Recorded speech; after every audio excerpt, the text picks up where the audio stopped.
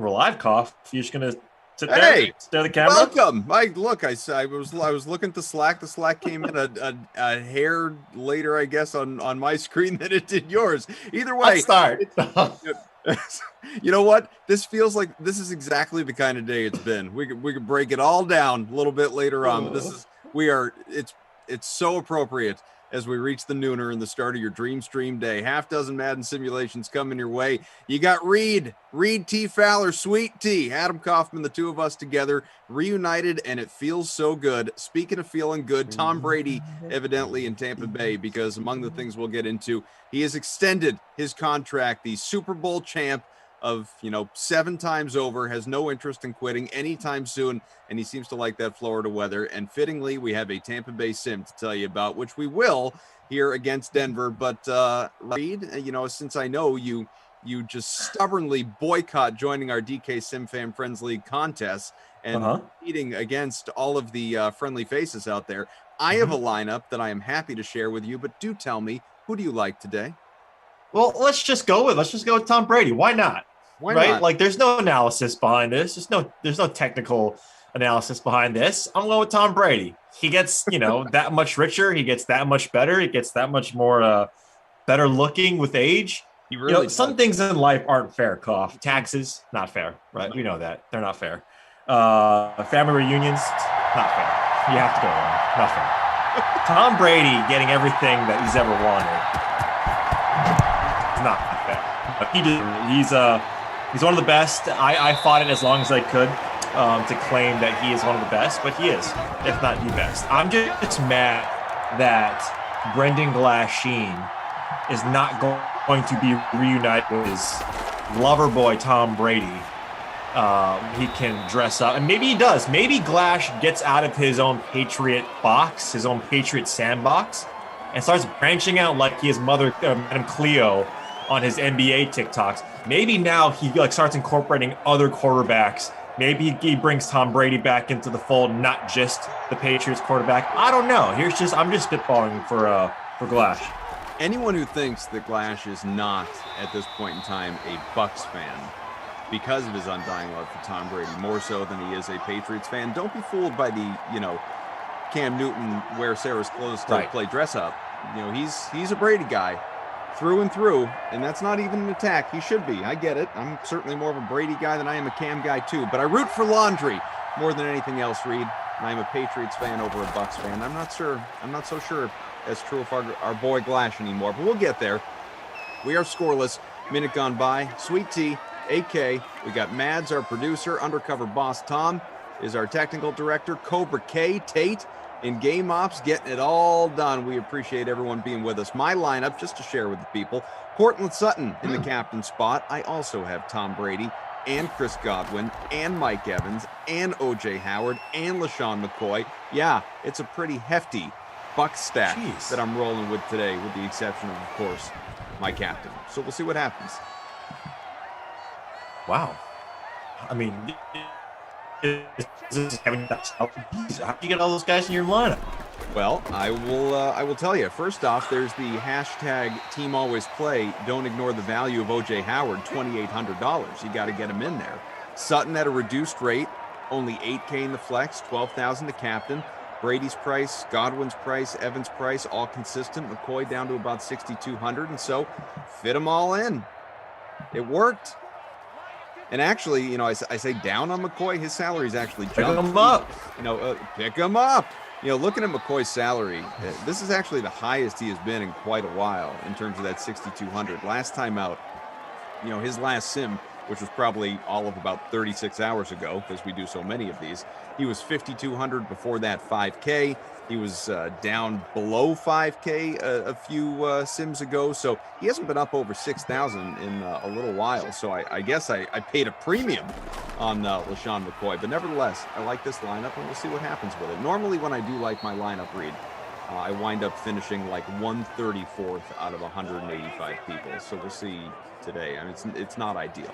There are 172 entries in the nooner. The Gronk's so bored he's pranking Brady on FaceTime free roll. Did you happen to see that, by the way, that clip around social media? I did. And how how nice must it be if you're Tom Brady to be like, oh, did I call you? And how naive do you have to be to the trends that you're so focused on winning your 1,000th Super Bowl at the age of 75 that you don't know the latest social media trends? It's like, oh yeah, sorry that I called you.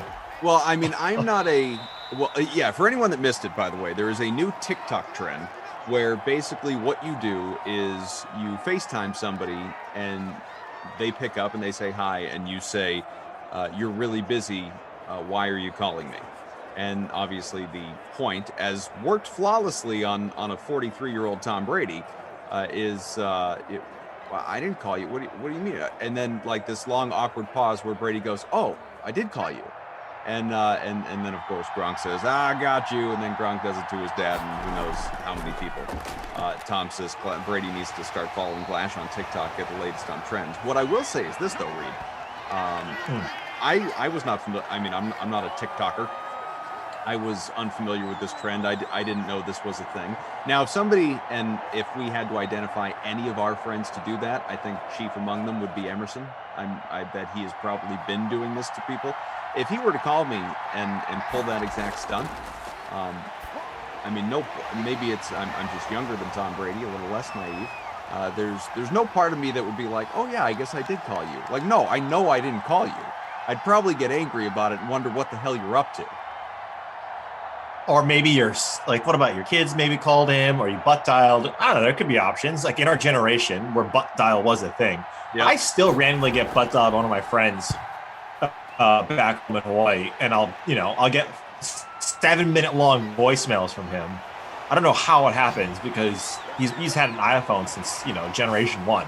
Sure. But there's still things that you and I in our generation that we probably get duped on when it comes to that kind of stuff.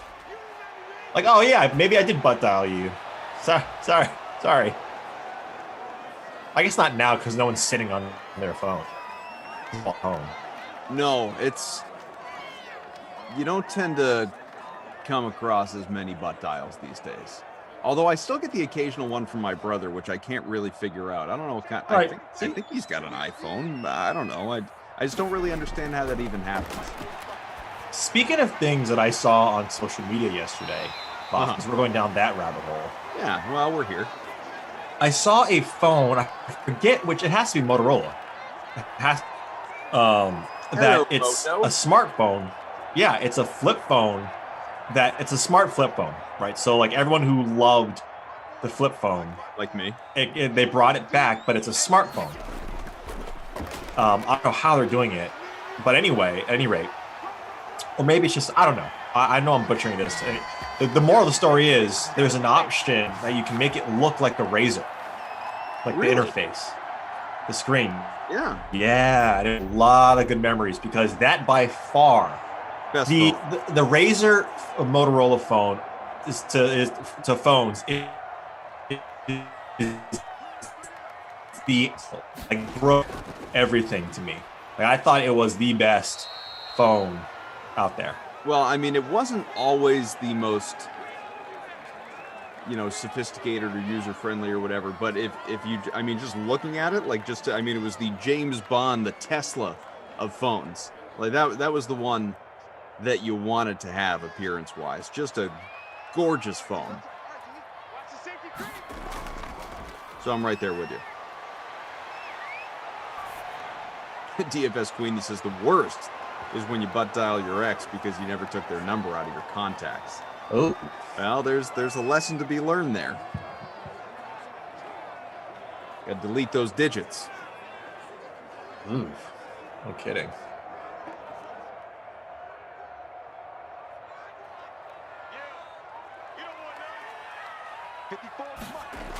Third and 8 from the 34. Oh, you're still there.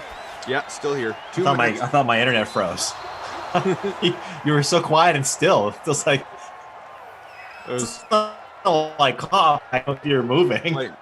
Playing the old mannequin game or whatever. What was that? You remember that viral trend a few years back? Oh yeah, the mannequin challenge. The mannequin challenge, yeah.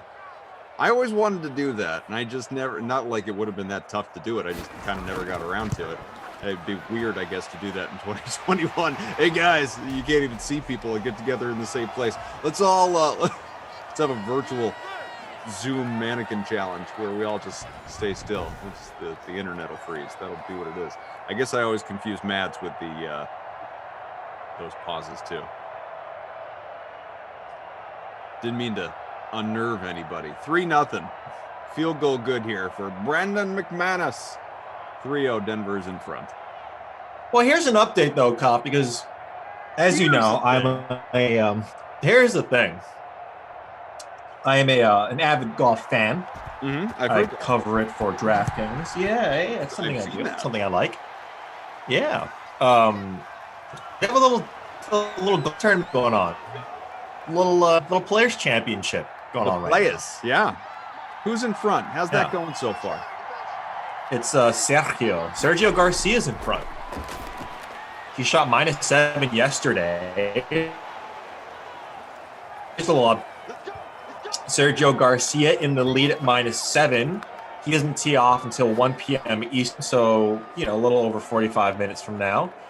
Danny McCarthy, back-to-back 69 at second place. Brian Harmon shot a 71 today. He's top second. And our guy, Bryson. Big bad Bryson. He is at -5. It's -2 today, -5 for the tournament. He's tied for 5th right now.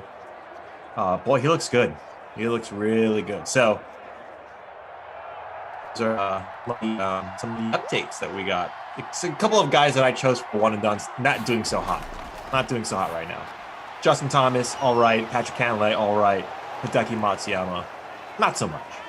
So I intended, as you may or may not know, I'm not sure if you were doing this as well, but I had intended to participate in our team, our group contest that was created by our own Emerson for the Players Championship, and that idiot, and I told him so. I'm not speaking out of school here. When he just set the contest up wrong. And so all these people joined, but not enough because he made the number too big so that it wouldn't automatically resize. I wake up yesterday morning. I'm going to see how I'm doing. Tournament's off and running. Nope, no contest. It never started. Never started because didn't get the necessary number of people in there. I was all excited to have a golf lineup for the first time since the Masters, I think, and robbed from me. What an idiot. Right? Unbelievable. Yeah. Unbelievable. Through one quarter, 3-0 Denver is in front. We'll get to the second here in a moment. James says, though, and I don't want to miss this, even though it may no longer be true, but James says, Koff, I never have the chance to say this, so I am leading the free 200 currently. Good for you. Good for you. Keep it up. That's what we like to see. That's what we like to see. I can tell you that taking a look at the 172 entry Nooner contest, Bama Jones is in front by percentage points. I, as expected, I'm perfectly mediocre, sitting 91 out of the 172. It's just not good. We'll catch up with what you guys are saying in the DraftKings conference room here. Viper says, it's directed right toward you, buddy. Thanks for your golf show after the Tuesday sim. I went with Sergio because he has never missed the cut, and boom, I have the leader in my lineup.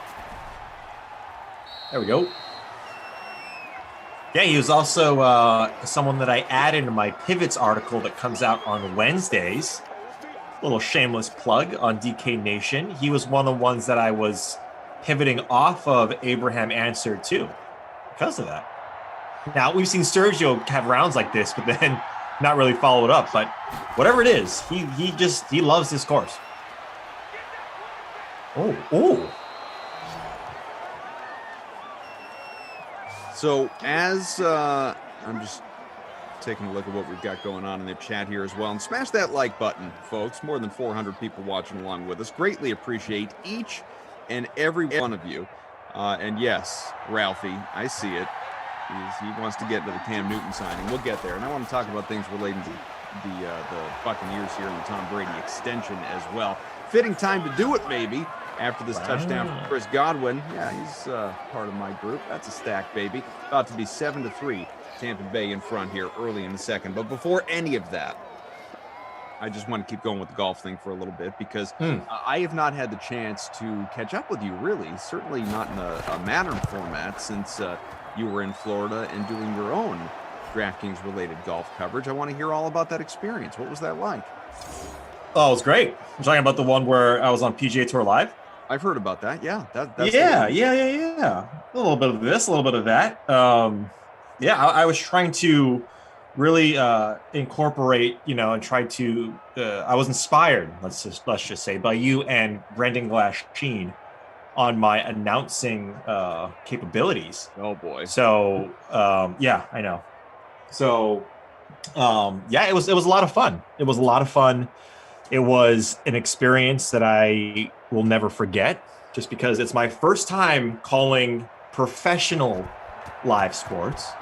So I've called high school basketball back in my day, but this is my first time, doing it on the PGA Tour. It's something that I've always wanted to do. Like I mentioned, I think a tweet that I sent, it's a dream come true because, I've watched these guys, any athlete, basically in any sport I've watched since we were kids. Yeah. And so when you get a chance, your first time, you always remember, right? Your first time calling a game. So, right, golf is slow. It's not as exciting as calling other sports like football, basketball, of that sort. But this is what I said to Emerson when we talked about it a little bit as well, is that I think this is a first step. I think this is a first step to doing what we do, doing what I do, getting into the mainstream. And I think that's big. That's something that now there's precedent that there's people like me, there's guys out there, right? Mayo, Jeff, all of us that have been in this industry for quite some time that can make that potential jump. And this is what people want to hear. So it's not just going to sit on digital. It's not just going to sit maybe on YouTube. Maybe we're going to start to talk about sports betting, daily fantasy on a larger level. And you're seeing that now with every other type of broadcast, that they're trying to do it, but they just need to get the right people in. So I think this is something that we're going to see for a while and more of. What was that blend like in terms of the style of commentary for all of you? Obviously, you're there as the DFS expert analyst, and but while doing that live play calling of golf, like you said, it's a slower sport, so you have much more time to expand and get nuance and explore. How much of that DFS, and I know we can only go so far when it comes to obviously some of the other components of things that DraftKings offers, but DFS in particular, how much time was spent devoted to your expertise within the broadcast? None. So there's none. I came in as a host. So it wasn't as an analyst because they have former players. So Robert Dameron and actually 2002 Players Championship winner Craig Perks, one of two guys to win the Players Championship in his debut at that tournament, which is pretty impressive. They were the analysts. So I came in as a host. Interesting. As a play-by-play. So I didn't do any of the analysis. And, every now and then I would ask a leading question to the analyst, knowing, X stat about X player, but it was less about the semantics of DFS and sports betting, and more just doing play-by-play. Interesting. Yeah. That's awesome. Yeah. Which is not my bag, right? That's not what I do on a regular basis. No reason it can't, become part of your bag, though. Right, exactly. And like golf is, like you mentioned, there's a lot of time in between, so it really caters towards what we want to talk about when it comes to sports betting and DFS. Well, hopefully there's an opportunity to do that again with the down the road here. I don't know if there are plans already in the works, but I'm sure that's not far away.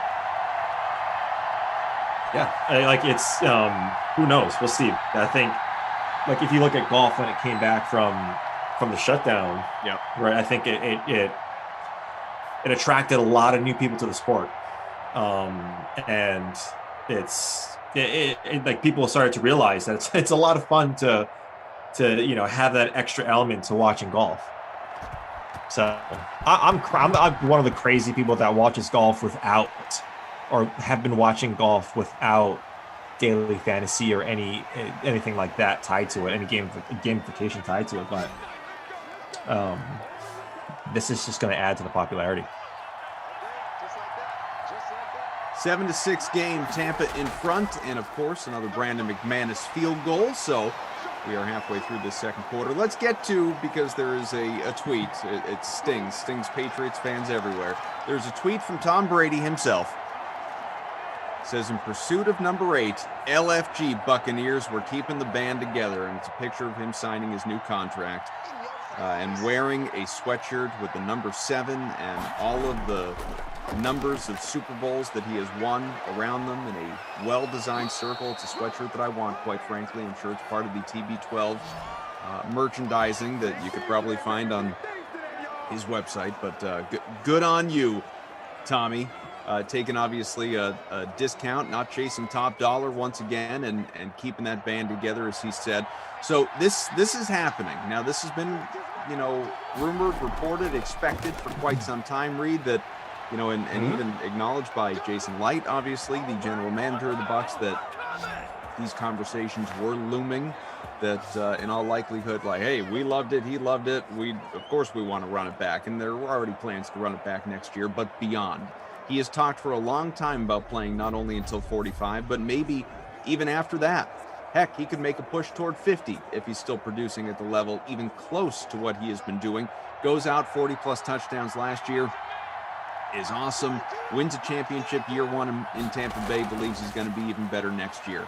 And now he's under contract for 2 more years at least. What are your expectations for Tom Brady next year? And as much as you'd like to fight it, you acknowledged it earlier, how much longer do you think he can do this, realistically? I mean, would we be surprised if he does this for another 2 years? Oh, I expect him to. I'll be surprised if he doesn't do it for another 2 years. Right.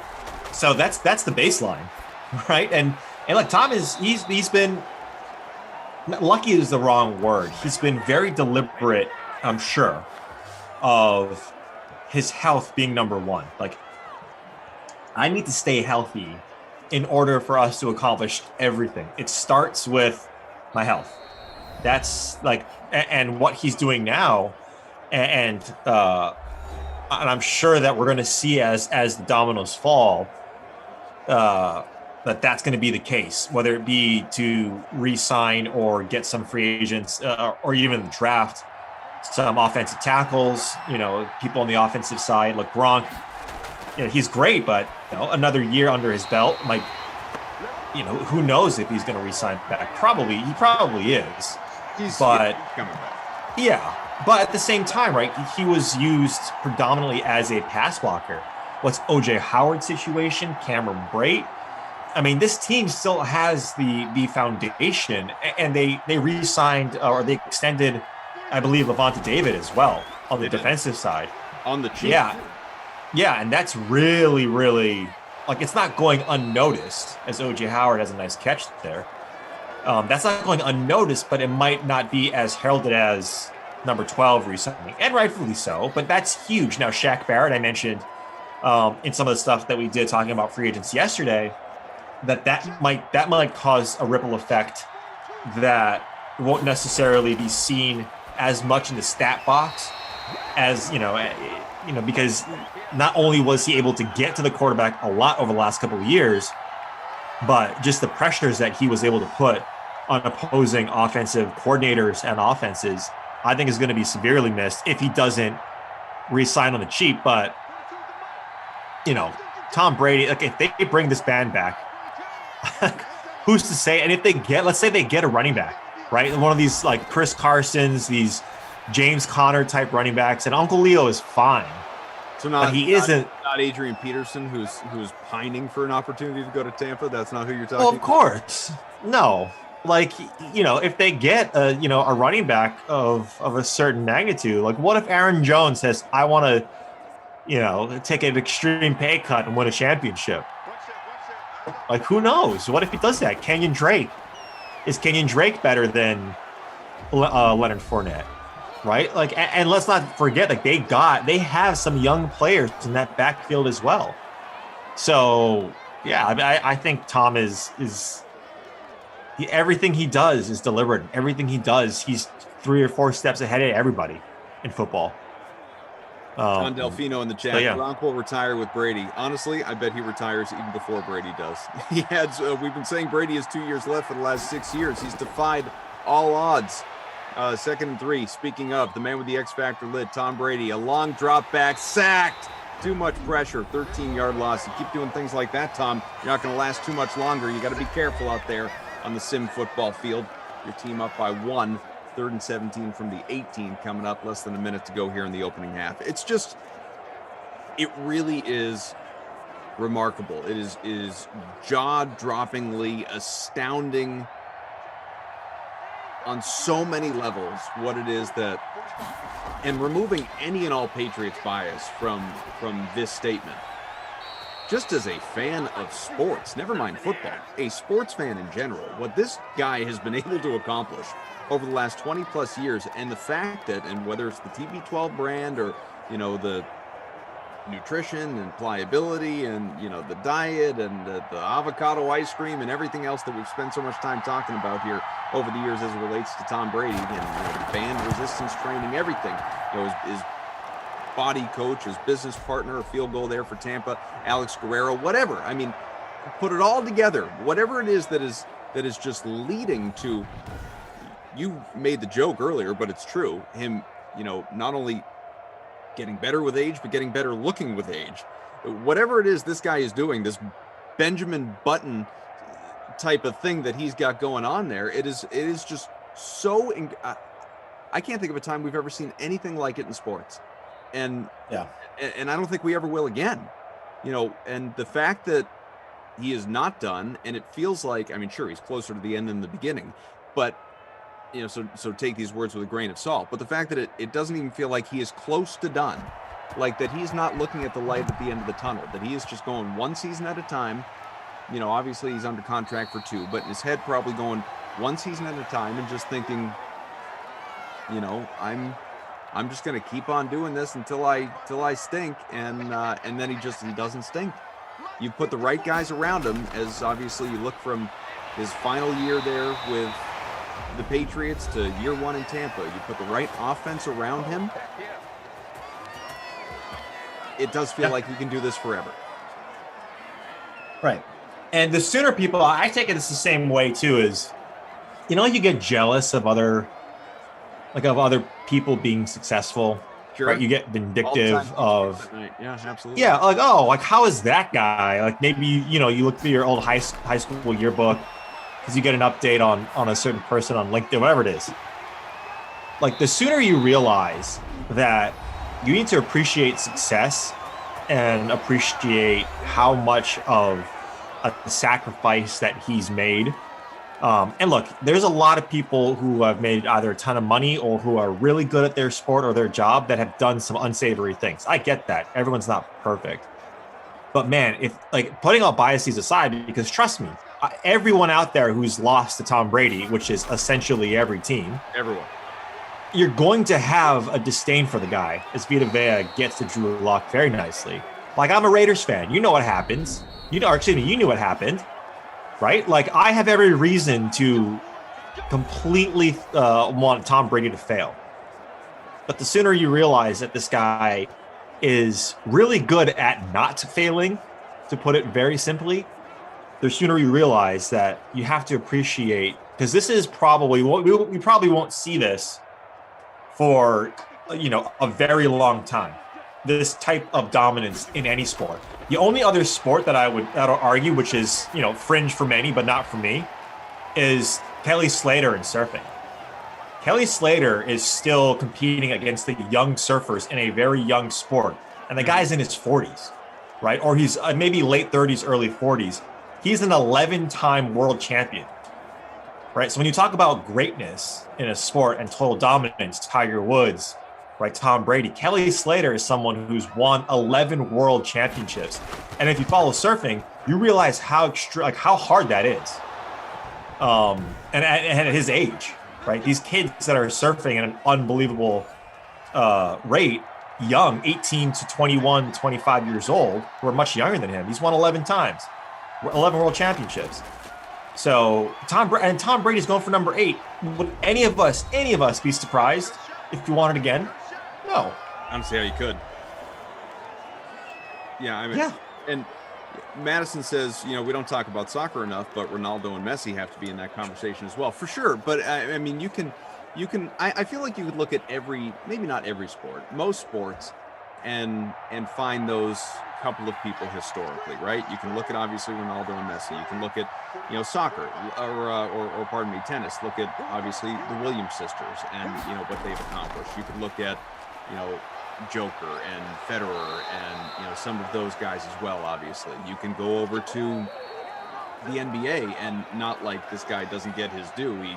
He more than does, but the career of LeBron James, which is not over yet, and obviously what he's accomplished and continues to accomplish. It's the number of championships aren't there with Brady and some of these other guys that we've talked about, but getting to the finals the number of times that he has, and tacking on all those games and minutes and wear and tear onto the end of your regular season for a couple month playoff run, basically annually, it is absurd. It's like these guys, they don't come around often. The fact is, and it just to bring it back to Brady, they have never come around in the NFL ever.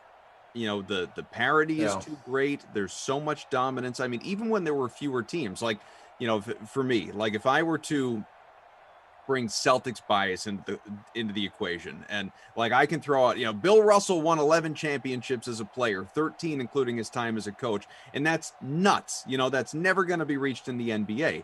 But anyone, and I would not fault people for doing it. Lots of people would counter that and say, well, sure, but how many teams were in the league at that time?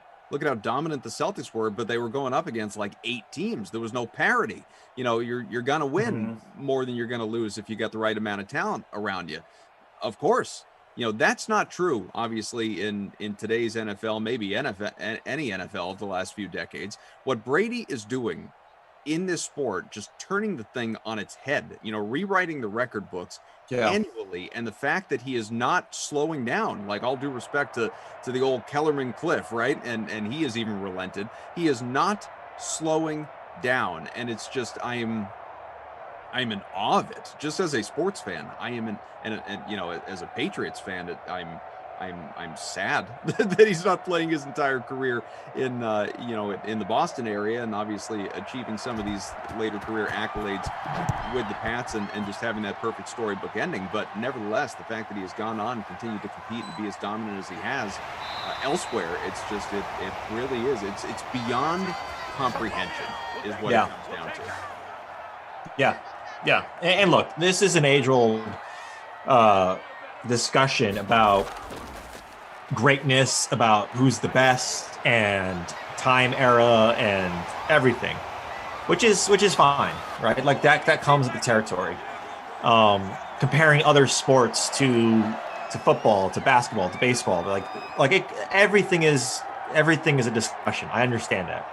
But the fact remains, there are certain people out there, teams, organizations, people, businesses that just do it better than everybody else, right? They just have the work ethic, they have the talent, they have the insight, the foresight, whatever you want to call it, they do. And Tom Brady, not only is he really smart, not only does he have a high football IQ, but he's very, very talented, right? He is very, very talented, and that's something to appreciate. And I think going into sort of the next discussion is Cam Newton re-signing with the Patriots. Like, his last year was god awful. It was god awful, and you're like, I don't want to see another year of that. Who would? But benefit of the doubt, people. Bill Belichick knows how to coach football. He knows football. He knows what Cam Newton's ceiling is. And if there's anybody out there anybody outside of Cam Newton himself that can realize that potential back, that ceiling back, it's Bill Belichick, right? If he's able to get, if the Patriots now, and this is a big if they're able to get pass catchers, let's say the Patriots go out and they get Hunter Henry. Let's say they go out and they get a wide receiver like Kenny Golladay. Sure.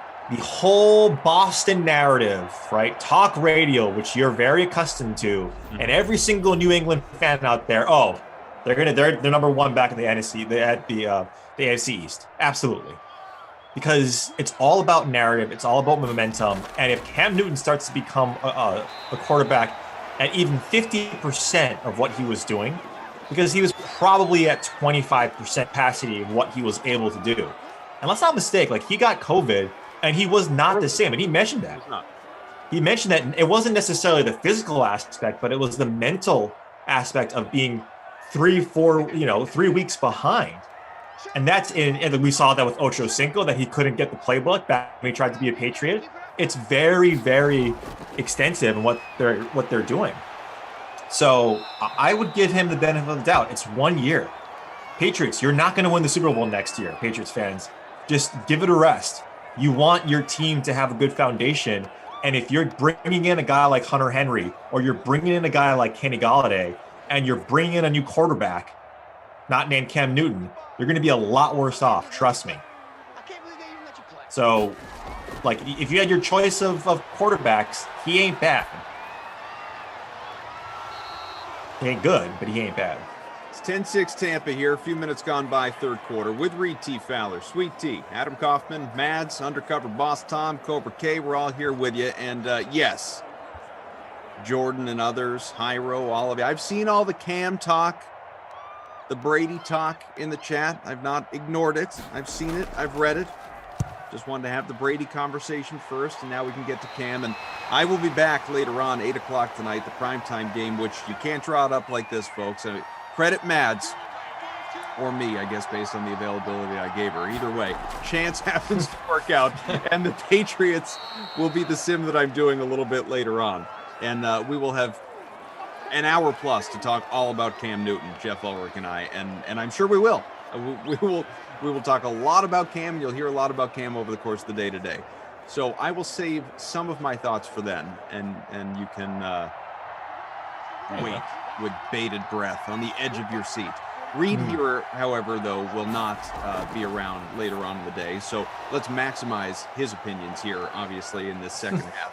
So you talked about having faith that Cam can have a bounce back, and he has also confirmed on social media, much like Brady. I tell you, it's like some of these things work so perfectly in sync to drive people crazy. But he has put out his own social media post with a picture of him in practice, not even game, practice, and you know, in that weird font that's tough to read. But what I can tell you is it does say "run it back," and he was excited, obviously, about returning to the Patriots, and this felt like it was coming. It was one of those, when there's smoke, there's fire.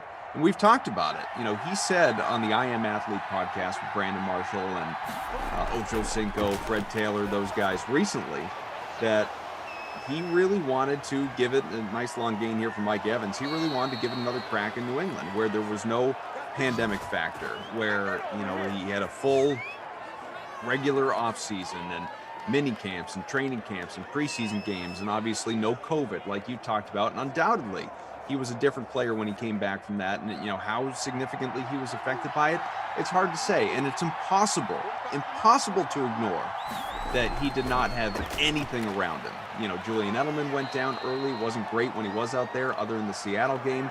You know, the Damian Harris certainly had his production, but generally the running backs weren't great. Jacoby Myers had his moments. N'Keal Harry had his moments. They had no tight end to speak of, like truly. You know, I mean, nothing, no production, league worst production out of a tight end spot, as Brady threatening and will likely score again here. First and goal from the 3, couple minutes to go here in the third quarter. Sure enough, there's your touchdown, folks. Looked like Cam great with that score. It was.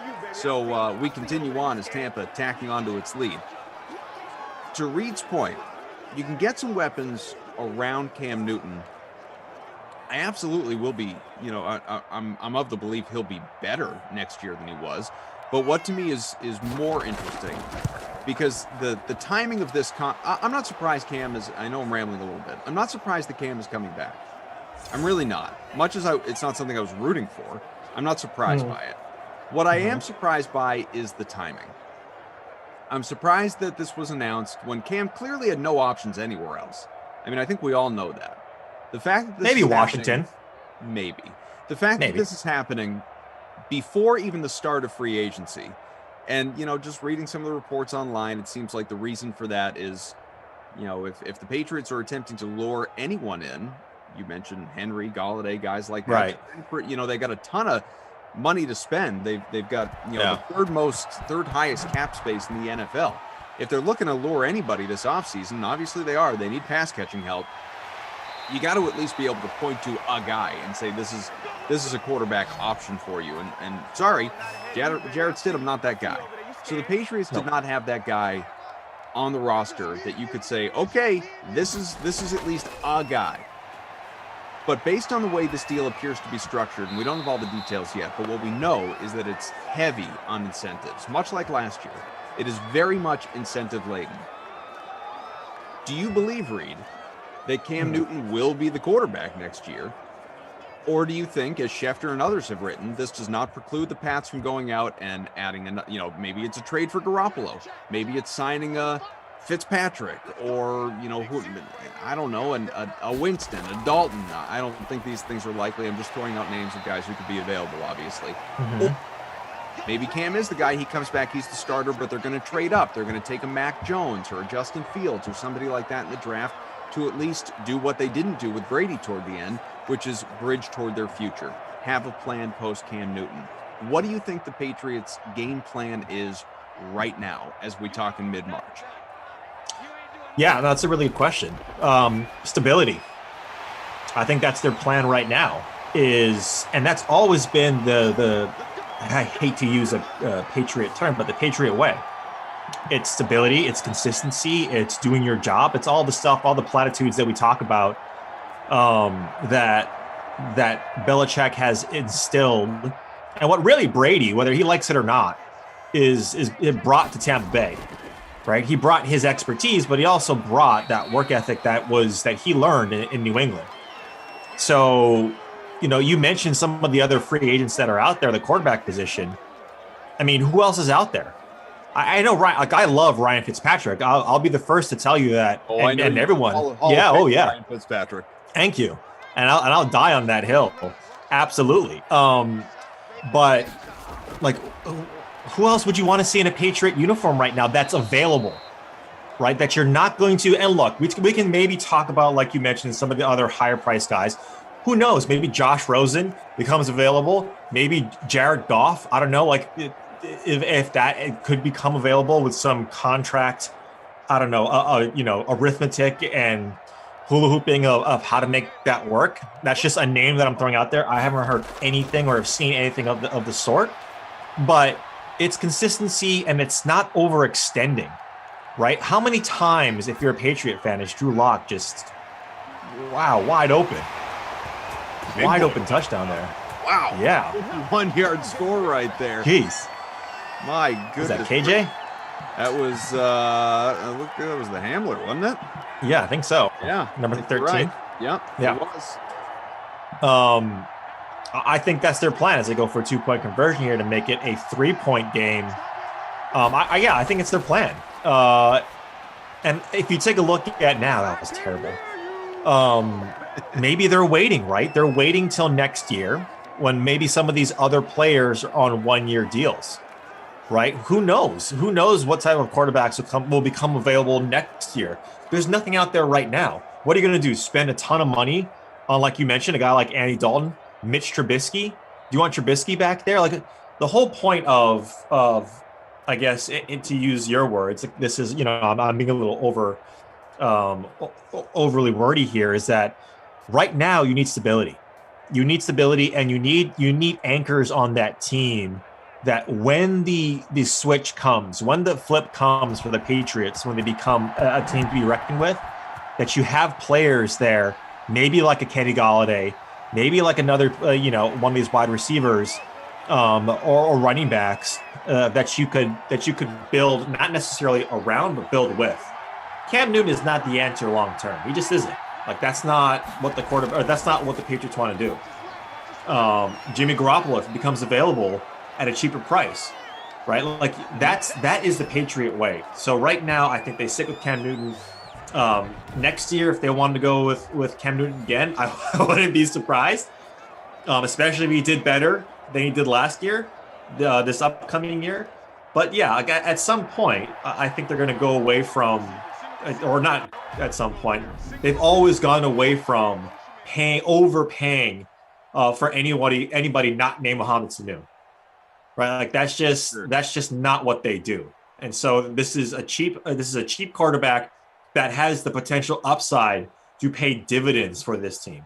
You're not gonna win the AFC East right now, or the odds are stacked against you to win the AFC East. Yeah, it's so not don't try and fix it with one player overextending. Build the process up to where you now have a good solid core, and you can beat the teams that you're supposed to beat, and then get that quarterback when it's at a lot cheaper price, and not anyone that you're going after that you don't really want. So must be here in the chat says it's amazing the amount of no love, the lack of love Pats fans show for Cam. What QB would have won last year in New England? I think Thank you. But I think that's only part true. As we already dissected, he had so little around him, it was embarrassing. And you can only put so much of that on Cam Newton. His completion percentage wasn't bad. Some of the stats, if you were to dive in, actually were not bad for Cam Newton. Truly, they weren't. Right. But how much emphasis do you put on, there are a lot of people that say, for instance, especially around these parts, Cam Newton can't throw the ball. Like, just watch him play. Dude can't throw the ball anymore. Jordan said, put a fork in him. Guy's done. And I agree with that to a point. I certainly don't think he's got an arm on him. I think that the shoulder injury took its toll. I know it's been surgically repaired. I don't think he can throw a football anymore relative to, some of these other guys that would be available. I mean, relative to a Ryan Fitzpatrick, Cam Newton can't throw the ball anymore. What Ryan Fitzpatrick is not going to do for you, though, obviously, is rush for a dozen touchdowns. Do we put – a lot of people want to say, like, well, Cam only threw for 8 touchdowns in 15 starts last year. That is putrid. I mean, that is horrible. And obviously he was picked off 10 times. Yeah, that ratio is atrocious. No defending that. He also did run for a dozen touchdowns. So suddenly you say, well, it's 20-10. That's still not good. It's not like Tom Brady numbers, but it's a little more in line with, middle of the pack, for some in the NFL. It's still lesser tier than it is higher tier, but it's not as egregious as looking at an 8-12. But the fact that the arm strength isn't there, the accuracy isn't there a lot of the time, and just the power behind the throw isn't there. How concerning is that to you versus saying he just didn't have the right guys around him? Not that concerning. Because how do we measure a quarterback in the NFL? Wins, right? And not us, like you and I, and the vast majority of people measure it by how well they do for our fantasy teams, right? So when you're talking about those numbers, of course you're not going to like it. But their measurement is wins. And that's all that Cam Newton cares about, is wins. And if he's not going to, I know he claims himself Superman, but there's, everyone has their kryptonite. And if you look at that wide receiving core, it was atrocious. Tom Brady. Tom Brady was, and this is why I think he was, I forget who it was. I think it was Peter King, who was interviewing Brady after their loss in the playoffs when he was a Patriot and threw that pick 6. And he said he had this look on his face, this dystopian look on his face of, this team is going to be what we just saw last year if I come back. And then where is my career going to go if I come back as a Patriot? He saw the writing on the wall. So if the best quarterback, right now in terms of our metrics, not named Patrick Mahomes and the guys that are right now at the top of their game in the league, if he's saying, I cannot play with this team, I've been here for 2 decades and I cannot play with this team, then how do you expect Cam Newton to come in there and completely, change the game. And I will say this too, and this is why I don't worry about it as much. The Patriots last year were second to only Baltimore in rushing play percentage and third in rushing attempts. So their offense completely changed last year. And maybe that's a chicken before the egg. Was it because Cam Newton sucked at throwing? Maybe a little bit. Was it because their wide receiving core sucked? Probably a lot of it. And so when you take that into consideration, they completely changed their whole entire offense to be much more run-centric. So that's what I don't worry too much about that, because they didn't have anyone to throw to. Bring in some guys that he can throw to, and if those things still remain where his passing is bad, and let's not mistake either that offensive line was not great either. Like he had a second and a half maybe to throw it for receivers that couldn't get off the block fast enough. Yeah, the Trent Brown will help. Losing Joe Thuney won't help. Right, exactly. Getting some guys in free agency or the draft will probably help. Look, I would argue that Cam Newton is better than 24 other, he's like the 24th quarterback, the 20 to 24. I would argue right now, right? His upside is probably middle of the pack next year in terms of a quarterback efficiency. Like if you're a Patriot fan, man, take that right now, because there's a lot worse out there. Line up for it. Right, exactly. And I think that's his upside. Like that is in my mind, his upside is like, I'm not worried about too much about his arm strength, because if like I mentioned, the best quarterback is not willing to do it. And they're not willing to go out and get the worst quarterback just to save money. The Patriots are doing the best they can with what they got. And that's Cam Newton right now. Lamarca's in the chat. I think Glash might be in the chat, unless that's another Glash impersonator. It's hard to say, because if it is Glash, coming at you, says, watch the tape. Lamarca, by the way, says, you look like you're ready to go shoot a 63 at Pebble Beach. You are done. Oh, yeah, Lamarca. Look at Lamarca. Also in the chat. And our own internal chat for that matter. Undercover Boss Tom here says, my concerns is football IQ and awareness. He had issues with seeing his front side all last year, and who knows, could be fixed this year with better coaching, but has to be a genuine concern going into the season. From Darth on Twitch, I get what he does with his feet, but I really think you need more than that in today's league. He definitely did not look the same after COVID, but most of the defenses that he had success passing against before that were terrible, a.k.a. the Seahawks. I like Cam. I hope I'm wrong. He says all the right things. Seems like a good dude, but I think he is done as a full-time starter. And I've said this 1,000 times over, but I haven't said it today, so just for the sake of putting it out there, I am certainly, especially as a Patriots fan, but even as a human being, I am not rooting against Cam Newton, because I totally agree with that last comment. He puts in the work. I mean, he is a hard worker, first guy in, last guy out kind of guy, gets all, deserves all the praise that he gets from coaches and teammates. He says and does all the right things. I think there have been so many opportunities that he had, especially in that very casual podcast with, the other NFL players that we mentioned, to take little pot shots or make excuses about his time with New England. Now, I never thought he would do that, because why burn the bridge, especially when it looks like that's the team you're going to go back to? So it wouldn't have made any sense. But even still, there were points over the course of the year that he could have subtly, called out a lack of a supporting cast, as opposed to propping up every guy around him. He always said and did the right things, and continues to do that. I think he is an incredibly likable person. I want him to succeed. Genuinely, I do. I just, like Darth wrote, kind of fear that, he's looking like he's kind of done. and this, if last year obviously was not the right setting for a number of reasons, then we're going to find out this year.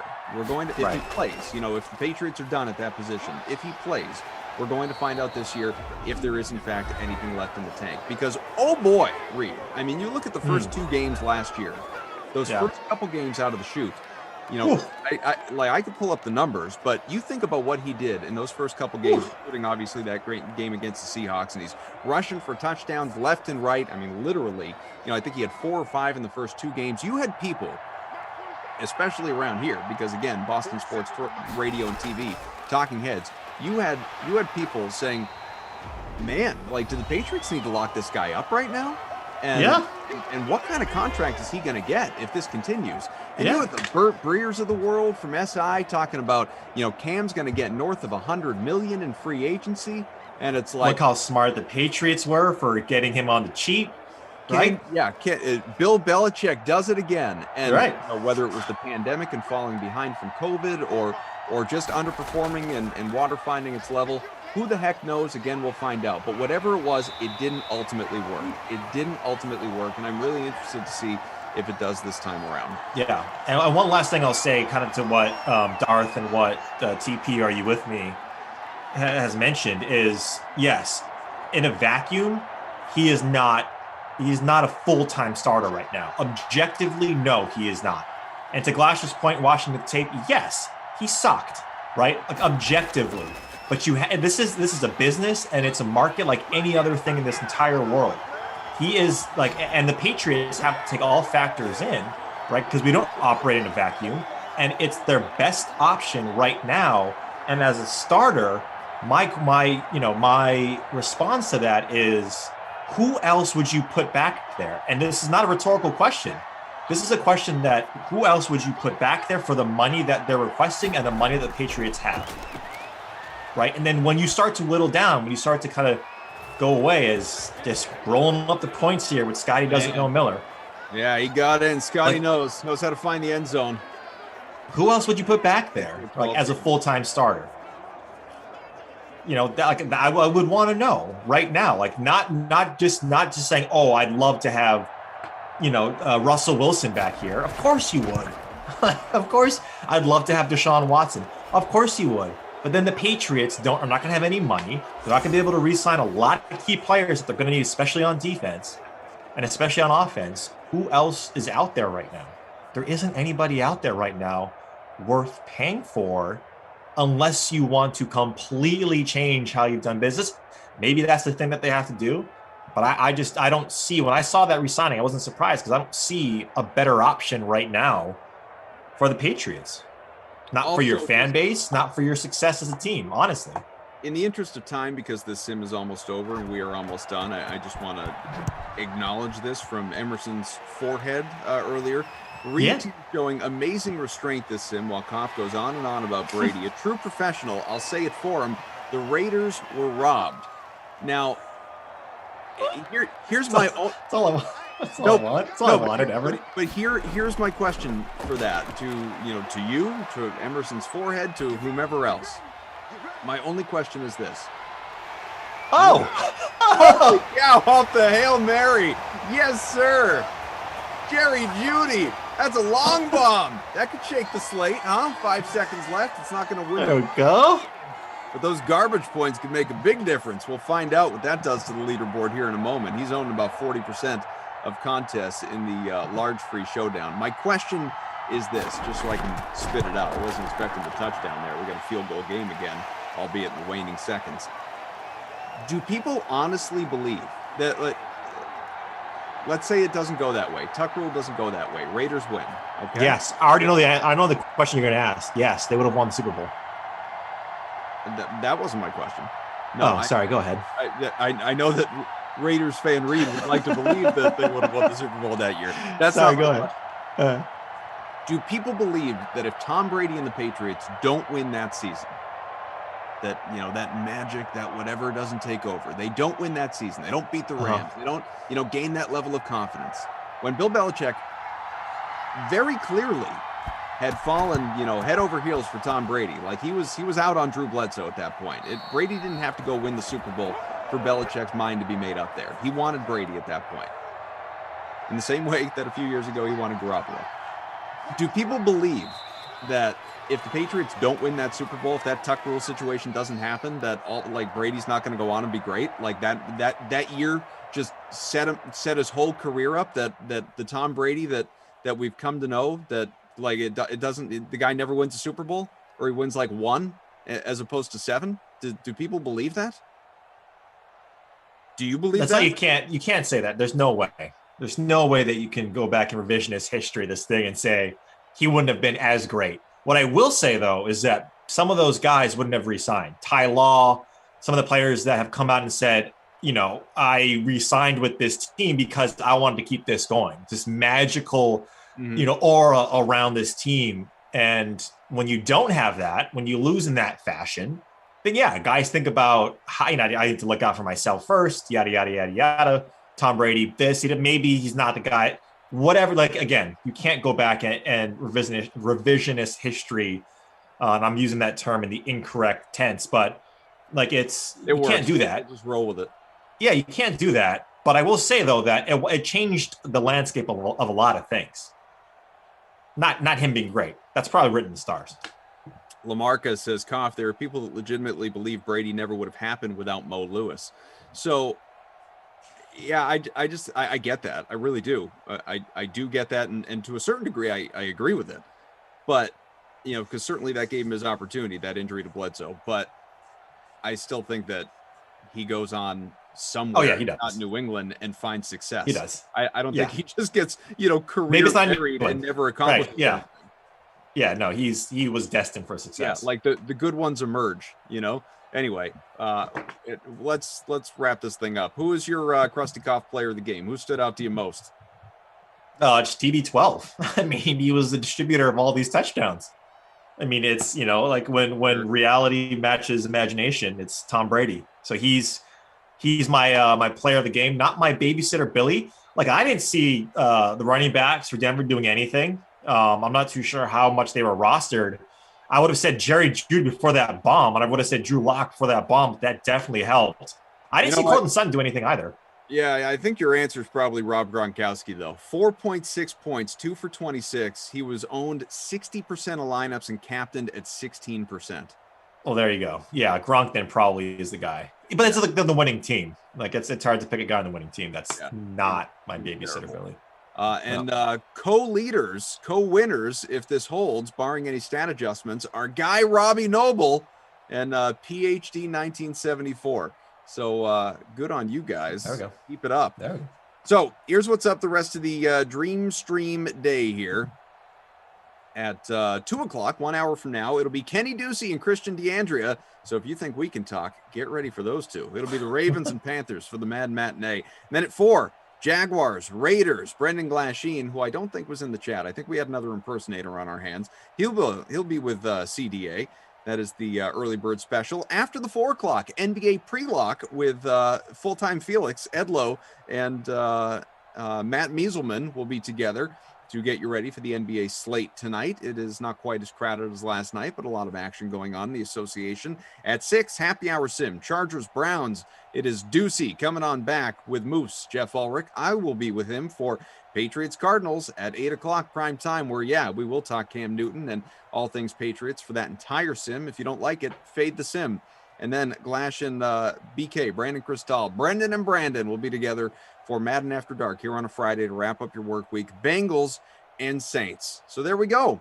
Reed, pleasure, buddy. A lot of fun. All right, bud.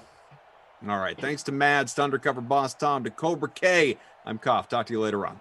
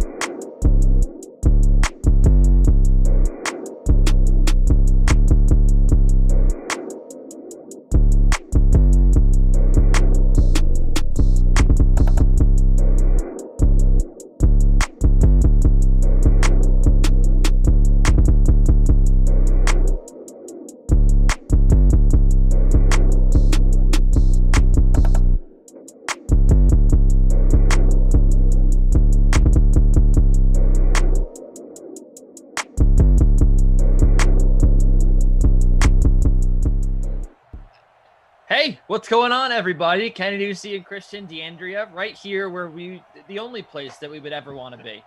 On the DraftKings Dream Stream, on YouTube, on Twitch, embedded on the DraftKings website, on the contest pages, everywhere. These are the only places that I want to be. Today, I was a virtual fan at the Chile Open. That's maybe another place I want to be. But how about that? I'm in Chile, and then I fly, and now I'm here. Inside the booth in virtual we're in Carolina. Yeah. We're in Carolina. We're in Carolina today. How you doing? I'm well. I'm excited. I mean, clearly repping NASA because they were able to beam all these signals, or at least set the groundwork to beam these signals to allow you to be in Chile and New York and Charlotte within minutes of each other. So very excited, very solid t-shirt choice today, Kenny Ducey. Thank you. Let's talk about some more solid choices. How does your lineup look? My lineup is incredibly solid. Thanks for asking. Ian Thomas is my captain. I've learned my lesson. We've all learned our lesson. We've all faded Ian Thomas. We've all had that game, where you want to fade Ian Thomas, and then he goes off. That's not going to be today because I backed Ian Thomas. I bet on Ian Thomas today to have a good game. I put him in my captain's spot. Lamar Jackson, Christian McCaffrey, the two chalky names, they're in my lineup as well because they're chalky for a reason. And I went with David Moore, Willie Snead. I'm feeling the need for Snead today. And Chris Manhurts. How about you? I went the opposite direction, although I do really like Ian Thomas. He's had at least 9.5 points in each of his last 5 sims. Didn't find room for him, though. Instead, I forget who it was in the chat that was basically saying, look for the guy who's had like 4 straight clunkers. Throw him in there, and that's exactly what I did with my captain, Hollywood Brown. I got him in the top spot, then Lamar, then Run CMC. Robbie Anderson, another guy known for some clunkers, and then behind them, Mandrews and Justin Tucker. So obviously Ravens heavy in this one. I think that Carolina defense, there's no Luke Kuechly there. It's a shell of its once potent self. So I think the Panthers are going to give a fair amount of points in this one. That's kind of what I am betting on here in this sim. Is not quite the start Carolina had hoped for here. 3rd and long coming up after a pair of inefficient plays to open up this game. So here we go with the Teddy Ball game, 3rd and 8. Here in wonderful Carolina, starting off with the ball are the Carolina Panthers. Bridgewater's going to roll out. He's going to throw cross body. The good news is McCaffrey does get the PPR point. The bad news is it only goes for 4 yards, and we are going to start off with 3 and out, exactly how we'd hoped to start our day, Kenny. Now, Kenny, we talked a little bit about Teddy Bridgewater on this drive, who did very little. What do you think his future holds? Do you think the Panthers will try to trade him away? It seems very obvious that he's not going to be in Matt Rule's future plans, and a lot of teams a lot of pundits linking them to a draft quarterback. Do you think Teddy stays in Carolina this year, or do you think maybe he gets traded away to a needy team who needs a little bit of an upgrade at quarterback, like, say, the Bears? I don't know if any quarterbacks are going anywhere at all anymore. It's Lamar Jackson runs for first down. I'm just not sure. Anyway, I after what happened today with Cam Newton. Yeah. There. I kind of feel like no quarterbacks are going anywhere. That's wild. I think teams are basically making the decision that it's too expensive to go out and get a quarterback because we get a fumble recovered by the Ravens. I think that's what teams are doing now. They're going, we can't afford to get a quarterback, so. Yeah, but at the same time, the Patriots, up to $14 million for Cam. I think the baseline is somewhere around $8 million. Super surprising given his level of play. And Bill Belichick's in that range where, we don't second guess him unless he's drafting a wide receiver at any point before the 5th. I'm sorry, we don't second guess him unless he's drafting a punter, because that's the only all-pro that Bill Belichick has drafted in the last, 12 years. Since Chandler Jones.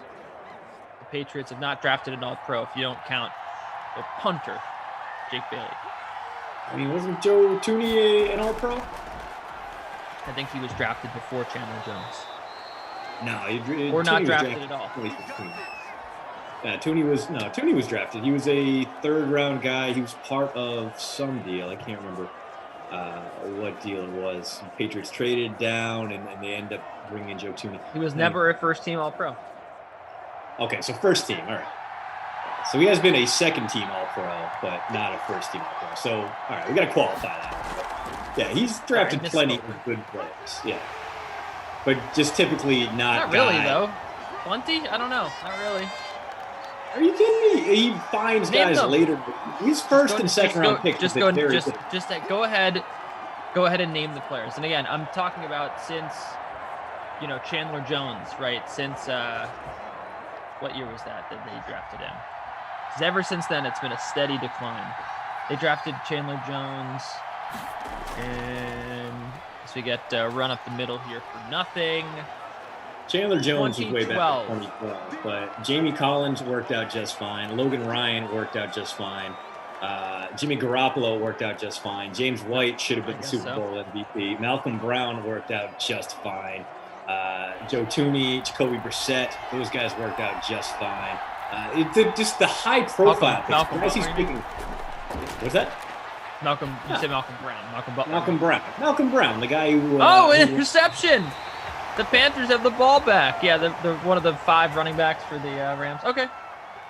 No, Malcolm Brown, the defensive tackle right front. Oh, okay. That's one of the things that, I think the Patriots should go out and sign a big defensive tackle to address that run gap problem. Maybe go out and get a guy like Larry Ogunjobi, but that's just not the Patriots style. They typically, if they're going to spend a first-round pick and not trade back, it's typically been on some big-name defensive tackles. Guys like Vince Wilfork, Ty Warren, Malcolm Brown. So maybe that's where the Patriots are going to go in the first round here. Maybe they're going to go linebacker with a guy like Xavier Collins. But yeah, I will see that his first round draft picks have been butt lately. N'Keal Harry, awful. Didn't have a first round pick last year. Before that, Isaiah Wynn, Sony Michel. Michel obviously played a great role in that Super Bowl drive. He tore up the playoffs as a rookie, but has been very, very inconsistent since, and Wynn can't stay healthy. And then before that, 2017, they didn't have a pick before the third round. They end up with Derek Rivers and Antonio Garcia. Those guys suck. 2016, Cyrus Jones. That guy sucks. But there have been plenty of good picks in that area. I would say that he's no worse than the average general manager over the past 5 years when it comes to drafting guys. Just that he's had some very high-profile misses. And the guys that he is bringing on that have been hits later on, guys like a Byron Cowart or a Michael Onwenu, don't necessarily play the sexy kind of positions that get him that really high profile. Wow, this guy, he's not doing Mickey Loomis type drafting where he's getting Marshawn Lattimore and Ryan Ramczyk in the same first round draft picks. Rossi's Fat Cat saying this matchup is awesome. We got let's see, New York Goat in the chat. Doesn't want to hear about New England Patriots anymore. Kind of with them. Understandable. As the handoff up the middle to McCaffrey gets the first down. McCaffrey been involved early on. Yeah, and the reason we're talking Patriots today, this isn't the normal half of us work in Boston, so we're bringing it up because we're homers reason. This is because, hey, they went out and they re-signed Cam Newton after a year in which he threw more interceptions than touchdowns. And they kind of gave him the same amount of money Ben Roethlisberger got after restructuring his contract. Now, it could wind up being a bargain. I mean, paying Cam Newton like the 19th highest paid quarterback in the league. As of now, he's probably, after we see some extensions for guys like Lamar Jackson, Baker Mayfield, Josh Allen, he's probably not even going to be one of the top 20 highest paid quarterbacks. But after last season, man, I don't know. Belichick must have seen something in practice that we didn't see, and maybe he's just betting on a revival, and they're going to go out there and spend big to upgrade his receiving core at tight end and at wideout, because Cam obviously didn't get any help from a depleted group of targets, but man, there were moments he just did straight up not look good. 3rd and 12, my favorite person, El Paso #1, chirping me about tennis for the because he finally was right about a few.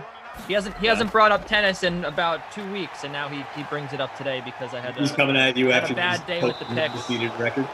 Yeah, I was 7-0 yesterday.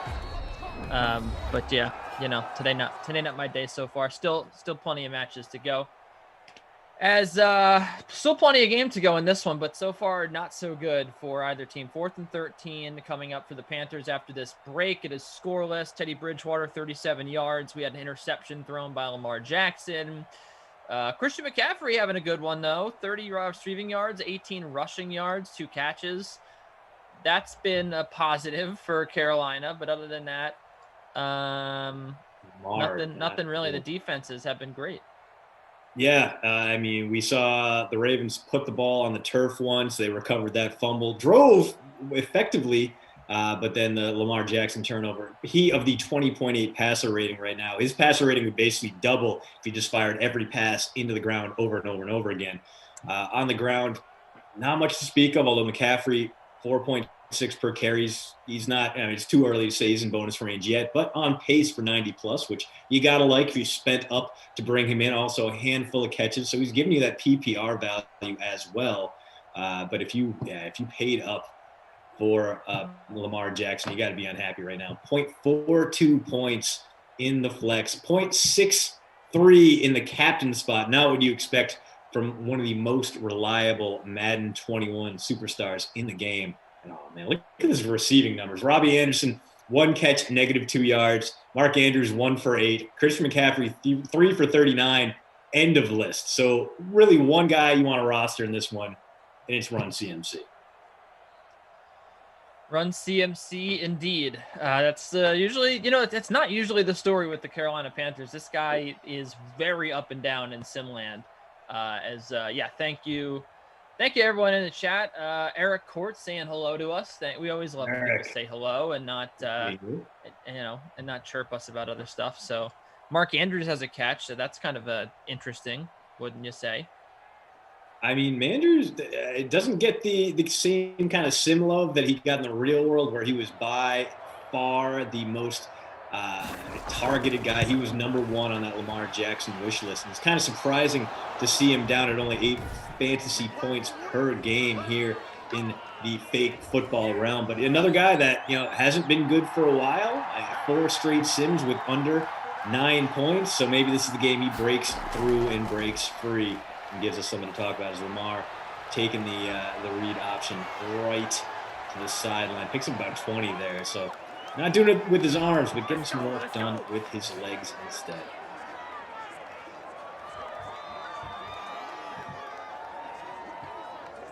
So on the 31 now.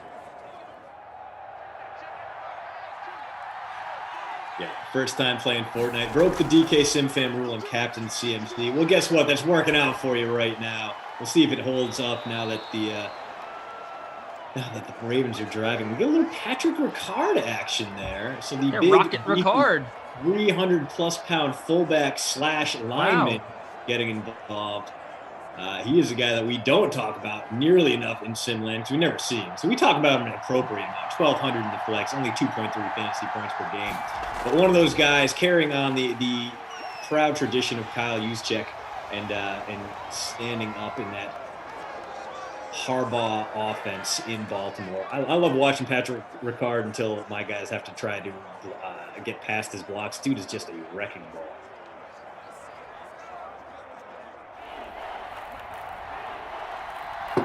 Big 3rd and 5 coming up here. Could lead to a Tucker moderate field goal or could keep this drive alive. Yeah, Lamar just going to pull it down and oof, inside the 10. 1st and goal coming up for these Ravens.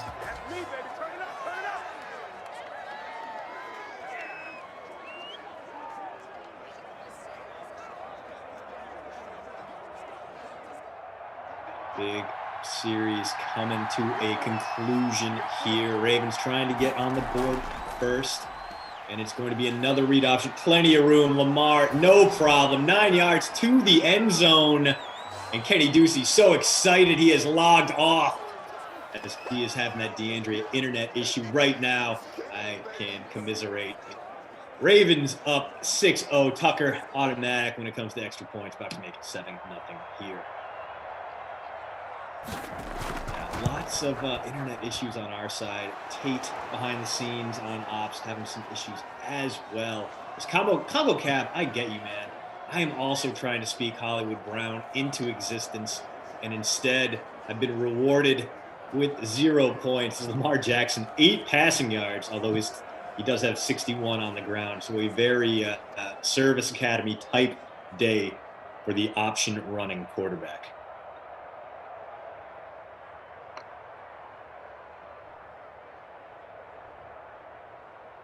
Ooh, first time playing Fortnite, drops it in. What wideout do you think is drafted first this coming fantasy season? That is a tough call. Dude, I made the grand mistake last season of going out and drafting Michael Thomas before Alvin Kamara in a PPR league and paid for that all year. And that's not going to get any better now that Drew Brees is no longer, or probably no longer, in New Orleans, seeming like he is going to retire as Teddy Bridgewater checks down to CMC again. So those PPR points coming through in a big way there. I think it's all going to depend on what teams do with their draft situation this year. I think it's probably going to be a 2 to 3 man battle between Devontae Adams and Stephon Diggs. Diggs is going to get a few more looks now that John Brown has been released, but there are a lot of young players who can challenge him for that kind of automatic option in Josh Allen's checkdown list.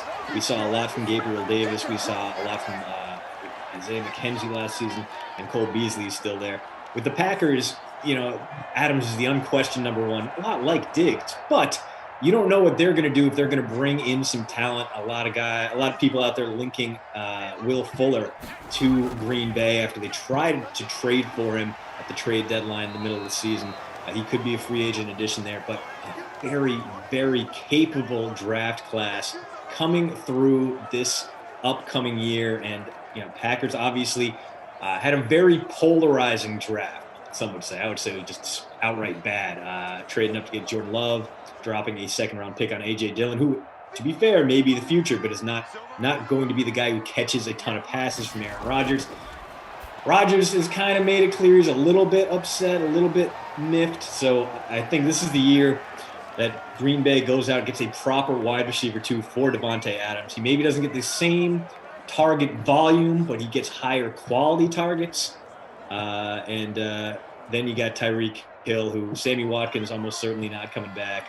Maybe not going to be the same amount of time to throw for Patrick Mahomes now that both starting tackles going into the 2020 season have been released as cap casualties. But you never want to fade Tyreek. If I had to rank them, I would go Adams, Steph Diggs, Tyreek Hill, but I don't think you can go wrong with any 3 of those guys. Ooh, first time playing Fortnite. Do you do NFL draft prep? I do. My specialty is kind of those deep dives, so I'm working on talking out with, actually a local guy here. You may have heard of Quinn Miners, the Wisconsin Whitewater interior lineman who showed out at the Senior Bowl, has the glorious gut and the stunning flowing locks of red hair. And we'll hopefully get to hear from him soon. And which rookie wideout do you think gets drafted first? Well, it's Derek. I am 1,000% in on you. If we're talking about Rashad Bateman, loved seeing what he could do for those Minnesota Golden Gophers. Talking about the future Jet, Rashad Bateman. You think he's going to be a Jet? I mean, I don't hate it. He's probably going to be around. He's probably going to be around at the top of the second round because there are just so many good wideouts in this draft. A guy like Bateman, who probably would have been a rock solid first rounder in most years, instead he falls in that second tier of guys behind Jamar Chase, behind Devontae Smith, behind Jalen Waddle. And I know he's a tight end, but he's definitely got the bona fides to split out in the slot and make a difference, Kyle Pitts. So I think there's a very good chance Bateman isn't even one of the first 4 pass catchers off the board, which is crazy because he's so good.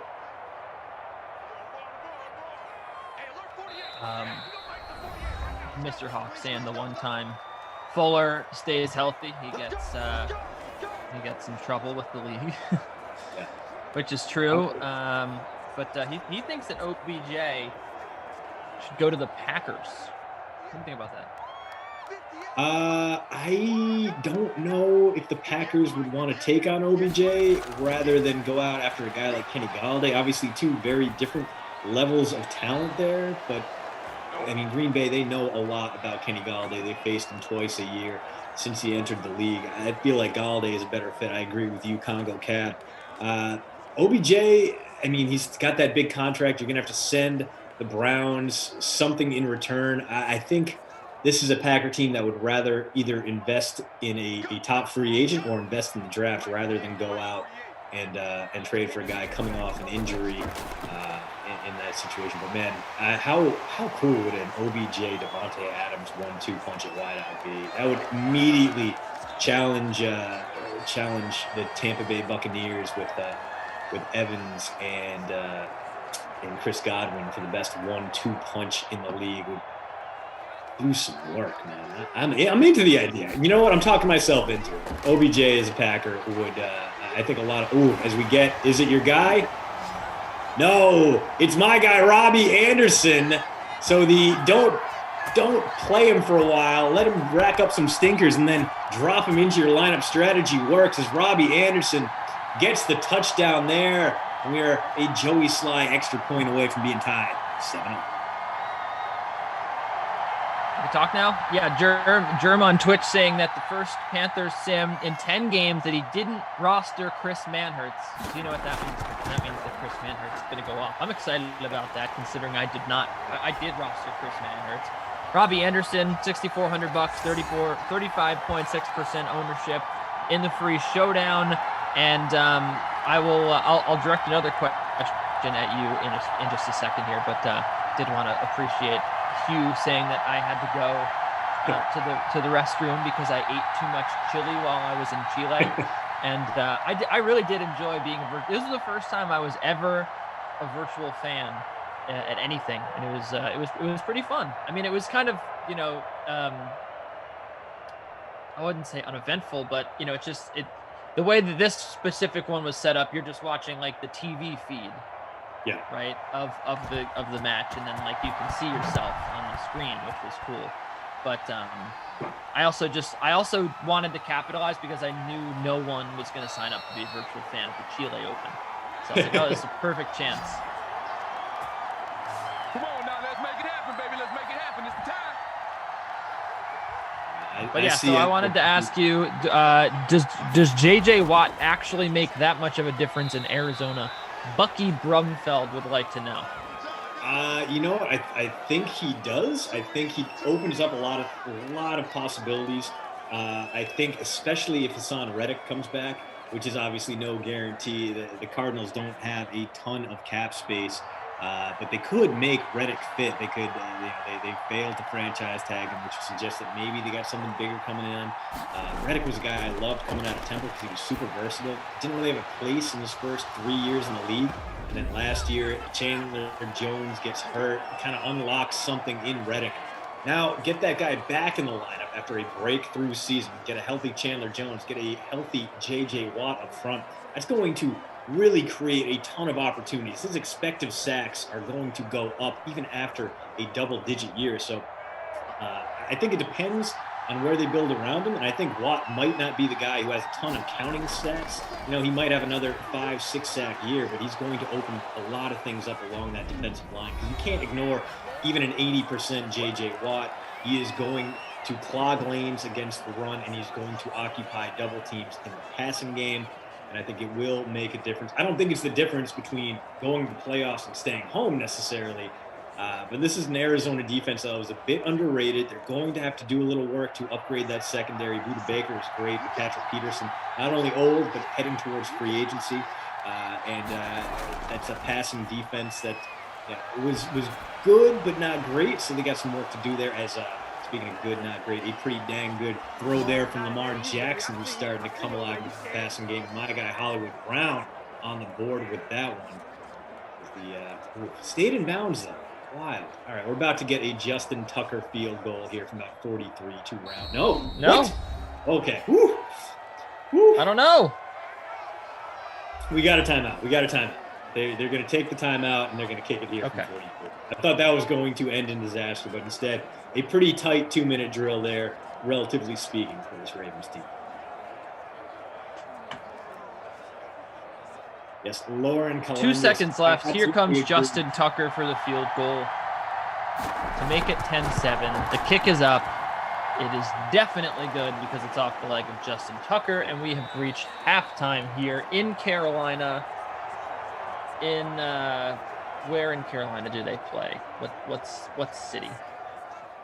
Charlotte. They're in Charlotte. So I don't know. I was trying to think of a good pun. So yeah, that's your half. It is 10-7 in favor of the Baltimore Ravens. Lamar Jackson with the rushing touchdown. The pick, 61 rushing yards.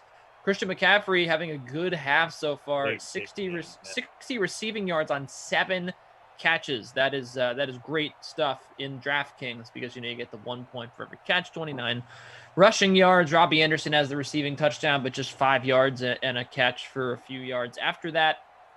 And that's where we stand right now. Robbie Anderson, Christian McCaffrey, and Lamar Jackson. And Hollywood Brown, got involved right there at the end of the half. You had Teddy Bridgewater obviously throw the touchdown, which was big. But the story here has, from our perspective at DraftKings, a DFS perspective, has been just Ravens and Panthers. The defenses, the defenses combining for 16 points so far, or around there, because I don't think we're updated yet on the Ravens, but the defenses so far are the ones to hold. Yeah, not a bad start to this one. A lot of action going both ways, and the superstars have come out to play. Lamar, after that glitchy first drive, came back strong, showed us exactly why he is a must roster, why it always hurts if you try to fade him. Currently on pace for like 23 points, which, for him seems like a letdown, but man, that's a lot of scoring from the quarterback position. That would basically double up Kirk Cousins' daily fantasy average here in Simland. So you do like to see it, and you got to be a little bit bummed about the lack of tight end involvement in this one, as Mandrews and Ian Thomas both been pretty quiet in that first half. Indeed. Teddy Bridgewater, 2 incompletions so far, which is pretty nice, 11 for 13. But there's just a whole host of players that have not gotten going yet. Miles Boykin is one. You mentioned Robbie Anderson, DJ Moore. It's been tough. As I'm not sure if we can go take a look at the other numbers here, besides the quarterbacks on the back end, but. That's where we're at right now. Here we go. So Lamar, his final total at 61 rushing yards. We mentioned McCaffrey at 43 rushing yards as well. Both those are in there, and McCaffrey 25.95 DK fantasy points in the captain spot. Hollywood Brown has 46 receiving yards. So that's where he's at right now. And Robbie Anderson still the 2 for 5. Curtis Samuel 1 catch for 16 yards. Ian Thomas, my boy, 1 catch for 11 yards. The need for Snead has not been felt quite too much.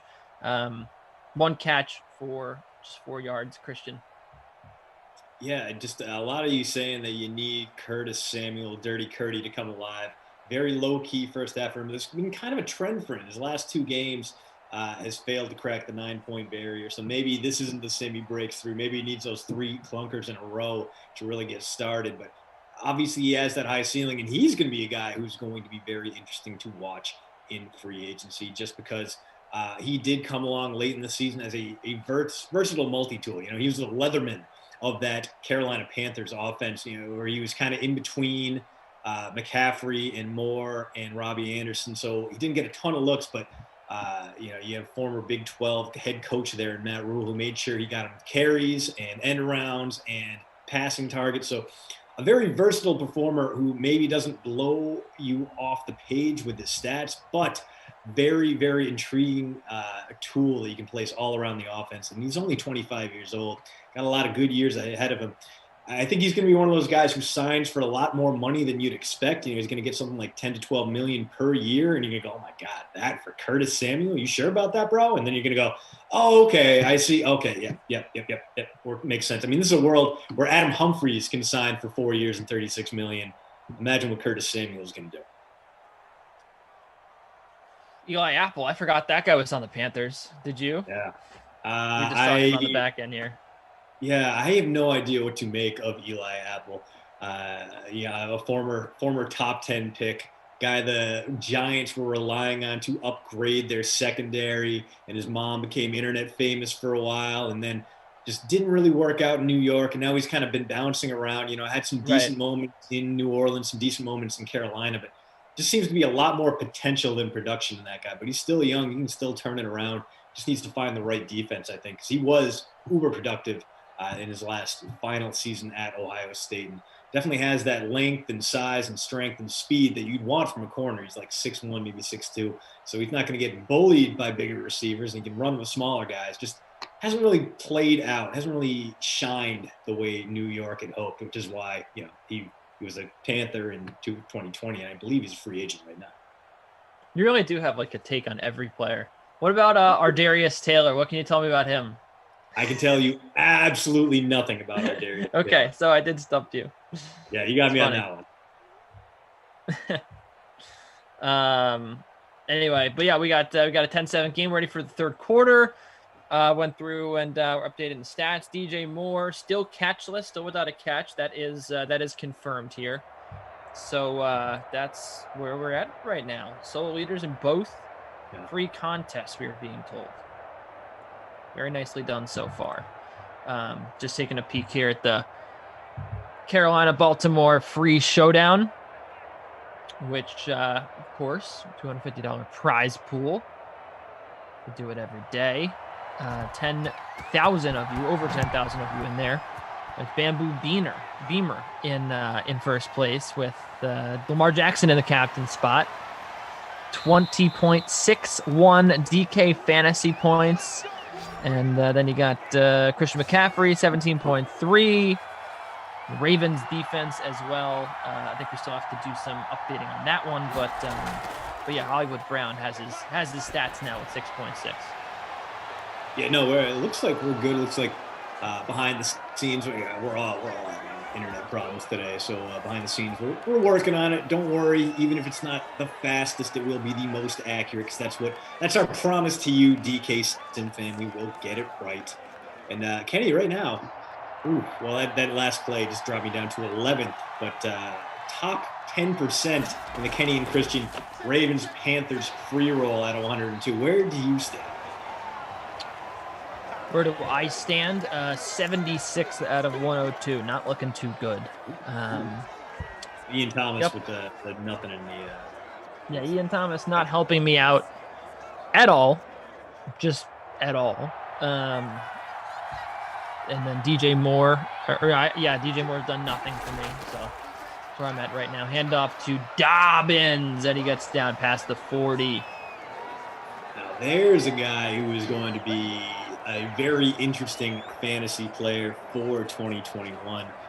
Mark Ingram no longer in the lineup. Gus Edwards, I believe, is still around, but basically the Ravens saying that we're going to hand the reins to the young gun out of Ohio State, and the Texans were licking their chops and they're like, we're going to unite the greatest NFL backfield of 2016. We're going to pair up David Johnson and Mark Ingram and party like it's 5 years ago. And I can't imagine the Texans going out and really making a dent in their Deshaun Watson negotiations by saying, hey, man, we not only got the Ravens' former special teams coach, but we also have their third best running back. So you get a punt away. Christian, you getting in any Top Shot? I have not. I've seen your collection though. It's a fine. You got that solid Steph pickup. I saw the pack you shared with us like a week ago. Thanks. Yeah, things have since changed. I've sold some stuff in there, but yeah, I'm still rock. I took my precious Achua that I had, and I sold it and basically traded it in for an RJ Barrett. I sold the Precious and then the Devin Booker that I got in there, got an RJ, and that's since grown in value. But it's really that one works in two different ways, because you've got I like RJ for the future, but I also know that the way that you play this game in Top Shot is very fascinating. But basically, it's like it's a stock market. So you want to basically anticipate what people are going to want. So there's challenges coming out for Zion and LeBron, and you're going to need players from LeBron James All-Star team, the Seeing Stars version of those guys, to get LeBron. And then for Zion Williamson, you're going to need basically all the rising stars that weren't in the first Rising Stars Challenge. So when they announce those, the interest in all these cards, the value of them is going to go up. People are going to want to get these cards because they're going to want to get the Zion and the LeBron. So RJ going to be part of that one. I'll probably, wait for his value to increase. Same thing with, I got a Chris Paul who was on LeBron's team. So it's just about figuring out which cards, maybe try to stay ahead of the game, figure out what people are going to want to buy in a week from now, get it low, sell it high, play the game, play the market, flip the cards. But that's one way to play it, right? The other way is just straight up rip packs and sell. Like you could get a pack and then you could sell it for 400% more than what you got it for. So it's a great game, man. I love it. It's not really it's a market, but it's fun. And also like some of the moments are cool to collect, and I think that it's got a lot of long-term it's got a lot of longevity, and I think that these moments are going to be worth a lot more in years. But so I'm trying to do both. I'm trying to make some grow my balance in the short term, and then also plan for what I want to keep for the future.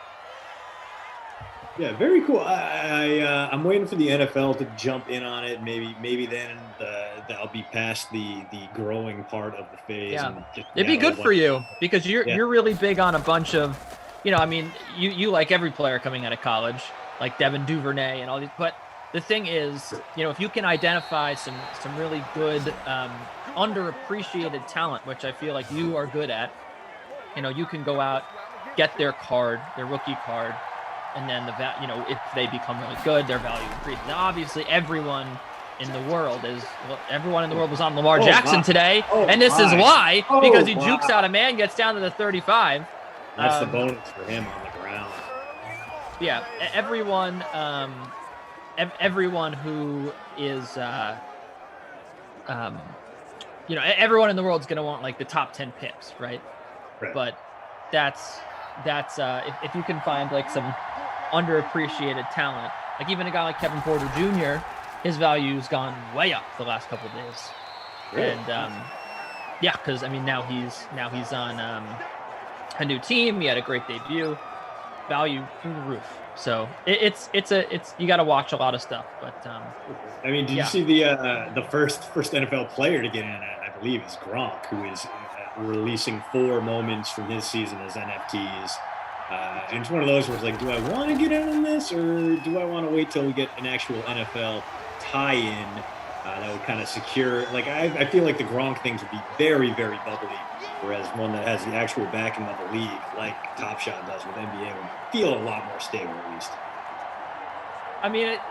NFTs are NFTs at the end of the day. So, people are selling them in all different ways. There's a site where you can buy tweets. Like Jack just sold his first tweet, Jack Dorsey, for like $1 million or something. So, I think that you just get in however you can. Really, it's the concept of owning a moment in time and being able to just be like, oh, I own this. I don't really know what it means, but I don't think anyone knows what it means, right? And the value or the money that's in it right now, I think proves the worth of it, and proves why it's going to be a the future really of collecting things. People collecting I found an app here. People collect like fan art for comics and stuff. I mean, it's crazy. You know, it's a lot of art, but yeah, I mean that's where we're at in time right now. And I do think that it does. Like someone made a good point on CNBC the other day. They said like it basically Obi-Wan on Dapper. Shout out to Obi-Wan.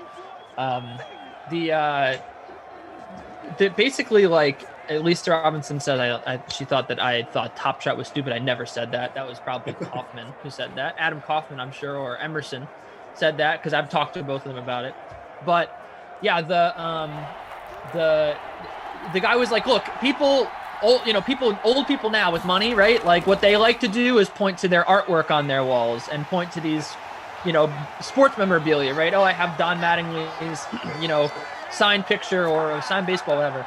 Like the people the Gen Zers now, like what they want to collect is not physical stuff, but it's, you know, stuff they can show people on their phone or on their TV or whatever, you know? And like, I think that it doesn't matter if we think it's dumb. It matters what people value and what people will pay for and how people want to collect moments and remember things.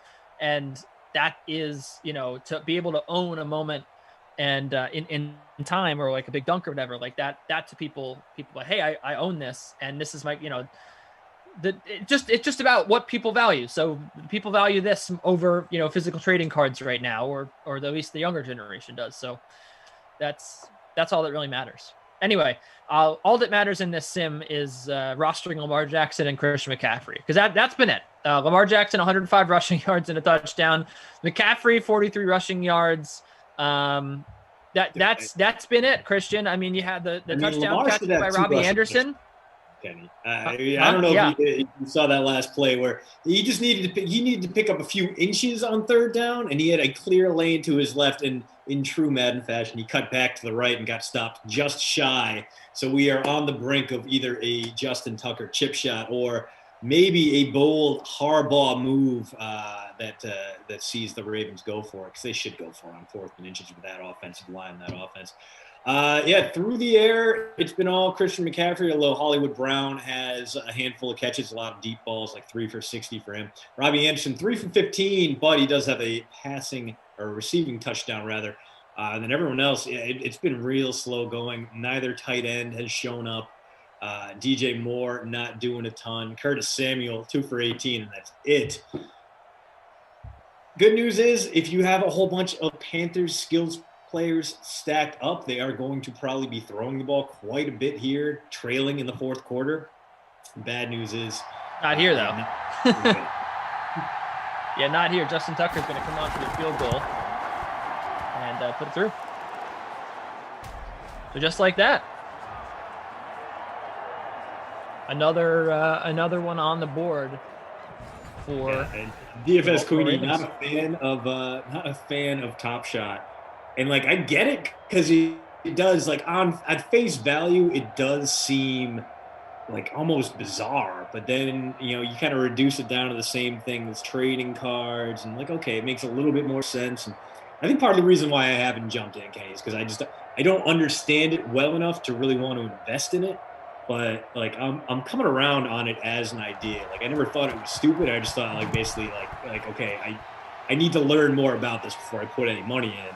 Right. But I've had, not only you, but I have, a lot of other friends who are doing great with it, making, are producing a ton of value in their portfolios. And the crazy thing is, I got one guy who's like, he's trying to figure out how and what he needs to declare on his taxes right now, because he's doing so well with this. Like, that is a good problem to have, but his accountant is like probably trying to figure out what the hell is going on. We do get a catch there. Is that Manhurts? Or is that no, it's Dean Thomas. All right, Welcome to the party, pal. Oh, man. Good diehard drop. Yeah, thank you. I was wondering if anyone would get that. Wiki Robbie, it's not close to trading cards. Of course it is. It is a digital version of trading cards. The markets are the same. That's why scarcity pushes value up. That's why trading cards, when we're from the 80s and 90s, aren't worth anything. And as more people join Top Shot and those moments become greater and greater produced, the value is going to drop there. So yeah, it's not. Don't say it's not like trading cards. Trading cards are a lot like the stock market, and Top Shot is a lot like the stock market. And when you're comparing sports to sports, it's an easy comparison to make. Is it lazy? Sure, but Right. it makes sense. No, it is this. It is essentially what we're talking about. I mean, so we got to throw to the outside. You're like trading cards. You're not like trading cards.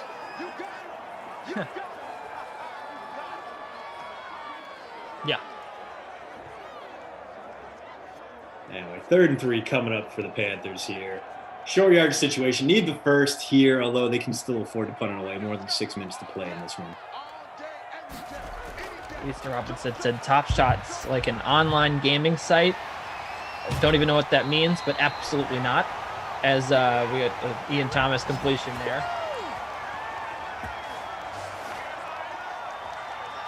I think we need that. Tom said an online gaming site like DraftKings.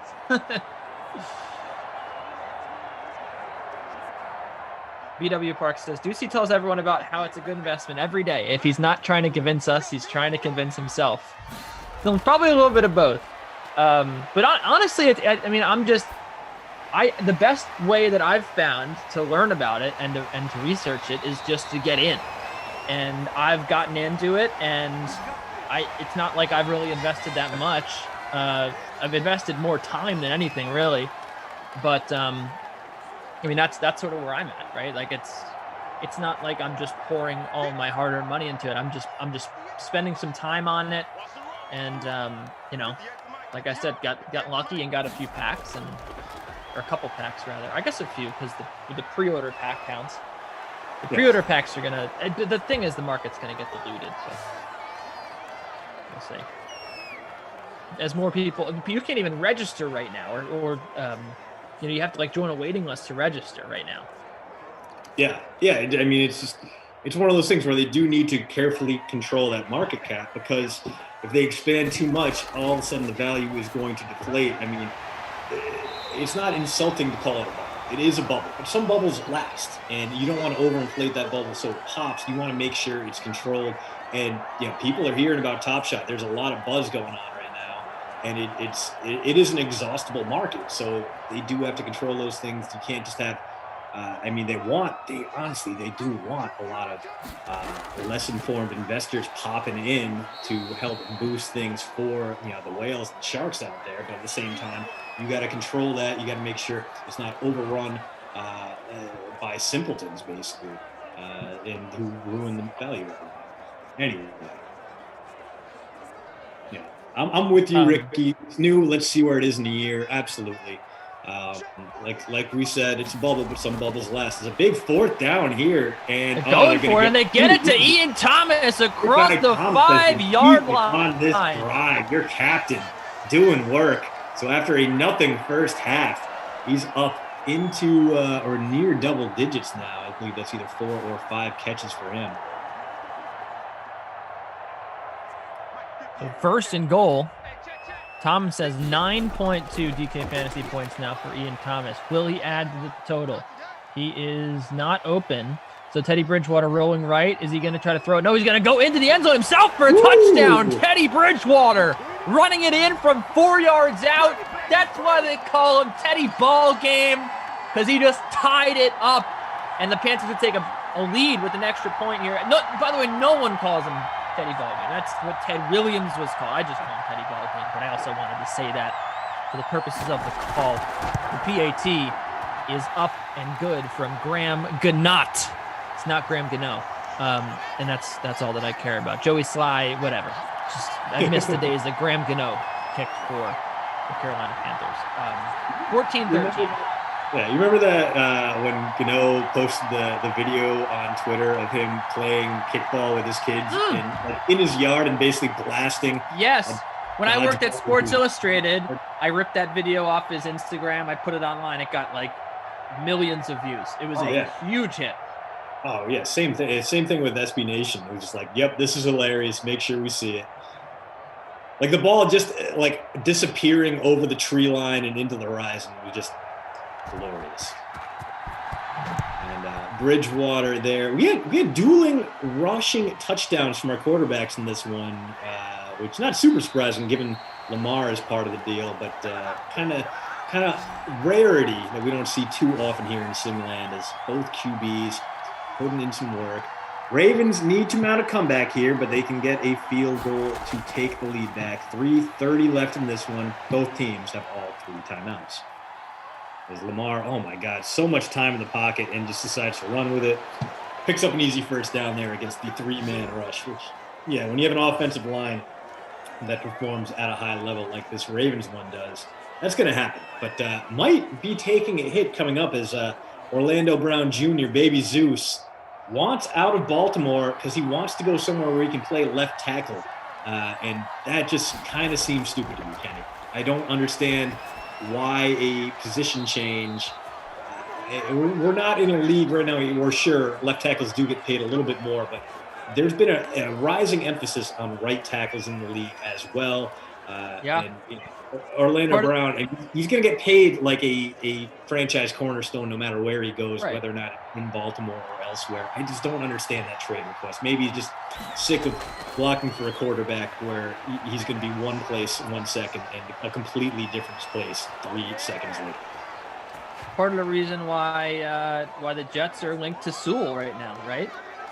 I mean, the Jets have a great left tackle in Mekhi Becton that they drafted last year, but you know, people saying, "Hey, they could just go take Sewell, shore up right tackle as well." Oh, yeah, absolutely. Look at the Buccaneers. Buccaneers last draft. What they do? They went out and got Tristan Wirfs, moved him to right tackle. Right tackle, you're absolutely right, is a very big, very important position, and I mean tackle in general, right? But yeah, I mean that's it's one of the, if not the most important position in football is tackle. I do like the idea of Becton and Sewell together. I mean, that makes the quarterback position in New York so much more appealing. I mean, those are 2 bookends you can count on not only for the next 3 years playing together before even extensions come up, but also they're going to be dirt cheap compared to other franchise caliber tackles. Even though they will be first rounders, they will have that high, relatively high price for rookie guys. They're still going to be so under market, so cheap that you can build elsewhere. You can revamp that defense while you're saving that money on your tackles, while you're saving that money on your quarterback, whether or not that's a Sam Darnold or maybe a Zach Wilson. I don't know where you stand on that debate, Kenny, although I do kind of know where you stand. But I don't know. If you're the Jets, you know where I stand. You trade. Let's reiterate. Do you trade back from number 2 if you're the Jets, or do you buy in on a quarterback? If I am the general manager, then I am trading back. Absolutely. Okay, I like it. I'm in agreement. That's what I'm doing, and I'm biased. Obviously, no, I'm not a general manager for a reason. I also am biased, and I have emotions, and those are going to come into play because I think that Sam Darnold's good. I'm attached to him. Joe Douglas is not really going to be attached to Sam Darnold because he didn't draft Sam Darnold. Run up the middle. The Ravens looking to seal this game, Christian. As so that's where I'm at right now. The thing that I think is really funny is that none of us are talking about Justin Wilson anymore, or excuse me, Fields. Justin Fields. Yeah. No one's talking about Justin Fields anymore. And it's because, you know, Zach Wilson, all the tape has come out, the hype, the pre-draft hype. I don't know why the Ravens are doing anything but just kneeling it right now. As there we go. Maybe some sense there. They've learned nothing from Penn State. Not now. Not anymore. Seems like they're playing it smart here, Christian. But no, you're absolutely right. I think it was some NFL network scribe. It might have been Charlie Casserly because he usually has some very bold. No! What are you doing? Stupid. But he had, Trey Lance as a top 4 pick, and he had Justin Fields going after Mac Jones, lasting until like the 24th pick, lasting all the way to the Pittsburgh Steelers, which was absolutely wild to me. I don't think there's any chance, even if Fields does have a Dwayne Haskins type fall, and that's an easy comp to make since they're both big arm Buckeye passers. Right, tackle him! No, get down! I don't know what they are doing. Yeah. Why aren't they trying to just, like run out the clock here? Yeah. Well, the good news is they will be able to take it down to about 10 seconds left before attempting a Tucker chip shot. They might even snap it with too much time on the clock here, although they're they're going to be smart about this. Tucker for the late lead is good. He's not going to miss that. Not at all. So they got the lead late. Now we'll see what happens. Jordan Lindenbaum in the chat. Let's see. We've got to scroll down. Easiest solution. Trade back with Atlanta. Get there fourth. Take Wilson. Enjoy the extra picks. Let Atlanta make the mistake of taking Fields. I mean, yeah, you definitely think, you get the sense that Atlanta would make a bad decision, right?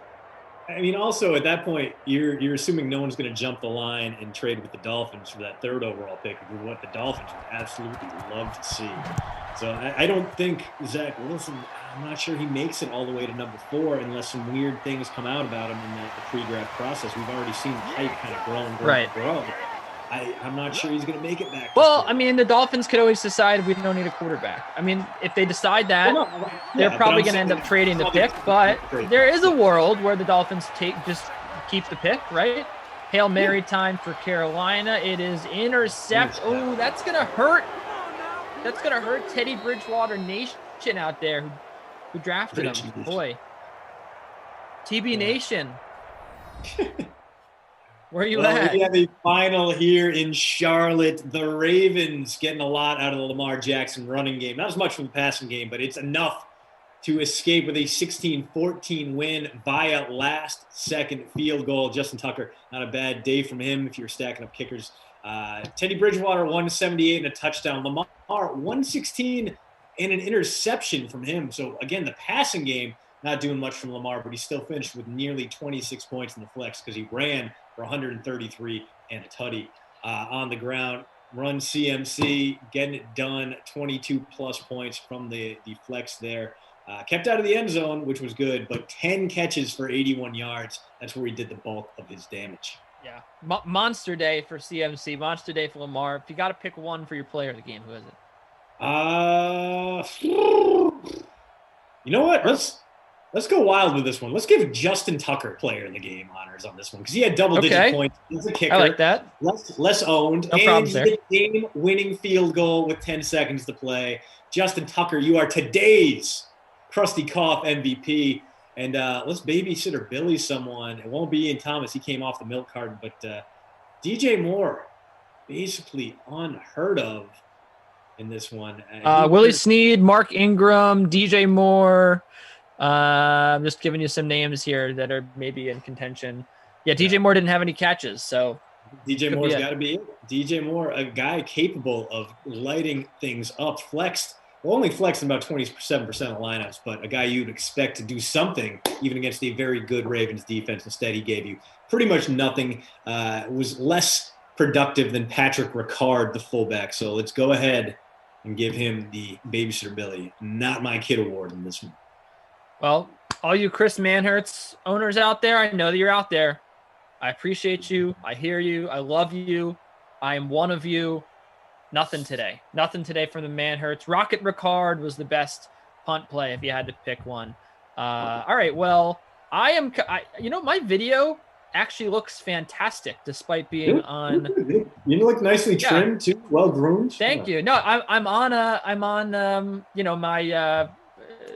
What are we working with here? My hotspot still looks great. 4 p.m. We got Jags Raiders. You are back with the man himself, Brendan Glasheen.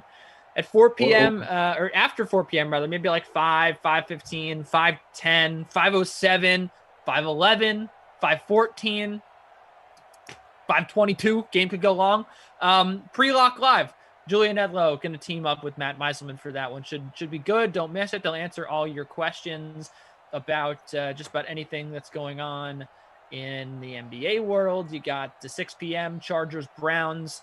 Who's on that one? Oh, that's right. It's me. I'm on that one. Deuce and the Moose. I'm back with Jeff Oracle. Happy hour action on a Friday. Beautiful day out.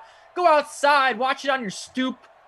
Maybe grab a nice cold ginger ale And we'll have some fun there with Chargers at Browns. And 8 p.m. Patriots, Cardinals. Koff is going to step in for me. Jeff is going to stay right where he is for that one. That should be good at 8 o'clock. And then at 10, Bengals Saints. It's your favorite late night duo. It's Brendan Glasheen and BK. Brandon Cristal, Burger King, Beyonce Knowles himself. So it should be a good one. Packed day of Sims, of course. Loaded NBA slate. We got tennis going on right now. We got March Madness right around the corner. We got the best week. Christian, this is the best week of the whole year right now. Championship week.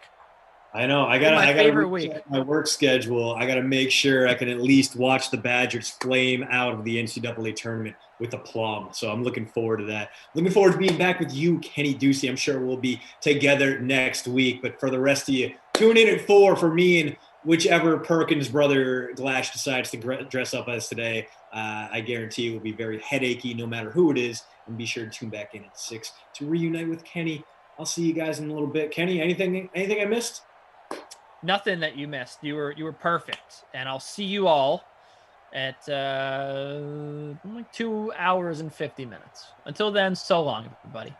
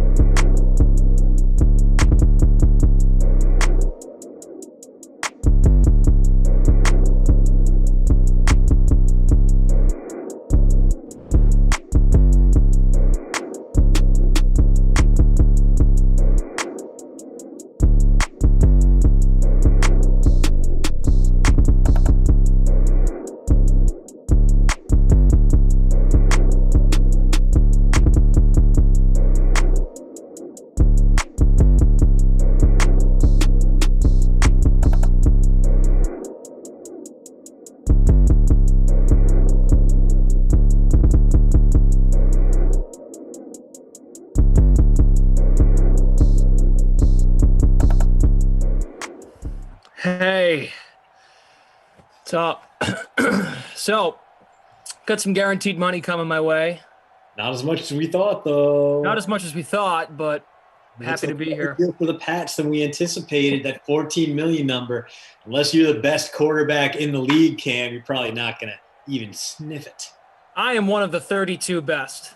Yeah, and you're getting paid like a top 30 guy, maybe not a top 25 guy, but hey, it's a pretty good deal, I think, for both sides. Cam gets a raise after a bad season, and the Patriots might be in and out of this one for under $5 million if things go wrong. So, hey, not too bad. But speaking of not too bad, let's talk about our lineups for today's 4 p.m. sim between the Jaguars and the Raiders, which is, well, I don't think we'd apply not too bad to either one of these teams in Simland, but here we are.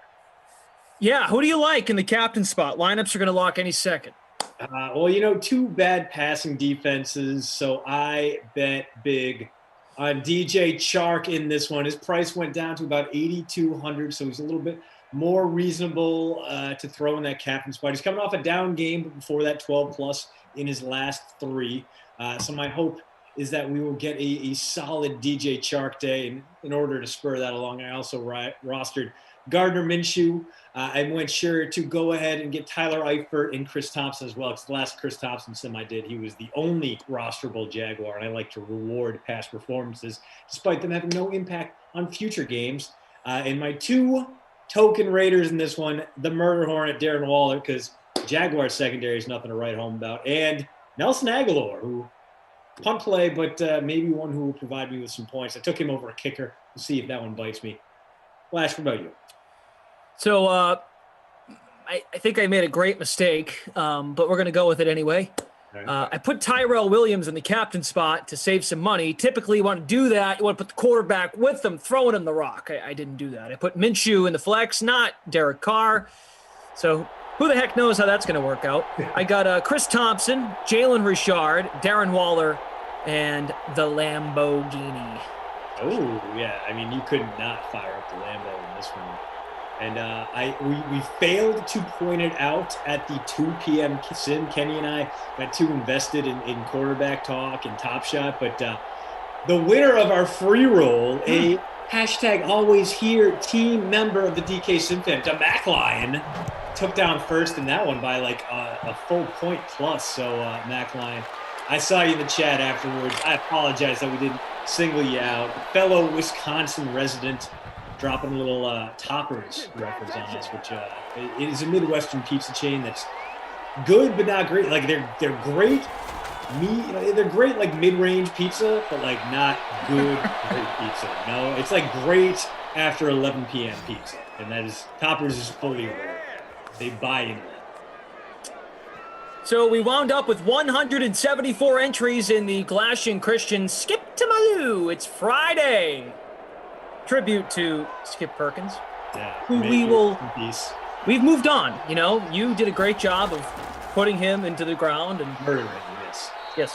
One of my finest moments in Simland is resulted in the death of Skip Perkins and the birth of Chip Perkins and later Trip Perkins. And we're just gonna move on and we're gonna discuss the NFL news today. Whatever you guys want to talk about, it is a Friday. I know college basketball is kind of going because of some COVID stuff, which is too bad. But certainly, Kansas and Virginia both shut down today. Is there a Chris Conley action there? But Cam Newton contract. Tom Brady extends in Tampa. Convenient timing. Also, what's the latest on Russell Wilson? Potentially Chicago? Pete Carroll all in on Chicago, or rather all in on Sam Darnold potentially? Dude, it's just a wild, weird day for QB movement. First off, the Patriots going in on Cam, and we get, it's an incentive-laden $14 million contract. I think everyone was like, oh my God, really? For that? And now we get all right, so it's $5 million in guarantees if he's on the roster for week 1. Even if he's not, they can cut him and they'll only owe him $3.5 million, which is dirt cheap for a quarterback. And to me, it's just kind of like, okay, we're not excluding ourselves from drafting a quarterback, but we're probably not going to buy in on trading for like Jimmy Garoppolo. I think that's the message that sends here. Also suggests that the Patriots will take some of that cash that they got all sorts of spending room this offseason. They're going to throw it at some big-time targets like Kenny Galladay, maybe a Will Fuller.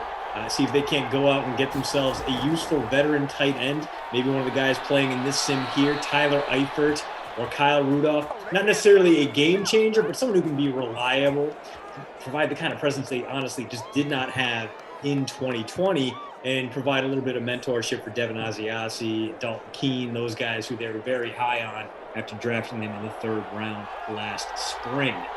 But hey, that's the Patriots, and you guys are sick of hearing us talk about the Patriots.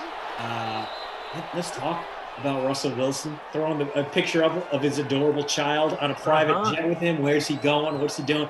I still do not believe that the Seahawks are having any in-depth trade talks about it. I'm sure they're entertaining the offer because you gotta, right? But I can't believe that Pete Carroll would actually be at a point where he's seriously considering trading away his franchise quarterback right now. I'm sure the Bears would love to be in on the mix, and he would definitely be the best quarterback the franchise has seen since Jim McMahon and possibly since back in the days of Billy Wade. But I just don't think it's going to happen. I think this is more posturing, and I think we are the moves the Seahawks make will be more offensive line related than dealing away the quarterback who was responsible for the only Super Bowl win in franchise history. Flash, what do you think?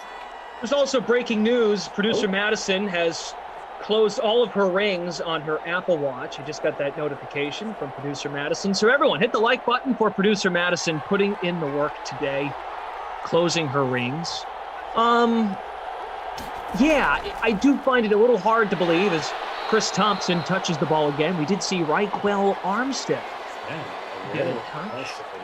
I get the sense, I don't think Seattle wants to put Russell Wilson on another team in the NFC. Pete Carroll, I also feel like, though, has this sense of pride, kind of like his buddy Bill Belichick in terms of old coaches that are just stubborn. I like the challenge of winning without Russ. He's the problem, not me. Ooh, is that O'Shaughnessy? Wow. Jags, a former Patriot, the guy they really could have used, him and what's his name, Jacob Hollister, who both had middling roles where they did land, but either one of them would have been a godsend to the very frustrating Patriots tight end rotation. And now 1st and goal coming up could be Chris Thompson time here. They do have 6 up front. Nope, never mind. There goes Eifert in motion. He stays in. He seals off a block. Oh, only a gain of 3 there for the RB1. Also, I don't have much shame in talking about Cam Newton and the Patriots or Tom Brady and the Bucs because it's newsworthy. You know, we can't say what the news is. We talk about Deshaun Watson forever, and the latest out of that camp. And there's also news on Patrick Mahomes today, restructuring his contract. There's just a lot going on at the quarterback position. Thompson dives in, swan dive, touchdown. Superman's his way into the end zone. So good news if you got the Jaguars running back rostered.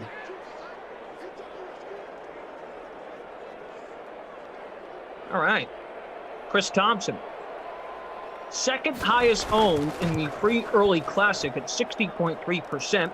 He was the highest owned in the free showdown. He's really coming alive as of late in these sims. Yeah, he's been doing some work, and we saw him, I think that we last saw him on a very, very bad, awful, horrible Wild Weather Wednesday, but here he is showing that he can do things in good weather and bad alike as Jags take an early lead here. Patrick Mahomes willing to restructure his contract, which frees up $17 million in cap space for the Chiefs. There has been no talk between Deshaun Watson and the Texans over the last few days. So you got news about Cam Newton, Tom Brady, Deshaun Watson, Patrick Mahomes, and Russell Wilson. Dude, holy crap, that's a lot. I can't believe the Texans they're trying to build around Deshaun Watson. They're trying to give him reasons to stick around. And their biggest move so far is bringing a washed Mark Ingram to the lineup. Like, just it's supposed to be a change in regime, a change in direction. You want to prove to your star quarterback that things will not be as horribly botched as they traditionally have been for the Texans. And you go out and you basically do the 2021 equivalent of what you did in 2022 by bringing David Johnson to the team. You're getting a past his prime running back and putting him in the lineup. I know it's a low-cost acquisition, and it could have some upside, but, man, you've got to go big if you're trying to convince Deshaun Watson to stick in town, trying to get him less disgruntled, and Mark Ingram is not going to be the guy to do that. Brian C.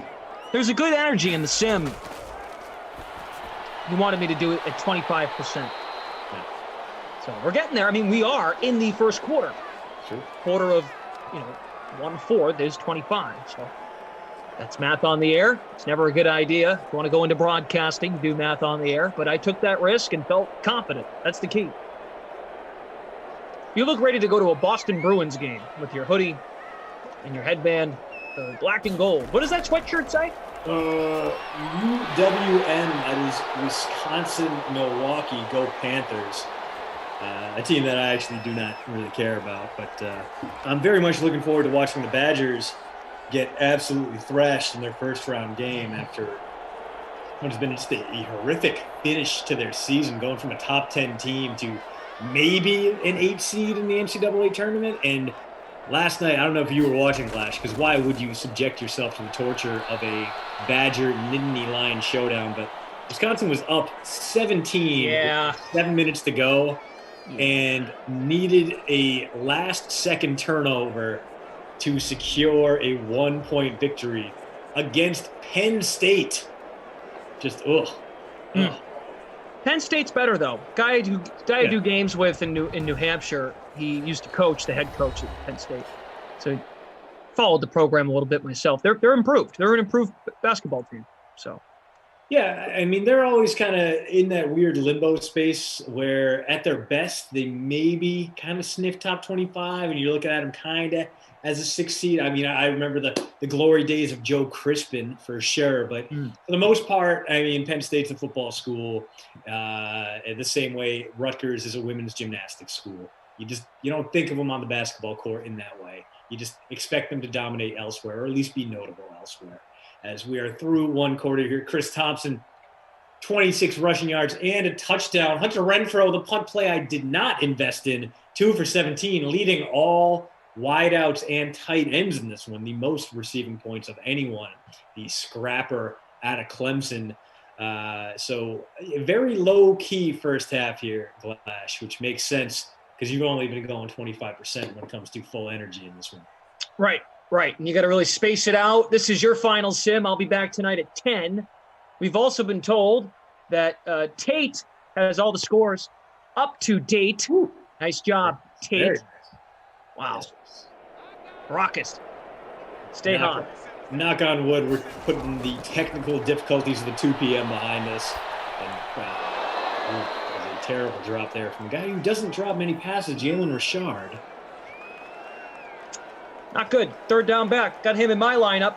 Could use that one back, huh, Derek Carr and Jalen? James says, Glash is my favorite quarterback. Well, thank you. I do not think I'm one of the 32 best.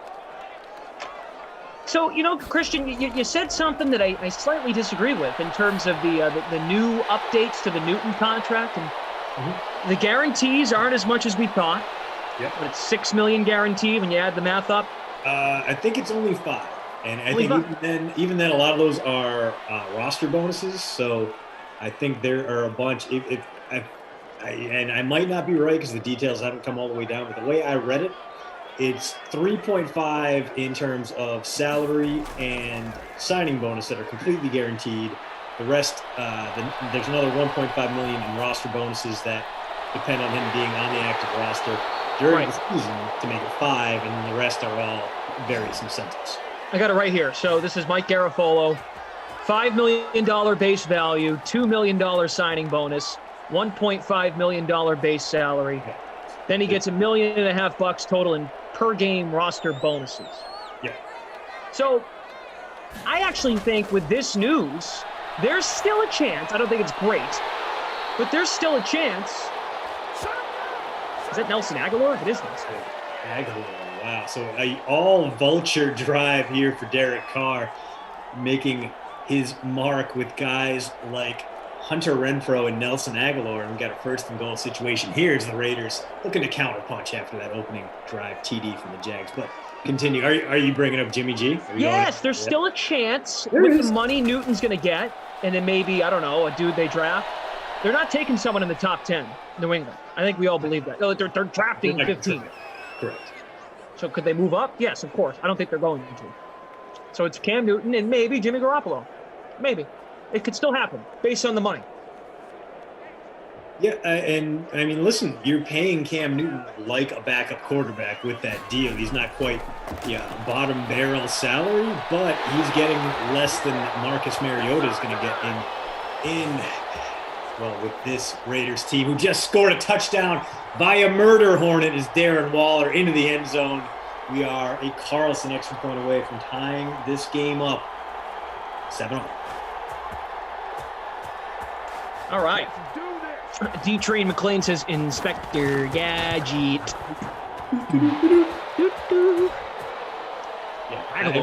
If you look at the guarantees in that deal, this is he's getting less money. Cam Newton's getting less money than Taysom Hill, less than Marcus Mariota, less than Nick Foles, less than Case Keenum if he only gets that $5 million. So he's barely in the top 30 when it comes to quarterback salaries, average salaries for the upcoming season. I do like the deal, and you're right. It does not exclude them from the Jimmy G sweepstakes. If you're committing about $28 million in salary to a quarterback, you're still paying roughly league average for what it would cost to have a quarterback there. So if it's split between two guys, it's still reasonable. It's still a reasonable charge. So yeah, they bring in Jimmy G, who costs them about $22.5, maybe $23. My math isn't exactly very tight on that, but I hear you, dude. Both those guys in and not break the bank. So here's the next, because I'm sure you guys have talked about it throughout the day. So here's the talking point we can pivot to now. With this news about Cam Newton, DK Simcam, what happens next? Give us your prediction. Now what? We know Cam Newton's staying in New England. So does that, like I said, there's a small C in chance. Small C. They could get Jimmy Garoppolo. But now do we think Jimmy Garoppolo is staying in San Francisco? Do we think Deshaun Watson is still a prospect for San Francisco? What happens now? Because the free agent pool of quarterbacks, Cam Newton included, not very good. Like Ryan Fitzpatrick is still out there. Gardner Minshew is still out there. Chase Daniel, right? Chase Daniel, or might be traded? I think Chase Daniel, he's actually under contract. Okay, never mind. So take him out. What's next? What happens now? Russell Wilson. Brady extension. We knew Brady and Mahomes weren't going anywhere. But now what? Everyone, predictions.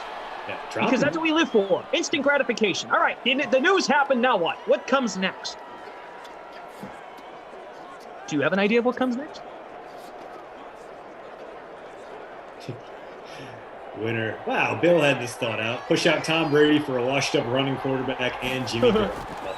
Yeah, it's not ideal, that is for sure. And I like the idea of trying again with Cam Newton, trying to run it back with some better receivers and better tight ends. The line will be better as well. Not only Trent Brown in, but Marcus Cannon back after opting out last season, cancer survivor. So clearly, they had a pretty good reason not to mess with COVID.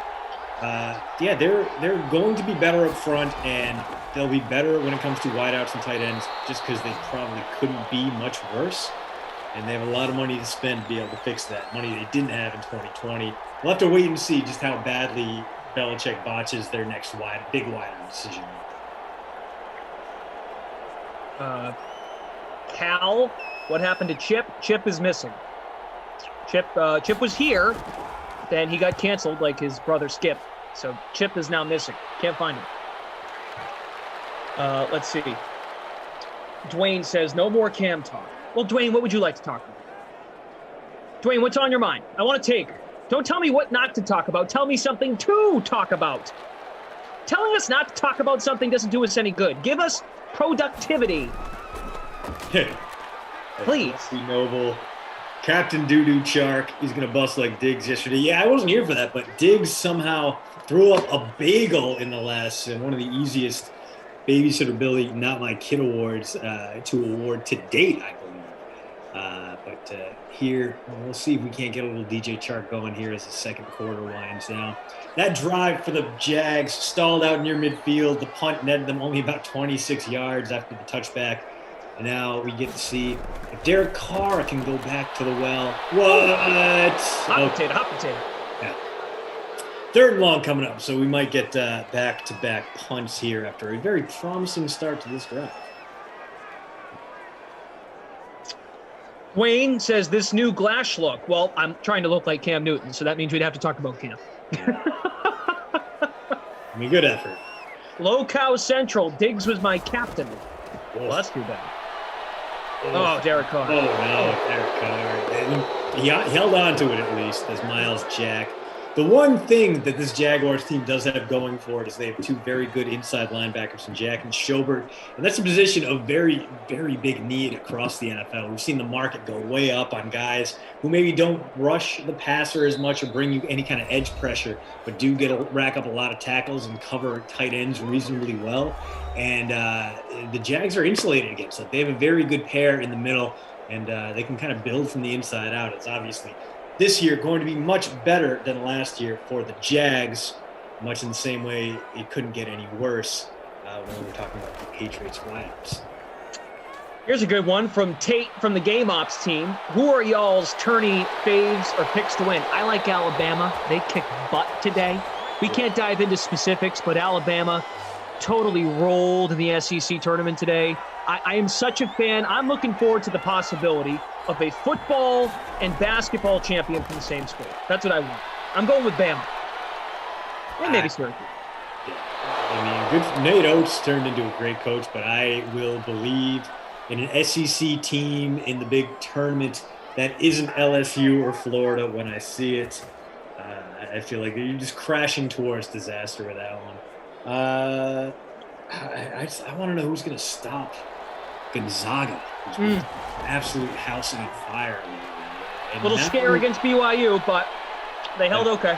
Yeah.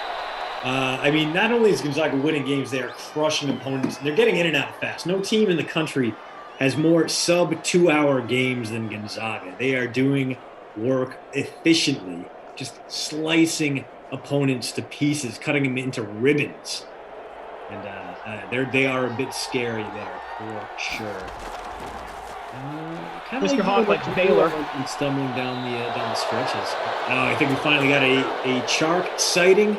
He's not going to Diggs himself. He's on the board, 2 for 23 now. So our second Chark sighting.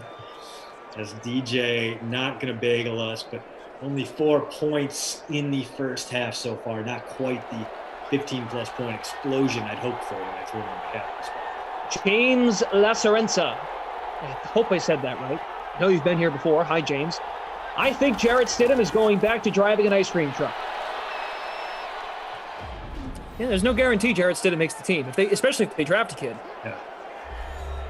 I don't think they or sign someone else or trade for someone else. Yeah, I got a buddy back in Rhode Island who is literally so negative I had to mute the group chat just because the guy is just a mess. But his first response to the Cam news was like, "Oh my God, why wouldn't you just let Stidham throw him? He comes in late and throws a couple times. Why are they just turning the team over to Stidham?" It's like, first off, no, Jarrett Stidham does not come in late and drop a couple times. Jarrett Stidham has shown absolutely no chops when it comes to the franchise quarterback thing. Wow, all that space right up the gut. And it is D.D. Westbrook from 30 yards out with the touchdown.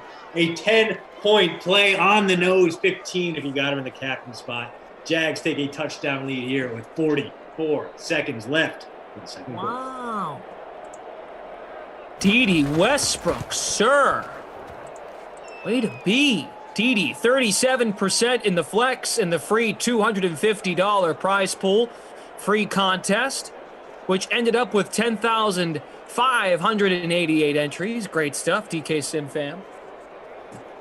Ernest says, DK Sim fam, if you don't already follow Glash on TikTok, you should be. He's classic. Ernest, thank you.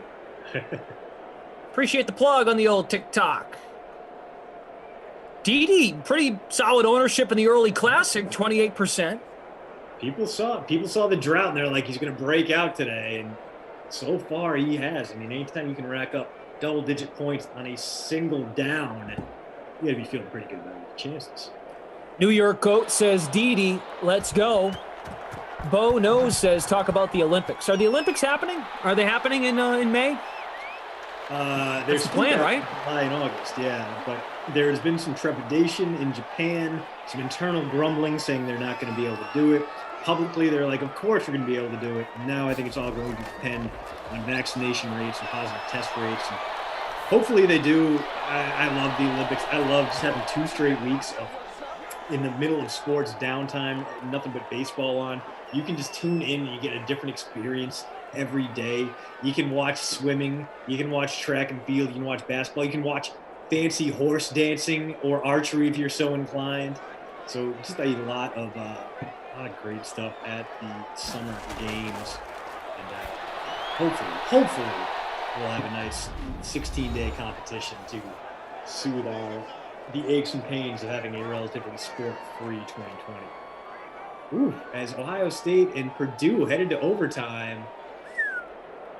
And so, I don't blame you if you got that one on the background. You have us muted because, I mean, as great as Glash and I are, we are not conference tournament basketball. Correct. Okay. Well, Jags going to burn their last time out here with a chance to add to that point total before halftime. They're going to have a long way to go after this punt, but a pretty good, solid stop there, forcing the punt, making sure the Raiders can't tie it up before halftime. And they're going to have a long way to go with no timeout, so we may just be looking at a 14-7 halftime score. Starfighter says, in golf, I'm in 94th out of 25,000. I'm winning $3. I deserve more, especially that I don't know WTF about golf. Well, Starfighter, if you need me to sign a petition, I am in. But good luck to you. Gardner. Oh. Winner asking where. Steven Roach says, Galladay going. Oh, man, that's a tough one. He's going to be the top guy on the market right now that Allen Robinson has been franchised and Chris Godwin has been franchised. Coming off a not great season, only played 5 games due to injury, but he's a kind of guy who can command something near $20 million annually because he has been that good for a historically cursed franchise. I think the Patriots they're going to throw their name into the sweepstakes. I think the Jets are going to be going after him. I think you can make the case that the Jaguars, now that Allen Robinson, a reuniting presence, is not going to be felt in North Florida. So I think those 3 AFC teams definitely are going to be in the running. But don't count out a team maybe like Washington, who needs a better quarterback, sure, but could afford to punch up the receiving corps. I mean, think of a Scary Terry, Antonio Gibson, Logan Thomas, Kenny Galladay, skill player lineup. That would be a lot of fun to watch from the football team. So Galladay's market is wide open right now. I think it's going to come down to who pays him the most because there's no perfect fit. But I do like the idea of the Jaguars making Trevor Lawrence's transition to the NFL a little bit easier by giving him one of the game's deepest receiving corps. They certainly make sense, right? Because the other thought was Allen Robinson, but he was tagged by Chicago, which doesn't rule out that he could get traded. However, if you are the Jaguars, you don't have to move any picks. You just pay the guy. I'm sure there's some intrigue for receivers, tight ends to go play. I know Steve Buchanan and Reed brought up the prospect of Hunter Henry going to Derek Carr. Don't.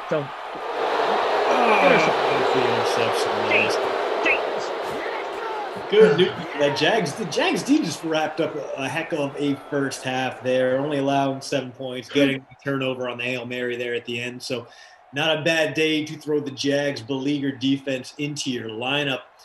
Through 2 quarters, the passing games have been only about 170 passing yards between these two guys, so neither one even sniffing the bonus, although both Carr and Gardner Minshew have passing touchdowns. The one rushing touchdown belongs to Chris Thompson, 46 rush yards for him. The passing touchdowns, a 30-yarder to D.D. Westbrook, and a 4-yarder to the murder hornet, Darren Waller. This has been kind of a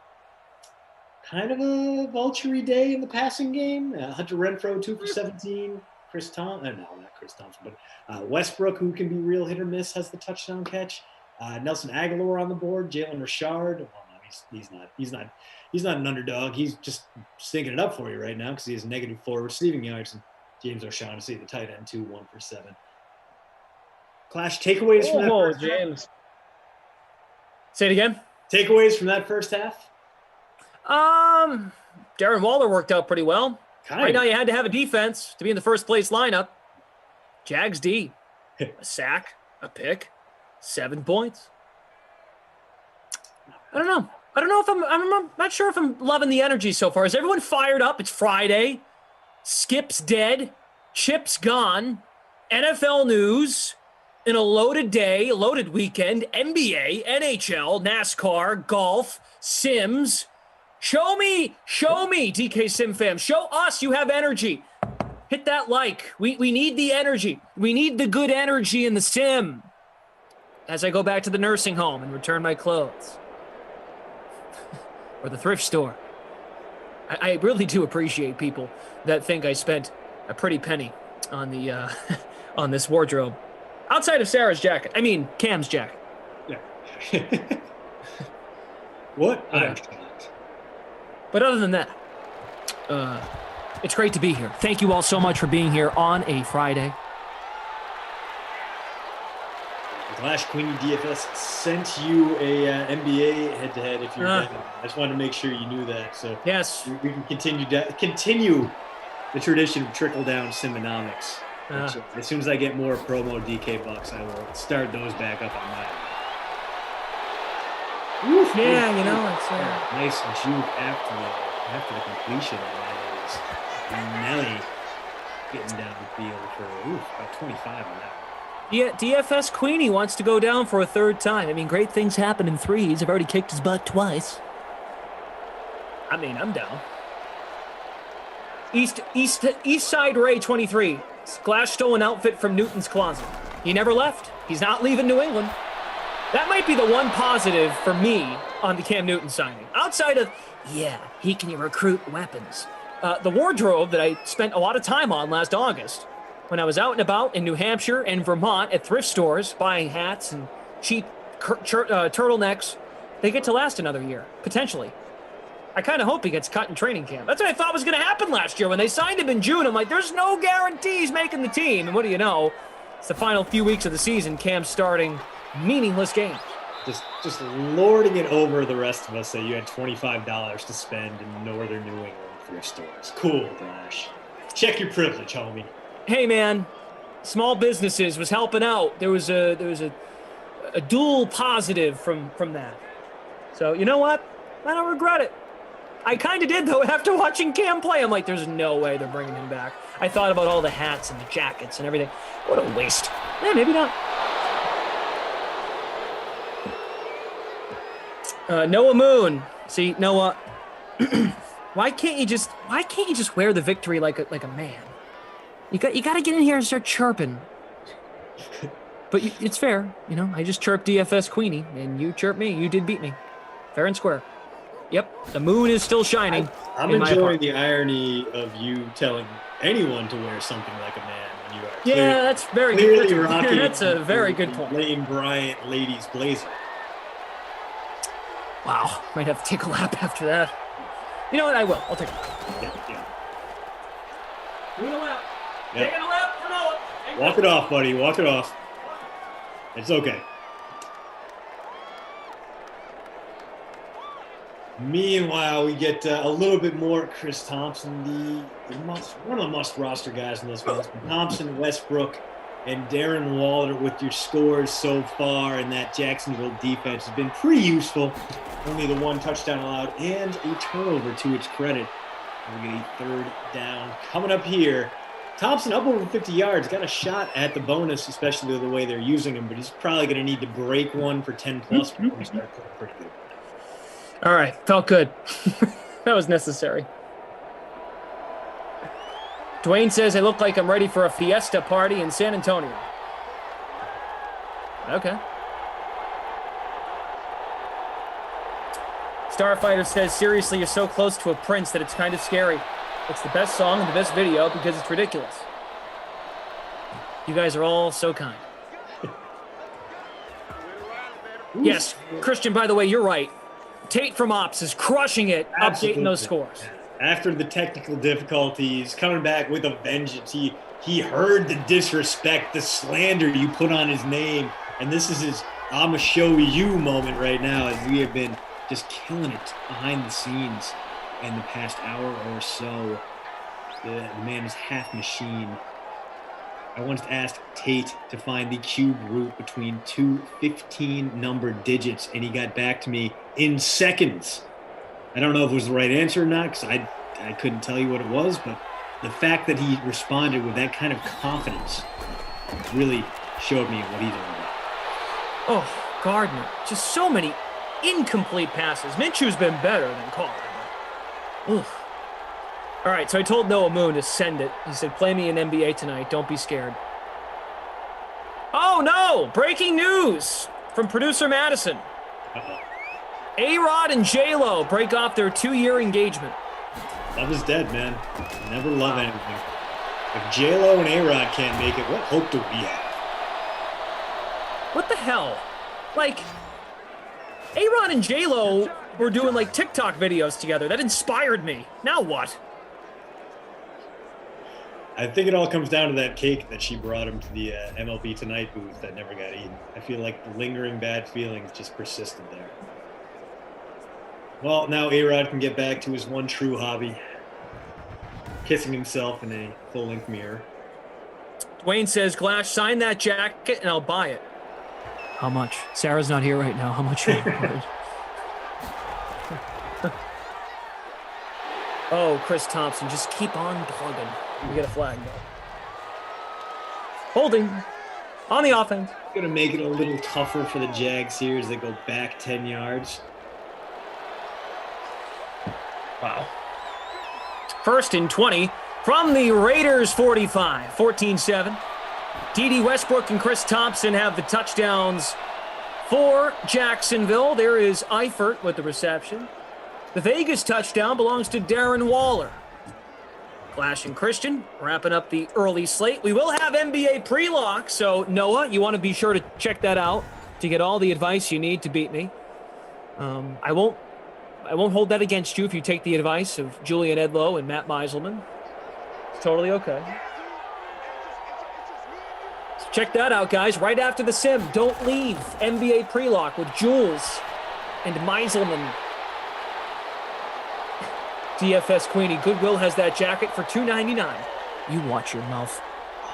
Dude, Goodwill's jacked up their prices ever since Macklemore made them a thing. I mean, good for Goodwill, but bad for the poor and broke among us. And you bet in the world in general that Macklemore remains a thing. Where do you think Gardner Minshew ends up? I still can't put my finger on where he's going to be. Is it New England? Maybe they bring him in New England. If it's the Garoppolo thing's not for real, maybe they bring in Minshew as like that competitor to Cam. I like the idea behind it, but I don't think he's not going to go anywhere until his rookie contract runs out. He's got 2 more years on that thing. He's dirt cheap, and he's proven he can be a viable backup option who can win a couple games for you when he's starting. So, yeah, he's going to remain in Jacksonville for at least 2 more years, and then we'll see where he goes from there. Then he's going to have kind of like that Jacoby Brissett kind of buzz where he's like, okay, he's a useful backup. He's probably not a franchise quarterback, but maybe we can make do as a stopgap solution. As the kick there, Lambeau. Good. Up, Lambeau, good. Let's go. Fire up the Lambeau. Wonderful.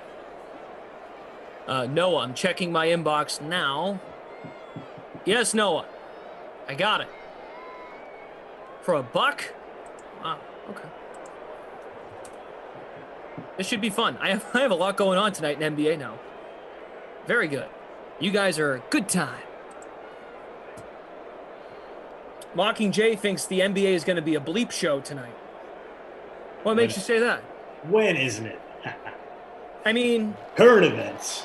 no, I'm serious. Like, is there something? Am I missing something? Like, Embiid might play. I know the Magic have like no one playing. I almost said the Texans. The Rockets are without a couple guys. No Oladipo, no Wall. Embiid's back. Simmons is still out.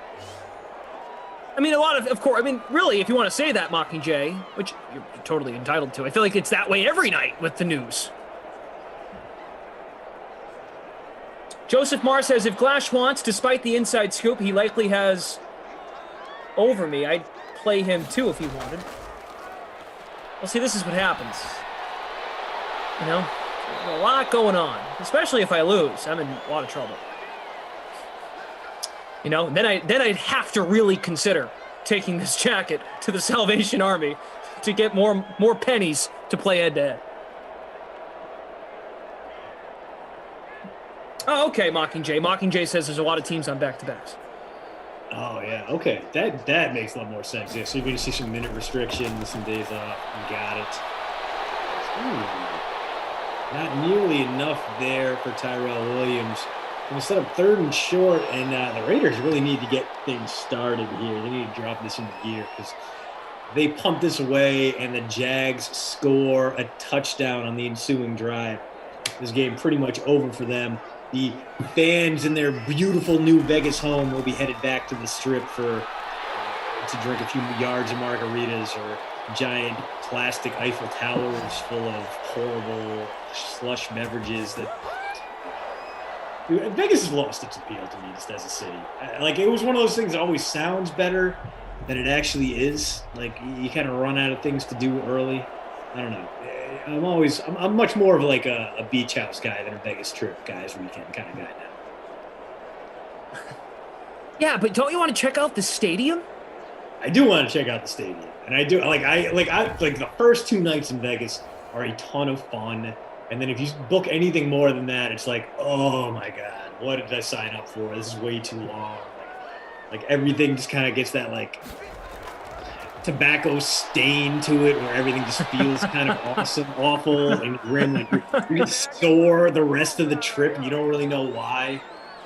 Like, it's just like the last few days of your Vegas trip are like, if you could somehow bottle the emotion and feeling of sitting in the middle seat of a cross-country airplane flight, that's what the latter days of a Vegas trip always feel like. No matter how good the first few days are, the tail end is always just exhausting and frustrating, and possibly just me, but Vegas no longer holds the appeal it once did for me as a youngin'. Although it is the last place that I got to have In-N-Out Burger, so it will always hold a special place in my heart for me. Right now we have a 7-way tie for first in the free showdown.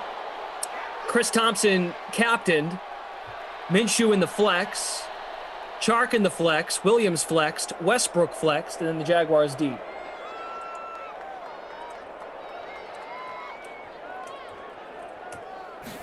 Carr's out of the gun, 3rd and 6. Got to get to the... That works. Right, Henry Ruggs.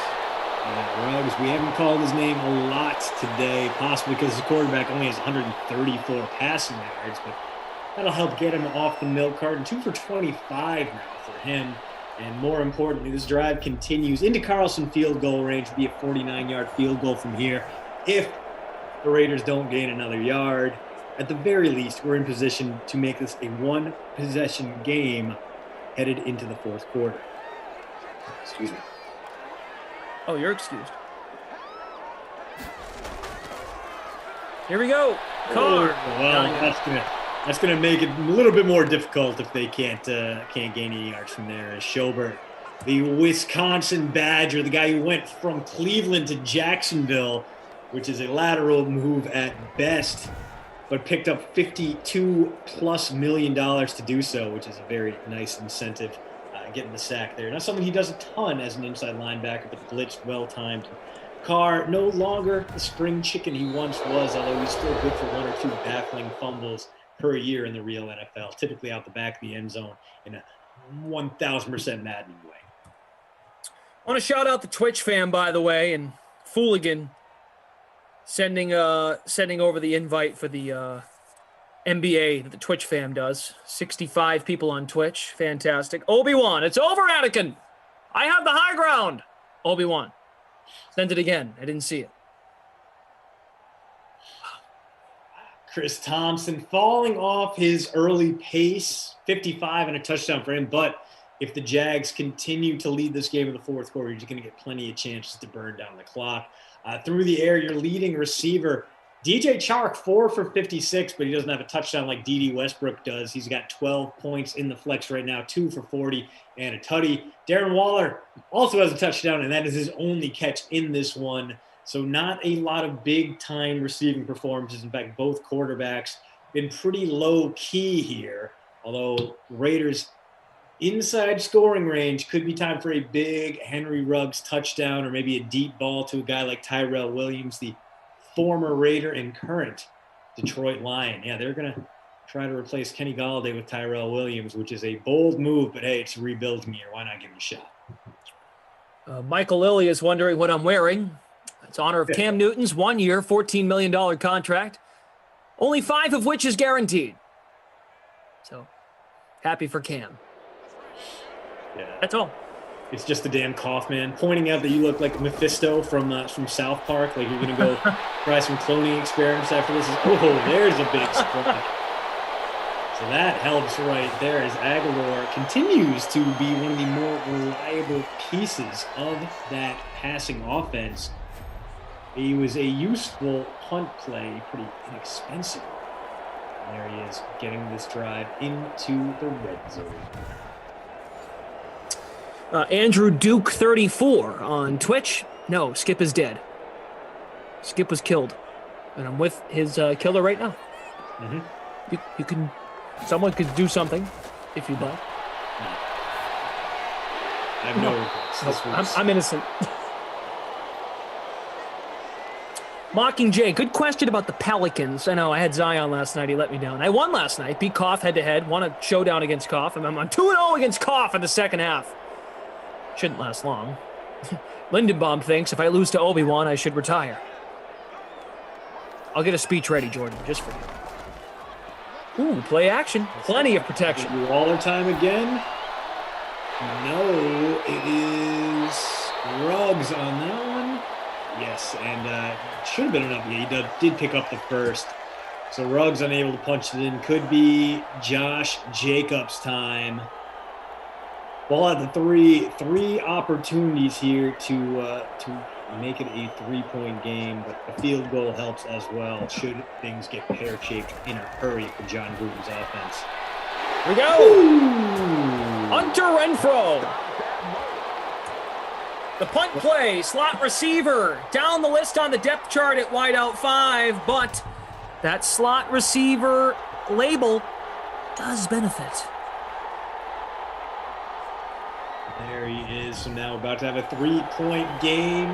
Going to make it a little bit tougher for the Chris Thompson owners out there. Doesn't mean the Jags are going to be trying to grind out the clock nearly as aggressively as they would have. But hey, good news if you got those Jags skilled players at wide out and tight end, because they're going to get a few more passes dialed up here in the final 6 minutes and 23 seconds.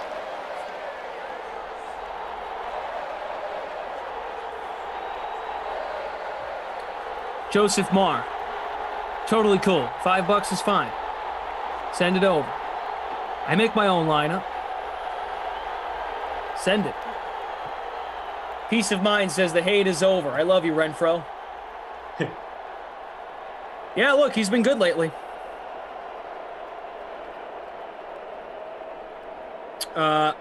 Starfighter on YouTube. We cannot show this video that you are sending me as much as I'd like to. There are rules. I might break them sometimes, but there are rules. I'm probably 2 broken rules away from being actually suspended. That's not true, but you know, I probably have broken some rules. What do you think? Madison, what do you think? Have I broken many rules? Oh, yes. I think I have. I mean, just going by the general one-sheeter, we definitely, at the very least, have pressed the limits of the rules. Yeah. Occasionally, yeah. How How am I in relation to the rest? Yeah, I would like to get more into it here, but just discussing all the ways that we've broken the rules would in itself be a violation. Breaking the rules. Yes. Yeah.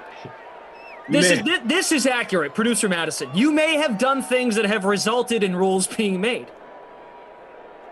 Yeah. Ask for forgiveness before you ask for permission. And if anything, I would say the majority of the rules have come from Kenny Ducey interacting with Emerson Moxia. From there as a big catch for Shark, who is going to take it inside the 40, so potential field goal range. 5 for 80 now for the wide receiver one, 13-point game for him, right about on cue for his season-long average. Who is leading our free roll? Nosmus leading our free roll. Rob Brands in second. The leading lineup has Thompson in the captain. Chark, Waller, Williams, Westbrook, Renfro in the flex. No quarterbacks. Yeah, Renfro is where I went wrong, but Chark in my captain spot got me inside the top 20, so I'm okay with it. Jags up by 3. Thompson squeezes through to the 35. Looked like he had maybe a little bit more room, just tripped up the last moment there. So 53, 52-yarder from the Lambeau from here, which is well within his range. He's got that big boot. Of course, the Jaguars would prefer to get the touchdown here and effectively close this one out on the home team. See if Minshew can make that happen. Play action. Oh, no. Corey Littleton, the big free agent signing, gets the half sack on that one. The well-timed blitz and loss of 4 on the play for the Jaguars. Low Cow Central. A Thompson touchdown would be awesome. Jess Ellis. This is such a joke. Chark randomly shows up. Oh, there's a lot of randomness to the Sims. Yeah. River Rat 64. First touchdown for the Raiders. Darren Waller. 2 wide to the right side, 3rd and 10. Jaguars trying to put the game away. I don't have faith. There's Chark randomly appearing. Wow, that's going to put him right up near the bonus. I believe that's like 95 for him after that catch. No, 100 on the nose. So look at that. He is into the bonus. As long as he doesn't take a backwards pass from here, he's going to get those extra points. Chark starting to come alive here. If he can add a touchdown, that would take his day from good to great. Revenge of the Nerds is now in first in the free roll. Skip to my Lou. It's Friday. Here we go. Minshew. Dumps it. Westbrook. Westbrook can't turn it into anything. So gain of about a half yard there, but hey, the PPR point for Dede, and you got him. He's got that long touchdown grab. He's having a pretty good day. Anything you can get from him at this point is basically icing on the cake. All right, TK Sim fan, we are just 34 likes from 200, if you haven't already. About 450 of you watching on YouTube. Smash that like. Let's get to 200 likes before the end of this 4 o'clock sim. I believe in you. Minshew, another completion. Chark, random. First, it's going to be pretty close. 3rd and inches coming up. So it might be Thompson time from here. And if he can break one, he'll find the end zone for the 2nd time today. The way things typically go in these sims, though, it's going to be a frustrating carry up the middle, a juke away from the first down, and then a stop. Let's see if we can't buck the trend of Madden 21 tradition and pick up a nice, clean, easy first here. And that's exactly what Thompson does. Gonna make it real tough for the Raiders after that one. This will take us down, or should at least take us down to the 2-minute warning. As Doug Marrone, since fired, likes what he sees. Future Syracuse head coach Doug Marrone, I should say. Is that informed speculation? That's yeah. If I had to guess, Really? I think he's Dino Babers out. I think Babers, they're not going to fire him without a reason, but yeah, I think Babers is nearing the end of his run there. I think Marrone will be a very popular bring him back pick. You mean when Doug Marrone said years ago that Syracuse was his dream job, and then he left for Buffalo after saying that. A year later, he says, oh, Syracuse, my dream job. Dream job. Then he goes to Jacksonville. Where'd he go? Buffalo. He went to Buffalo. Then what? Chris Thompson touchdown. Whew.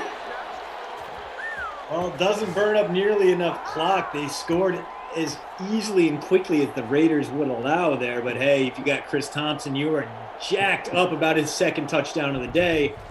And now the Raiders need to overcome a double-digit deficit here in the final 2 minutes. They do have all their timeouts, but it's going to be tricky. That's right. Marone had the job in Buffalo, got let go, was out for a year in the sport. Then he got the offensive line job with Jacksonville, and he's been promoted from within since. So, as a reminder, we have NBA pre-lock coming up after this sim.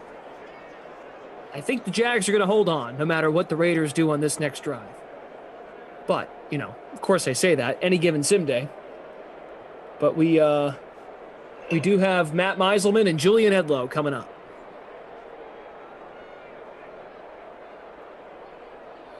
Starfighter, I will absolutely watch this video when we get off the air. Promise. Emerson's forehead says, is Carr missing a touchdown? Well, let's think. He threw one to Darren Waller. And who has the other one? I can't remember. Renfro. So there should be two. That adds up. He's got two. So right now it's updated in the lobby on our end. At least I see it. That looks like it was just fixed. Cool. Tate's looking out for you. He's got you. There you go. We may get a third Carr passing touchdown here if the Raiders' 2-minute drill has anything to say about it. Can't wait for a lot of play-action fakes that fool absolutely no one. All right.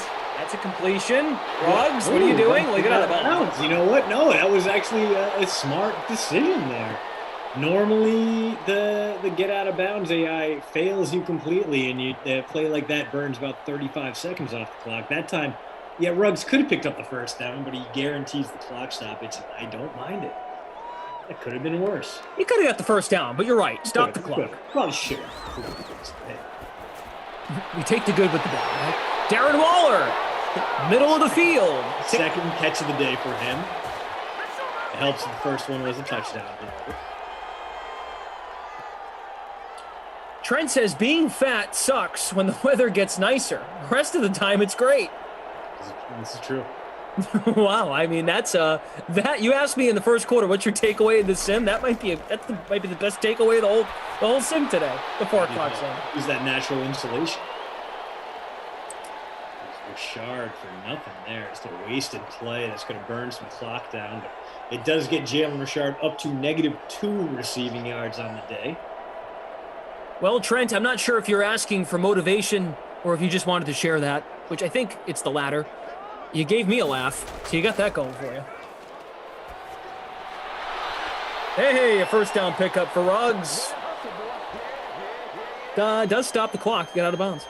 Yeah, Ruggs has been doing some great sideline work in this 2-minute drill. He's showing some awareness that we don't always see here late in sim games. Now we got trips left. Raiders have not used timeouts yet. Waller, first down. This is certainly going to change some things. Derek Carr has now decided to come to play. Carr coming to play, using his star young wideout, and his Pro Bowl tight end, so makes some sense there. CJ71 in first place. He's our pal over on Twitch. No kidding. Good for you, CJ. Jalen Richard. And there goes the first time out of the game. So 22 seconds left. There's almost no way the Raiders can be able to come back in this one.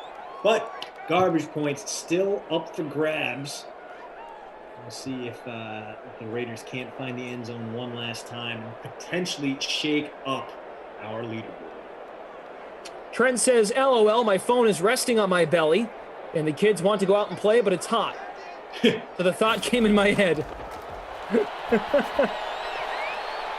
Renfro, first down. So he's having himself a pretty good day. In fact, a solid day for Raiders wideouts all around, except maybe not Tyrell Williams.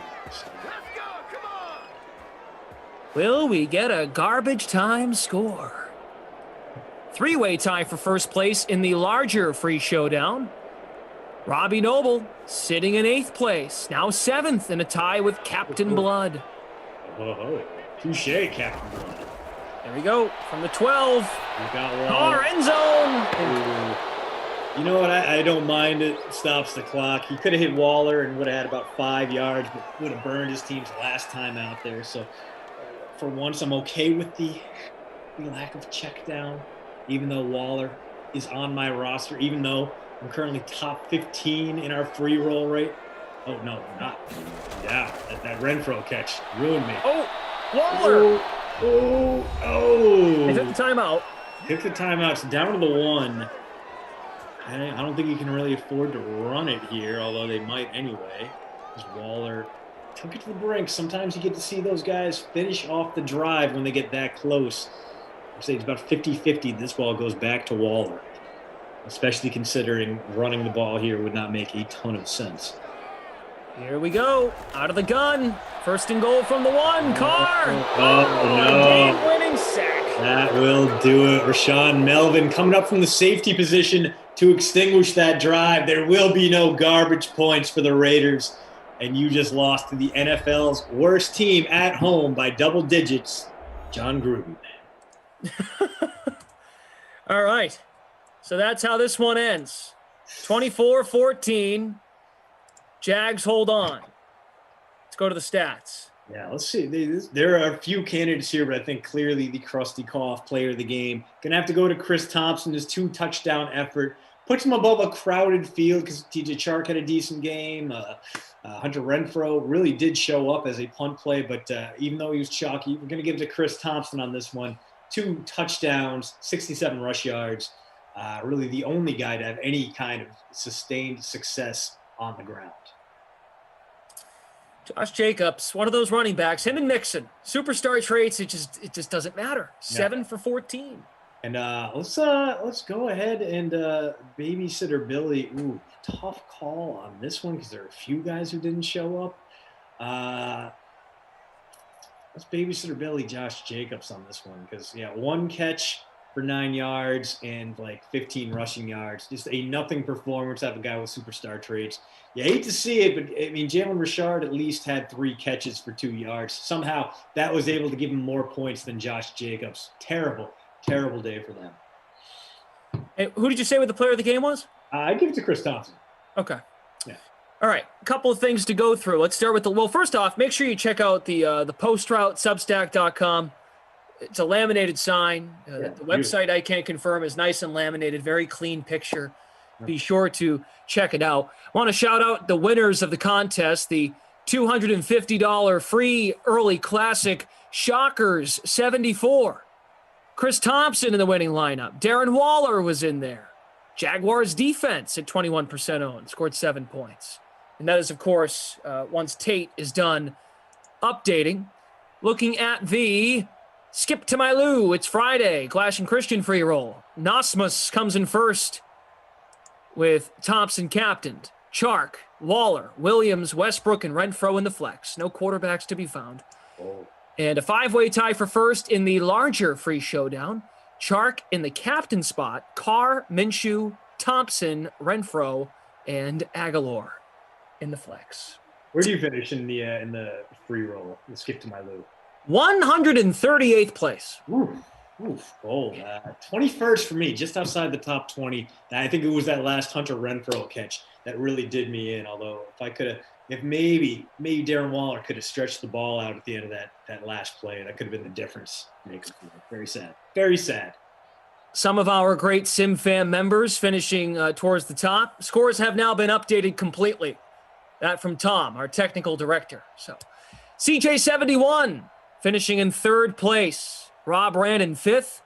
Robbie Noble tied for 7th. Nicely done. Great work, everybody.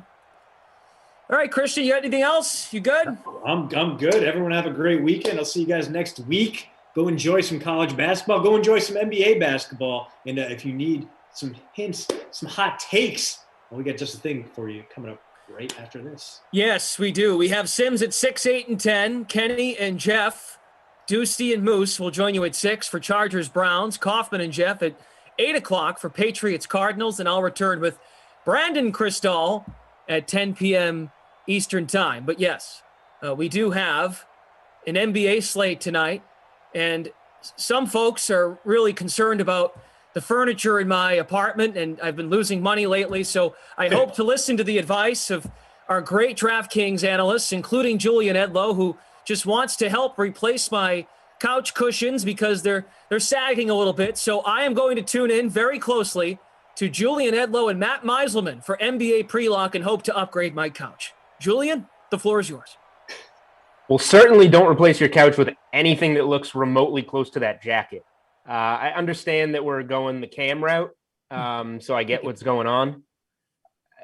I don't have much to say about Cam. Don't have much to say about your jacket. You look like a elderly woman. But we've been communicating on Twitter about college basketball bets. You know, I had a rough start to the week. So in anticipation of meeting you on this stream today, I decided to bounce back today. So we're back. There's that, Glash. Well, you have a great show. Only because of your encouragement. But we're not here to talk college basketball. We can do that on Twitter. Matt Meiselman, Julian Edlow. Can I go now? Well, you're still here? Yes, can I go? You're out of here. You're Okay. gone. Go do whatever things 80-year-old women that wear that jacket do. Matt and I were on pre-log on Wednesday night. We had a 2-game slate. Didn't have much to say. Not much news to react to. This 7-game Friday, well, first of all, last night was absolute madness. And now this 7-game Friday slate is absolute madness. So we are back at it again. Matt, how you doing? I'm doing well. I'm ready to talk about Kevin Porter Jr. for 40 straight minutes. I feel like that's really all we're here for. Yes. Our very own Pirate Tom always likes to inquire who I think has the potential to go 17x on tonight's slate. And it's Kevin Porter Jr. because he was fantastic last night running in that offense with Victor Oladipo. Now you take Oladipo off the floor and the Rockets just don't have any players. I'm sure they'd be very happy if Brendan Glasheen were available to suit up for them tonight because they are like 20-point dogs against the Jazz and probably won't cover. But yeah, let's, I guess to start off, well, with you guys, first of all, if you have any questions, get them in. Matt and I are happy to answer them. Great slate for questions. Don't ask if we have any values under 3K because we probably have about 10 values under 3K, and we'll go through them on this show. Here's something that we talk about often when you and I are on this show. How are we building our lineups? Are we starting with studs or are we starting with value and then filling in studs? And I think this is a really interesting slate to ask that question because we have so much ridiculous value of guys that are between $3,000 and $4,000 that can get you like 30 to 40 DraftKings points on this slate and you wouldn't bat an eye. So where are you starting? Like you got a fresh slate, 8 players. Who are you clicking in first in terms of a few names? Yeah, this is a weird slate because one, we do have some news, but it's all coming in the first wave of games. We have Bradley Beal and then we have the Denver news that we don't have yet with Paul Millsap, Michael Green, and also Darius Garland. So all the news we're waiting for is pretty early on in the night. So we can't really do our usual strategy of talking about saving spots for later. Last night, that would have been great with the Rockets. And I did like Kevin Porter yesterday. I like Victor Oladipo more, and he wasn't quite as good. But for tonight, I'm not sure we've ever seen a slate that's set up better for stars and scrubs as the obvious build. There are good plays on the high end. There are some really good value plays that cost just about nothing. And there's like nothing in the middle. So people have this idea that you get a free square with someone who's cheap. I really don't think you can look at anything that way because most lineups will have 3 or 4 players that are close to the minimum salary And no one's a free square because you probably need the 3 or 4 best min-priced guys in your lineup if you want to win. So if you pick Kevin Porter Jr. and he's 90% owned and he only scores 18 fantasy points on a normal night for minimum salary, that's totally fine. On this slate, there could be a few others that score 25, 30 or more at his salary. So it's yeah, not, we need to think about it's this not fine if Kevin Porter Jr. scores 18 points, if KJ Martin scores 35 points. Right. Or if Mo Bamba scores whatever, or there are a few players that are in consideration tonight that I've never seen play before. And I watch a decent amount of basketball. So this is a weird one. Well, they're now all our favorite players. Your Chasson Randalls of the world, and who else haven't we heard of? Anthony Lamb and Kem Birch. I mean, I've seen quite a lot of Kem Birch, but yeah, I mean, we've got so many cheap guys that could be slate breakers. Yeah. So here's an interesting part going to the stars and scrubs route. You can't disagree. How is it not obvious?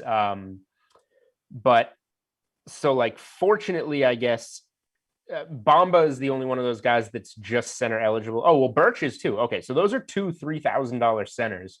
And if I want to pay up to do stars and scrubs, there's 3 centers I'm looking at. And we can only obviously fit 2 of them. I like Embiid, I like Jokic, and I like Vucevic.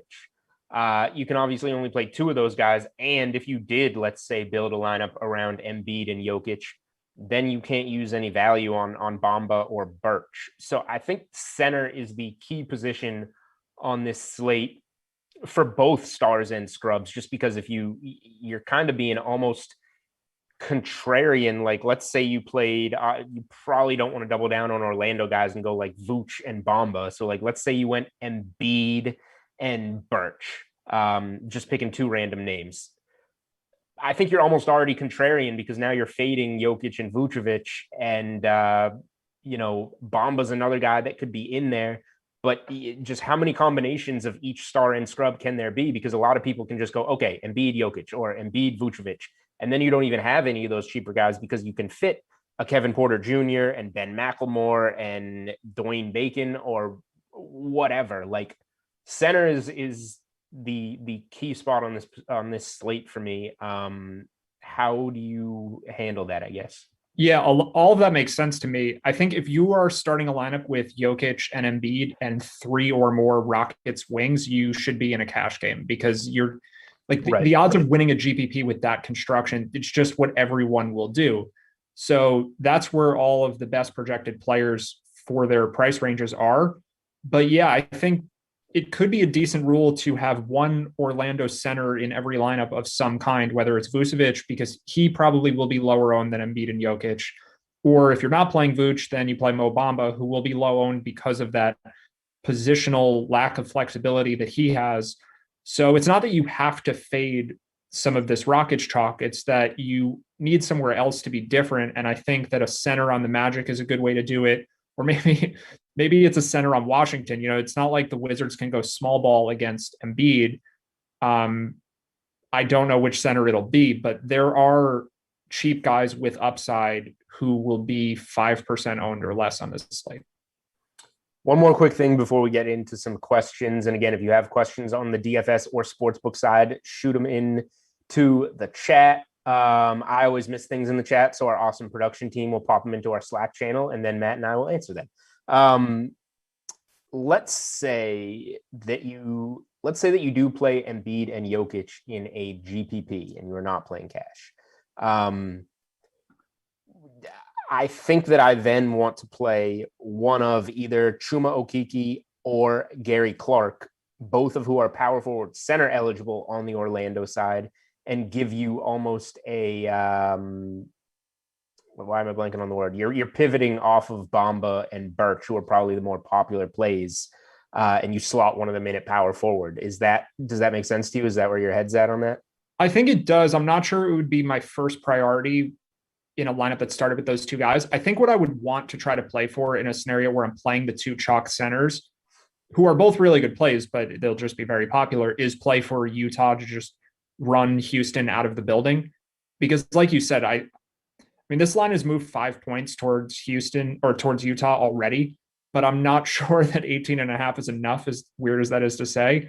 And there's just nobody on Houston, and then Houston doesn't even have any subs, so it's like who's playing the whole game. But they do have 8 players, so like, do you think Kevin Porter plays garbage time? I'm trying to imagine who does the best in that game if Utah is up 35 going into the fourth quarter. Yeah, I think Kevin Porter plays because he hasn't been there, he hasn't gotten the run, and they kind of want to see what they have there. So it's not like he's a piece that they like really need to protect long term. Like, and he's got to be fresh for the next one. Like, if you're getting, I mean, Eric Gordon is now out long term, so that's a little bit of you need some guys to give you some run there. But if you're getting a few of these guys back, and especially it seems like Christian Wood is getting close, like you can use whoever you want to use in this game if you're Houston, I feel like. Yeah, I don't want to try to predict too precisely what the Rockets will do with this ridiculous rotation, but it's worth noting that Porter did play a bunch of minutes last night because Gordon left the game in the middle with an injury. They already didn't have PJ Tucker and John Wall, and he did. He played a lot of minutes and was hurt last night, and he could just be really, really bad in this game. Like they played Sacramento yesterday. Now they're in Utah, so maybe they just don't want to kill this guy. Like if he's really struggling, just give him a break because they are on a back-to-back, and it's not like I don't know. He's not a rookie, but he's not a veteran either. So it's really hard to predict. But I would say if you have an otherwise chalky lineup, there is a path to him being bad at least.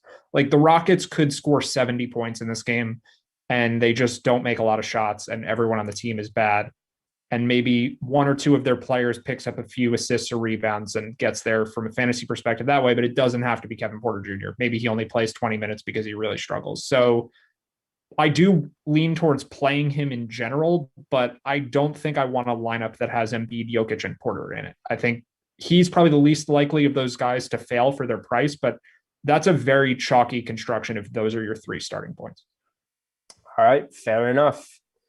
Question time. First time playing Fortnite. Oh boy. Values under 3K, question mark. Julian has special powers if he's getting players under 3K. Oh, I just said the wrong. Okay, there are sorry. no. I made a mistake. I am human. Values under 4K in the 3K range. No, I don't have anybody under 3K on this slate, and I also don't have any more questions. So I guess we're gonna just keep talking, me and Matt. Let's go over to the sportsbook side of things for a second. I guess this is a weird slate to play, obviously from the DFS side. It's also kind of a different sportsbook slate. Like you said, Utah's a massive favorite. A lot of teams are still coming out of the break, and like we need to see what they are. Philly's still shorthanded. Beal is still questionable, making it hard to figure that game out. Is there any side that you're interested in? Are there any player props that you want to try and hit quickly based off news? I think it's all kind of accounted for at this point. You're more tuned into it than I am. I'm guessing you can't hit Colin Sexton overs if Darius Garland is ruled out. Like those are probably off the board right now. Same with Westbrook props.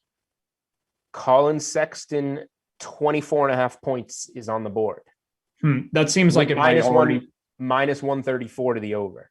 That seems like it might already be assuming that Garland is out. That's a big number, but it's also a really good matchup. I mean, from DFS perspective, if Garland's out, I think Sexton is a really good contrarian play. Yeah, that could be an interesting spot. I also think the Wizards are getting probably too many points if Beal plays, but if Beal doesn't play, then maybe that line's fair as is. I'm not really sure about that one. So here's a spot that I do want to touch on. I don't have the NBA Trends article right now because I am knee deep in March Madness, but I'm still aware of what's going on. The New Orleans Pelicans, who I placed a live wager on last night in a near pick'em at halftime against the Timberwolves because the Timberwolves can't get a game for their life, ran the Pelicans out of the gym. The Pelicans are now 7-12 straight up when favored in a game. Your face kind of. What are you talking about? I'm also trying to square this. Now you're reminding me of it, that the Wolves scored 135 points last night. I had Karl Anthony Towns be like the lowest score. I think he was the lowest scoring player in a lineup, and that, it was the most points the team has scored the whole season. It's a weird one that happened there. The Pelicans, I can't figure them out, but they are, when favored in a game, they are 7-12 straight up, which is god awful. It's not like they're not covering; they're just losing outright. Cavs are 7-point dogs in this one. The Cavs are 12-20 straight up as a dog, but they have been good lately. They lost their last one to Indiana before the break, but they've now covered 1, 2, 3, 4. They covered 5 in a row going into the break. Pels second night of a back-to-back just got smoked by the Wolves. The bounce back narrative is there for the Pelicans, but Cleveland isn't like a doormat anymore. At least in those last five games. I don't know what changed. They didn't cover 13 in a row. Now they have covered 5 in a row. Is that a spot that interests you at all? Because I'm kind of interested in just getting dirty and playing Cavs +7. To me, the money line seems more appealing than the spread because of the variance with these teams. I think the Pelicans just seem really, really high variance generally. And we also don't know what to expect from Cleveland. We don't know if Garland's playing yet, but with Kevin Love returning, that's kind of a strange scenario. I can't imagine that he's at full health yet. He's probably going to be on a minutes limit. Who knows if he's going to play well or not. So it just seems like I would be surprised by nothing in this game. If you told me now that the Pelicans won by 40, I would say, yeah, sure, the Cavs are awful. Like, that makes sense. But if the Pelicans lost again, I don't think I'd be that surprised either. Yeah, I don't know what's going on with the Pelicans, but you can always interest me in fading them. All right, couple more questions here quickly. Thoughts on Embiid if he plays? We kind of gave it. We both expect him to play, and we both expect him to be in a good spot against Washington with no Ben Simmons. Anything you want to add to why you do or don't like Embiid? It's just ownership. I think he could be over 50 in a lot of contests. So that would without Simmons there, and he's in such a good matchup against the Wizards, he should be the high scoring player on the slate. So yeah, it would just be game theory reasons. Like there's no basketball reason to be anti-Embiid tonight. He wasn't out with an injury. He was out for COVID protocols. He should be fine.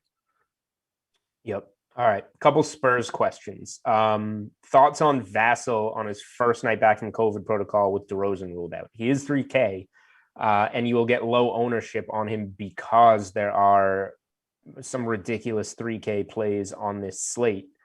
Is that somebody you're looking at all for a tournament play? Probably not. I think in a really large field, maybe, but there will, we mentioned the center move with Orlando. There will be some cheap guys with a ceiling potentially that are not owned who I think are just better plays. So it just doesn't seem totally necessary. Like, I'd rather just change up the lineup construction a little and play one of those Orlando centers, or play Chuma Okeke or a low-owned Matisse Thybulle in a good matchup who may get big minutes again. I think he's okay, but he's not a priority. Yeah, I'm with you. He's fine, but there's just too much value. I can't get down there. I am more of a cash player. So I don't like to get quite as risky. It's not the spot on this slate with so much there. And then it's his first game back as well. I don't feel that you need to go there. Another Spurs question though. Pick 2 Spurs players in the mid-value range: White, Johnson, Gay. I think it's the first 2. Rudy Gay might have a bit more of a ceiling because his fantasy production tends to come from scoring, and if he just takes over the offense, that could work out. I think the Spurs are a decent spot with DeRozan not playing. It's kind of hard to figure if this is a good matchup against the Magic or not, though, because if they play a bunch of 2 center lineups, this game could get really slow. So that's my biggest concern there, is that this is just a really slow pace game. And I think it does have the lowest total on this slate by a decent amount. Yeah, I think that Derek White's a good play. I definitely like him. After that, I probably agree with you. It is, we were supposed to be getting like the Spurs healthy, and then all of a sudden here we are 2 days out of the break and no DeRozan, no Aldridge. So yeah, the Spurs are a spot that we have to consider, and the Magic aren't a scary matchup. It's just they don't have any players. So what is that game going to look like? And all their players are bigs, it feels like. So kind of a weird spot. Let's see. Oh, added on to the question, is there, like, all those guys are roughly in the 5K range. Is there somebody that you prefer more, anybody in that 5K range over those Spurs? I think Keldon and Derek White are good plays. I maybe wouldn't want to have too many Spurs in a lineup unless I'm playing Vooch, but it just, maybe play one of them. Sterling Brown, I think, is solid. I think Danny Green could be an okay low-owned player. I think you might have mentioned Dwayne Bacon before. I mean, there are not a lot of good plays in this range. So it does make it so that if you are playing someone around 5K, a Spurs player probably is your best bet. But it's just, you're probably getting better plays overall if you just go stars and scrubs and just try to differentiate which of those players you use. Then again, we haven't really talked about players in the 8 to 9K range much, and I do think there are some good plays up there. I mentioned Colin Sexton a little bit, and we're still waiting on news for that. But yeah, I don't like the 4 to 5K range so much. I think the spot to get different in terms of lineup construction is like 7, 8, or 9K. Yeah. Okay. So this works well with our questions because we're the stars and scrubs. You pay up and you get these 3K guys. You're going to be different if you're rostering guys in that 4 to 5K range. And it's probably going to be a couple of those Spurs. But let's say you're going that route. Let's say you're playing Vooch. Let's say you're playing Johnson and White. And then instead of running it back with an Embiid, Jokic, now you got to go in that 8 to 9K range. So another question: do you like anyone in the 8 to 9K range to get 50 plus fantasy points? Let's just call it this. Do you like anybody in the 8 to 9K range as a good play? Because like you said, if we're building different with a 4 to 5K guy, you need to save a little bit off a 10K guy. You're probably going to be in this range and you're probably going to be different. So we're off to a good start in theory. Now we just need somebody that can actually hit.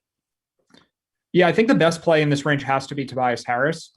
One, he gets you leverage off Embiid. I mean, there's a chance both of them have huge games, but Tobias Harris didn't do well as the highest owned player on the slate last night. He was the highest owned in most tournaments, I think. And the only reason he wasn't good was because the Sixers blew out the Bulls and he didn't play in the fourth quarter. I mean, he was playing just fine. He had 33 and change at the end of the third quarter. Point prop, by the way, Harris was 24 and a half, maybe moved to 25 and a half some places. Scored 24 playing 3 quarters as an underdog against the Bulls. Rough beat. Yeah, that's pretty brutal. That whenever you lose a prop because the underdog wins in a blowout and your guy does, there isn't really much worse than that because he's playing the best he can play. He played too well and couldn't hit his prop. Yep, love losing player props when your guy plays too well to hit the over. Yeah, so maybe you should go back to him for props tonight too. But I think for DFS, like he probably won't be that owned because of the way that the normal roster construction will set up. So I think him or Sexton, or paying up a little to Jimmy Butler, and then going a little more expensive than that, Westbrook or Beal, and especially Westbrook if Beal sits. I think all of those guys are good plays and won't be quite as chalky as Embiid, and probably not as much as Jokic either. Yeah, Jimmy Buckets, 2 rebounds shy of a triple-double. His first game out of the break, 62 and a half DraftKings points against the Magic. Now he is in that revenge game in Chicago. No Bam gives him a lot higher of a ceiling, I think. So Jimmy Butler was the guy I was going to talk about. And then you've touched on the other two. I think if we're being strict and sticking in that 8 to 9K range, I think the Harris, after, not busting himself with too many minutes the night before, going up against a bad Washington defense, they can give up a lot of points. And most importantly, getting that pivot play off Embiid. Harris is a tournament play that I like a lot. And then Sexton, again, especially without Garland, if you're going against that Pelicans defense, there's going to be spots that you can take advantage of. So those 3 guys, you mentioned them all, I think are in some pretty good spots. We haven't mentioned the Utah side. Donovan Mitchell's 8,800, and then Gobert's a little lower than this range at 7,800. Are you playing Jazz players? I mean, this doesn't seem like an appealing game stack with an 18.5 point spread, but this Houston defense should just be really awful. So if the game does stay close, someone on Utah is probably scoring a ton. So Utah guys aren't necessarily on my radar, but so let's see. I think that if you play somebody, first of all, like if you're a guy that's playing in like a ton of lineups, why not just have a little game stack here where it is a game and you have a couple of Houston's top guys and you bring it back with whatever, Gobert and Mitchell and like play it out. But if you're going to play one guy on the Jazz, I think it has to be Gobert because how do they match up? Just matchups wise, like Houston can't defend bigs. They don't have any bigs. There is nobody there that can do anything to defend Rudy Gobert. So let's see. He hasn't faced them yet this season. He did pretty well recently against the Pelicans in a paced up game. I think this will be paced up, except minus the big bodies New Orleans has. Houston doesn't have. So I think that Gobert at $7,800 is in a spot where, like, if this game is remotely close and he has to play out the fourth quarter, even to go to the bench with like 3 or 4 minutes left, like this is a 2020 spot. Yeah, for sure. I mean, if it somehow stays close, Gobert could absolutely crush. One other thing about this game that I just noticed is that David Nwaba is listed questionable. Is that just a mistake from from the official team report? Isn't he out multiple weeks, or I'm pretty confused about that. I believe you are right. I think he is injured long term, and I believe that was a mistake. Maybe they have to list him as active so they have enough players for this one. It could be one of those OKC situations. I would. So that's what I was looking into. Do they need the body? How many rotation players do they have? Because if they have seven, then maybe they just list him active and he sits there in his warm-ups and you got to play those 7 guys. Yeah, he's got a wrist injury. Maybe he just sits there with a brace on or something and he's not actually going to play. He doesn't seem like a viable DFS guy, and he probably is, if he's active, the Rockets' best active defensive player. So that's saying a lot, and especially if he is actually not playing at all. The matchup couldn't really be any better for Utah. All right, let's keep it moving. Is there anybody you feel is being looked over tonight? We haven't talked about the Lakers game at all. I'm not sure if LeBron is going overlooked, but the Lakers still they theoretically have interior defense problems. Kind of depends on their lineup, but they don't have Marc Gasol and they don't have Anthony Davis. So maybe Domantas Sabonis is that player with an upside that no one gets to. Like I think Vooch has to be a little higher owned just because Orlando is missing so many guys, and then all the other players we've mentioned are in such good spots. And Sabonis could go completely overlooked. And yeah, I mean, he's shown that he can get to a ceiling game, and it's a pretty decent matchup, at least on the interior against the Lakers with all the guys they have out. So maybe that's the player that seems to be most going overlooked. All right. Yeah, because I was going to say we haven't talked about LeBron, and I think LeBron is in a decent spot on this slate. So first of all, you can play whoever you want. Like you can play Jokic, Embiid, and LeBron in a lineup easily if you want on this slate, which is pretty rare. Or you can use LeBron as a pivot off of either of those guys and go to whoever, Vucevic, LeBron, Vucevic, and Jimmy Butler as your studs. Use a couple of 3K guys and then a couple of Spurs in that 4K range. Like I think that's a unique build, and you're getting lower ownership on a play like LeBron. So I do like the LeBron call. Hasn't played yet out of the break, obviously. I'm trying to think of anybody else. I mean, like if Beal were to be out, Westbrook is a guy that at 10-2 you can fit in there, but he then becomes not overlooked because Beal is out.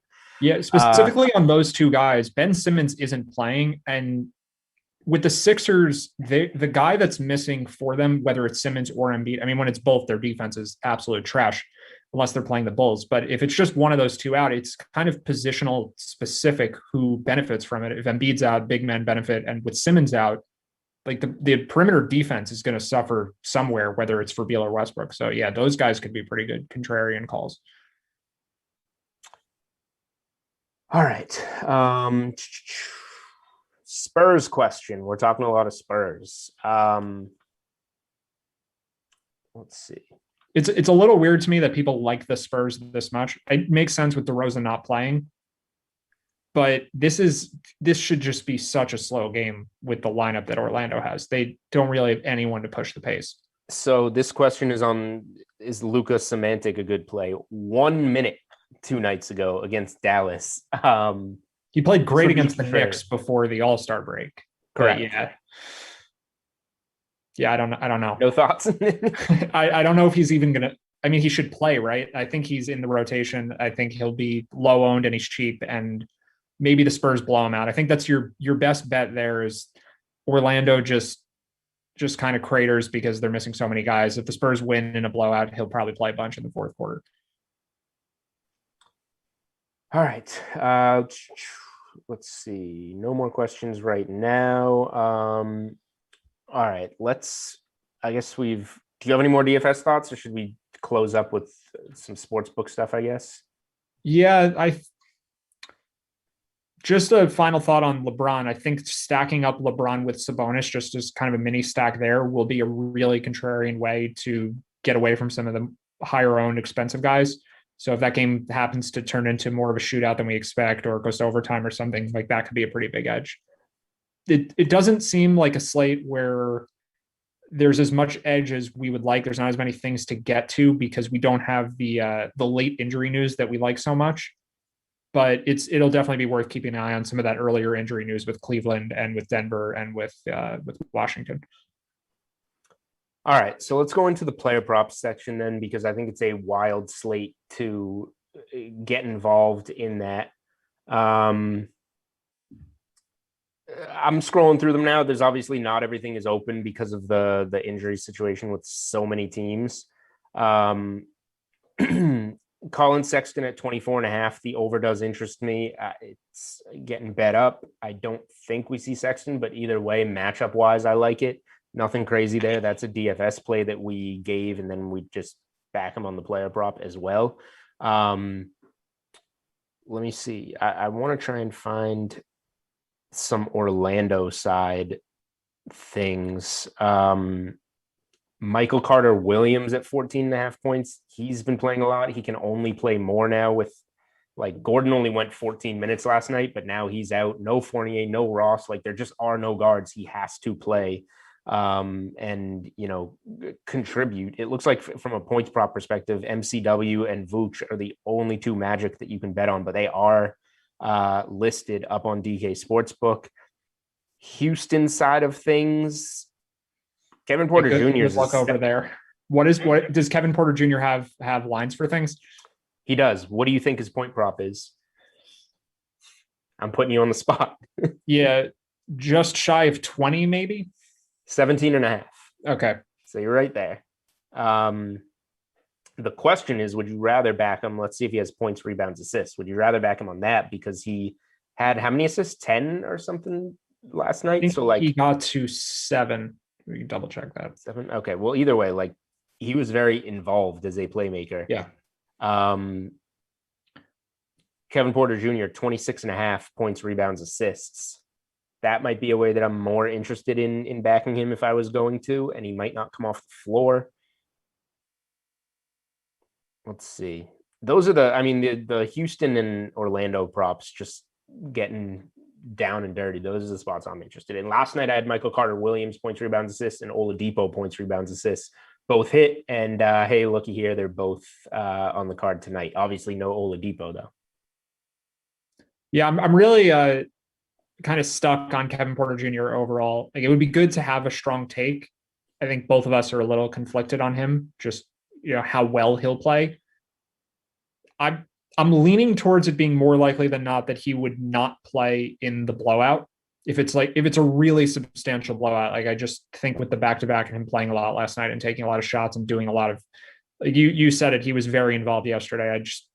They're not going to try to kill the guy when he just got to the team room playing, 70 combined minutes in 2 games if he's not doing well. But if the game is within reason, he could go way over that over under on both the points and the points, rebounds, assists.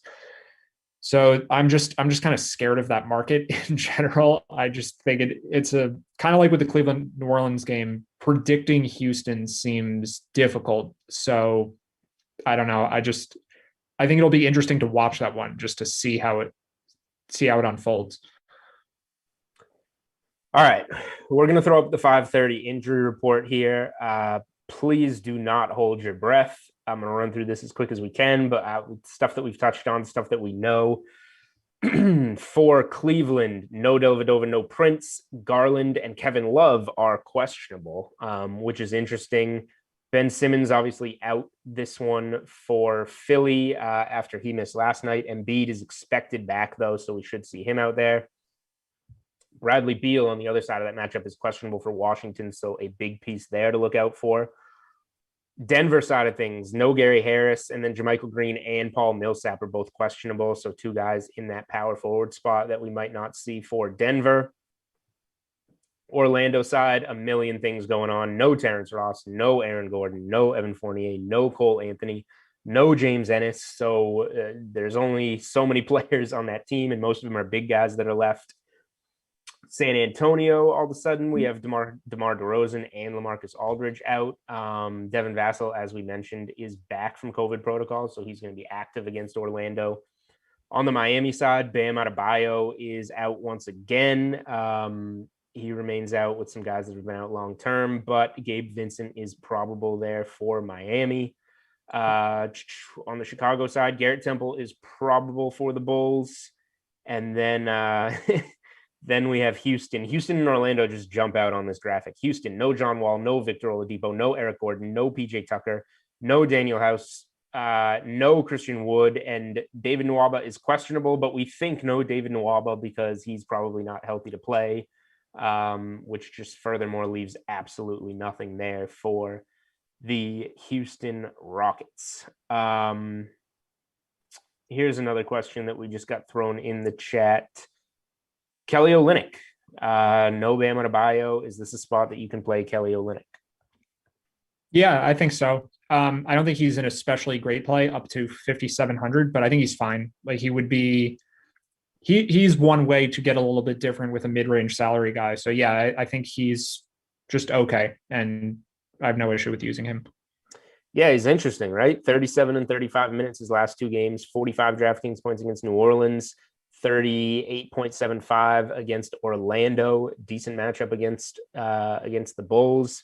Second night of a back-to-back, but still, I would say a contrarian tournament play there in Kelly Olynyk if you want to build a little bit differently.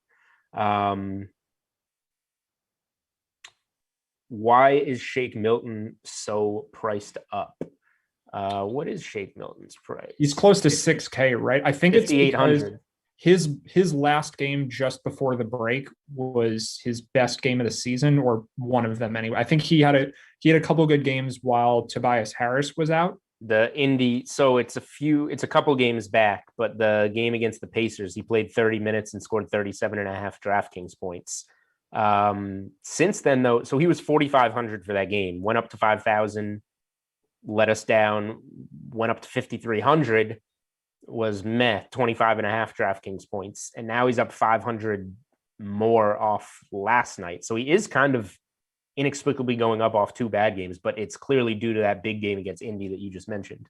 Yeah, and maybe it's a bit because of the matchup against the Wizards too, who are one of the worst defenses in the NBA, and Ben Simmons is out. So I do think it's a little pricey for him, but he has plenty of upside if he gets the shots up. All right. Any closing thoughts on this wild slate? Obviously, we need some important news on Beal. We have clear-cut value in Orlando and Houston, and we have some stars in good spots. Yeah, I just looked through the active players for Houston again. David Nwaba is the 9th guy, so they have 8 without him, but he's technically active for some reason. But I think to play this slate, you might want to decide beforehand if you think that the Rockets stay within a reasonable score, and if you think the Jazz are going to be up 30 or 40 points by the fourth quarter, which is a lot to assume. But if you think that's the case, maybe go a bit underweight on some of these really, really highly owned Houston guys. All right. there we have it. Thank you guys all for tuning in. Happy weekend. We get a question at the buzzer. Seth Curry over 3.5 assists. I'm all set there. No, you're passing on that one. Yep. It seems like a true toss-up to me. Fire from the hip. Yeah. I'm No going answer. maybe. Maybe. All right. Perfect. A hard maybe. Hopefully that helped you guys. If you have any questions, feel free to shoot them to us on Twitter, and Matt and I will do our best to answer them. We are tossing it to the draft queen, Jesse Cofield, taking over the Dream Stream at the top of the hour. And then we have Chargers and Browns, which will be Kenny. We got to hear about the Knicks. We got to hear about tennis. Kenny and Jeff. 8 p.m. Patriots Cardinals. Kaufman and Jeff. We got to hear about Cam Newton from Kaufman. 10 p.m. Bengals and Saints. That'll be, of course, the nightcap, Mr. Brendan Glasheen, along with another Brandon. All right. Well, thank you guys for tuning in. Happy Friday. Good luck with your bets. Good luck with your lineups. For Matt, I'm Julian. Take care, guys. Clear. Beautiful. Good idea. So cool.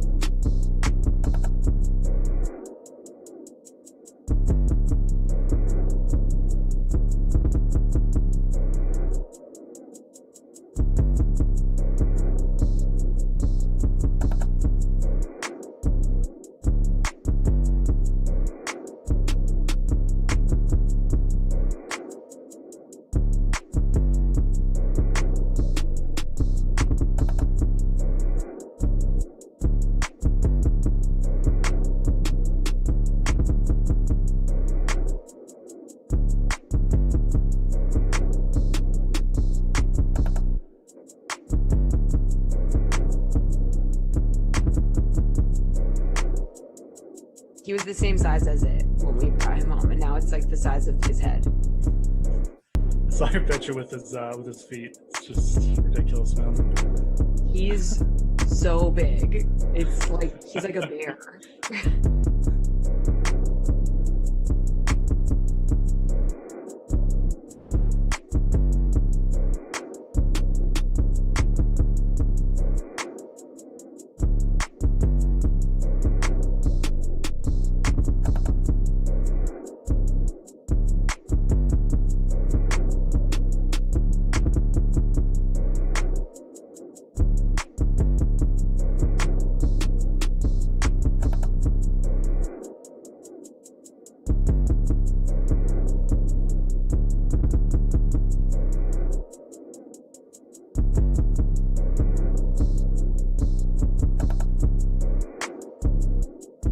Happy Friday, everybody. Jesse Cofield here to help you kickstart your weekend with the latest edition of the DraftKings Dream Stream. I'm going to be here all night as we get you ready for a 3-game late slate of Madden Sims and a number of big sporting events coming up this weekend. Our Madden Sims are featured in our Madden Stream 4K Friday night special. Classic contest is $10 to enter, features 4K in prizes, including $1,000 first place. Let's take a look at tonight's schedule. Coming up at 6, the Chargers head to Baker Mayfield's house to take on the Browns. Kenny Ducey and Jeff Ulrich will be with you for that one. Then at 8, Kenny switches out for Adam Kaufman as he joins Jeff to bring you the Patriots and the Cardinals. Finally, Joe Burrow and the Bengals head to the Sim Easy to take on the New Orleans Saints. Your Madden After Dark broadcast duo for that one will be Brendan Glasheen and Brandon Cristal. That's all coming up shortly, but we have a 7-game slate in the NBA that locks at 8 p.m. Eastern time, so you have a little extra time to set your lineups for the NBA 450K shoot-around contest for just a $20 entry fee. You get a shot at a top prize of $100K with at least a prize of $1K to the top 20 finishers. Pretty good way to start your weekend. Now on the ice, the NHL 60K Twine contest also locks at 8 p.m. Eastern. That's a 5-game classic slate with a top prize of $15K for a $10 entry. And don't forget to check out all the action for those leagues, plus the PGA, NASCAR, UFC, and the College Basketball Conference tournaments over on the DK Sportsbook. We're going to talk about the NHL, UFC, NASCAR, World of College Basketball coming up, but right now it's time for Madden football for the Call of Chargers Browns. Here are Kenny Ducey and Jeff Ulrich. Jesse, thank you for that wonderful introduction. Welcome in, friends. Welcome in, Jeff the Moose Ulrich, to the Madden booth, the cozy, warm DK Dream Stream virtual booth. How are you doing, Jeff? Did you enter my contest by any chance? I entered a contest. What is it? I don't know what your contest was called, Kenny, but What do you think it was called? I don't know, man. Let's find out. Deuce plus Moose? That's it. Okay, I got the right one this time. I know we had a little problem with this last time because I don't look at things. Yeah. I just act. I just act. But we're here. Yes, man, I got in your contest. The Browns. Did we have the Browns last time we were together? I feel like I've done so many Browns. Look, we have the Browns every time. Yep. That's cool. That's how it feels. More Baker. I'm okay with that. I like Baker Mayfield. He's my guy. But I'm doing great, man. It's a nice day here. Spring is springing. There's golf on. How are you doing? I'm good. The old picks operation today for tennis not doing too great, but we're hanging in there. It's been the weather is just unbelievable out everywhere, right? This is the best part of the year. But I'm ready for this sim, and I'm really loving my lineup, Jeff. I got so many interesting characters. I got a great cast that I've assembled here. In the captain's spot, I have Austin Hooper, because whenever I always fade him in these Browns games, and he always makes me pay. So I got Austin Hooper, stacked him up with Baker Mayfield, Nick Chubb, and a little Hollywood Higgins, and then Joe Reed and Austin Eckler to come back with the Chargers. How are you? Rashard Hollywood Higgins. I like Rashard Hollywood Higgins in real life. I did not roster Rashard Hollywood Higgins. I went with my man, Mean Joe Reed. He's always good value for the Chargers. I actually went with like a really big Chargers stack. I got Joe Reed as well. I'm just realizing this now. I stacked Chargers. I actually went with Mike Williams in the captain, Eckler, Herbert, Mean Joe Reed. So all Chargers, and then I even flexed Badgley. Only Brown I used was Odell. So actually makes sense from a construction standpoint. To be honest, Odell obviously could break. If he gets a bunch of catches or they play catch up, I mean that's fine. But we'll see how that one works out. We will. Kevin Simfansky, Skimsky, whatever you want to say on the sideline. We get ready for this one. And yeah, I love Joe Reed in this one. Give me some Joe Reed.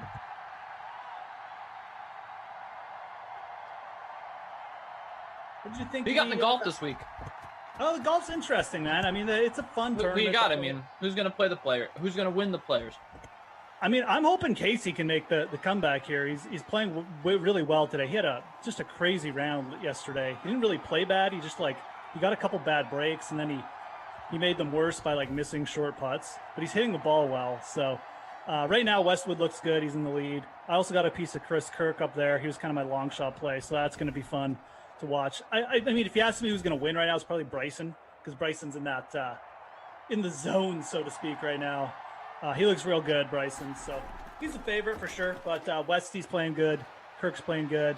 There's a bunch of players. Anyone from 4 under right now is live. This event and venue is just so crazy. Water, danger on every hole. It's a fun one. It brings all styles of playing. So yeah, it's like that meme. It's like, what's not a major but feels like a major. That's it. It's a big tournament every year, so it's fun, and it's also fun that it's on at all hours, or it's on very early in the morning. That's what I love tennis for, right?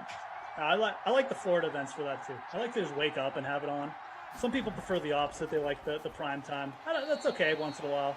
I like it when it's out east for me though. You wake up, they're already playing, and get right into it.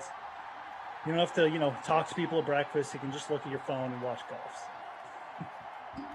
Breakfast. I need to eat more breakfast. I don't eat breakfast every day. Do you?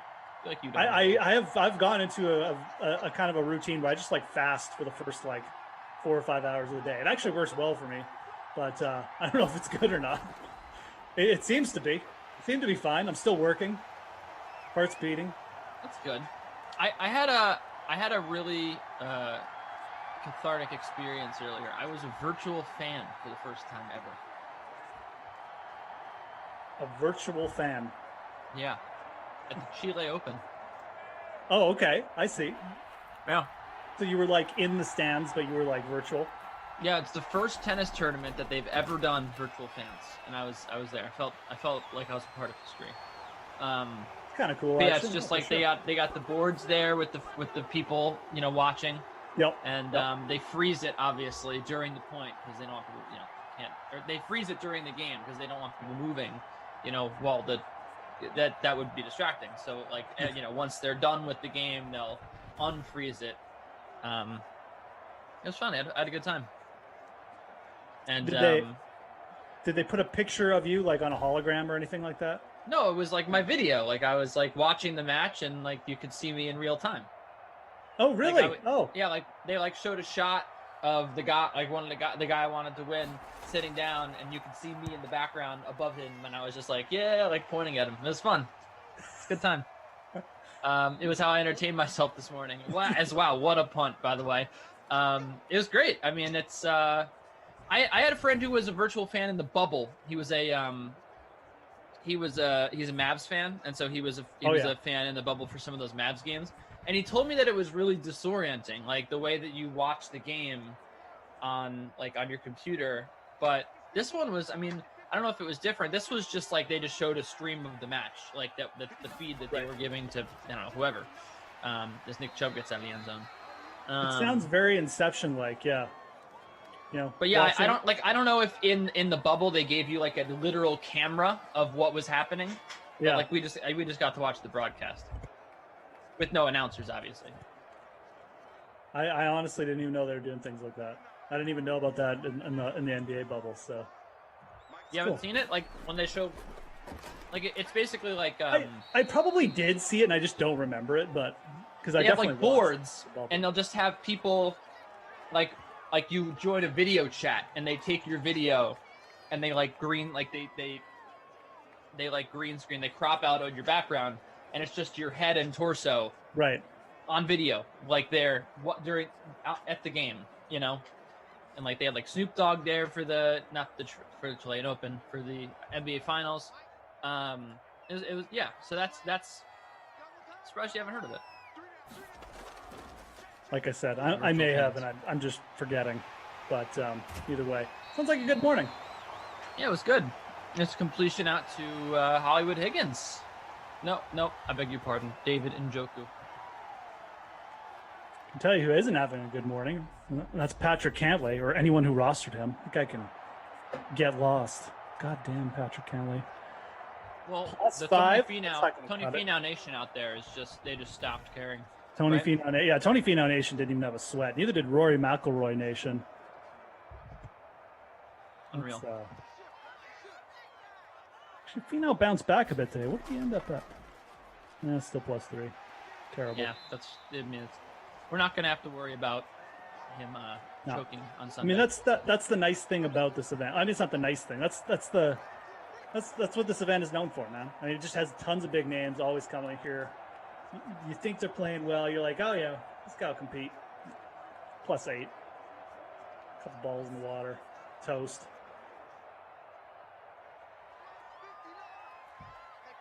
Second and 2.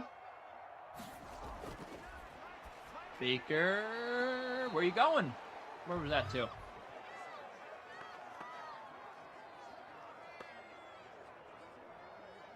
going to try to pace myself with the chat because last sim I was on, my internet crashed.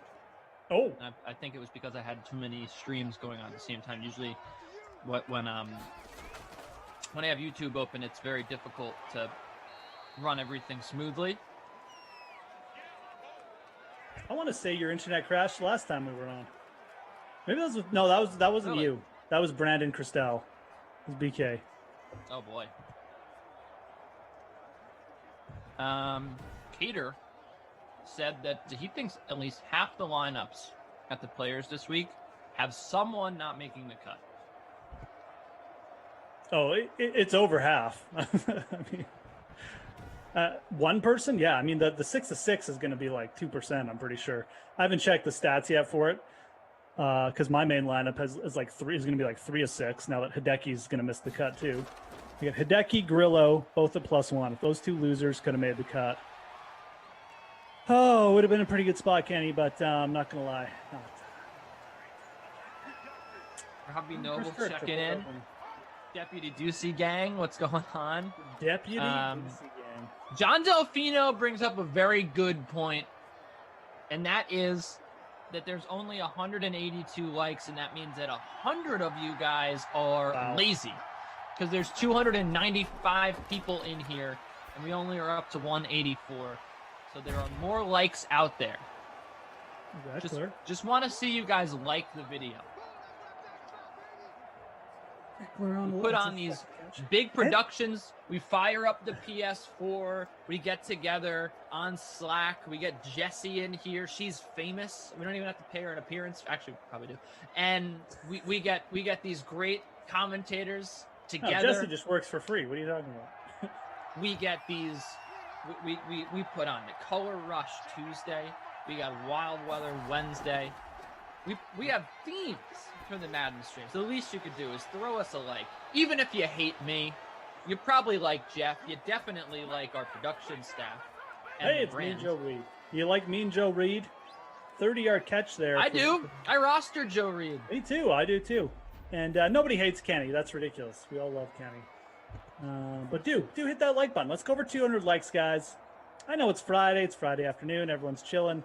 We appreciate you, though, tuning into a little Madden action. And, yeah, we're gonna carry you all the way through this game. I'll be carrying you through the next game, too, with Kaufman. So yeah. I love a little good. I always love a good switch up. Ooh. That's what we got. Usually, it's like a stack for the night. Like it's the same pair. That's true. You know. But tonight we got a little switch. We got not only is Thomas Frozen Fruit Juice not going to be doing any of the night sims, but you got Brandon Cristal at 10, but then you got you at 8, and then Cough at 8, but then Lash, Brendan and Brandon together. What a nightmare that's going to be for whoever has to hand off to them. That is right. Brandon. You guys got a nice mix tonight. That's true. You know, Kenny stepping in for a sim. Yeah. Know your Brendans and Brandons. That's all I'll say. I called Glasheen Brandon the first year I knew him just to piss him off, just as a joke. Peace of mind says, "Oh, Joe Reed again." Yeah, I mean, I haven't dared to do that to the mighty Glashy. I know he runs things around here. He's got his TikTok. That's true. Don't want him to diss you on the TikTok. The Might never chains recover from that. are removing. Yeah, never recover like Drake and Lil Baby. The dash is digital. People want to see Chip roll through. You know what we can talk about tonight, Jeff, which I couldn't really talk about. I can't really talk about any other Madden broadcaster except for you, and that is NBA Top Shot. How are you doing with your collection? And what are you looking to buy? What are you looking to hold? Where are you at right now? So I have 3 moments as we're talking. Okay. So you are in. I thought last time you said you were not totally into it, right? Like investing. Yeah, I think the last time we talked, I don't know what my thoughts were, but definitely, I'm into the idea of NFTs, stuff like that. I like them. I've just been sort of biding my time here, trying to let the market settle. But yeah, no, I got 3 pretty quality moments for my first pack, to be honest. So I haven't really been was that the Rising Stars pack? Seeing Stars. Okay. I got a Kawhi Seeing Star. It's like 7,000. Then I also got a Paul George base, but it's numbered to 50. So those are both dunks. Wait, what do you mean it's numbered to? You mean you got number 50? Number 50. Sorry, yeah, number 50, and it's numbered to it's like it's a base. So it's right. Double digits is very hot. Exactly. Triple digits, you're guaranteed like at least 100 for the card. Double digits is very it's very rare or exclusive, pricey. I got into a Blake Griffin moment because he only has 1 moment, so I just bought it. But right. But like all his double digit cards are at least $800. That's a great pull. Yeah. As the quarter ends. I remember you telling me that you got a good pack. I'm definitely going to. I think I'm going to keep the Kawhi because I really like it. It's a Seeing Star, so it's a little bit. It's a little bit different. It's a great moment too. It's just like a classic Kawhi dunk. So the only thing I would say about those is that I would check out. He was on Team Durant, right? Because there's a lot of volatility going on in the Seeing Stars market right now. Oh, is there? There's he's part of the Kevin Durant challenge. Oh, so right. Yes, that's right. Yeah. If I'm not mistaken, I think he was on Team Durant. So I would look to maybe flip that when I don't know. I mean, it's up to you, obviously, but. Oh no, it's good advice. Yeah, I honestly haven't even I haven't looked at the market for the last day and a half because I've been busy, but I should probably check it out because yeah, that's true. Like the challenges and stuff like that. Right. Yeah, price probably gone up a bit right now. It's he's definitely. I mean, it's up to you, obviously. To me, the Seeing Stars cards, I don't know if they're going to be all that special in the grand scheme of things. I do know that the value of Kawhi is going to go, as the Durant challenge is when you have 4 hours to go in the Durant challenge, that value is probably going to go up a little bit more. But I don't know. There's certain people who are trying to play the market and certain people who want to hold, and I'm trying to do both right now. But that's kind of my thoughts as well. Yeah. I mean, I have 17 moments. What I did was I got some good moments. I sold them, and then I bought other moments. So I have Austin Eckler didn't want to go into the end zone there, did he? Touchdown, Austin Eckler. He was very skittish, wasn't he? That was interesting, man. Not gonna lie. Juked out the air there before he went in. Here you go. Very crazy. But yeah, and so I have this. I got the Seeing Stars, Rising Stars pack, but then my Rising Stars stunk. It was Precious Achua. So when I sold him and sold a Devin Booker Seeing Star that I got with it, and I got RJ Barrett. So now I'm holding on to it. I might sell it when they announce the new Rising Stars challenge. The value. I don't know. It's tough because I want to play the market, but I also have a Mitchell Robinson Series 1, which to me is a long-term hold. Never going to sell that until Mitchell Robinson's in the All-Star game, from 4 years from now or whatever. But the RJ one is interesting because I want to hold it, but I also know that I'm probably going to be able to cash out a decent profit when that value goes up, and then maybe like I'll buy back in when it dips. Like I'm not really sure what to do, but it is a rare card, so Nice. it's got some value. But yeah, it's I have different I have like all these moments bookmarked, so I could check the value pretty easily. Yeah, I need to. My problem is I'm big into the physical cards too, so I'm always spending time looking for those. But then it's like, having time to do both it's time consuming, man. Like checking values. So I do. I think this weekend I'll probably check out a little bit more. I've been meaning to just add a couple. I want to add a a Morant handles one. I like that. I've been eyeing. It's hard to add Ja right now. He's just very expensive. Well, it's gone down a little bit. Like it's, the one I'm looking at, like the lowest ask is like in a couple hundred now, and it was like 400 like a couple weeks ago. So, okay. But it's not like crashing or anything like that. Like you said, like gonna have to pay for it. So I have to decide. Yeah. But the problem with him is like I feel like there's the ones that are going to be the most valuable when he is. If he ends up being really good, are all those Series 1 ones, which are just, like, completely ridiculously expensive. Yeah, those ones are. I know. Right.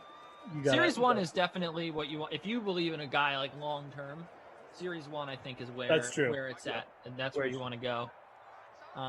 Absolutely. But yeah, that's sort of. I've done a lot. Like I've learned a lot over the last week and a half. Obi-Wan says he has 80 and Gobert Seeing Stars. Nice. I mean, on the first one anyway. 80's Seeing Stars is a good one. Yeah, absolutely. Gobert's on the cheaper end. So I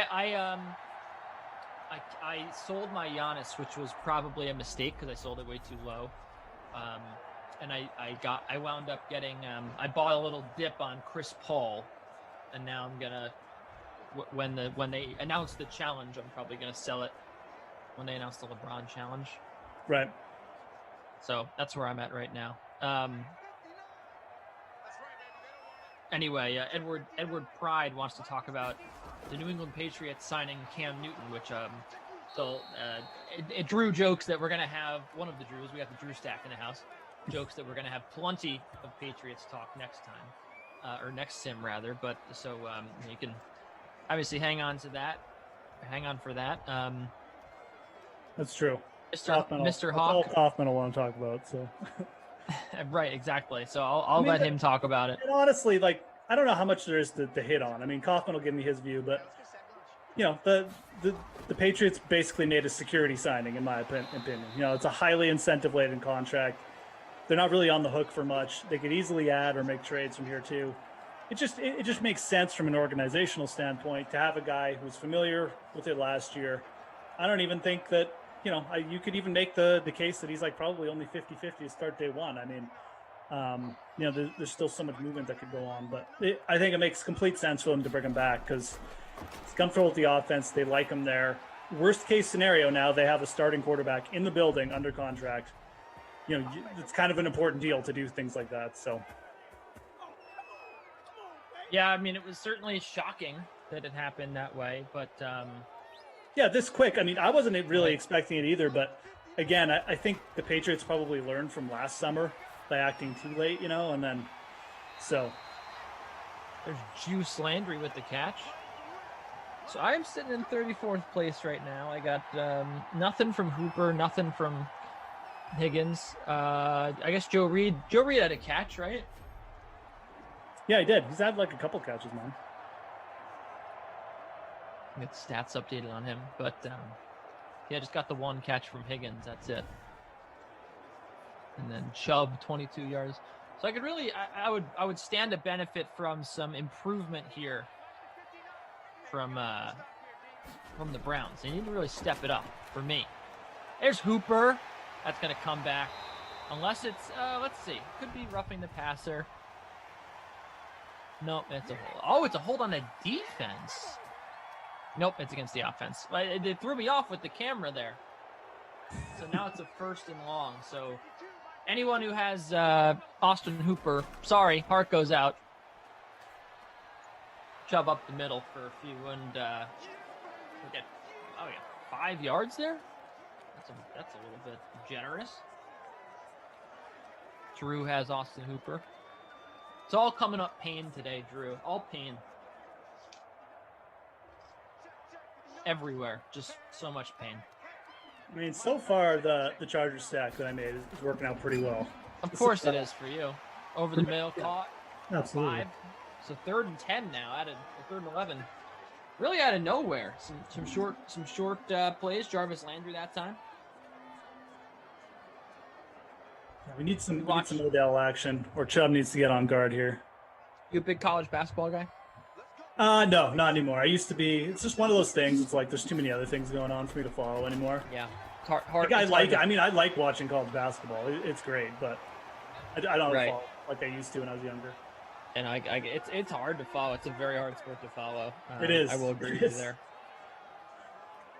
It's kind of like either you're really into it or you're just like you just don't really watch it at all, because it's like I could go to turn on a college basketball game and it's like there's probably one team I know and maybe even know a little bit about, and then the other one could be like I'd like, wow, they're like, what have they been doing? Who are these guys? You know, like that's just what college basketball is, especially even when you get to the tournament, but at least when you get to the tournament, like you're following it, people are following more closely because they've done their brackets and stuff. But. 4th and 1, and was Freddie Kitchens there on the sideline? They're going for it. Mayfield up the middle, got the first down to Nick Chubb. Chubb pushing along, and there he goes.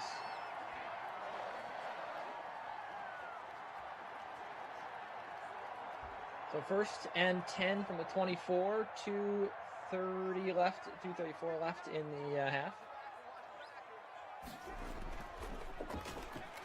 There goes Chubb again around the end. Oh, he broke a tackle. He does that so well in this game. Yeah, just put that guy's face in the ground, ran right over him, man. I like Nick Chubb. Nick Chubb's like legitimately, in my mind, probably the best pure runner in the NFL. He's a guy I'd want to take next year. I'm gonna be trying to get a lot of piece of him. 2nd and Rushing 4. title bet I like for Nick Chubb. Could be a great play there.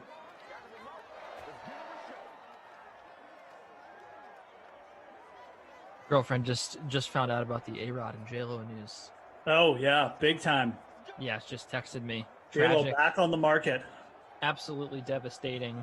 Did you tell her? Love is a lie. No, she just found out and she just texted me all caps. Just devastated. I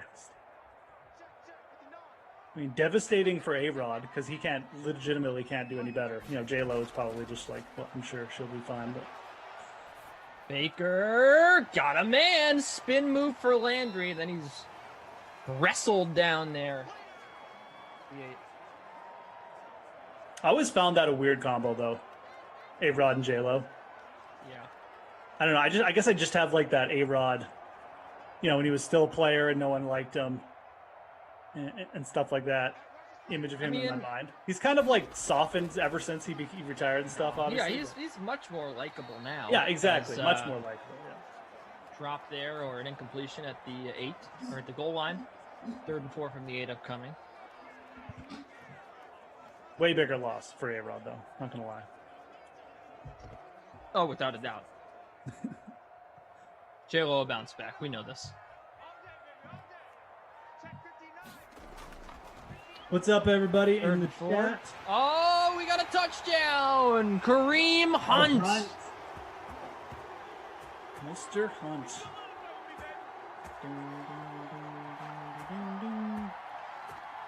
Kareem the Dream Hunt. How about that? No, he's still under contract, isn't he? I don't know the first thing about what's going on with Kareem Hunt, man. I don't know either. 2 year. What's going on? No, they got him 1 more year. All I'll say is there was once a time that no one wanted to sign him. Yeah, and I mean, for good reason. Unsignable. And then now he's all of a sudden signable. So, yeah. Well, yeah. All I'll say. We got a tie game here at 7. And apparently Kareem Hunt in the free showdown, 21% owned, 1.8% in the captain spot. Drew is just pontificating about A-Rod right now, by the way. Glad we don't have to deal with him in pop culture ways anymore, like at the Grammys or the red carpet. Drew, if you think you're getting rid of A-Rod, you got it all wrong here. I don't know. We are not getting rid of A-Rod whatsoever. The guy is on Shark Tank. He's got his own show on CNBC. Does he? Never mind the fact that he loves attending sporting events, albeit What? you know, maybe for someone like my girlfriend who doesn't like to watch sports, A-Rod will be out of the public eye. As sport, you can expect to see A-Rod at the World Series. By the way, he's still an analyst on ESPN. He's still an analyst on Fox on both. Okay, fill me in here. places. Whoa, just wait here. What show does he have on CNBC?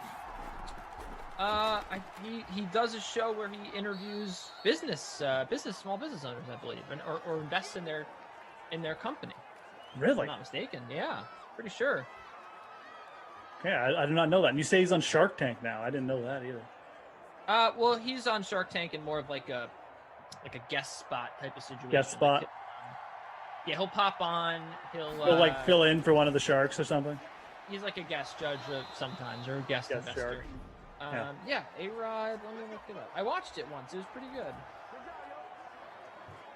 I could see him being okay in that role. I just legitimately didn't know that. It was just for one season. It was called Back in the Game, and so it was him and retired professional athletes, and there were a bunch. He would go through with retired professional athletes. This was it. I remembered now, and he would help them, invest their money, get back financially. Okay. It's an interesting role for him, but I mean, hey, if he's good at it, great. Yeah.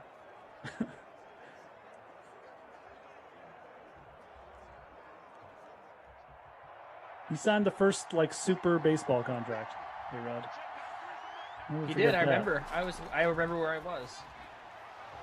People are like, "Oh my God, that's the biggest contract ever." No.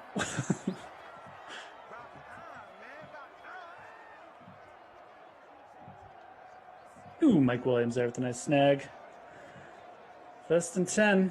Do have a tie game though. No huddle. One timeout left. Okay, play action. All right. Got some time. Loaded up. Look at that arm from Herbert. Too much arm. No, it was perfect amount of arm. Just the right amount of arm. Touchdown, Hunter Henry, 46 yards to the back of the end zone. Herbert letting it rip. Probably threw that one 60 yards, Jeff, at least.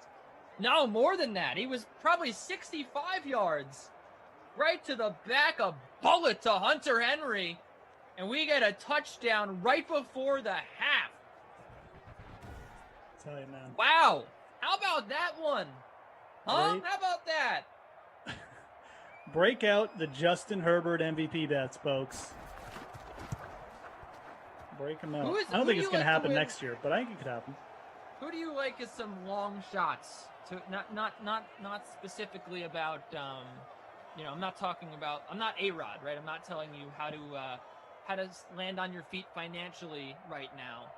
I don't want to give you financial. I don't want you to give me financial advice. We're fine in the financial realm. But who are some people out there that you think aren't really expected to win MVP, but you think could? So, in other words, some long shots to win MVP. Like I think that Matt Stafford will win MVP next year, without a doubt, without a shred of doubt. I think that he is my favorite pick for MVP. What about you? Let me see if I can bring up some futures odds just so I can. Yeah, I didn't. I don't think they have them out, or they might have. No, I mean they're hard to find. I mean, for sure. I'm just gonna see if I can find some generic ones here. Stafford, yeah. I mean, I I don't really hate that call. I mean, I guess you wonder if the rounds would be like more defense based, but look, I mean, look what Jared Goff did for a year or two in that Sean McVay offense. Stafford could definitely, pop. So I don't hate that call at all. I think you're probably going to get okay odds on him. So much up in the air with guys like Wilson and Deshaun Watson. Like, depending on where Wilson goes, I'll be very interested in his odds for sure for MVP. At some point, he's going to win it, in my opinion. Josh Allen sitting third, probably just too far down. Going to be like just not big enough odds when they finally get released for me. Oh, I think Dak Prescott is a guy I'll probably have a lot of interest in. I don't know if I'll be getting as big odds as I want, but I think that's interesting. No one that really jumps out to me here, Deep ball from Mayfield. I thought we might have another big completion.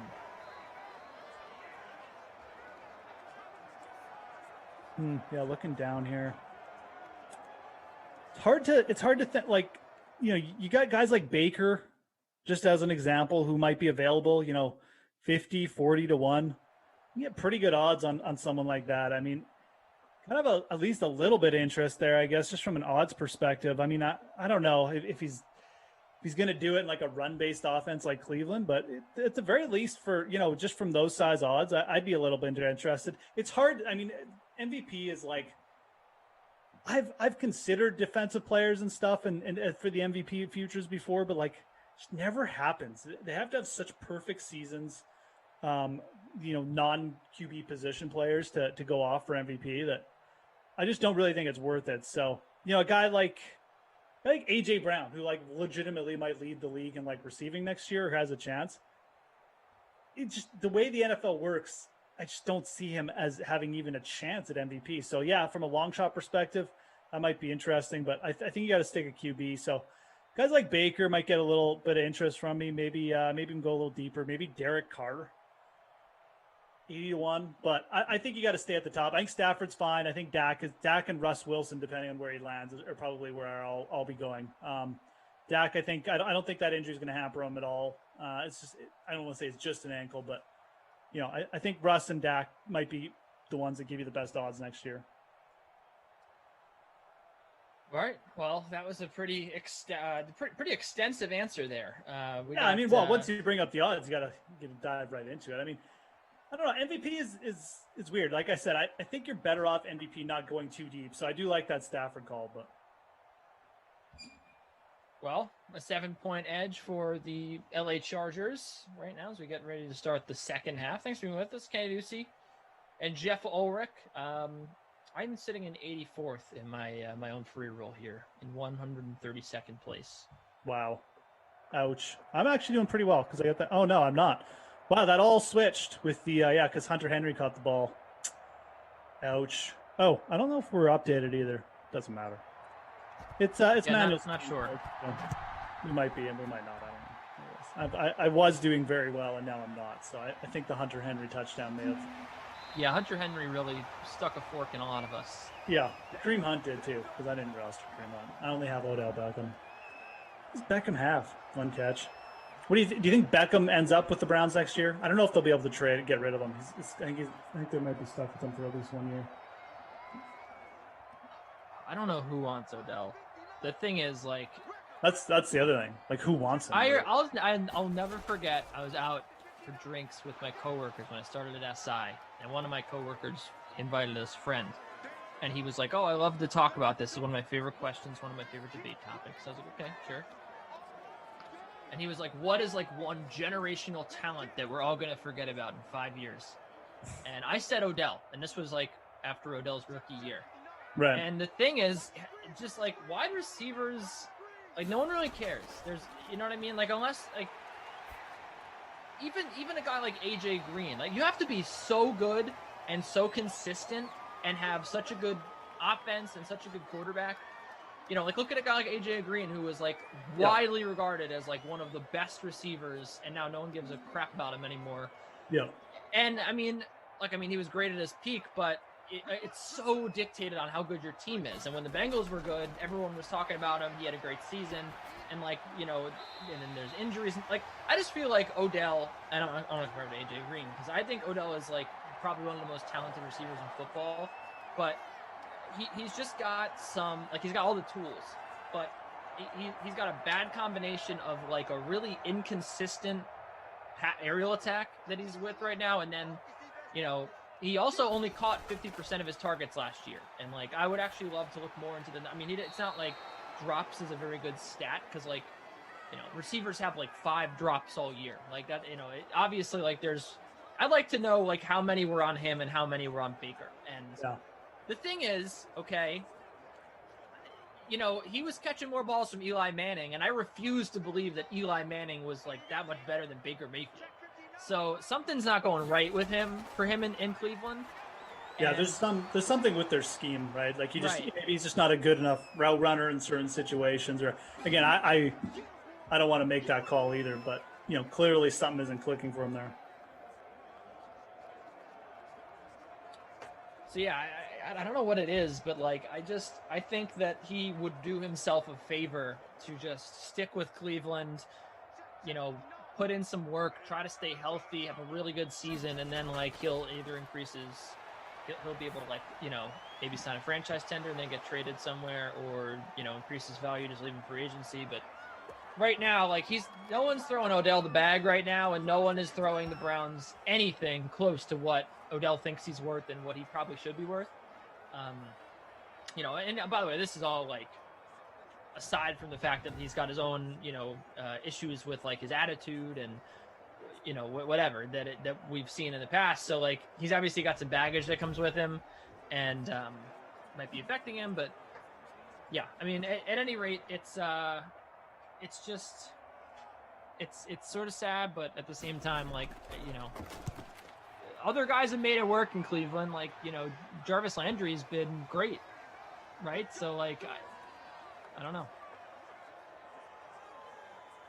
Yeah, I mean, it is weird for sure. I mean, there's definitely something like just hasn't allowed him to click. I think you're right. I mean, I think talent-wise, it's all there. He was kind of like this in college too. People forget. Like, there's a reason, the Giants were able to get him where they got him. He wasn't like that celebrated. He was you don't want to say lazy, but it was like almost just like he wasn't as productive as he should have been. So I don't know. I think that's maybe just the type of player he is too. Indeed. 2nd and 9 for Justin Hibbett, as Dave Kettleman calls him. Complete to the right side to Austin Eckler. Yeah, that's what he calls him, Justin Hibbett. We like Hibbett. We like him. We wanted Hibbett. We went on Hibbett. Hibbett, he's such a fine young man. I did not sign Odell to trade him. Like Mr. Larry Hawk David. saying Odell too injury prone, sort of the same guy. Really old guy who just makes some really terrible decisions. Yeah, exactly. True. Yeah, he does not. Boy, what a. I don't know how that guy still has a job. I mean, you got to take what I say with a grain of salt because I'm like the biggest Giants hater out there. I cannot comprehend how an organization that is so held in such regard that the Giants are, right? And I really don't think like the Giants have done anything to like earn the right to be called like this like amazing organization, one of the best organizations. What happened was one of the greatest quarterbacks of all time had a kid, as Austin Eckler, one of the greatest running backs of all time in this sim, one of the greatest running backs in Simland. One of the greatest quarterbacks of all time had a child, and then he had another child, and his first child that he had was so good at being quarterback also that his second child was like a hot button, a hot product, right? Everyone wanted him, and he knew that he could, force his way to any team, and he said, I want to go to the Giants. So like, if Archie Manning and Eli Manning didn't come together and say, we want to go play in New York. Are the Giants anywhere better than they were 20 years ago? Does anyone care about the Giants? Do the Giants look like a great organization? Who thinks the Giants are a great organization? I've never heard that before. Everyone in this city, man, they're held to like the standard of like the New York Yankees. Like people are like, oh, they're professional, they're world-class owners. But the thing is, like, they really just got.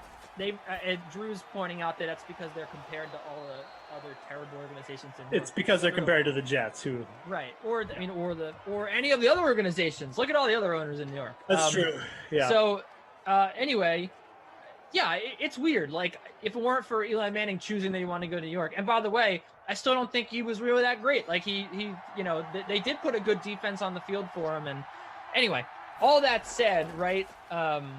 How could this organization employ Dave Gettleman still after all that he has done wrong? After he drafted a running back 2nd overall, and that said running back got injured this year, and the team went on a winning streak and almost made the playoffs, proving that it's a worthless position. You don't need to have the best running back. And the guy is amazing, right? He's a great running back, but they still lost a gazillion games last year, and they would have been much better off just drafting a tackle, right? Like, what are they doing? Like, and then this guy, whatever. He gets nothing back in the Odell Beckham trade. He trades like a 3rd round pick for Leonard Williams, which he had one good year and whatever. Like, fine. I mean, he got lucky with that one, but I just don't like this guy's just made bad move after bad move. They've drafted poorly. He reached for Daniel. And the other thing is, I'm going on a rant here, but I want you to listen, and I want to know if I'm really off base here. I think that his biggest mistake was not that he like reached for Daniel Jones, but that he just drafted a quarterback at all that year. Because they didn't need to draft I know like that Eli Manning was old, but Eli Manning was still willing to start at quarterback. They still had a quarterback.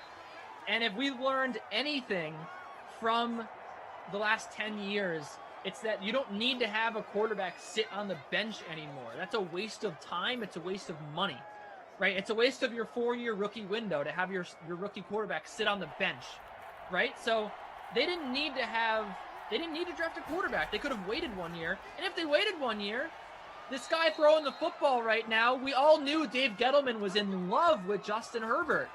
He had it all planned out. You could have just waited a whole season. You didn't have to reach for Daniel Jones.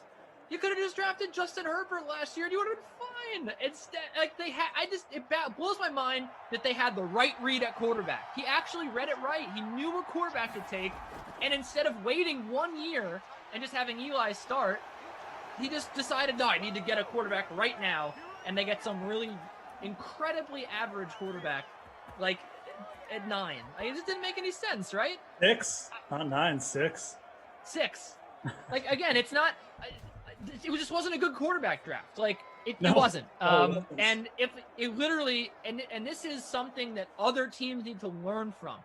And this is something that I think my favorite team, even though it is a good quarterback draft, I don't think they need to jump at the chance to take a quarterback quite yet. Like, teams need to learn how to manage themselves. Like, you need to learn how to rebuild. You need to learn how to rebuild without just taking a quarterback to start your rebuild. You should end your rebuild with a quarterback.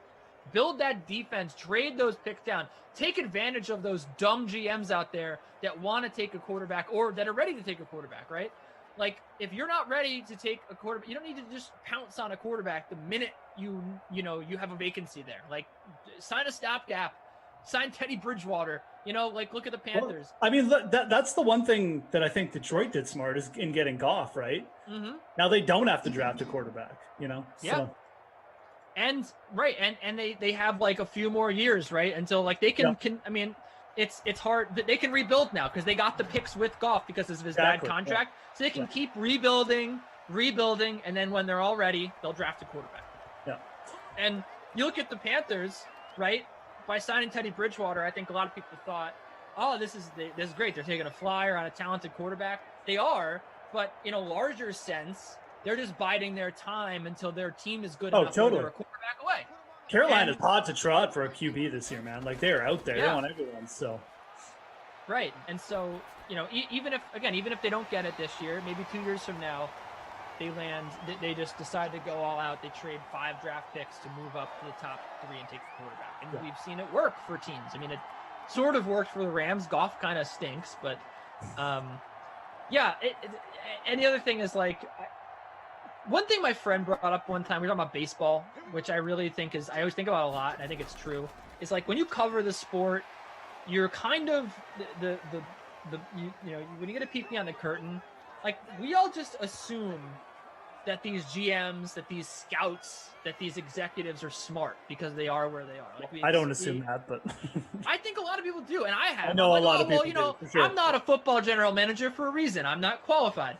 But then, you start to cover the sport, you start to realize that these people. Maybe you are more qualified really bad than at their people actually running the job. Right, there's some people who are just bad, man. There are people the Orioles just have a terrible front office. That happens. Sometimes you have no idea what you're doing. Yeah. Some teams, look at the Golden State Warriors. They could have had, a bad GM. They hit on all their draft picks and they developed their players, and that's why they were a dynasty. It wasn't just because they. Same thing with the Thunder. Same thing with the Sixers. It's one thing to get all the picks. It's another thing to hit on the picks, and it is very difficult to put a winner on the field, as we've noticed. So, dude, general managers, they're all ex-players. They don't come from backgrounds of stats or scouting even half of the time, or salary cap management or legal. They're just ex-players, and oh yeah, well this guy was good, so we figure he'll be okay, managing the player pool. Right. I mean, other than knowing the game, which I admit is definitely helpful, what advantage does hiring an ex-player have for what advantage does John Elway have over you or me? Seriously, other than obviously his great knowledge of the game. From a talent perspective, there's nothing. Right. I guarantee he doesn't know more about the salary cap than me. There's a couple other things and again, it's just, you're right. They're you can clearly see in the way they move. They put their personal preferences, the type of players they like from whatever, and they go down that road. So John Elway likes tall quarterbacks because he's a tall quarterback. Legitimately, that's what he does. And you can see in lost my train of thought here. I don't know what I was going to say. I was going to agree with you, and I was going to add to it because I think that I was going to say I could talk for hours about NFL GMs, man. I could honestly do it. In basketball, on another note, you have capologists, right? And the Knicks they had 2 general managers essentially. They had one that was I'm going to focus on the players, and the other guy was okay, I'm going to tell you how the salary cap works. And that's how a lot of these front offices run. You just got a guy that is just there, and he's thinks he knows talent, and that's it. And then you got you got plenty of people around him telling him how it works. It's all about putting a good combination of the two together. And that's why. Go ahead. Yes. The other thing about GMs, and this applies to all sports, they're all scared to go against the grain. I mean, it can be like you said. I mean, Gettleman's a perfect example. Oh well, everyone was well, Saquon's a generational talent. I mean, he's so good. And so a guy like Gettleman gets up there and he almost feels obliged. He's well, everyone's putting pressure on me. There's pressure. Everyone's saying Saquon's so good. It's easy to go with the flow and just be well, this guy's really good, so we're just going to take him. Instead of sitting back, looking at data, looking how important the position is versus other places, and making your an educated decision that obviously, even if the media burns you, who cares? The media knows. The media just jumps on things they don't know anything. Right. So GMs do this all the time. It's easier to make the easy picks like that. You get burned for it less in the media. You hear about it less, and quite frankly, it works for them because look at Gettleman. He's still got a job, like you said. So it's just this vicious cycle of, I don't want to say stupidity, but it kind of is of people just making mistakes because it's the easy thing, and they get less negative attention because they don't take it's not even risky play. Passing on an RB like Saquon is oh wow, they passed on him. Exactly. The only reason Gettleman took him is because he doesn't want to be the guy who passed on Saquon in case he like turns out to be. It's dumb. Yeah. And then you have other examples of teams trying to like go. And I think that everyone's in there. Like look at passing on Justin Jefferson, right? The Eagles passed on him for Jalen Reagor. Like, yeah, I don't know. I sort of feel like that's another scenario where a GM is like, wow, so many people are raving about like Justin Jefferson. I'm going to show that I'm smarter than them. That one was you big brain yourself into making a bad move because like maybe the same thing with Gettleman. Honestly, like I think there are a lot of people that said don't draft Saquon. It like, could have been true. Yeah, like I think that some GMs are like, no, they can't be right. I'm smarter. And they're too stubborn.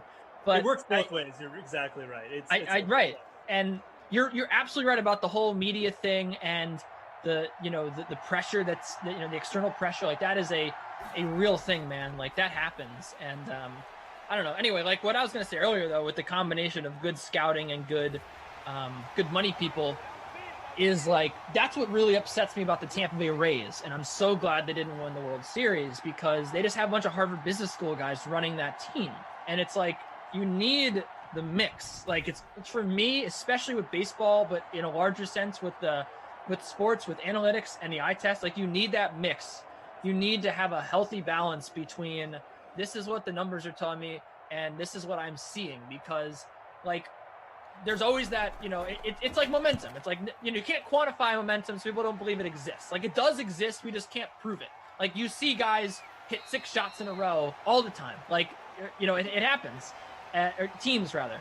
So I don't know. Like I just think that there is sort of a supernatural element to the game that you can't quantify, and especially true with baseball, but true with all sports, right? Like sometimes you could just see, like it's like in Moneyball when they're like, oh, the guy like doesn't have a hot girlfriend, he's bad. Like it doesn't have to be that crazy of a you don't want to go to that extreme, but you also don't want to go to the extreme where you don't even watch. Like there are some people that don't even watch the games or watch the players and will just evaluate someone based on never even seeing them play. And I don't know, like stuff happens. Like in tennis, I know it better than anybody. In tennis, you got guys who are going through, family emergencies, like breakups, like random stuff, and then you'll just see them lose 10 matches in a row because they just are so distracted. And like that's something where if you don't know that, if you're not like in tune with like the emotions that they're going through and like the emotions they're going through on the court, you'll just assume that like either the people that beat them are just really good or like they're not good anymore. Like injuries are, I don't know, like there's so many variables that like you just can't, that are not taken into account, I think. And I'm going on a rant now that has nothing to do with what I'm talking about, but anyway, it is funny that like general managers just on the whole they stink. They really do, man. Again, there's some good ones out there too. I mean, like let's not kid ourselves, but they're rare. They're much rarer than like the poor ones. It's so weird. Professional sports always baffles me in that regard because these franchises are all worth like millions, billions of dollars now, and like they just seem to be like no thought is put into how they're run. Like it's just like, okay, I got the sports, let's market the crap out of the product and the logo and stuff, but like I don't really care how it's run. Like it feels like half the owners just don't even care they have winning franchises, So I don't know. It's just the way pro sports is. I mean, I don't know.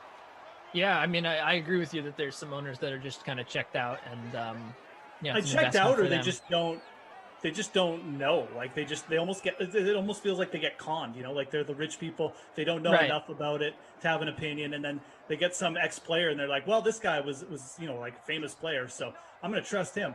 It just feels like that's always, what's going on. So I don't know. I do love that. You got, I really appreciate that James Dolan took the correct stance with that. And for years, he was like, I am going to be the active owner. I'm going to be the owner who tells the GM to sign this guy and this guy. And eventually he was like, this team does not want a championship. I do not know what I'm doing. And he decided that he was like, that was what he did with hockey, is Njoku inside the 5. is he just hired Glenn Sather. He was like, I don't know what I'm doing, so I'm just going to hire some hockey people, and they're going to run my team, and I'm going to be a hands-off owner. And he's started to do that with basketball now. That's why you see the Knicks get better. He tried to do it with Phil Jackson, which I don't blame him. Everyone was like, I mean, he's supposed to be the greatest coach ever. He's supposed to be the greatest talent evaluator ever. Yeah. So he was like, yeah, I'm going to put this guy in charge of my team, and I'm going to go just focus on, my news day. And it didn't work. So he's got Leon Rose there now. Oh, what a stiff arm from Chubb. And then he goes helicopters into the end zone for a touchdown. Oh, boy. The most exciting 3-yard run we've ever seen in this sim. Yeah.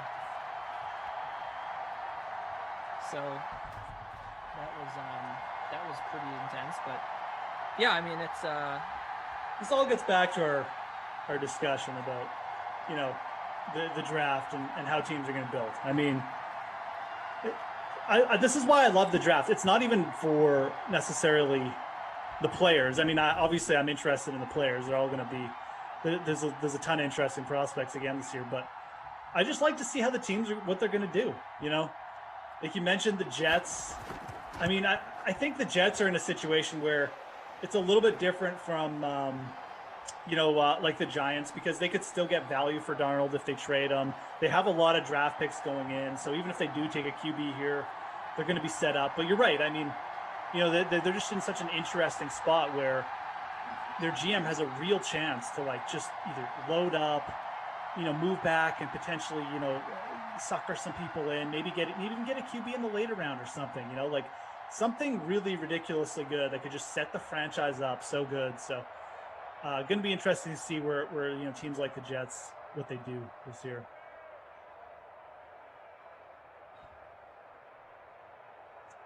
Well, brought this within a TD. Yeah, this is getting exciting. Both teams have their full complement of timeouts. That was Chubb Alub, by the way, Edmund, who scored that. Is that Chubb's second touchdown? Did he score the first one? He has one touchdown. Baker has a touchdown. He threw it to Kareem Hunt. Oh, that's right. Yeah, Hunt, the other running back, scored it. That's right. So both Cleveland RBs. Yeah. Then we got two for Eckler and one Hunter Henry. That was right. Hunter Henry, yeah, the bomb. As there he is again with the catch across the 50. So just as we were getting excited about a potential comeback here by the Browns, there goes Justin Hibbett. And I do agree with you, that, it's just it's frustrating sometimes, man, to look at these teams and what they're doing, and it's so frustrating. The most annoying thing though is what we talked about earlier, which is that I always say is and I'm calmly optimistic that the Jets are actually going to follow, which is that teams are just and the narrative really too, the overwhelming narrative out there is quarterback is everything. Take a quarterback. You don't have a quarterback, you die. I had a roommate before which is surprising because he's such an analytically focused guy who is, he works for StatCast, one of the 3 StatCast people. He's like, if I were a GM, I would just take a quarterback with every pick every year until I found one. So you got a lot of people out there, right, who are like, oh, Jets suck, they need a quarterback. This team sucks, they need a quarterback. That is not what you do. I just blows my mind that teams out there are not following the Chiefs model, the Eagles model. There's teams that out there that did the right thing, too, right? Right, I mean, Tampa Bay, perfect example. They just withered away with a bad quarterback, and then that's the beauty of it, right? That even worked out doubly well. They were probably just going to trade up, from Tristan Wirfs' pick and grab a quarterback last year if Tom Brady didn't come, but that's the thing that worked out beautifully is you have a great team. God forbid a guy wants out, right? Look at Deshaun Watson. God forbid a guy wants out. You're just hey man, all right, we have a pretty good team here, right? You want to come here, don't you? And then exactly, boom, you get them. You build a good team. The good quarterbacks are going to want to go there, and exactly is deeper than it ever has been now. And by association, you don't need Aaron Rodgers on your team. You know, all you need is a decent, like that's even, it makes it so much easier to draft because you can draft any guy basically. And if he's in a good offense, most likely he's going to be good. Like if you're a first round projection, you have, and that's what I always like to say about quarterback being over a position. If you're going to be a first round draft pick at a quarterback in the NFL, you've got leadership skills and you can throw the football decent enough, right? And that's all that you need. And if you're, good receivers, good line, good coach, a defense that's going to give you the ball on the 40-yard line, you're going to be set up to succeed. And there's like a 90% chance you're going to succeed. So it is all about building that whole team first. And that's what I'm excited about with my favorite team is that I do think because they have like 1 million draft picks that they're finally going to be doing that. Like they added a bunch of picks last year. They traded down, like they got the Denzel Mims with another pick. By trading down, like the O-line dude they drafted again. Becton, Mekhi Becton. Yeah, from Louisville. Yeah, but he was banged up most of the year, wasn't he? On and off. I mean, when he was on the field, he was very good. He battled an injury, but I don't think he actually missed that many games. I think it was just like he was on the injury report. I feel like every time I saw a Jets game, he was on the sidelines, but it's probably just timing. Right. Right. Well, also that's just last like my season memory of Matt Becton. Right. I have the same memory with guys who were like actually good, and I'm like, I feel like every time I watch this guy play, he stinks. Like Tua. People yelled at me today the other day because I asked on Twitter, I'm like, why do people like Tua? And I legitimately was like, I just want to be educated. I want to know why people think he's good. I don't see it. And then like I got all these people being like, oh, the Cardinals game. Watch the Cardinals game. And I was just like, all right, like Cardinals game. Okay. Like that was literally people just said he had a bad team around him and watch the Cardinals game. That was all they said. And then he was the most accurate passer in history in college. And maybe I'll watch the Cardinals game and see if there's anything so he's there. right. So I know what game they're talking about. It's the one he kind of had the one big game, right? Right. So what I took from that was that he's basically Chad Pennington because the viable things that I saw that people actually sent me besides like just jargon because they thought I was trying to say he was bad, which I sort of was, but I also was a little bit just like, just someone tell me what I'm missing. Was that I took from it that he's a very accurate passer, and that's it. So Chad Pennington was so absolutely. I love Chad Pennington, but I don't know if that's like a guy that I'm going to be fawning over. A guy that's just super accurate. But I don't know. I mean, maybe he turns out to be good. Maybe he doesn't. He could turn out to be a decent game manager, like you said. I mean, maybe a team down the road like Tampa, where they got a good O-line, good D-line. Two of flourishes in there. But yeah, man. I mean, that's. I like this conversation. This was that's how you build an NFL team these days. You exactly. You just splurge on QB. There's just too many. There's a ton of QBs out there. Jameis doesn't even have a job. Like I'm not a Jameis fan, but like he's decent, right? Like he can obviously play. So, anyways, who knows? Who did anything? Eckler scored twice. Chubb scored once. I don't know. All right, we'll throw it over to Jesse. Right? I'm just kidding. I was trying to freak Jesse out because she's still getting her camera ready. I wanted to see if she would bite. If she was like, oh no, I gotta get ready real quick. Jesse's a pro. But yes, I like the team that we saw in this sim, the Chargers, pretty much doing it the same way. Like they have all they need is just like a couple defenders, and they'll be set. So yeah, that's true. Yeah, they just need a defense. That's really all they need. But you didn't need any defense here tonight if you played in this sim because there were enough points scored where it really wasn't worth your while to roster them. Even the Chargers defense didn't really show up in the top lineups. So with that, Jeff, as I get the free roll pulled up here for DraftKings, as we get the free contest between the Chargers and the Browns, I will ask you for your player of the game. And just looking at the top of the lineup, the leading lineup, there was a 5-way tie for first. Austin Eckler in the captain spot, Mayfield, Herbert, Henry, Landry, and Njoku. Are any of those guys on your radar for the POG, or are you going somewhere else? No, I'm going to give to Eckler. 31.2 points, 2 touchdowns, just missed the bonus. The winner had him in the captain in the Deuce Moose free roll as well, 21.2% owned there. Winning lineup there was Eckler, Chubb, Hooper, Hunt, Henry, and Landry. So faded both QBs. That's really interesting, actually. Oh.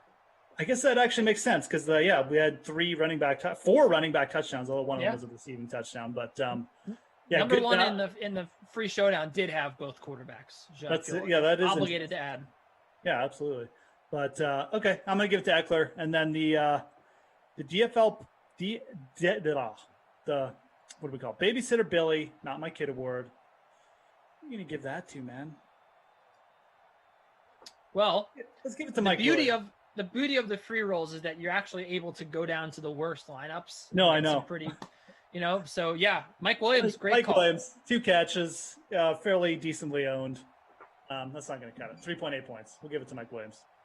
All right. Well, I'm excited to see which NFL team out there, Mr. Jeff Ulrich, hires you as general manager. And I really just only can hope that you bring me on in some capacity in the front office. Maybe I'll be your number 2 man. I don't know.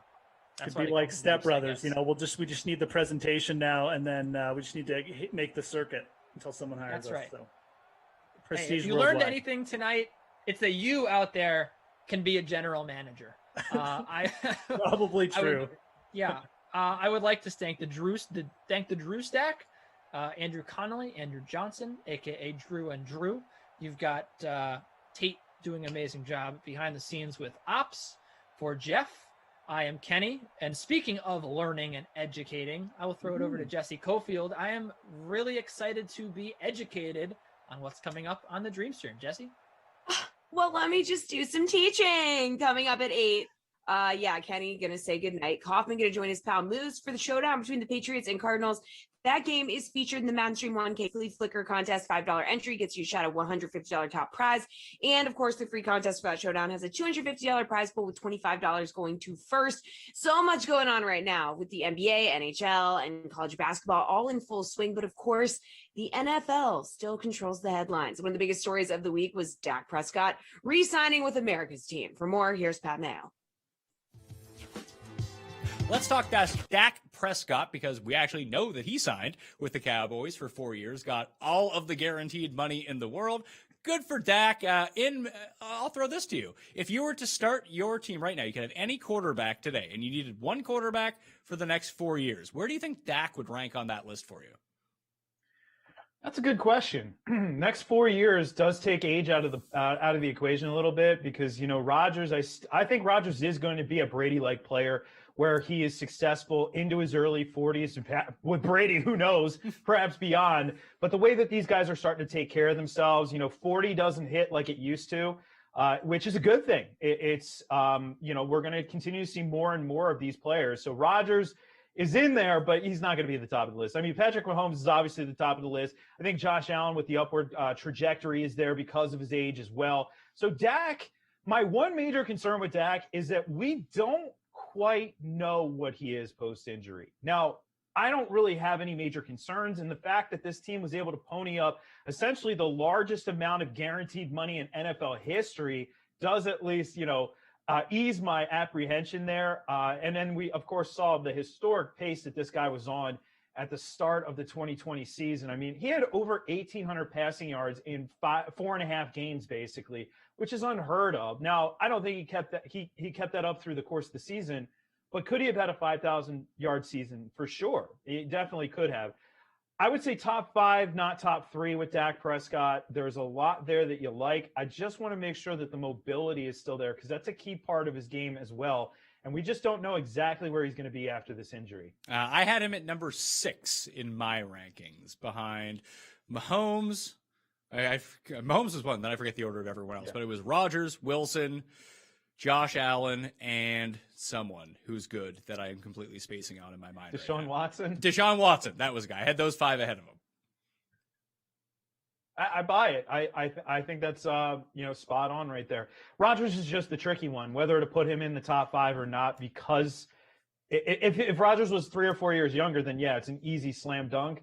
But then at the same time, he's coming off of arguably the best season of his professional career, certainly from a statistical standpoint. So yeah, I'm right there with you. He's right on the edge, top 5. I would put him at 5. 6 is not too far off either. Oh, the gods were good to us, Jeff. Allen Robinson has been franchised by the Chicago Bears for the second time. And this once really good wide receiver market has now kind of deteriorated a little at the top end. It really does seem, with Godwin getting tagged and Robinson getting tagged, that Kenny Golladay is the prize piece that we're going to see on the market here, isn't he? He is. Now, I do think we have to keep in mind that he came into the league a little bit older.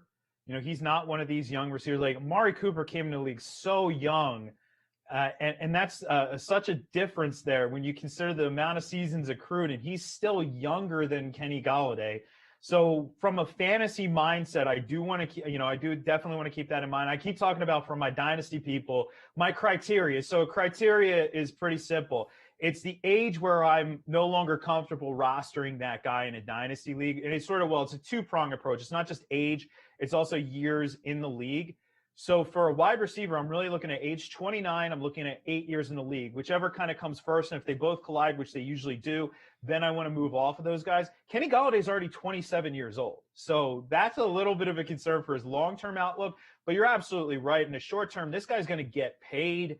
When players reach free agency, they get paid. Now, this is an anomalous year that we do actually have a salary cap contraction, which never happens. The NFL is a perpetual growth machine, but this year, for obvious reasons, we have that. But he's going to get paid. There are teams out there who have a lot of money, who have a need for a wide receiver. Jacksonville, I'm looking at you. Jacksonville has tons of money. New Orleans is looking at him like, how'd you guys do that? But they have tons of money right now. So we could see him land in a situation like that with a team who is willing to spend.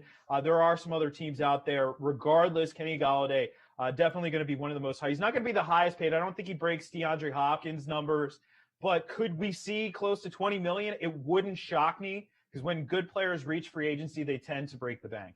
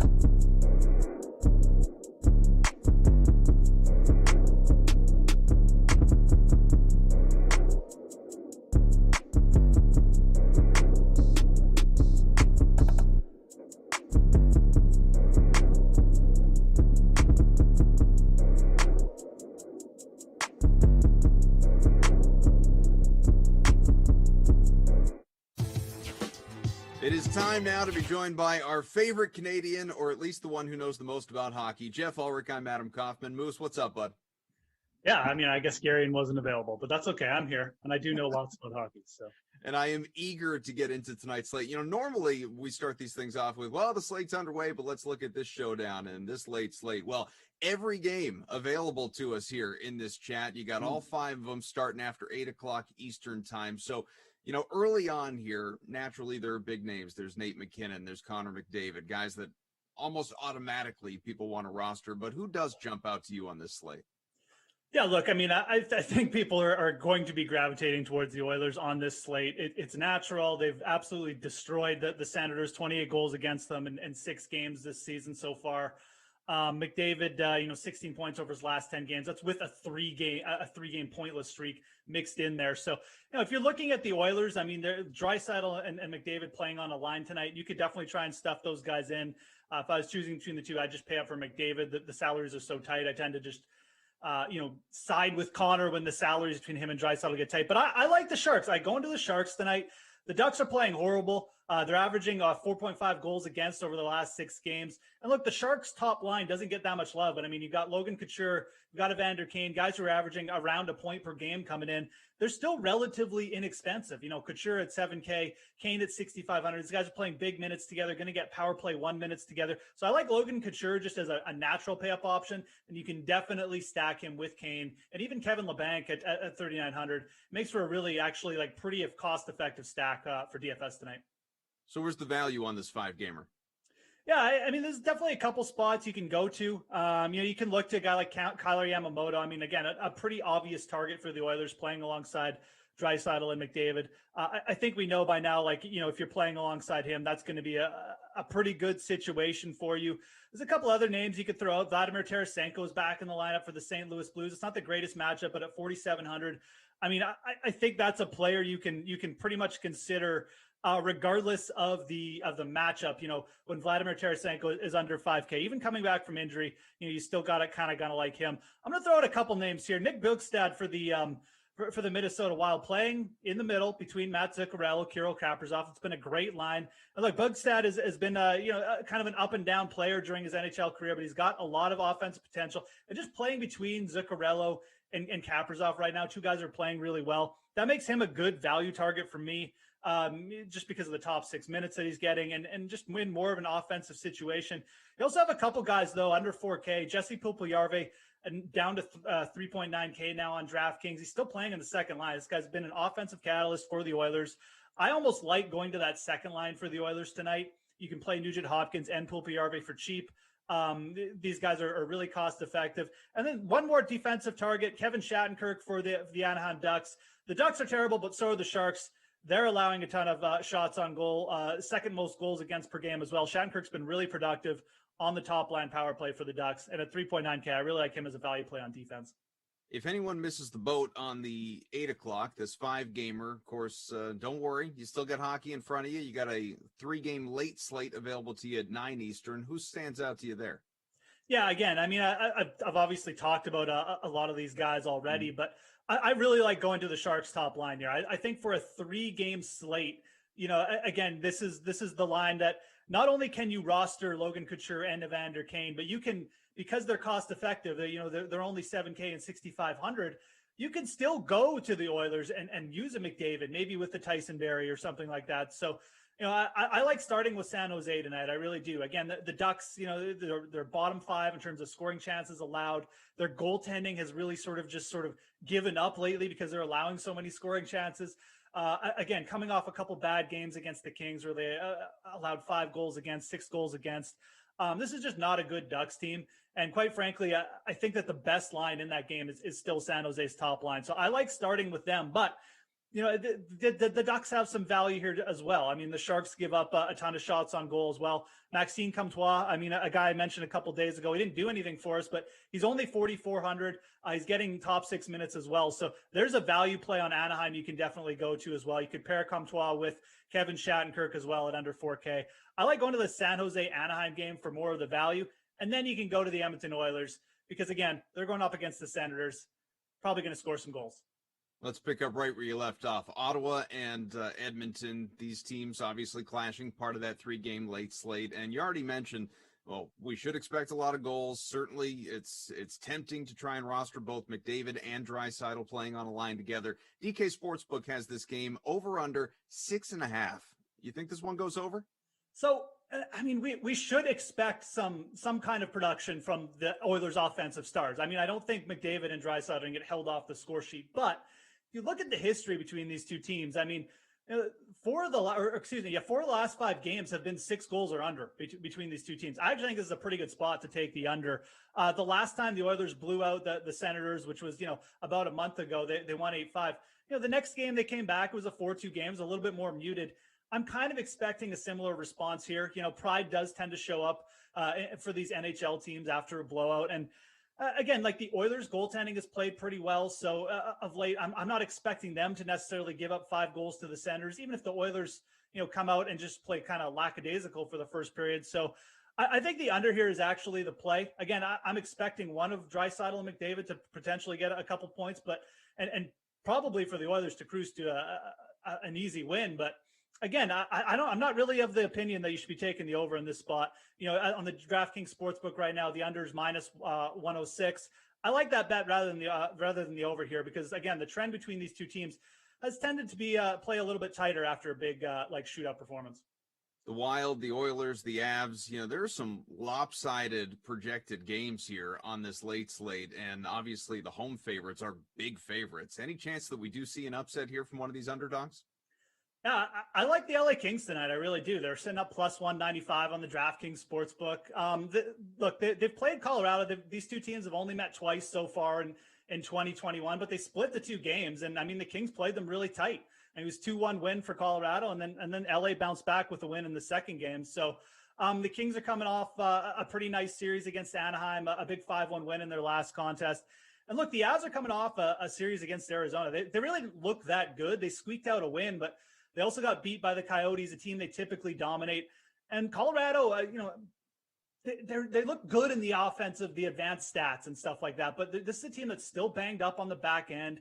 The Kings are actually averaging more goals per game than the Avalanche on the season. They've got a better power play than the Avalanche right now, which kind of sounds weird to say, but the Kings special teams has been good. And I think this is a spot, again, where the Kings just look like at plus 195. They're just getting discounted a little bit too much in the odds. This has been a pretty solid team. Again, they had a little bit of a rough patch. They bounced back nicely against Anaheim. I would not be shocked at all if they came in and shocked the Avalanche tonight. And again, it really comes down to the odds here, Koff. We're just getting a really big price here. It's almost plus 200. I like taking the Kings as an underdog bet tonight. So before I let you go, do you have a favorite bet in the NHL tonight? I mean, the Kings are definitely up there. I like that as an underdog play. I really do. Whenever you get that big odds against a team that's playing as solid as the Kings, I think the Kings at plus 195 on the money line's a bet. But I also like going to the Blues tonight. They've actually moved. There were slight underdogs to start in this game versus the Vegas Golden Knights at home tonight, but they've actually moved to slight favorites at minus 114. I still like it. The Blues have played pretty well over the last little bit. They're 4-0-2 over the last 6 games. Jordan Binnington coming off a contract extension from yesterday, 6 years, 36 mil, maybe got a little bit to prove. And look, they've got Tarasenko back in the lineup. This team's been scoring a little bit more lately. Vegas coming off a couple tough losses to Minnesota as well. I think the Blues come here and probably show up here. It's a big game for them too in division. They're chasing the Golden Knights. Even at minus 114, I'd still be on the Blues side here. So I like them tonight. I don't know if you guys can all hear it too, but Moose here, he's got a little extra pep in his tracks here this time around. Good to talk to you, bud. All right, thanks a lot. Let's talk about the DraftKings Dream Stream play of the day. So the NCAA tournament starts up next week, and DraftKings is making up for the lost time last year. Play free for $1 million in our March Mania Survivor Pool and get a shot at $10K with every upset in our college basketball 10K upset sweepstakes. Opt into our 10K upset sweepstakes now. Then tune in throughout the tournament for your shot to win $10K with each upset. Just head over to the pools tab on the DraftKings Sportsbook. Find this pool and opt in now. Eligibility restrictions apply. See the website for more details. All right, a lot of teams are still trying to make their way into the tournament by making a run in their conference tourney. So with a look at some of tonight's action in college hoops, here's Adam Kaufman with Ben Rasa. Well, for all intents and purposes, March Madness has arrived. We are looking at conference championships and some big games going on here. Conference tournaments obviously rolling on this week. Let's talk about it with Osmo's Ben Rasa. I'm Adam Kaufman. You excited there, Benji? Yeah, I'm pretty excited. Not going to lie. It's been last year we didn't have a tournament. So this feels like a 2-year pent up frustration. I'm ready to go. Very excited. In the ACC, normally this time of year, we're all geeked out talking about Duke. Unfortunately, the Blue Devils will not be participating as a result of positive COVID contact tracing. And so as a result, you will have Florida State taking on North Carolina now. And FSU, ever so slight favorite, 2 points. What do you expect here? Yeah, I mean, Duke, no offense to Duke, they wouldn't have been participating after yesterday anyway. Florida State was going to kill them. But that's neither here nor there. I like Florida State in the game. North Carolina's playing better. They crushed Notre Dame, survived Virginia Tech last night, and they're shooting better. I think that's been the key. They were on the bubble, I guess, at one point. They're firmly in now, but Florida State just too much offense. They're a very balanced team. They're a long team, deep team. I think they just are kind of a better version of this UNC team. So they're coming in fresh, certainly haven't played. I'll take the Noles. I think they get it done today. We have got a Creighton UConn, basically pick 'em on the DK Sportsbook over in the Big East. How's this one play out? Yeah, it's a good game, tough game. With Villanova being, well, they're already out, but they were hurt. These are the two teams right now that seem very live to win the Big East. Creighton is a team that I've liked the whole year. Of course, they're coming off the controversy. Who knows? They looked sharp last night. I'm going to stick with them, but there's no doubt that UConn is hitting their stride. We've seen it since Book Knight returned. They're healthier. They're better. They absolutely murdered DePaul last night. I'm going to take Creighton because I do believe that they're a very dangerous team and their upside is greater. But those are two teams to watch out for as we get into next week. Iowa and Wisconsin in the Big Ten, and you have Iowa favored by almost 5 points, about 4.5 here on the DK Sportsbook for an opportunity, obviously, to move on to the semifinals of that conference tourney. How's this one play out? This is a tricky one. I just have a gut feeling. I'm kind of going with instinct here that Wisconsin all years had these opportunities and they haven't got it done. They just played Iowa close, lost by 4 points. I think today may be the day that Wisco gets a pretty good resume builder and knocks off Iowa. Iowa's had some injuries lately. Listen, they're a talented team. We know they've got Garza. They've got the three-point shooting. Wisconsin's got all the experience. They're a veteran team. We've known that. And I'm kind of just waiting for them to put it all together in a lot of ways. They won by 1 point last night. I think they show a good version of themselves today. I would take the points, and I actually think that Wisco's live to win the game. A top 20 team, San Diego State, out in the Mountain West Conference here, and you've got Nevada on the other side. Now, San Diego State, comfortable favorites, almost 10 points, sitting 8.5 as we chat right now. Any reason to believe that they won't cover? So cover's a little tricky with a team like this because they're so methodical. They're 302nd in the country in tempo. And when you're playing at that slow a pace, 8.5 points is actually a lot if the game's played in the 60s or something like that. Now, they have such good defense. I do think ultimately they will clamp down on Nevada, they're more of an offensive team. They want to clash in styles. They want to go faster. The Aztecs want to slow it. I think ultimately they will slow it enough. I have them winning. I don't love that spread, though, to be honest. That's a good amount of points when you play that slow. The other semifinal in the Mountain West Conference, that is Utah State taking on Colorado. Now, these are the 2 and 3 seeds in this conference, respectively. Utah State is favored here by 4. Is ultimately not going to prevail. Will we see a cover? No, I'm going with the Rams. I like Colorado State a lot. This is a team that's very balanced. They're kind of hitting their stride, got past Fresno, and they're someone that's, the bubble's very mysterious as it always is, but this year, who knows what's going on. A lot of people think that they are firmly on the bubble. They need wins. I think they get one tonight. They'll hopefully get San Diego State in that final of the Mountain West. That'll be a really interesting game. Colorado and USC matching up a little bit later on tonight, Pac-12 semifinal, and this one much slimmer margin. Colorado favored by 1.5. What do you see here? Yeah, USC shouldn't be in this game. They should have got knocked off last night in double overtime. I'm still a little tilted by that one, not going to lie. I see Colorado getting it done. This is my team in the Pac-12. They are the number 1 free throw shooting team in the entire country, 83% from the line. They have an All-American guard in Wright, and when they get up, they make their free throws. And I can't tell you, in college it's 1-and-1 for, those are huge, huge plays late in the stretch. And I love the way Colorado plays.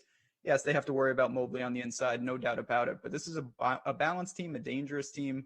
Colorado, I think, moves on, survives and advances. These conference tournaments, Ben, they're a lot of fun, but they're just the appetizer, obviously, to the main course. The big tournament, the Field of 68 in Indianapolis, it's right around the corner. You can go to the DK Sportsbook. You can look at futures bets, whether it's someone to go out and win a national championship, take the whole thing, or even just get to the Final Four. Is there a favorite bet that you have right now? So, certainly Gonzaga, we're going to find out how good they are. I don't think you can bet them because the number is just terrible. So if you're looking outside them, I'll just throw certainly Illinois is hitting their stride with AO. They've had an incredible week. They crushed Michigan. They got past Wisco. They're hitting their stride at the right time. But I do think a team kind of like Oregon, who's also sitting in the Pac-12, they're 13th best three-point shooting team in the country, 38.5%. That's the type of thing that you need in March Madness. We see these teams get hot. It's a one-and-done tournament. This isn't like the NBA where you have to win a series.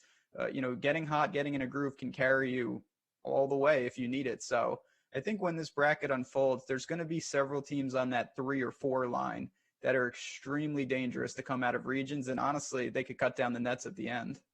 Raz, you're the best, buddy. We'll talk soon. It's going to be a great week.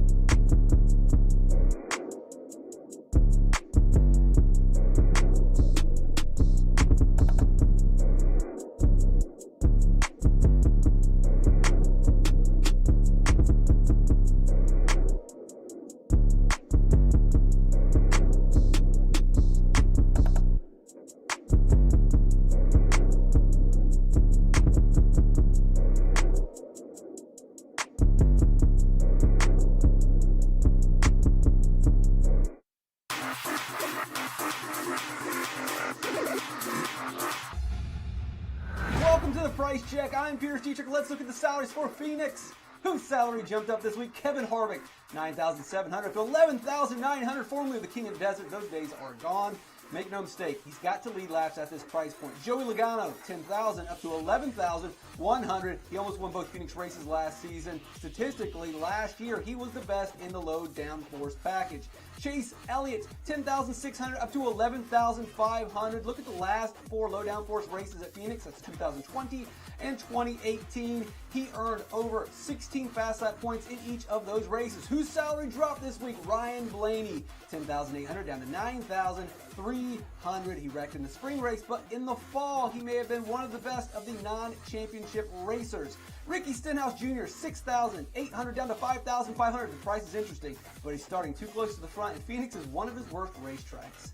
Martin Truex Jr., $11,100 down to $10,100. Over the last decade, he's led just 40 laps. Probably not his best racetrack. Favorite play of the week, Brad Keselowski, $10,400. He might have been faster than Chase Elliott in the championship race, but because of some brutal pit stops, we did not get to see that Stage 3 showdown. Cole Custer, $6,700. The value plays are tough this week, so let's lean on an SHR car beating the smaller teams in this package. All right, guys, check out DK Nation for your DFS information and needs. If you've got NASCAR questions, find me on Twitter at Race for the Prize. I'm Peter Teacher. Catch me on DK Live.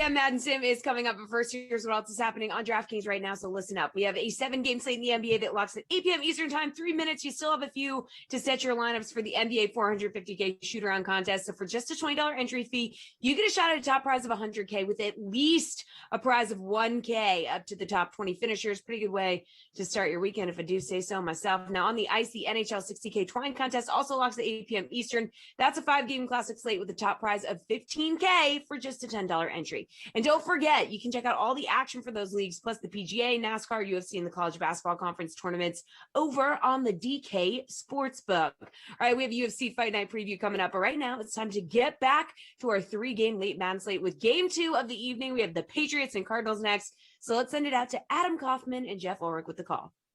Well, thank you so much, and how fitting, how incredibly fitting and perfect as lineups locking momentarily that we get a Patriots Cardinals sim, but in particular New England on the day they maybe, just maybe, have made a decision about their quarterback future. Certainly looks that way. All right, Moose, Jeff Ulrich, I'm Adam Kaufman. How are you, buddy? Doing fantabulous, man. This is my second sim of the day. Feeling energized. Good. Just drank a glass of orange juice. I had a potato chip in between, so I'm energized. That's as much fuel as I'll need for like 3 days. So I just housed a burrito. I mean, didn't even have time to taste it. I just shoveled that thing in light so down quickly. down the tube. That's awesome. Yeah, it's we're Great gonna news. see, and I don't know that I necessarily chased it with enough water. So if I, if all the food is like still sitting right here, as opposed to making its way down properly down the gullet into my stomach, then who knows? I could get all sorts of choked up, or maybe that'll just be me talking about the Patriots bringing back Cam Newton. It could go either way. But with lineups locking in about 30 seconds, why don't you start the process for us here on this hashtag Friend Friday? Who do you like in this sim? Well, after watching Kyler Murray just annihilate the other team the last time I saw the Cardinals, I had to captain him. I got Cam in there as well, 2 rushing QBs. I put Max Williams in there because he was cheap, Christian Kirk because he was cheap, and James White because they're all cheap. Mm-hmm. And realistically, all the kind of top end receivers in this game suck. And then I put Zane Gonzalez in as my kicker because I kind of like Arizona a little bit better than New England. So figure a little bit better chance for Zaner to get me a couple field goals. I almost captained Cam Newton just because of the news of the day, but I think held Sim back. Cam Newton's going to be like, oh yeah, I'm back. Sim Cam Newton is going to eat. Well, you're Another going to see year in the Superman. Simverse. We're getting the Superman celebration at some point. But no, I decided to captain Kyler Murray. I do that more often than not when Arizona's playing. Either that, or I might captain Christian Kirk. I might captain Kenyon Drake. And as it turned out, just didn't have enough money for Drake today. So Murray in the captain spot, as well as Cam Newton. Julian Edelman, who is very hit or miss in these sims, but I have him today. I like the price point at 6,800 in the flex. I have Christian Kirk. And then Demir Bird, another similar value option, the 5K range. And the Patriots DST I decided to go with, which is a little counterintuitive to Kyler being in the captain spot. Mm-hmm. But this is certainly a unit that forces its fair share of turnovers. So I decided, hey, you say it all the time, YOLO, baby. That was my YOLO play. It does pay to be counterintuitive in Showdown because no one does that, right? No one thinks like that. So oftentimes you'll see lineups like that at the top of Sims. And look, Kyler Murray's a rushing quarterback. Rushing quarterbacks, what do we know they do in Sims? They fumble. So not the worst idea at all. And probably going to be more unique than my lineup, which I kind of actually think will probably be a little bit chalky, but who knows? We'll see. Anyways, it's just free. Yeah. See how it turns out, obviously. But let's head on into Simland here. And virtual Arizona, a beautiful place, one that J.J. Watt is very excited to play in. You see him take that picture the other day? So does this look like this all the time? It was like the most picturesque, right out of a magazine image I think I've ever seen in my entire life, which is probably, the head coach there's backyard after looking at draft night last year, seeing what things look like. They're just gorgeous, absolutely gorgeous. Cliff Kingsbury, thank you. Arizona is a fantastic state. There's like lots you can do there. Everyone thinks, oh, it's just a desert, but there's mountains there. There's stuff like that. Obviously, the golf is great. The only reason I'm not down with Arizona, you still can't play DraftKings there. So I mean, they're like get your head out of the sands, Arizona, and like they legalized cannabis. Let's get everything on the table so that when I go there, I don't have to limit myself. But anyways, that's for another thing. It's a beautiful state, regardless. Like I said, they still got that silver bullet dome though. It was kind of cool when it first came out, but now it's already showing its age. Illa Slimbala says, "Cough, where you been all day, brother? I was on the Nooner earlier. Me and Reed T, Sweet T Fowler, reunited, and it felt so good here in Simland. We are seconds into this one. Looking at the ownership, not in our smaller, more modest hashtag Friend Friday free roll, but the larger showdown, and I don't think these numbers will surprise you at all. Kyler Murray is about 82% owned. Kenyon Drake, low 60s. Cam Newton, only guy in the 50s at 51%. Kirk and Devin Asiasi, as well as Julian Edelman, all in the mid to low 40s. And then you have guys like Jameer Byrd, DeAndre Hopkins in the 30s. A little bit high ownership on the part of Hop there, especially in Simland. But, we will see how that plays out any given Sim day. That's right. So Jordan makes a good point. Is your burrito just like meat and a pita, and you just roll it up and that's it? There's no cheese or anything? So more or less. Kaufman burrito. More or less. So here's what, and it's not. It's full. It is quite literally a meaty burrito. But no, I'm not like a guac and beans guy. I'm just not. I'm sorry. You know what? I'm not sorry. I'm not going to apologize for who I am or what I like. Here's what my burrito is. I get. It's gonna be terrible. It's gonna be. I get the. Drew says no. You should be sorry. So I get the. You know what? Let's just talk all about this and not Cam Newton for the entire sim. And I would like to know what's in. You know what? Drew says, can we guess? Sure. Let's play the game. Who wants to? What's in Koff's burrito? Oh, do you put ketchup in your burrito? I swear to God, you actually do it. Is that a thing? I don't know. I could just see you putting ketchup in your burrito, though. Well, first off, I got the burrito from a place. Like I didn't make it myself. Right. It's probably going to be like meat and like one topping, like sour cream, and that's it, or something. So, guac and beans suck, says Mike. See, Mike and I, kindred spirits. Drew says guac and beans is like the whole reason you get a burrito. Guac and beans is the burrito. Coffee's boring food. Yeah. Of course it does. I do. I mean, what are you new? Drew says tortilla, beef, cheese, salsa, endless. Other Drew here, our other dude, TD Drew, as compared to producer Drew, says no lettuce. We know that much. Cobra K, has Tate been on all day? Tate, have you worked every sim today? You were here for the nooner. Yes, he says. Can you? Oh my goodness, Tate. Put in it for a day, man. What are you doing? I mean, I know we got the hashtag team always here in the DK Sim fam, but you don't have to be. I mean, really, step aside, sir. He says beef fajita, cheese, sour cream, white rice. So I mean, it's really kind of a combination. Has anyone worked 4 Sims in a day? I'm not sure that has happened often at all. Here's my burrito. So I get. I'm just rating you guys in the chat. You guys are good. And hit that like button.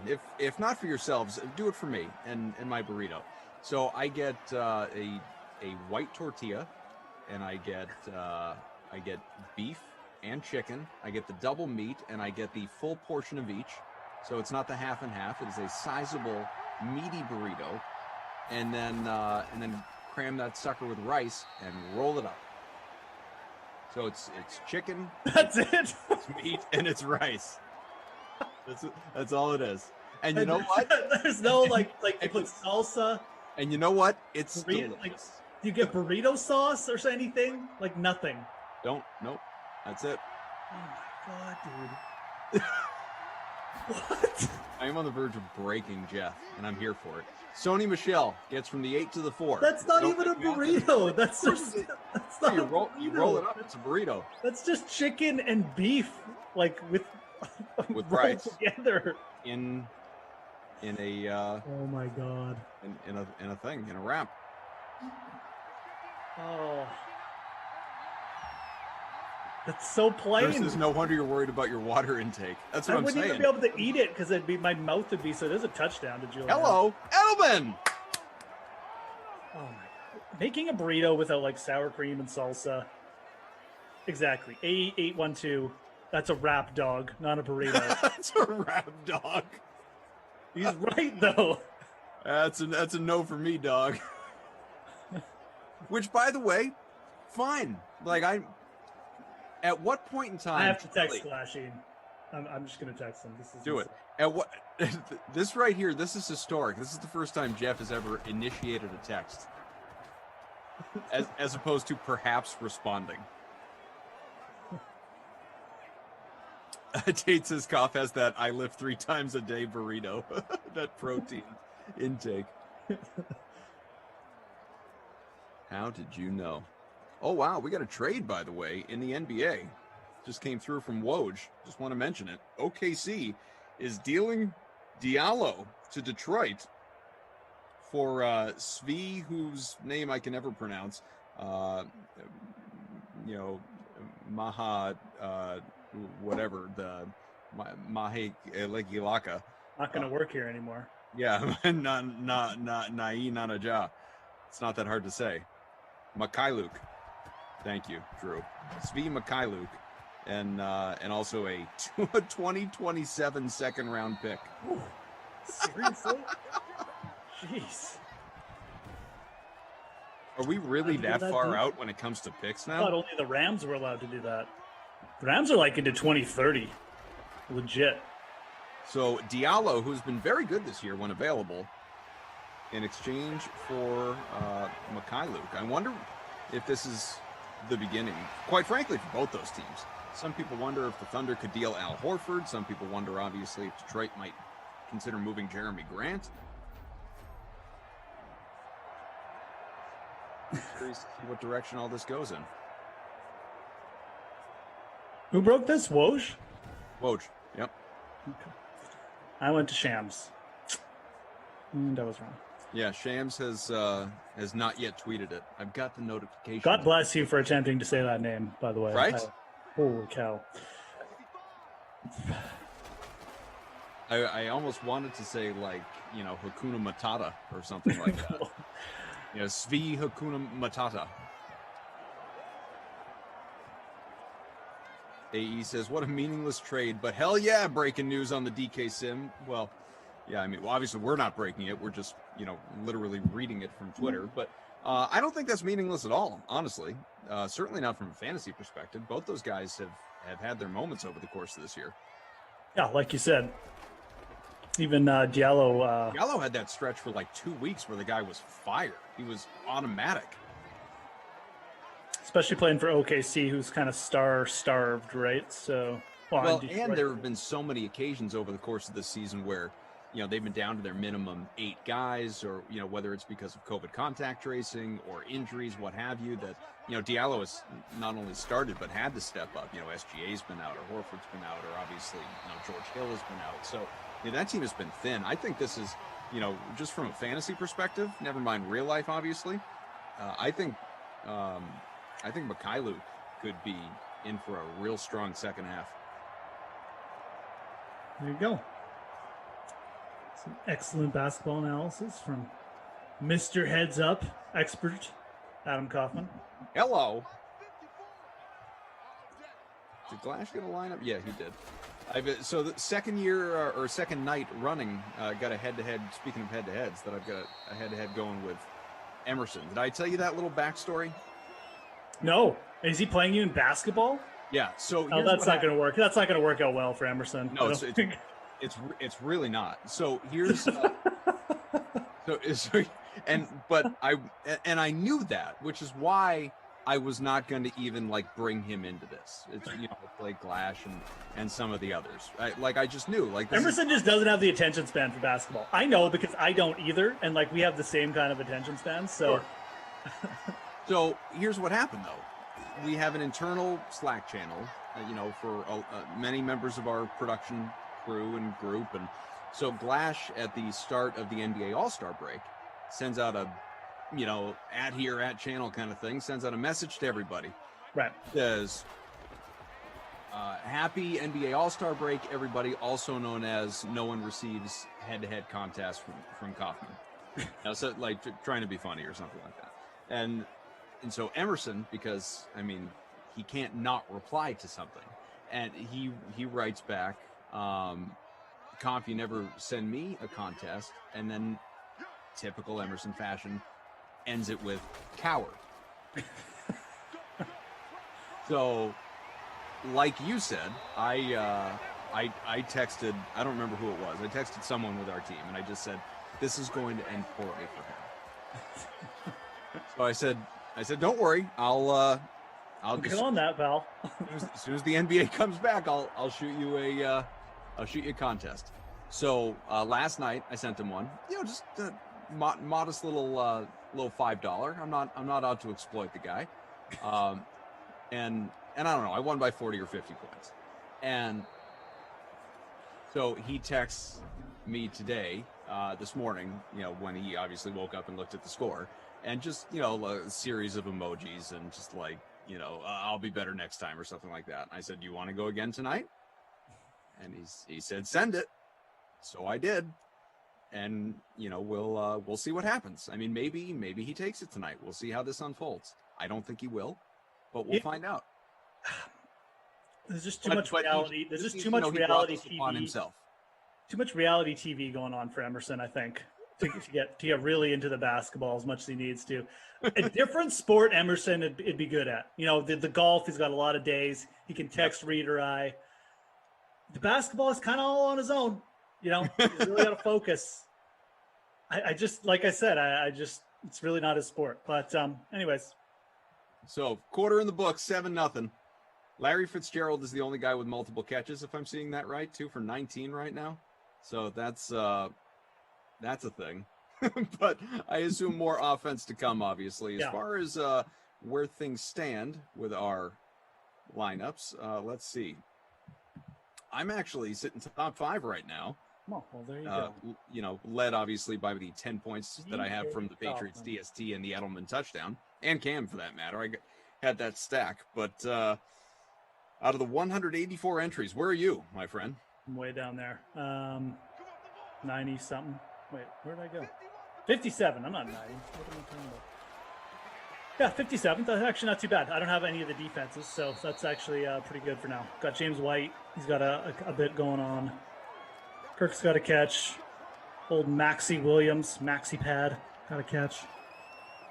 Bad Boys Pop says the first hint that it isn't for him is he woke up this morning and checked the score. So I only partially agree with that, Bad Boys Pop, because I know, look, not everyone is interested in staying up until 1 in the morning when things go final, in some cases. I happen to, because I'm up doing other stuff generally until the wee hours. But I know a lot of people that are far more invested in DFS than I am in terms of the amount that they play on a given day.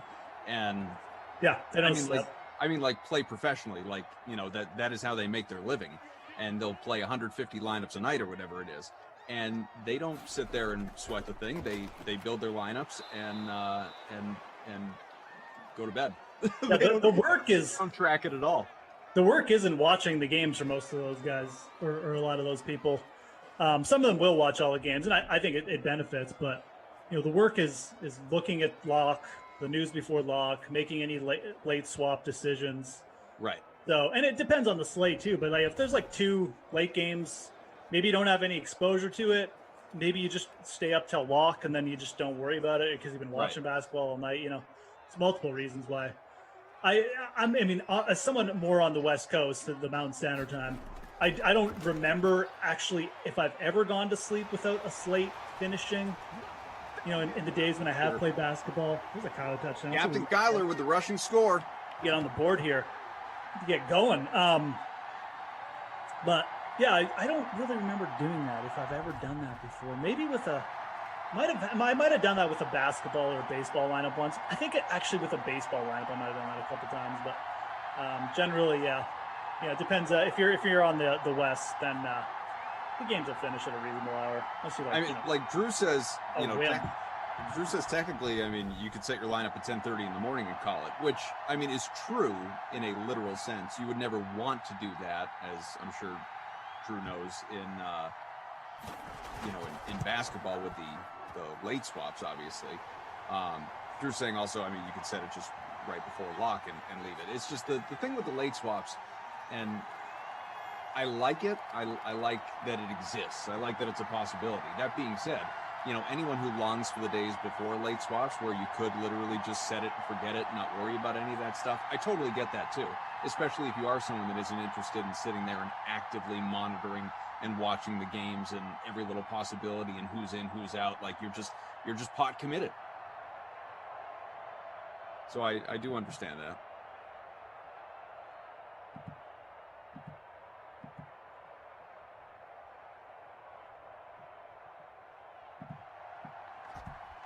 That being said, I only have a couple guys in action so far if I do want to make any late swaps. So that. DFS Queenie says, Glass just made $5 from me because my damn lineup didn't go through. Well, DFS Queenie, that's what you get for not playing me anymore.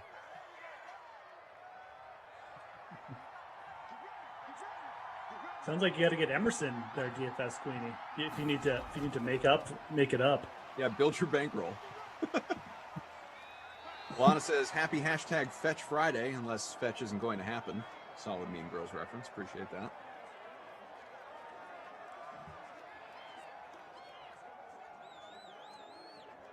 So with Jeff Ulrich. 3K in NASCAR this Sunday. Congrats, Sean. Nice. Oh, nice. That's pretty. I was talking NASCAR earlier today with none other than Pierce Dietrich. Did you guys do a NASCAR cut? Yeah, getting ready for the Instacart 500 that is coming up. Instacart. Sounds all the NASCAR races sound so fake. All the rage. Instacart. Sounds like a Mario Kart like race. Yeah, it's an Instacart 500, huh? it was just like I did Mario. I asked him. Instacart is in the grocery shopping app. Exactly true. I treated Pierce as I always treat Pierce. I asked him all the questions, got all the pertinent information, then made a dig about him looking like he got his shirt on Instacart, and then we moved on. I wonder who would win in a speed talking competition, Pierce or Jesse. They're both pros at it. Jesse only does it when she has to, though. Pierce always talks like that. So by a mile. Yeah. Pierce is about the closest thing that I have come across in terms of people I know to like the Micro Machine guy. May he rest in peace. That's true. It is wild how quickly he can speak without any sort of fumble whatsoever. Yeah, and effortlessly, right? Like, yeah. I remember when we first started doing videos for DK, and I'd watch his, and I just felt like, and then I'd watch mine, and like I'd be talking normally, I'd be talking fine, but I'd have to speed up because the difference. I actually made myself speed up because I felt like the difference was so jarring that either people were going to look at mine and think this guy is slow, like legitimately can't talk, or that like Pierce, they would think Pierce was on like fast forward. Right. So I started making mine quicker. It did feel early on. I mean, it definitely felt like you were listening to. It's like when you go to YouTube and you listen to something on double speed. That's what it felt like listening to Pierce. Like, I need to slow this down in order to just retain this, or I'm going to have to listen to it again. This guy is just coming in hot at all times. 7-all game, 4.5 to go second quarter. We have not. I mean, I did a little bit earlier for the Nooner. It was shortly after the news broke, and some details have emerged since. And obviously, I was with Reed, not you. You and I did do a separate chat, which may or may not have appeared on the Dream Stream. It does exist on social media, pertaining to, of course, Cam Newton. It's the news of the day in the NFL, or at least, one of the pieces of news of the day. Another in perfect combination as we got an interception from the Patriots. Thank you, Stephon Gilmore, Pat's DST. Continuing on here, in just perfect symmetry of the whole situation. All of an hour later, Tom Brady, tweets out the photo of him signing his extension there with Tampa Bay. So just what a world that we live in here as Patriots fans. I know we've got everything due coming to us after the last 2 decades prior to last season, but nevertheless, when you hurt, you're hurt, and right now we hurt. And there are a lot of people, me included, that not super excited. Talking about this as recently as yesterday, asked point blank, how would you feel about Cam Newton being the quarterback again next year? And not great, Bob Kraft, not great. But nevertheless, he's back. He is back on a 1-year deal, up to $14 million. Now, details, like I said, have emerged. This is, for anyone unfamiliar, a very incentive-laden deal. A lot of it dealing, obviously, with personal and performance bonuses, availability, naturally. Most important, though, is the base salary is only about $3.5 million, which, I mean, you say that, there's no guarantee he even makes the team, quite frankly. But let's even remove that from the equation and just say that he is there. It absolutely, and this is among the things Jeff and I talked about earlier, does not preclude the Pats from going out and adding another quarterback, which I firmly believe they will. Now, whether you believe that is taking one, maybe it's Mac Jones or Trey Lance or trading up for Justin Fields or somebody like that in the first round of the draft, that's obviously one scenario. You know, use Cam as he takes off there, picks up a first with his legs, something he did very well last year in real life. You use him as something of a bridge quarterback, and he is a veteran. He is a guy who's appeared in the Super Bowl. He is an NFL MVP. You use him to mentor the next generation, a Mac Jones or someone like that. Like I said, there's logic in that. There really is. You know, especially bringing back a guy who knows the system, knows the players. They've plenty of cap space. They got to add guys, but there's familiarity there, work ethic, not lazy, good guy. Bill Belichick loves him. He loves Bill. There's a match made in heaven there if it can actually translate to the field during a normal season. Or Patriots go out and sign a guy. I don't know who that guy would be. Is it Fitzpatrick? Is it Dalton? Is it Winston? Do those guys excite you more than Cam Newton? You could make a case one way or the other. The other equation, obviously, or, you know, side of that triple-sided coin, as it were, is trade for a guy. Does Jimmy Garoppolo become available? Does he become available draft night? You know, does this drag on that long? Is Marcus Mariota a guy that you want? So I do not believe for one moment, Jeff, that the book is closed on, hey, it's Newton and Stidham. Run it back, baby. I don't believe that for 1 second. I would not be the least bit surprised if Cam Newton is on the roster, but is the backup quarterback going into next year. And I get the rationale of doing it now in that free agency is upon us and they didn't have a guy to point to if you're trying to lure guys in. He's a popular guy, a popular figure in the league. Players like him. Maybe there's an appeal to playing with him, especially if they're paid what they're due. And the Patriots do have the $60 million in cap space available to them. But I don't feel like this job has just been gifted to him. I really don't. Yeah, no, absolutely not. I think it's pretty smart on the move by the Patriots for multiple reasons. A, it's early. I mean, you can work with Cam now. I mean, you can spend time and you have a quarterback under contract. He's already had a year in the system. The very worst, you've got a guy who's been there and was effective in your system for spurts. Maybe he's a year removed from the shoulder surgery too. Maybe that plays a factor, right? There's really no downside to an incentive-laden contract for Cam Newton at this point. It just gives you security. Now you can decide. Now things are open. Like you said, there's no, you can cut Cam. I mean, if you want, you know, there's a little Cam pass, almost a touchdown. But no, I think, you know, I was a little surprised it happened this early because I really just, you know, I thought the Patriots were going to explore options and who knows. But when you really sit back and think about it, you get this out of the way and then everything else is on the table still. Like there's no downside to it. I mean, okay, who else are you going to bring in to be like a backup? Even if you get like a Garoppolo or something, like, you know, there's no one else who was in the system last year, like a veteran who knows it. You know, Cam's at least an upgrade on Brian Hoyer, right? So there's multiple reasons for doing it now.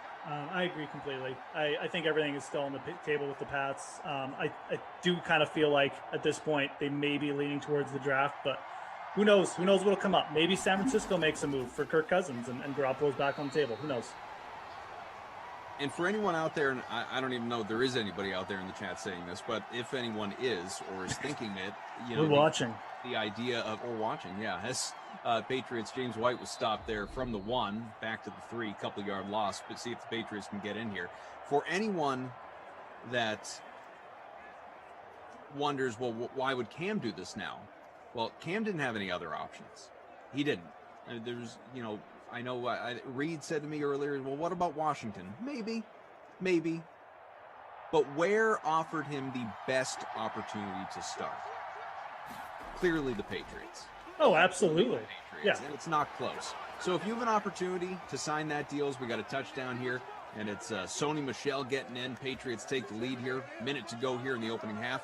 if you have an opportunity to just sign that deal, get it done, get it out of the way, and try and recruit guys and prove your worth and show that you can have a bounce back, never mind, financially for the future, but reputation-wise for all the people that just believe he is washed, he is done, and that's more people than not, then, yeah, I mean, why not? Why not do it now and get it out of the way for yourself, and then turn your focus, obviously, onto the season, which is clearly what Cam Newton was thinking. Yeah, man. For Cam, it makes a lot of sense, too. I don't really know where else he was going to go, like you said, and get any chance of starting. At best, he would be in some sort of, competition sort of thing. So at least with the Patriots, if they bring in someone else, he's got the advantage of being in the system. There's really no other better landing spot for Cam. There really isn't. At least, unless something crazy happens with an injury, right? That's a different story. But yeah, absolutely, man. I think it made a lot of sense from the Pats, even if they are, I can't even remember. Did they give him guaranteed money? Is there a little bit of guarantee in there? 3.5 guaranteed. Okay, so not really a big enough deal. Not a big number. No. It's just smart. You got to have some security up there. Like I think a lot of the Pats' struggles were, and it was kind of hidden early in the year because they did look good early for some reason on offense, but then it faltered, right? Like there just wasn't enough prep time. I mean, he came in so late and with no training camp, like it was. No mini camps, no, any kind of OTAs, no preseason games, no anything. I mean, it was crazy. I'm not going to say that he was straight up set up to fail last year. I mean, that would be an overstatement. But obviously, but he didn't have any favors, going his way with regard to all that stuff. And again, very little around him on that roster. And like you said, first 2 games of the year, I mean, I don't know that you were paying attention to this, but certainly, in the Boston area, the New England area, for, it was sports talk fodder, all the talking heads, TV, radio, whatever. It was written about nationally from Sports Illustrated and others. Like you had guys like Burt Breer. I mentioned this earlier on the Nooner Sim. The idea of, 2 games in, that huge game that he had against Seattle when Edelman went for the career game and they almost won the thing. The conversations around here was, man, does Bill Belichick need to lock up Cam Newton long term? And what's this guy, if he continues even remotely at this pace, do you have to extend him come December? What kind of contract is he going to command? Another pick for the Patriots. They're going to take this one back. Hello, touchdown, New England. Stephon Gilmore again, 31-yard score. There were people, Jeff, saying like Cam Newton is going to get a $100 million contract. There were people that were sure of that, based on just those first 2 games. And then obviously he gets COVID very early in the year, comes back. He only missed the 1 game due to postponements. That Broncos game was postponed multiple times, but he comes back and he's not at all the same. Whether that was because, and he talked about this during the I Am Athlete podcast, whether it was because he fell behind and, like the analogy he used was, imagine you're on the freeway and, and I'm paraphrasing here, but like you're on the freeway and you have to get off at an exit, to just get gas or whatever. And then you pop back on and everybody else is so far ahead of you, you've got no chance of catching up. That's what his season felt like to him. Everyone, when he got COVID, when he was out, it was full steam ahead for everybody else. And it wasn't excuse making on his part. It was just, it was realism. Like this for sure. Exactly. In his first year in New England. And couple that with the fact that, as I said, he had nothing around him. It's like, all due respect, like, Jacoby Myers and a very banged up and generally unavailable Julian Edelman last year. And so many other guys that were hurt. And obviously N'Keal Harry continues to be a disappointment, even though technically in year 2 he had a career year, but people are ready to get him out of town. He was just, there was almost no situation in which he was going to have a great year. Well, and here's something else. We talked about this a bit this morning too. If you look at Cam's stats from last year, obviously he only had 8 passing touchdowns. It doesn't look good, but his completion percentage over the last 2 years was up. His QB rating was up. It was his second best QB rating in the last 5 years. Like his if you dig a little deeper, some of his advanced stats were some of his best over the last 5 years. Like he actually played okay in spurts. It wasn't just Cam. It was like the whole Patriots offense. So, the red zone passing attack was a joke, but I don't think it was all Cam Newton there either. when you have no tight end to throw to in the red zone, when you have no dominant wide receiver one, when Jacoby Myers. I was gonna call Who are we talking Jacoby, about? I was going to call him Jacoby Bryant, like Kobe Bryant. That's Jacoby Myers. My God, I guess that's been not a off thing. football too long. Jacoby Myers is like your number one go-to guy. It's not a good situation. So I would even say I think there's I'm not like a big on the Cam bandwagon, like he's going to be back in MVP conversations, but there is some optimism there that he can be better next year. Absolutely, I think. He was trending well in certain areas. And again, I don't know if the Patriots need him to be like, a top 10 passer necessarily. I don't think that's like the route they want to go anyways. But I think there was a little bit more than people realized there from Cam. So, like I said, it's not what anyone wanted. But I would be hesitant to just say it's going to be an automatic dumpster fire because, again, I think the Patriots are too savvy. And you give them another year prep. I'd almost be interested to see what happens there. The Patriots could be like a good buy low when it comes time for the win totals and stuff. Luke Murphy had written this a little while ago. This was after I brought up the topic. Says Koff just talked for 2 minutes straight, and Jeff did not barge in and say anything at all. Great job there, guys. Respectable conversation. It was a good job. Tyler just burning it up here. That's what we need, people. But I had to actually nudge him Kaufman's away. team, it's the Patriots. You got to let him have his go. It's like when Kenny talks about the Jets, although that's all Kenny ever talks about. So There is no way, Drew, that I broke a Ducey or Christian record. No chance. I'm not saying I'm not capable, but that time it was probably the longest I've ever heard you talk straight, though, for real. I could have kept going. And that's completely fine. Like I said, I figured I'd come up for air. I'm Jared happy says, to. What were the movies? If I had been tired or hadn't had that potato chip pregame in the glass, I may have zoned out. It's true. My blood sugar is high, though, people. I'm all good. So Drew says he literally got up, grabbed a slice of pizza. I mean, you had time to probably make a line to the bathroom if you really needed to. I've gotten a lot of texts, as you would imagine, on this topic today, and I'm trying to let's see if I can find some good ones for you. So, one friend of mine writes, $60 million in cap space, check. O-line, check. Defense, check. Running game, check. Returning fullback, check. Teams cutting stars like flies for cap relief, check. Belichick, check. Cam giving 60% of even the old Cam. With these factors, we compete for a Super Bowl. Now, I think some of that is a little overzealous. Some of that is a little overstated. Quite a bit of it, even. But if you get, I'm not talking MVP Cam, obviously, but if you get something even close to the Cam that we saw the first 2 weeks last year, and you actually pay the money to bring in a couple of wide receivers, a capable tight end so that that position is even a threat on the field, not just a blocker. Maybe it's a Hunter Henry. Maybe you add Kenny Golladay and Hunter Henry. Maybe you pay up to do that, okay? You get your returning guys on defense, your opt-out guys, Dante Hightower, Patrick Chung, guys like that. You sign a couple guys. You already traded for Trent Brown. You're probably going to lose Joe Tooney, maybe some other guys in the O-line. So you offset some moves on the O-line.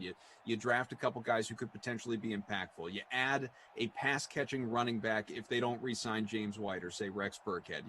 If they need to fill that around, obviously, Damian Harris. You have that guy. And I'm not talking about, like, world beaters here. None of these names that I've mentioned are superstars. But the package, you put it all together, Cam Setcanier in the system as compared to last year, where do you put that team in the AFC East? And I present that knowing full well that, yeah, obviously this whole conversation needs to be kind of reset if Deshaun Watson is dealt to the Dolphins or Jets. Right, yeah, that's obviously true. I think the FC East is going to be pretty interesting. I mean, it's a really interesting year. I'm interested in a lot of teams, what they're going to do. I talked to Kenny, like the Jets have a ton of picks. But the Patriots are in a similar situation. Maybe, everyone's going to be going hot after these like 5 QBs. Maybe some real good defensive guys drop. It could be a year where Belichick just gets a couple of defensive dudes. That Patriots defense bounces back. And like you said, so I don't really want to handicap the AFC East right now. I mean, I think the easy answer is it's probably just going to be Buffalo, and you got to give them credit. They're the best team right now. They got the best QB. But it's hard to be consistent in the NFL, man. It just is. Like, there's just not many teams that are like that. You could maybe throw the Saints, the Pats for a long time, but like the list isn't very big. Maybe KC over the last 3 years. It's hard. It would not shock me at all to see Buffalo regress a little bit. And I have no idea what Miami's going to do next year. I could see that team really regressing. They relied a lot on defensive turnovers. They got a QB I'm not sold on at all. If they don't make a Deshaun Watson move, they would be my pick to really regress. And probably I would pick the Patriots over them. But again, we're super early right now. So. Yeah, I'll continue to dive into some of these texts too. I want to just include some friends of ours in the chat. Brendan Glasheen pops in, who knows how long he's been lurking without saying anything in the chat, because he says Koff just wants to stuff his face with a plain burrito. Of course, he wrote plan, then corrects himself and writes plain and says, damn it. And then you have Bukes, our pal Steve Buchanan, with the wrench. Says Koff is excited to see Newton again, but hates seeing Tatis get paid. Now, first off, I am not excited to see Cam again. I'm not. I think I've made that clear. Bukes, you've obviously popped in late. Drew says, who doesn't want to see Tatis get paid? Don't twist my words. What I said, was I with you for that, Sim? I don't recall. What I said at the time, I was on when Fernando Tatis got that giant contract. I have no problem with the contract from the team perspective. Like, yeah, pay the man. What I said at the time, Bukes, and he knows this, and everyone in the chat knows this as well, because you were probably #TeamAlwaysHere. What I said, hello, who dis? Is that Hop? See you later, pal. Good to see ya. Narrow the gap, about to be 21-17, 75-yard touchdown. What I said at the time, and I stand by it, although Bukes, we talked after the fact, doing a little FaceTime action, he made a compelling case the other way. But what I said at the time was that Tatis, I didn't like the contract for him. I thought he did himself a disservice in the long term in terms of the amount of money that he could ultimately make. I mean, yeah, it's an amazing payday, but I think this is a guy who could make, if he wanted to, if he cared, and I'm talking purely baseball money, not all the other marketing and endorsement money that is going to come along as well. But what I said was he could make $400 or $500 million, not the 3 and whatever he got. So 2-point conversion good, 21-18 now, and this game getting even more exciting. Kyler rushed it in. I thought Tatis did, like I said, himself a long-term disservice in terms of capping himself for the rest of his career. He didn't have to do it. It's such a weird spot to be in as an athlete. I mean, it's weird. It's obviously awesome for Fernando Tatis. He's going to get a boatload, like house full of money either way. But you do have some kind of long-term injury concern. Who knows, or maybe just starts sucking. I don't know, but it's not like the worst idea to lock it up. I get it from that perspective, but you're right. I think long-term, if you really start to count every cent, the idea that he should have gone for 2 contracts is probably the correct one, right? I mean, so and what Bukes said, and Bukes is not wrong, as he sits here and continues to crap on me in the chat, I'm going to give him credit. What he said, as we were talking about it after the fact, was honestly, like, what's the difference between, I don't even remember what the number was it 375 or something like that? He said, really, what's the difference between $375 million and $500 million if you're him? Long term, like, that's more money than you're ever going to spend. It's more money than the next generation needs, or future generations, if you don't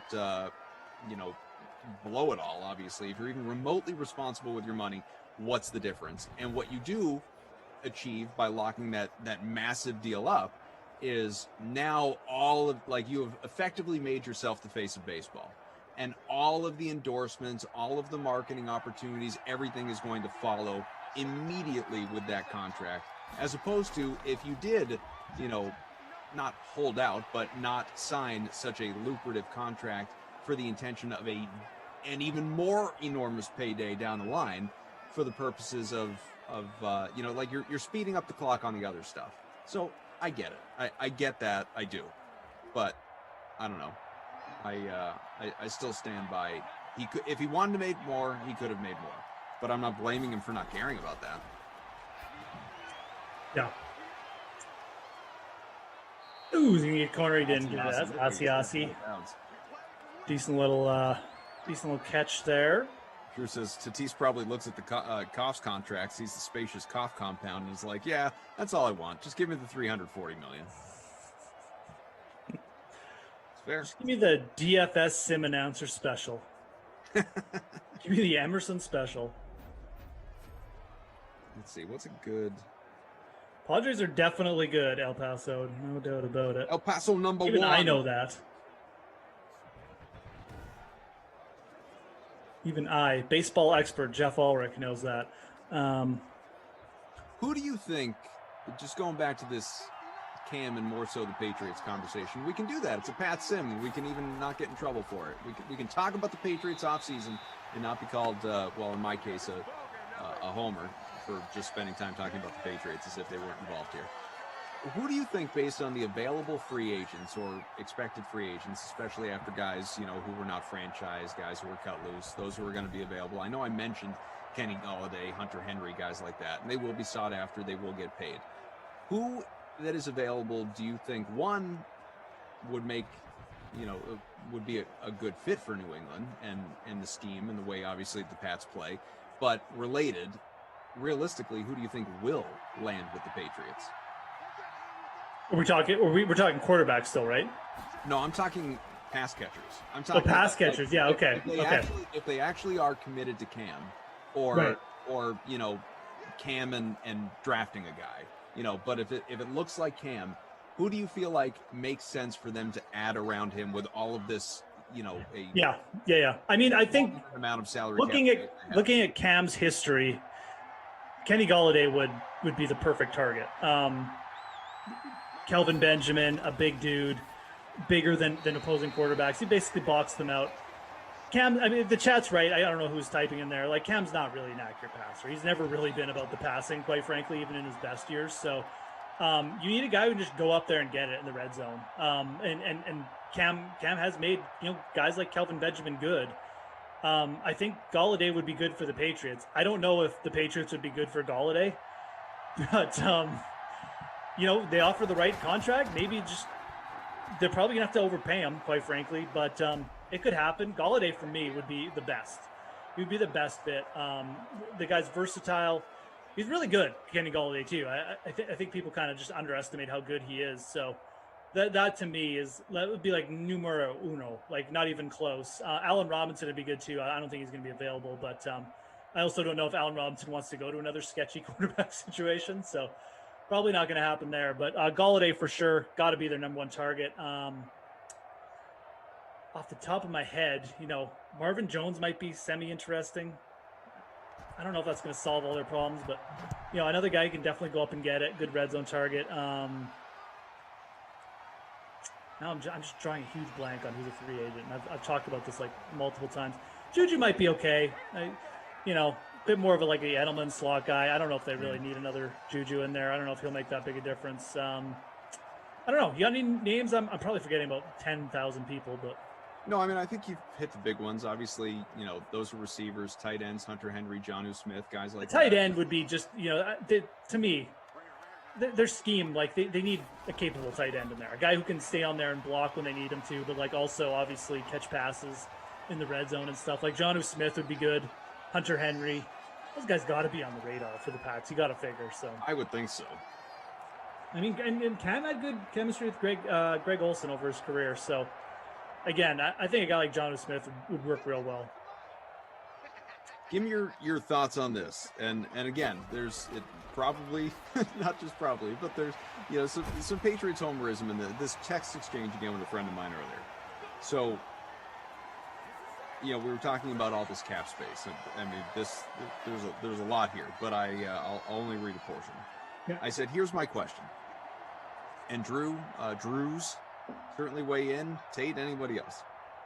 I said, here's my question. Bill's got $60 million to spend. Will he splurge at wide receiver or tight end, give Cam or whomever it is weapons? Historically, he's only really spent on defense because the unwritten Brady rule that no one would come in and earn more. GOAT coach. But now he's got a GM differently than ever before. If he enters this season with 15, 20 million still available on the cap, people are going to be bull. He's going to have to overpay the market to get some talent here because the days of guys flocking to Foxborough to win rings are at least on hold. And so this was the response I got. I don't expect he will. He may do short-term deals. He may do a few 3 or 4 year deals on guys who can play now with the next QB. Let's say it's Mac Jones. I want Pitts from Florida, Smith, Waddle, QB, linebacker from Penn State, all that. We're all assuming he's going to get a quarterback. Who knows what he will do? This is the guy who drafted Sony Michel when the last thing that we needed was a running back. And then Sony literally carried the offense to a Super Bowl. 6 postseason touchdowns. When Talib left for Denver, we were all suicidal. And then somehow we get Browner and Revis. Oh, ye of little faith.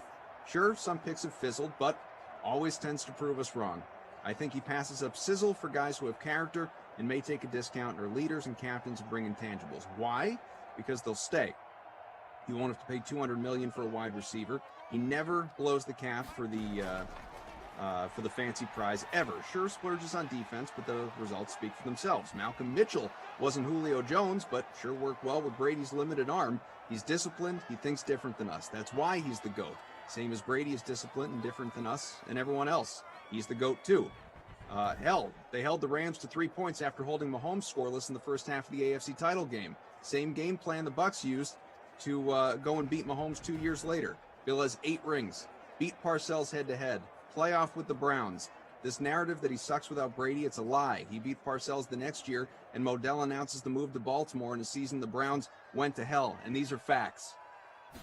Wow. Boston Sports Radio, brought to you by the DK Sim fan. Drew says, is this one text bubble? It is, actually. No kidding. Yeah, it actually was. Is your friend Bill Belichick's son, Steve Belichick? Yeah, Steve. Hello, Steve. I mean, a lot of what he said is right. I mean, it's I don't even disagree with that much of it. It is going to be, like I said, I mean, this all comes back to the general stuff. It is going to be interesting to see what they do. The Patriots are a really interesting team, as are a couple other teams who have cap space and can do stuff. Miami is in there too. Are they going to move? Are they going to try and upgrade over to it? They're more advanced than the Patriots in a lot of way, but you know, I'm still not sold that they're all the way there for sure. But it's gonna be an interesting draft, man. I think there's gonna be some weird stuff, fun stuff. I wish the draft was like next week, but Edelman on the catch. What's gonna happen to Julian? I mean, you know, maybe get a full season of Julian Edelman. That'll help solve some of the problems right there, right? Edelman and Galladay would be a perfect combo, much like you know, Amendola worked over the middle as a little slot guy with Galladay, you know, on the outside too. So again, Galladay, I don't know if he wants to go to New England though. That's going to be the big thing. Well, I think you would have to really overpay him, like well over the market. I suspect, yes. I suspect. With other guys though, there's cheaper options. There are. Let's bring up the. I'm going to bring up. You mentioned because Drew mentioned this, and we've talked about it before, but I can't remember if you just mentioned it. Did you mention Adam Humphries? I mean, Humphries is, you know, he's definitely going to add to their to a depth piece. You know, give them like Edelman insurance too. What about Tyrell Williams? He get signed yet? He just signed, yeah. Who did he sign with? Detroit? He yes. Yeah, that's too bad. Yeah. That would have been a good target for them. $6 million or something like that. Yeah, I like that signing for Detroit. What do we got here? Bashad Perryman could be interesting. Fuller. Again, I don't know if Fuller wants to go to the Pats. Antonio Brown. I mean, Josh Gordon. Josh Gordon, as he plays in the fan challenge controlled association league, whatever the heck it is. But there's Antonio Brown's not going anywhere other than back to Tampa. No, he's certainly not going to the Patriots. Well, no, that's definitely not happening. But even independent of that, I don't think there's any team that wants Antonio Brown other than the Buccaneers. And that's not because he can't play. I think it's because teams really believe that the only guy who's going to keep him in line is Tom Brady. Yeah, absolutely. It is interesting, though. I mean, after the kind of top few names, it does kind of. Corey Davis would be a really good pickup too for any team. Sure. I think he's going to command more than people think, just because again, after the top tier guys, it gets kind of thinner pretty quick. Emmanuel Sanders, another kind of second tier guy. I think Marvin Jones would actually be an okay, like second fiddle kind of pick up. You had Marvin Jones and like a real tight end like Jonnu Smith. It's not bad. You get Edelman back. Maybe even add Humphreys. I also wonder, like what Julian Edelman are we going to see out there? Yeah, totally. No, I know. Obviously after the injury, and he's not a spring chicken anymore. The guy's not young. It's even last year before he got hurt, like he had the career game against Seattle. He had a better game against Seattle with Cam Newton than any game he ever played with Tom Brady, statistically speaking. Here's a name. Record-setting game. But here's a name I'm going to throw. Year, he was, Go ahead. Here's a name. Dez Bryant. Okay. Why? I mean, Dez. Well, this is when Brady was there. Dez looked pretty good, honestly. Dez going to New England. I mean, that was around for a little while. That was, that because he looked pretty good with Baltimore, man. The idea of Dez going anywhere was around for a while. Like he was just available, obviously, and was happy to take a gig anywhere. He's out there tweeting about the Pats and whomever else, but. No, I don't see that. I mean, he barely played for Baltimore. I do not see that. I could actually see that. And I think it could actually work pretty good.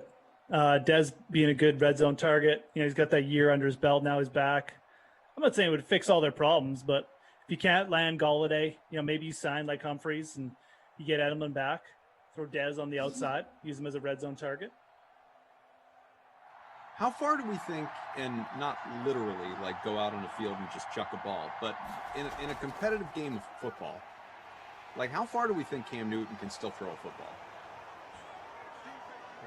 I mean, I want to know the answer to that question. Yeah, I mean, seriously, like, are we just talking like, it'd be nice to have an explosive deep threat, but does it even matter, or do you just need a guy with rack? You know what I mean? Like, or yak? Like is it all just like should they just be targeting guys who can live in the slot and be those, short yardage slant gains, and maybe occasionally they rip one open? Because, I don't think that, like, it surprises me, my buddy included, that, and I'll skip all those texts, but like that anyone even thinks that Cam can throw anymore. Well, that's why I'm saying I almost feel like the tight end position is more important for New England. I mean, that's where you're going to get your work done. Over the middle a little bit, easier throws. Guys who can win against linebackers consistently. I don't know if they need to worry too much about the deep threat. I still think Golladay is a complete enough receiver that he can go over the middle, make those 15, 20-yard catches, and be the red zone threat, and maybe even be a deep threat if you need him to be. But, yeah, dude, 40 yards? I don't know. Max? Sounds high. I mean, he's got to be able to do that. He's got to. I'd be curious to know. I know you can look it up somewhere. I just don't have a clue where to look it up. One of those next-gen sites. But I'd be curious to know the longest completion in the air that he had last year. Interesting. Drew said there was a Hail Mary at the end of the game, but I don't remember how far it was. I mean, I know by definition a Hail Mary is not like 30 yards, but curious. Hyro coming in with the Cam stereotype. Cam worries more about his outfits than his game. I don't believe that. Cam Newton, like, say what you want about inefficiencies at this stage of his career. Cam Newton is as focused and hard a worker, I believe, as you will find. I truly believe that. I don't think that stuff gets exaggerated. I think he is renowned for it. That dude lives in the gym. And Bill Belichick truly does not go out of his way to praise guys on his own team. He certainly will go out of his way to praise the competition week to week, and make sure that no one's, taking anyone for granted. but he is not the kind of guy that throws around praise for his own guys. It's one of the reasons Tom Brady left. You know, he didn't feel like, at least reportedly, that Bill was publicly praising him enough, or maybe even internally praising him enough. Bill has for the last year been drooling over Cam. Yeah, no, and I don't think they would have brought him back if there was like actual issues like that. So the clothes and stuff, guys, it's just I don't know why people get so worked up about it. I mean, Cam can have a bit of a poor attitude with the media and stuff like that, especially early. It was more of an early career thing where he'd sit on the sidelines with like the towel over his head. But it was really more of just like an attitude thing. It wasn't a work ethic thing, right? Like it was just, he'd lose a game. But look, like Tom Brady doesn't shake people's hands after games. Like these guys it's more of just a competitive thing, like where they're alpha and they hate losing so much that it just like it comes out in really bad ways. Like at least that's my opinion, right? So sure, easy to knock guys for that, but it's also not what I'd call. I don't think teams care about it. They certainly don't care about it with Tom Brady and the whole handshaking and stuff like that. And again, if anyone was going to care about it, it would be Belichick, and he doesn't care about that stuff with Cam. So probably a pretty good indicator again that it just doesn't matter.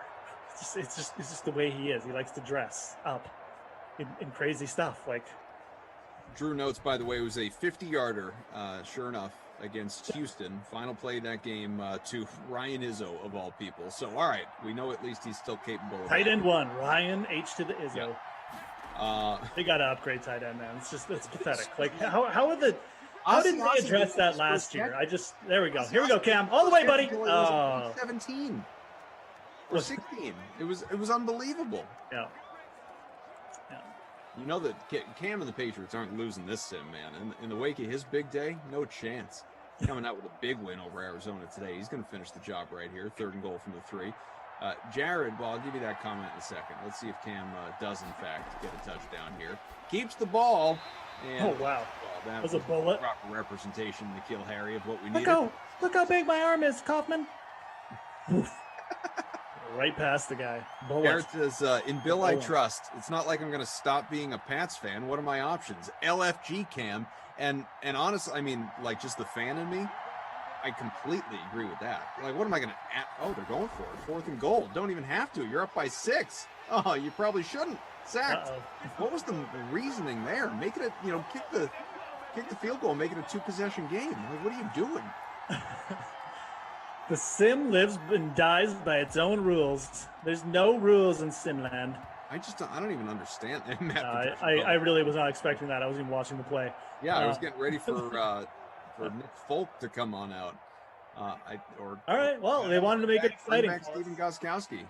He'll kick it for you. 50% chance of making it.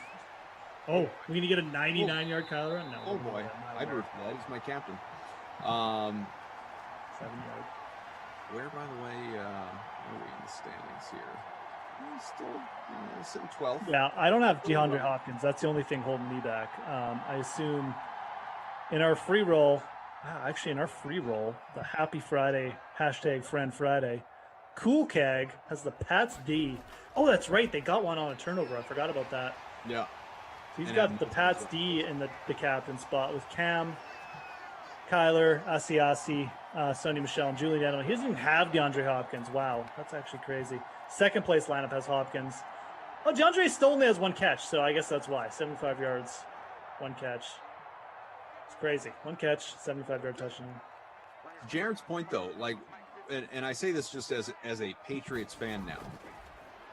What am I supposed to just, because I'm not happy they brought back Cam, because I would have preferred another option, which, by the way, offseason. Fumble! Oh, my God. No. Go ahead. See you later.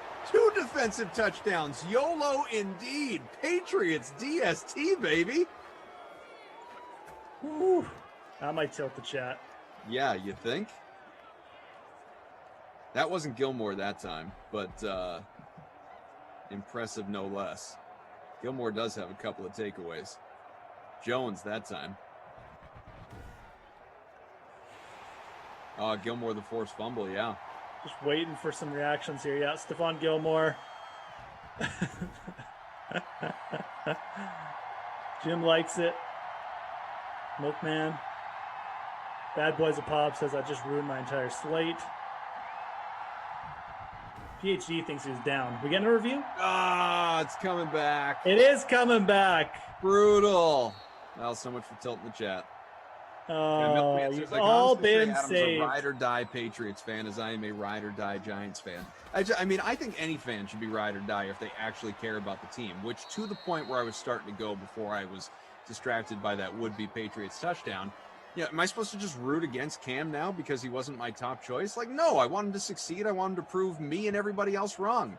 You know, like all these people, and there is, I mean, you're not here, but like Drew knows, I mean, there's certainly a segment of Patriots fans, you know, here in this population that are, as I'm prone to say, actively rooting for Cam and the Pats to fail and for Brady to just continue to shove it down their throats. And I'm like, is that really what we've become? You know, the royal we? Like that's what you want? Like you want to be so deeply on the, you know, right side of the Belichick Brady debate that, you know, oh, they should have kept him. Oh, they shouldn't have let him leave, at which I felt as well, by the way. But yeah, I could be stubborn and just become a Bucs fan until Brady retires, or I could continue to support the team that I've cared about for the entire time that I've cared about football. What sense does it make that I just, you know, I leave the laundry behind and go follow Brady? Like, what am I going to be that snarly toward Bill? I mean, why? Like, what good does that do for me? That sounds like it only hampers my Sundays. Certainly makes my work less enjoyable, given that I cover these teams. The other thing is, look, we're so early in this like we've already Free said. agency hasn't started. No.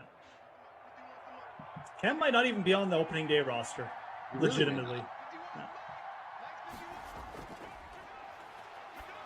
It's true.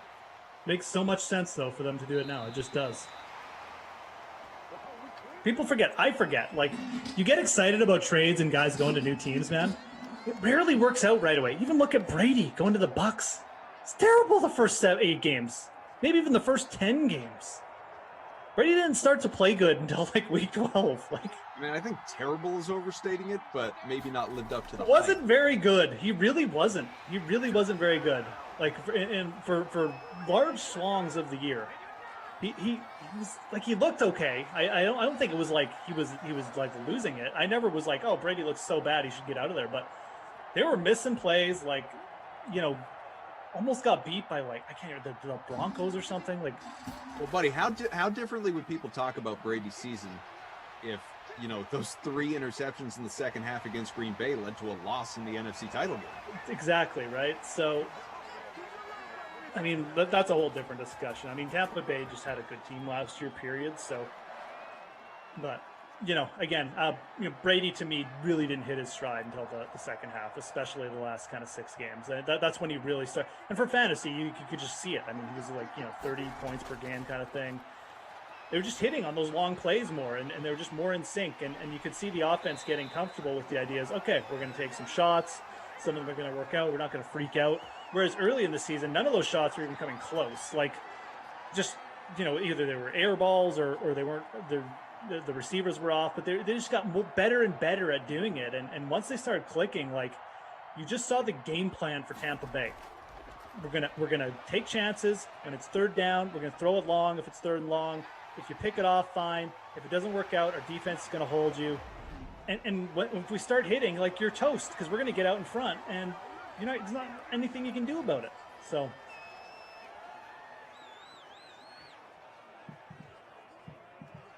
Do you think they, as Brady has said, do you actually think they will be even better next year?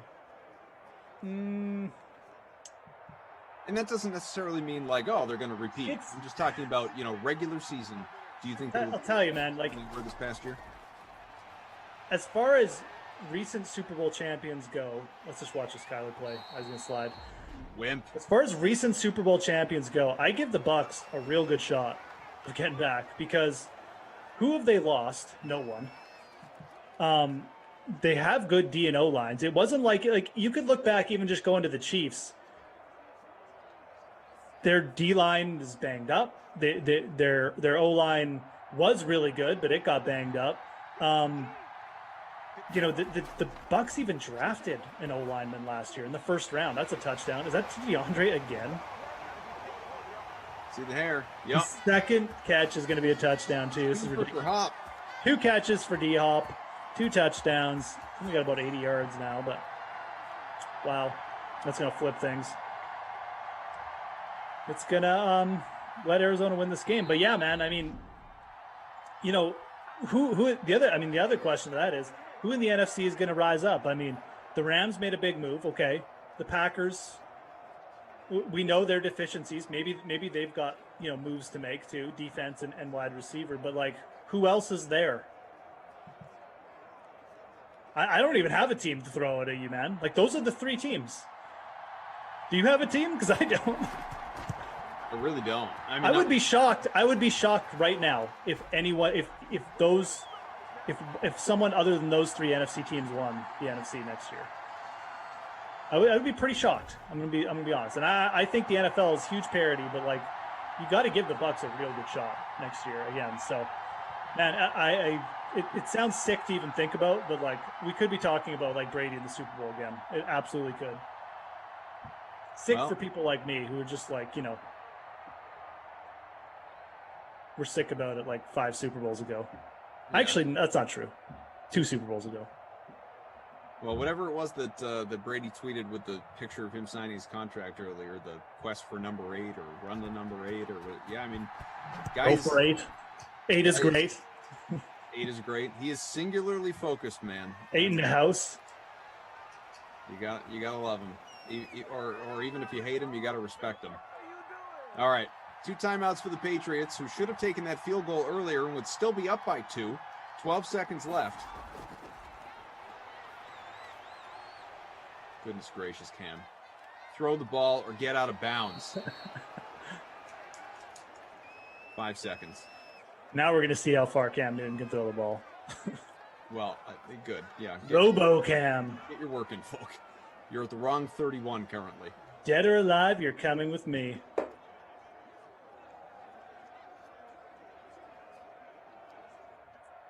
I will say this Cam Newton's going to throw this Hail Mary.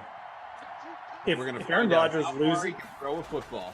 If Aaron Rodgers loses to Tom Brady in the NFC Championship again, here we go. How far is it going to go? Ooh, that's pretty far. All the way to the 20. That was live. If Aaron Rodgers loses to Tom Brady in the NFC Championship again, I'm legitimately going to cry.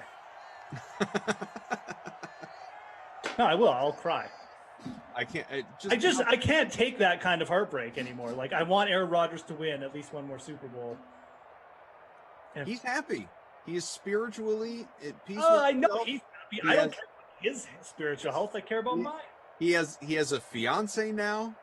He has found love in the real way, not in the Olivia Munn or Danica Patrick sort of way. It is Shailene Woodley or bust. He is a happy man. He doesn't need your second Super Bowl championship. Not this guy. Not that cheesehead. He'll get there. We'll get it done next year, A-Rod. Don't worry. Anyways, Cam Newton. Speaking of A-Rod, see Alex Rodriguez and Jennifer Lopez. Oh, I know. What? God. Kenny and I talked about it. Huge news. If those 2 kids can't make it, what hope do the rest of us have? Yeah. If Alex Rodriguez can't get a fair shake in this life, I mean, jeez. 70-plus Williams and Edelman in the air. 7 catches for each of them. A touchdown for Edelman. 2 for Hop, who went 2 for 78. Crazy game for D-Hop. Yeah, knowing full well, obviously, that the answer is not Cam Newton, not today. We take a look at our leaderboard, our prime time, the happy hashtag Friend Friday free roll. Who is it that is your Krusty Koff player of the game today, sir? First of all, in the chat, Fidelis, I said Rams, Packers, Bucks. Those are the 3 teams. My Krusty Koff player of the game, it's going to be DeAndre Hopkins.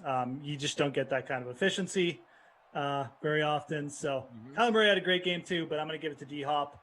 Sure. He's the Krusty Koffman player of the game. And the babysitter Billy. Mm-hmm. My kid who was Nacho Kid? Oh, this actually I think is very easy. It's got to be Kenny and Drake, doesn't it? Well, actually, I got to look at Drake's numbers. That's not who I was looking at. No, I'd go with someone else over Drake. I would go with Devin Asiasi, who had 3 catches, 54 yards, just 8.5 points, 22% owned in the captain spot, 60% owned overall. People always use Aussie in Patriots sims, and I don't think it's a bad play, but he's always the chalk. He's no Ben Watson of All right. Madden 20 though. We'll give it to Aussie. What did N'Keal Harry do? Did he have a catch? I feel like he went catchless. Who cares? We'll give it to Aussie. How about our? I think it was Reed Tease. Did you know? Chatting. He went straight to Emerson on Twitter to say that I was dumping on his NBA. The chat just tattling. Yeah, Reed Tease. Stir up trouble again. Oh boy. Straight up narked. Tweeted, that I am that I was talking smack about his DFS NBA skills on Madden streams, and that you were just sitting here piling on, and it was classic. Credit him though, he responded. He said, "WTF?"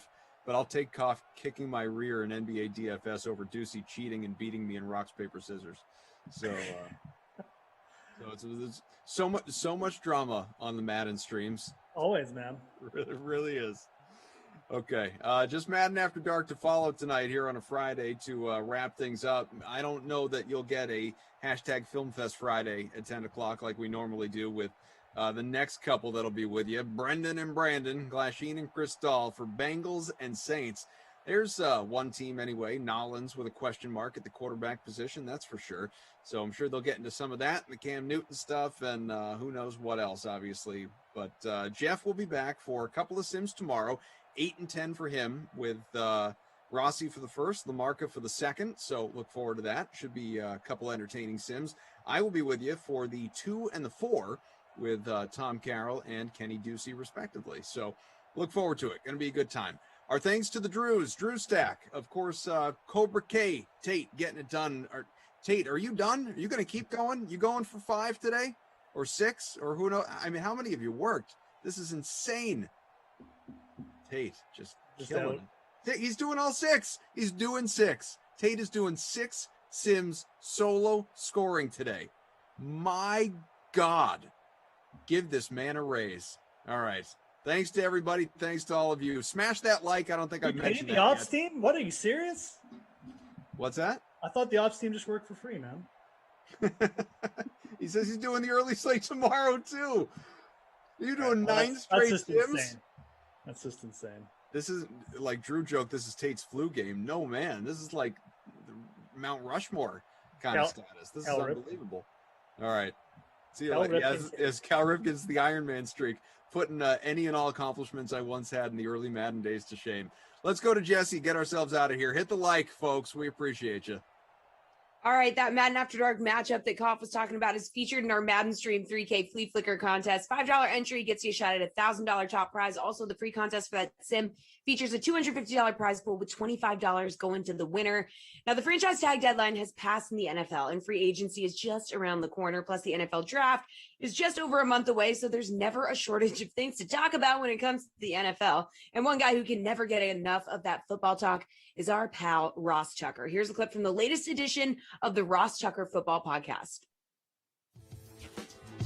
This will be second or third year in a row where there's a lot of good receivers in the draft. And even like the Bills got Gabriel Davis in the 4th round, and he did some really good things for them.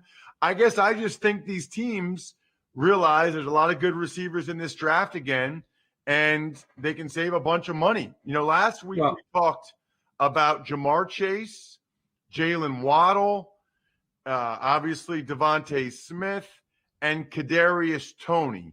Those are sort of the top 4 guys in a lot of people's mind, at least.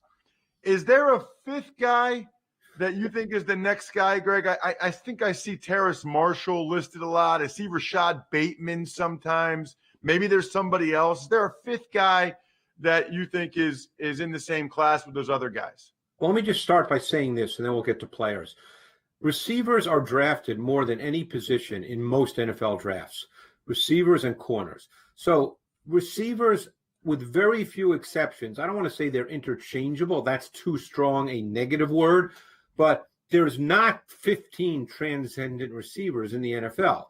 So given the nature of pass games in the league now, based on formations, motions, the fact that every team lines up with 3 wide receivers well over 50% of their snaps, some teams line up with 4 at times.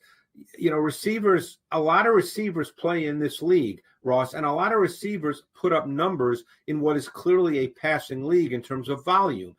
So it's always easy to say, oh, this guy is great. I don't use great, exceptional. I don't use those words very often because a lot of receivers play and a lot of receivers put up numbers. So having said that, we can start with Bateman. I watched Bateman last summer, and then I watched him this year. I guess he played only 5 or 6 games this year. I thought that Bateman really shows the look and feel of an NFL wide receiver. He's got size. He's got stride length. He's a good route runner. He can separate. He's got hands. He's run after catch. He's a big kid. People get caught up in the limited route tree he ran at Minnesota due to their conceptual passing game, but I don't really get caught up in that. I think that he can do a lot of things, and I think he can line up outside. I think he can line up in the slot. Again, a guy that's not a burner, but he's got stride length. He's got route running savvy, so he does have a little bit of a vertical element because of that. I thought 2 names came to mind when I was watching Bateman stylistically, and that was Michael Thomas and Allen Robinson.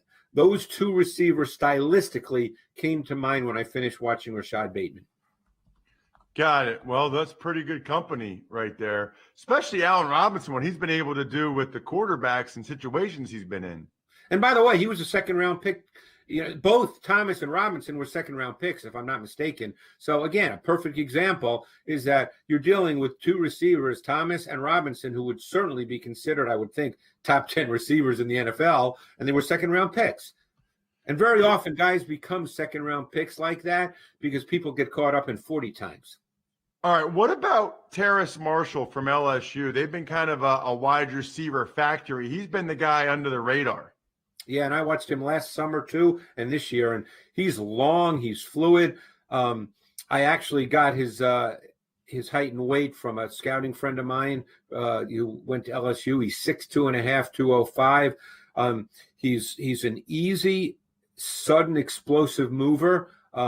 I think you could look at him as a vertical dimension. He's got run after catch, take it to the house ability.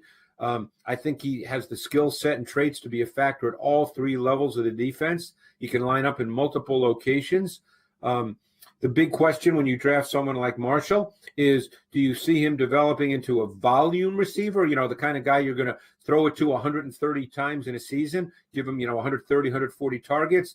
Or is he going to be viewed more as a higher level complement to a guy you view as that high volume guy? That, I think, is the question NFL teams will have to answer with Marshall, who's a younger kid, came out early. I think different teams will see that differently. I think down the road he could become a volume number 1 guy. He may not start his career that way. One guy that I feel like I've been hearing more about the last couple of weeks, I didn't know much about this guy, Greg. I got to be honest with you. He didn't come into the season with the same sort of hoopla as Rondale Moore and some of these other guys, but it's Elijah Moore from Ole Miss, who's listed at 5'9", $185. Yeah, I did not do him last summer. So, and I do watch the SEC a lot on Saturdays. It's probably the conference I watch the most. So I was just familiar with him from TV, but I didn't know much about him, as far as studying him. I was pleasantly surprised watching his tape. I really like him. I know he's short, but he's stocky. He's not thin. I don't know what his height and weight will be because he came out, as a junior, so I don't have numbers yet. I don't think Ole Miss had their pro day yet, so the numbers are not out there. But I think he fits the profile of the NFL slot receiver, obviously smaller. He's got route running and separation quickness. He's got vertical burst and speed, excellent hands. And he's tough and competitive at the catch point. And I think that's really important for an NFL slot because one major difference with slot in college and slot in the NFL, Ross, is the NFL field is tighter because of the hash marks. The hash marks are closer together in the NFL. So the field is not spread out as much. So slot receivers have to do more catching where there are more bodies in the NFL than they do in college. And maybe some people don't think of it that way, but that's true. And he's a tough, competitive guy at the catch point and made a lot of catches through contact. And I think that's really, really important for an NFL slot. And he became one of my favorite receivers to study. I think he's a scheme and formation versatile guy. I think his traits are pretty high level for an NFL slot who can also give you vertical ability. He can run slot fades. He can get on top of corners.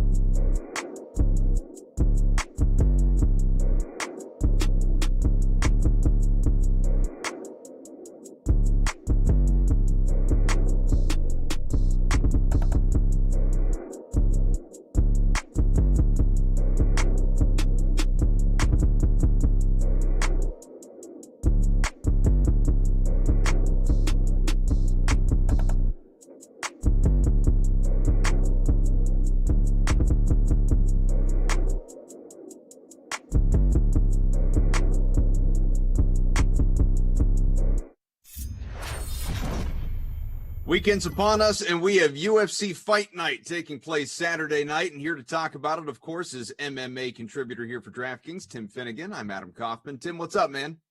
Hey, it's great to be on. All right, let's take a look at this thing because we have a handful of fighters priced at $9K or above here on Saturday. Who stands out to you?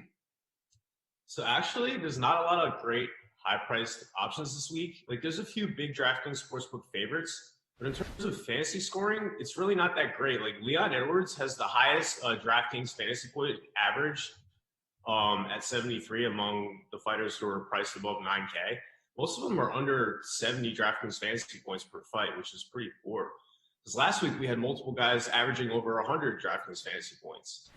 So I'm actually going to go with more of a mid-tier upside play here. Misha Serkinov, he's 8,300. He's scored over 100 DraftKings fantasy points in five out of his last six wins. He's a knockout risk because he's been knocked out 3 times, so he doesn't have a great chin. But he has a pretty good matchup on paper here. He has better striking and grappling metrics. He has a better significant strikes landed to absorb ratio, and he lands a lot of takedowns. He averages about 4.5 takedowns per 15 minutes. So I would look at Serkinov as an upside play here at 8,300. So that's the upper tier. How about value for this event? So Bilal Muhammad, he's 7,200. He's fighting in the main event. Leon Edwards hasn't fought since July 2019, and he's reportedly coming off like a really severe bout with COVID where he couldn't train and he lost like 12 pounds in 4 days. And COVID can affect your lungs and your wind and your breathing. And it's possible that Edwards' stamina is just not going to be great for this fight because it's a 5-round fight. Muhammad had really great volume in his last fight. He had a ton of pressure. He landed almost 9 significant strikes per minute. He attempted 10 total takedowns. Like that type of activity is really encouraging. And it's possible Muhammad could just wear Edwards out like in the 4th and 5th round. So I would look at him for some value at 7,200. Let's take a look at the main card on the DK Sportsbook. You have Davey Grant plus 250 underdog against Jonathan Martinez. Which way do you think this one's going to go? So if you look at the stats really aren't too far off, even though there's like a big gap in the DraftKings Sportsbook odds. They both have a similar significant strikes landed to absorb ratio. The height and reach is about the same. Davey actually has really good striking defense. He's avoided about 63% of opponents' significant strike attempts. That's better than Martinez, who's at 58%. Martinez is probably going to win. I mean, obviously, like he's a big favorite for a reason, but maybe this fight isn't quite as lopsided as the betting odds indicate. So, I think Davey might have some good value here. The co-main event here is a light heavyweight bout. You have Misha Serkinov, who you've already talked about, slight favorite, minus 137 against Ryan Spann. Is Serkinov going to pull this one out? So I mentioned Serkinov earlier as like a pretty good mid-tier play. Like he's a knockout risk. He's been knocked out 3 times in his last 5 fights, so he doesn't really have a great chin. But if you look at the stats, like he has better significant strike defense by the metrics. He has a better significant strikes landed to absorb ratio. He lands a lot of takedowns, averaging about 4.5 per 15 minutes. So I like him in this fight. If I just look at the numbers on the paper, I think he has the advantage. But like I said, he doesn't have a great chin, so there is that knockout risk. Leon Edwards has not fought in a couple of years or a year and a half anyhow, and a slight favorite, minus 265 in a welterweight matchup against Bilal Muhammad. So are you worried about rust? Is that a concern right now? I'm actually really worried about him being rusty. It's not even just the ring rust. He apparently had like a really severe bout with COVID-19 back in December where he had to pull out of the fight. And he reportedly lost 12 pounds in like 4 days and he couldn't train at all. So, and COVID can affect your lungs. Like Yohan Moncada on the White Sox for baseball, like it really affected his cardio. Like he was like out of breath running the bases. And this is a 5-round fight. And Muhammad looked really great in his last fight. He was really active. It's possible that Muhammad could wear him out in the later rounds. So I think Muhammad is a live underdog in this fight. Guy who's always looking good, Tim Finnegan. Thanks, bud. All right, thank you. It's great to be on.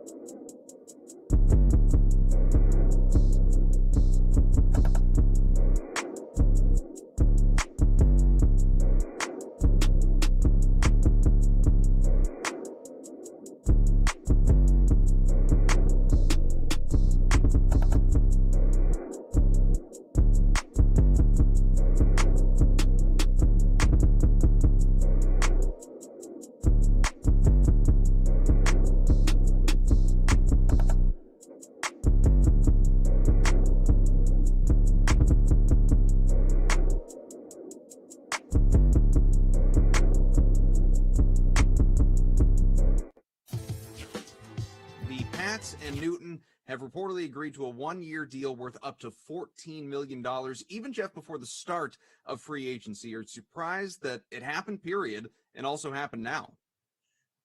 A little bit, but on the other side of that, I think one of the things that really affected the Patriots negatively last year is they just didn't have enough prep time. I think bringing Cam Newton back as an option, not necessarily the starter, it's going to give them a longer run up. He already knows the offense. And again, consistency can be a big factor in these things. So a little bit surprised it happened early, but at the same time, it gives the Patriots a level of security. And again, this doesn't necessarily have to be their only quarterback signing of the offseason. Well, and to that point, reportedly, this is a very incentive-laden deal. The base salary might be low. So do you think they are done? Will they go out and sign another QB, trade for a QB, or even draft a quarterback? You have to think the Patriots are going to be, listening to offers. Cam Newton, he actually, if you look at his last 4 or 5 years, last year in New England, a lot of his stats were some of his best for a while, which maybe doesn't speak to how Cam has been playing of late. But I do think that definitely the Patriots are going to keep their options open. If Cam is the guy next year, as we know, last year he ran the ball a lot better than he threw it. Any reason to believe that'll change with a full regular offseason? Look, again, you look at Cam's stats over the last few years. A lot of them were actually up over his last little bit. Yards per attempt was his best, second best performance over the last 5 years. Completion percentage, again, second best over the last 5 years. So he didn't necessarily play quite as bad as some of the other stats bore out. Now, obviously, only 8 passing touchdowns. You need more from that. I think when you're looking at fantasy impact for Cam, you're going to have to see what are the Patriots doing to help him. Are they bringing in wide receivers? Are they going to sign a free agent wide receiver or draft someone in the draft, maybe bringing an actual tight end? That's going to impact Cam. Yeah, I think he's absolutely going to run a lot because the Patriots even designed runs for him. So I think the rushing aspect gives Cam a nice floor for fantasy. But as terms of his upside, you're going to have to see, are the Patriots going to give him some weapons to work with? Because without that, I don't really think you'll see his passing numbers go up too much. It's time once again for the DraftKings Dream Stream play of the day. So the NCAA tournament starts up next week, and DraftKings is making up for the lost time last year. So play free for $1 million in our March Media Survivor Pool and get a shot at $10K with every upset in our college basketball 10K upset sweepstakes. Opt into our 10K upset sweepstakes now. Then tune in throughout the tournament for your shot to win $10K with each upset. Just head over to the pools tab on the DraftKings Sportsbook, find this pool, and opt in now. Eligibility restrictions do apply, so see the website for details. And speaking of the tournament, join us right here on YouTube and Twitch next Tuesday for a special NCAA tournament preview show. We're going to break down which team is coming out of each region, who could be on upset alert, and which spreads, totals, and props the public is putting their money on. The Sweat March to the Tournament airs Tuesday at 11 a.m. Eastern Time right here on the Dream Stream. We're going to find out the full tournament field on Selection Sunday. And another big event happening on Sunday is the Instacart 500, a NASCAR Cup Series event taking place at Phoenix Raceway. For a preview, here are Adam Kaufman and Pierce Dietrich. It's that time of the week where we look ahead to the weekend and, of course, hit the track with our DFS NASCAR analyst, Pierce Dietrich. I'm Adam Kaufman. And Pierce, of course, it's the Instacart 500 in Phoenix this weekend. And you can take a look right there at the top of the board. Kevin Harvick, $11,900. He's won this race 5 times, but is he worth that salary to you? I don't think he's worth that salary. The days of him dominating these races, it was quite a while ago. And one of the reasons that's believed that they were dominant was there was a different tire they were using, and that tire's gone. And we've seen Kevin Harvick not be as dominant, or you could say that, the field has caught up. Whatever it is, Harvick's not quite the dominant force. Now, I wouldn't completely fade him. He's going to get some place differential points, and maybe they guess the setup right, but he's not the surefire lock that he was 3 or 4 years ago. Chase Elliott and Joey Logano, they're similarly priced. They're in that same 11K range, but is there one guy between the two you're more inclined to fade? There really isn't. They're both really good. When you look at Logano, he almost won this race both times last year at races that use this racing package. He was the best. He recorded more top 5 laps than anybody else. I mean, if you want to nitpick and try to find a reason not to play them, you can say, well, Logano struggled in the last 2 races, but the last 2 races used a completely different racing package. So the reality is you really want to play them both. There really isn't evidence that supports fading either one of these drivers. So let's just keep on, ticking down the board as far as pricing. Let's go to the 10K range. You have Kyle Busch, you have Martin Truex Jr., Brad Keselowski. Among that trio, who stands out to you? Brad Keselowski, if you look at the Spring Phoenix race, he got into a wreck. He still battled back, was in 3rd place late in the race. He decided to pit for whatever reason. That pit strategy didn't work out, but still he was running really well. You go to the fall race, and you can make a strong argument that his car was better than Chase Elliott's. He just had several really bad pit stops that prevented him from winning the race. And also, if you look at top 5 laps from last season at this type of racetrack with this kind of racing package, he ranks number 2. Where are you going to find your value for this race this weekend? There really isn't any value. I mean, you're going to play somebody, but you're not going to trust them. And the two that you're probably going to lean to are Cole Custer and Bubba Wallace. They have top equipment. If the race plays out in their favor, even if it doesn't play out in their favor, they should be able to beat the smaller teams with this racing package. And you look at last year, both had decent races, both had bad races. So you really don't know what you're going to get, but all the value is really hard to pick this weekend. Okay. How about a driver we should be looking to fade then? The fade's going to be Martin Truex Jr. For whatever reason, he struggles at this racetrack. He really shouldn't. He's good at other flat short tracks like Richmond and Martinsville. But you look at Phoenix over the last decade, just 40 laps led, under 100 laps led over his entire career. So he could probably get a top 5, but he just hasn't demonstrated that he can lead laps. And at this price point, we need him to lead laps and run fast laps. And he just can't quite figure it out at Phoenix. Before I let you go, who's your pick to win the Instacart 500? I like Brad Keselowski a lot. I don't believe that he will lead the most laps or really be a dominant factor, but when it comes to the end of the race, I think he's going to lead the laps that matter the most. Instacart 500. When you think Instacart, you think groceries. And when you think groceries, maybe a place that you could get Pierce's shirt that he's wearing right now. But I love it. Thanks, buddy.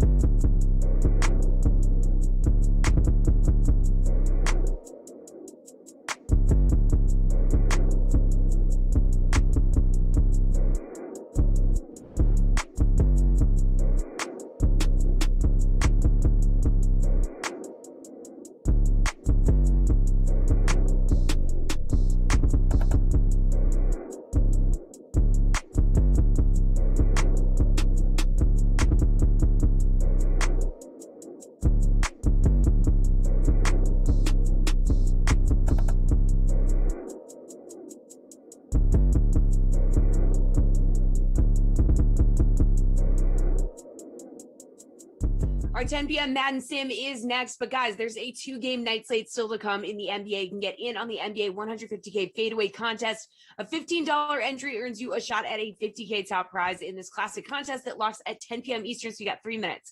There's also a showdown contest in the NHL that locks at 10. It's the Sharks and Ducks. And you can find that game in the NHL Showdown 4K Twine contest. You can get an opportunity at the top prize of $1,000 by entering a lineup for the $10 entry fee.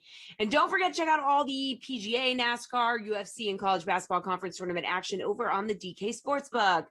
Well, that's a week, folks, TGIF. But let's all celebrate with some Madden football. Coming up, it's the Bengals and Saints. And with the call, Brendan Glasheen and Brandon Cristal. Well, we're not done just yet. There is still a little bit of time left in this week. It is Friday. Thank you, Jesse. Good night. We've got the Bengals and the Saints. All right, indoors. So I don't know about you, Brandon Cristal. Do you look up into the stratosphere and just say, wow, I think I want to stack the Saints. They're home. They're indoors. This is where they play well.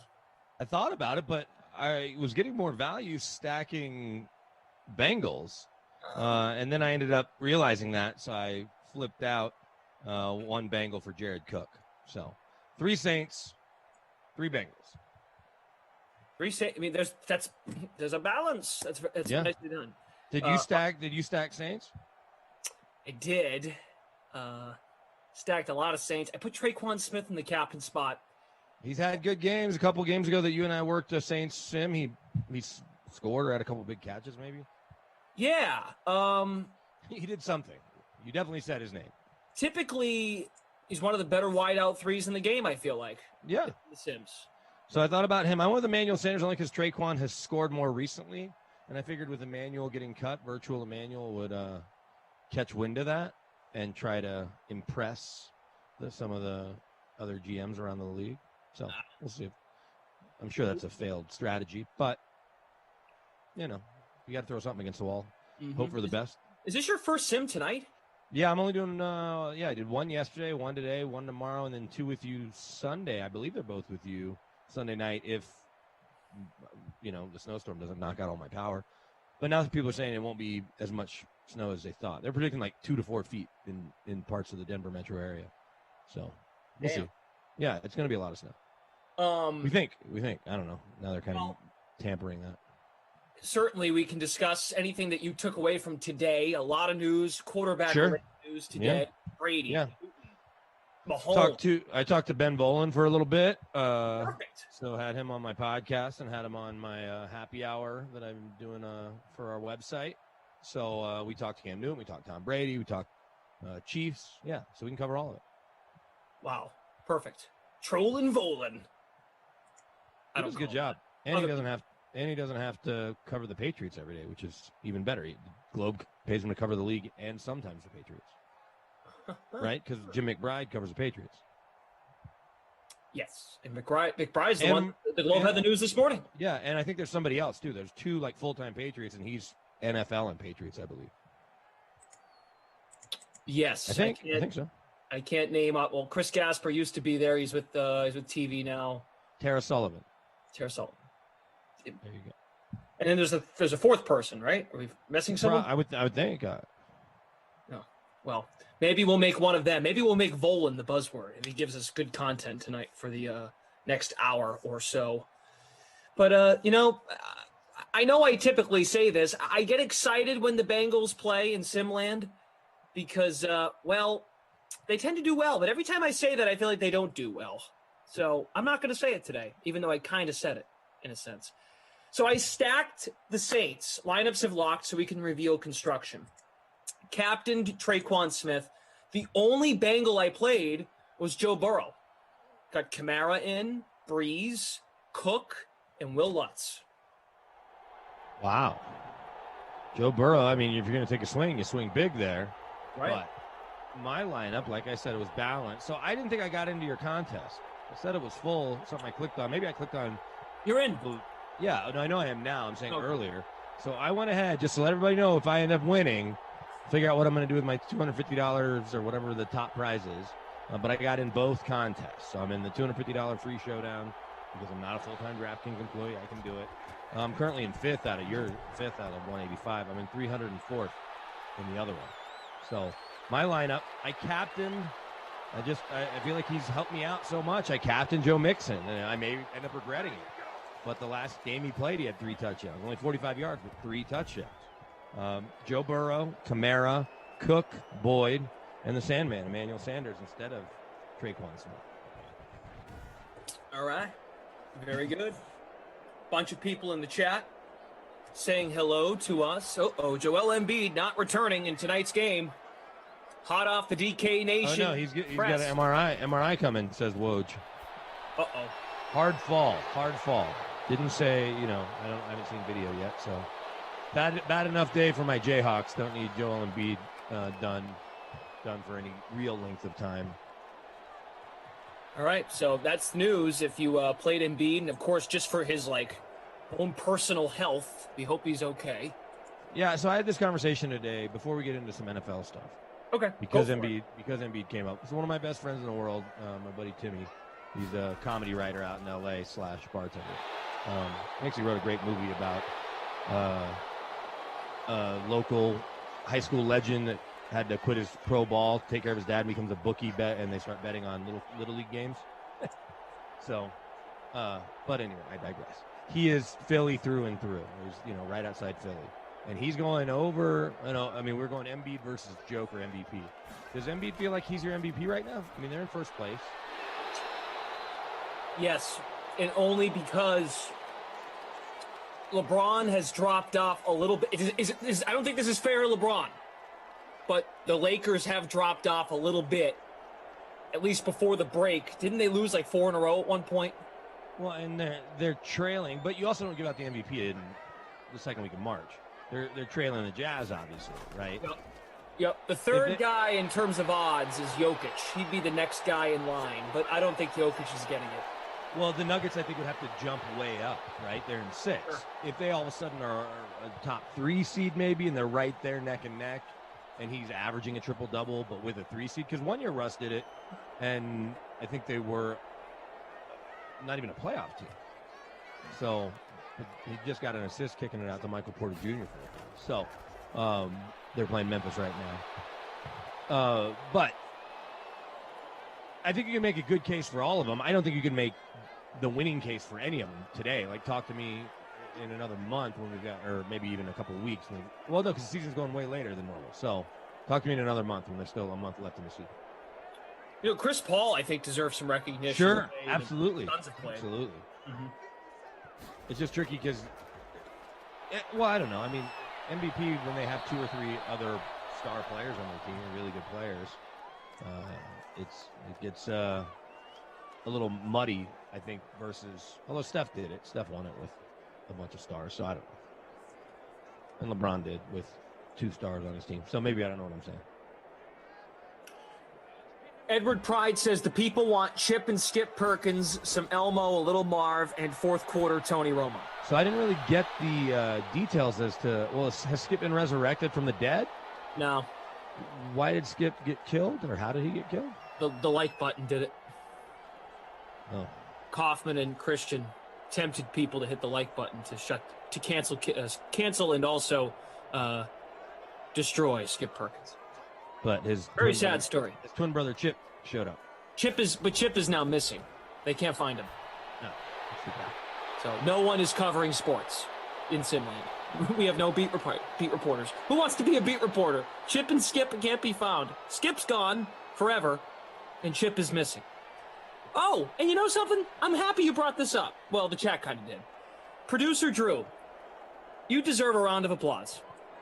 You created the name Skip Perkins, and it lasted a week and a half. I'm really surprised. I thought Brandon created the name Skip Perkins. Did you? I thought it was you, Brandon. Yeah, it was me. Oh, okay. Yeah, it was me. I apologize. No, I don't take offense. It's fine. Well, as long as I get my due credit. Perfect. I thought producer Drew created this monster. No, I think I did. I liked Skip and I liked Perkins. I didn't think I necessarily liked them together, but it's okay. Oh, well. Well, I'm saying I could have done better. It was a little too quick. Well, yeah, he's gone. Michael Thomas inside the 5, midway through the first quarter. Could be setting up a Kamara touchdown, which I'm sure 80% of us have. Oh, yeah, I just looked, 78.4. Have Kamara 29% captain. So we'll see how this goes. Dallas Scott says, Pip said he would love to help you out. Carl says, Dad, he is dead. Yep, gone. Monster put Burrow in the flex. Spencer says, some people faded the Bengals, I didn't. All right, you're like BK. Well, I just think that they can surprise you a little bit. Look at how pumped up Dunlap and Mixon and Burrow are getting on the sideline. They're really fired up. All right, well, so we've covered the NBA. We don't know who the MVP is. We'll talk about it again in a month. But I guess there's a lot of stuff to talk about in the NFL, and maybe we'll have a Alvin Kamara touchdown here. They tried on first down. I'm in 141st place right now.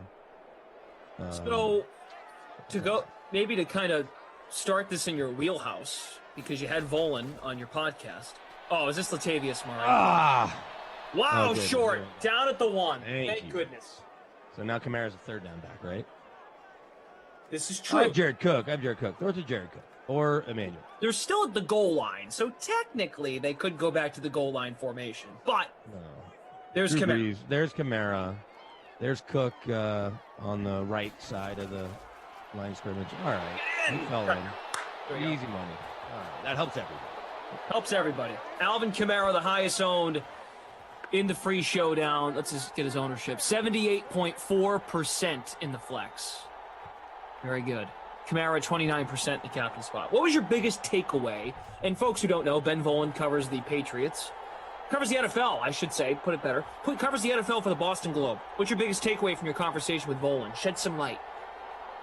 Well, he, like me, but maybe more so because he's certainly more plugged into it, was surprised that this felt like the Patriots' best move at quarterback.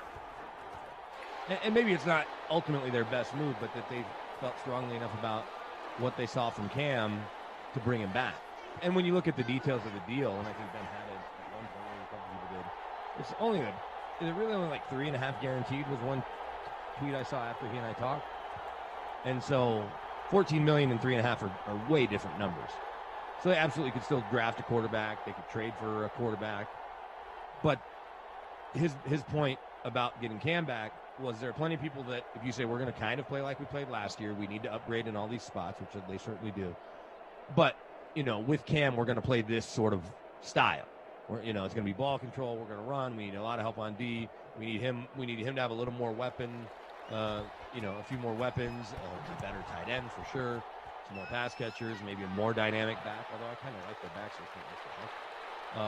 And so that now you can go to free agency next week and say, look, we've got Cam. We're looking to do a couple other things, but Cam is here versus, hey, Jarrett Stidham's here, and we're going to try to draft well, so you should come play here where it's not fun anyway.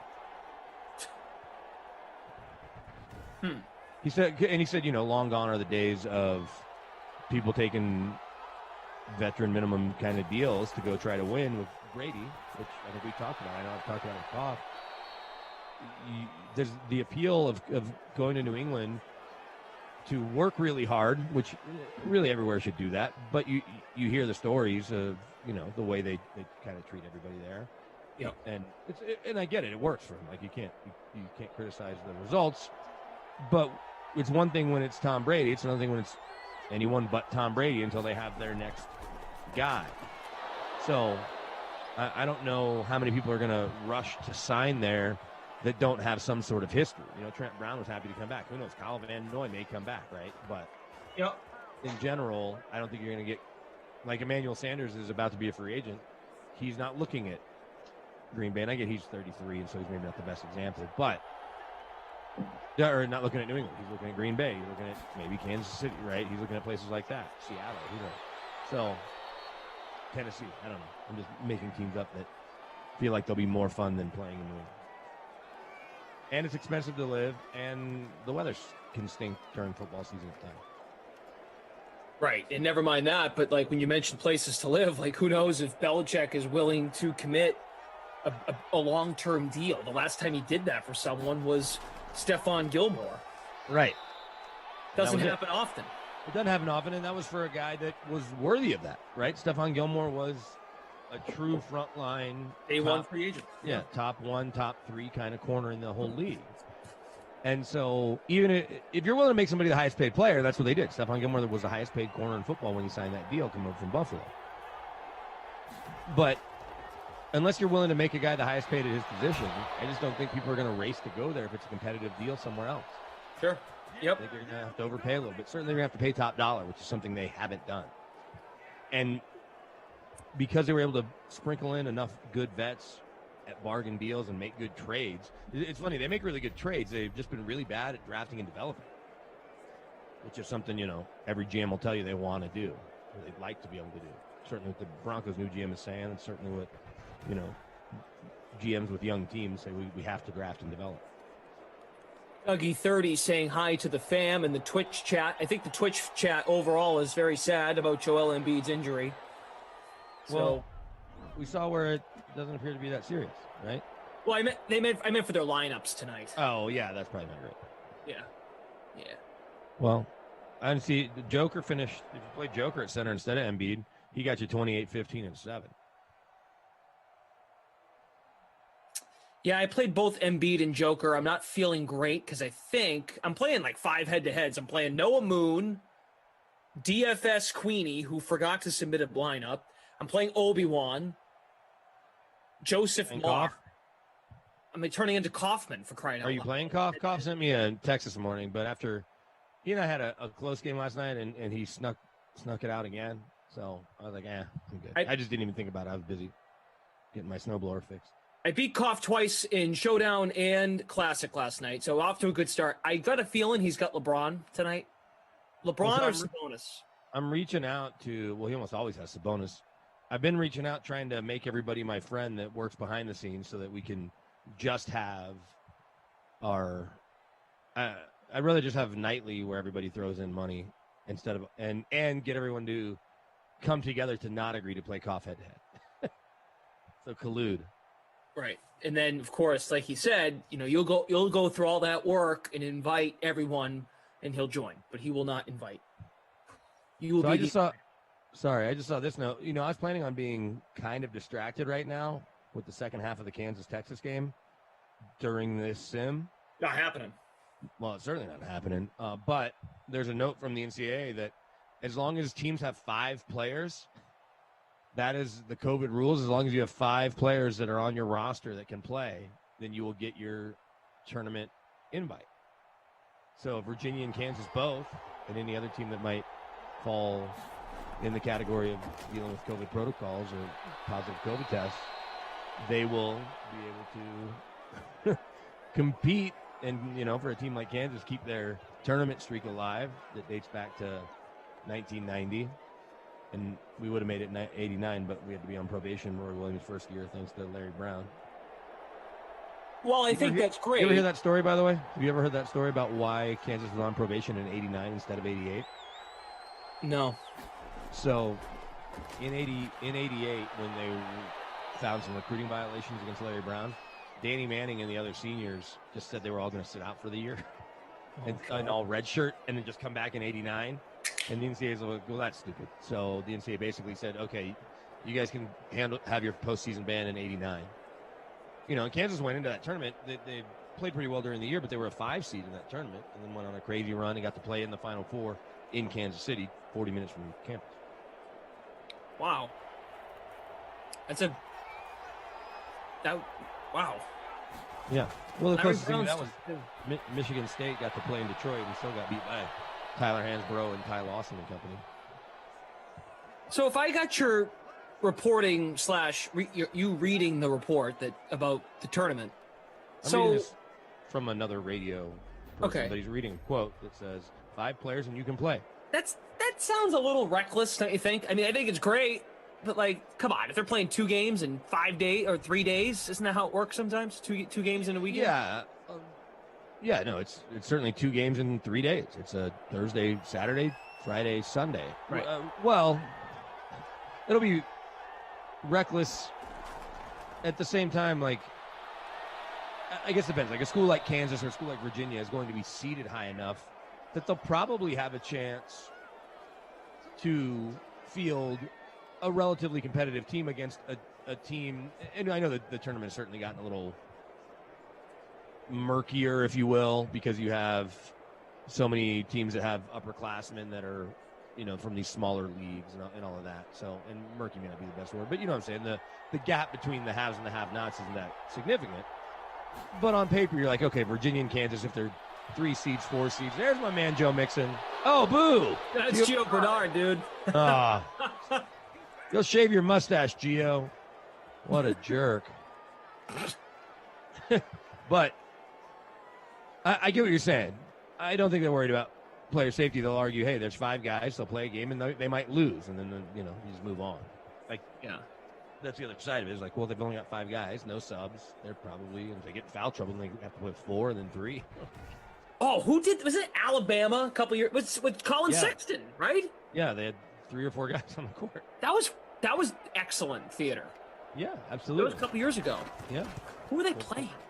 Colin Sexton's in year 3 in the league, so. Yeah. Who also didn't play well tonight from that lineup. Probably 4 years ago. Wow. Is Cuse getting in?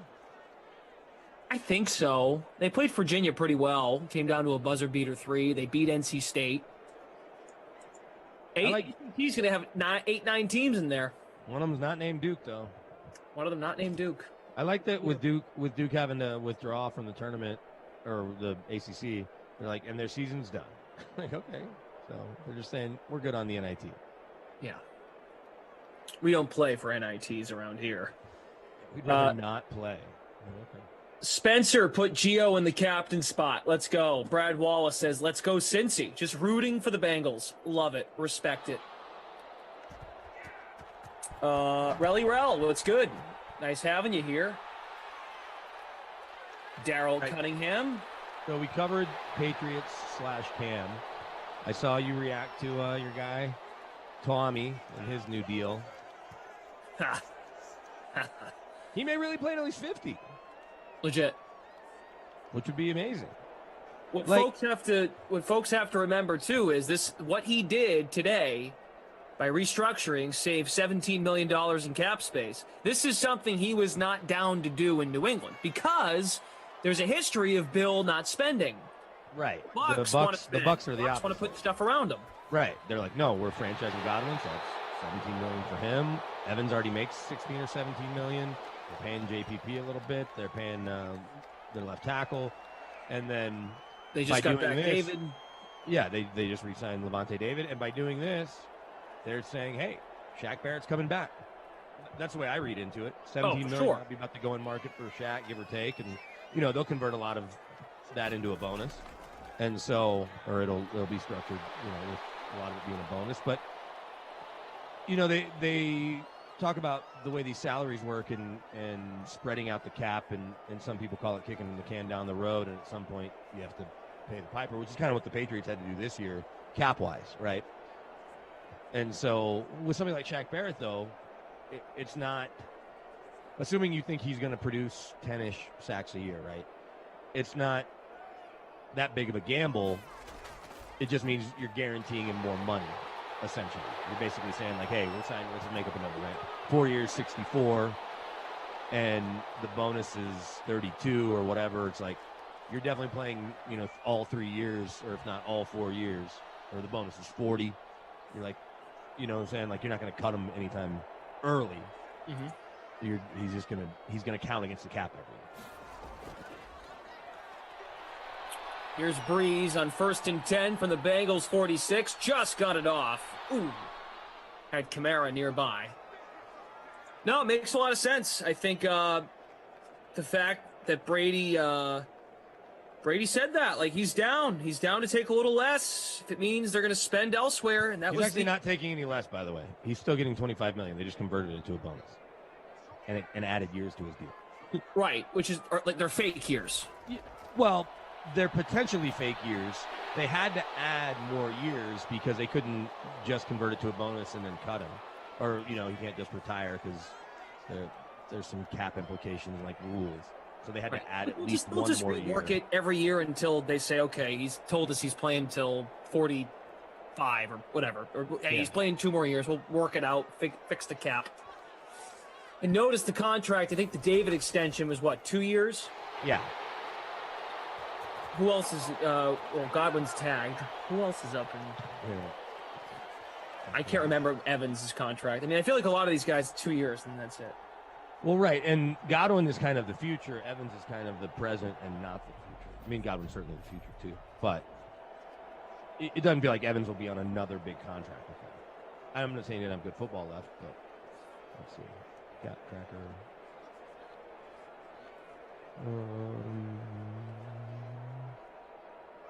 The Bucks. It says the Bucks are still minus 10 million.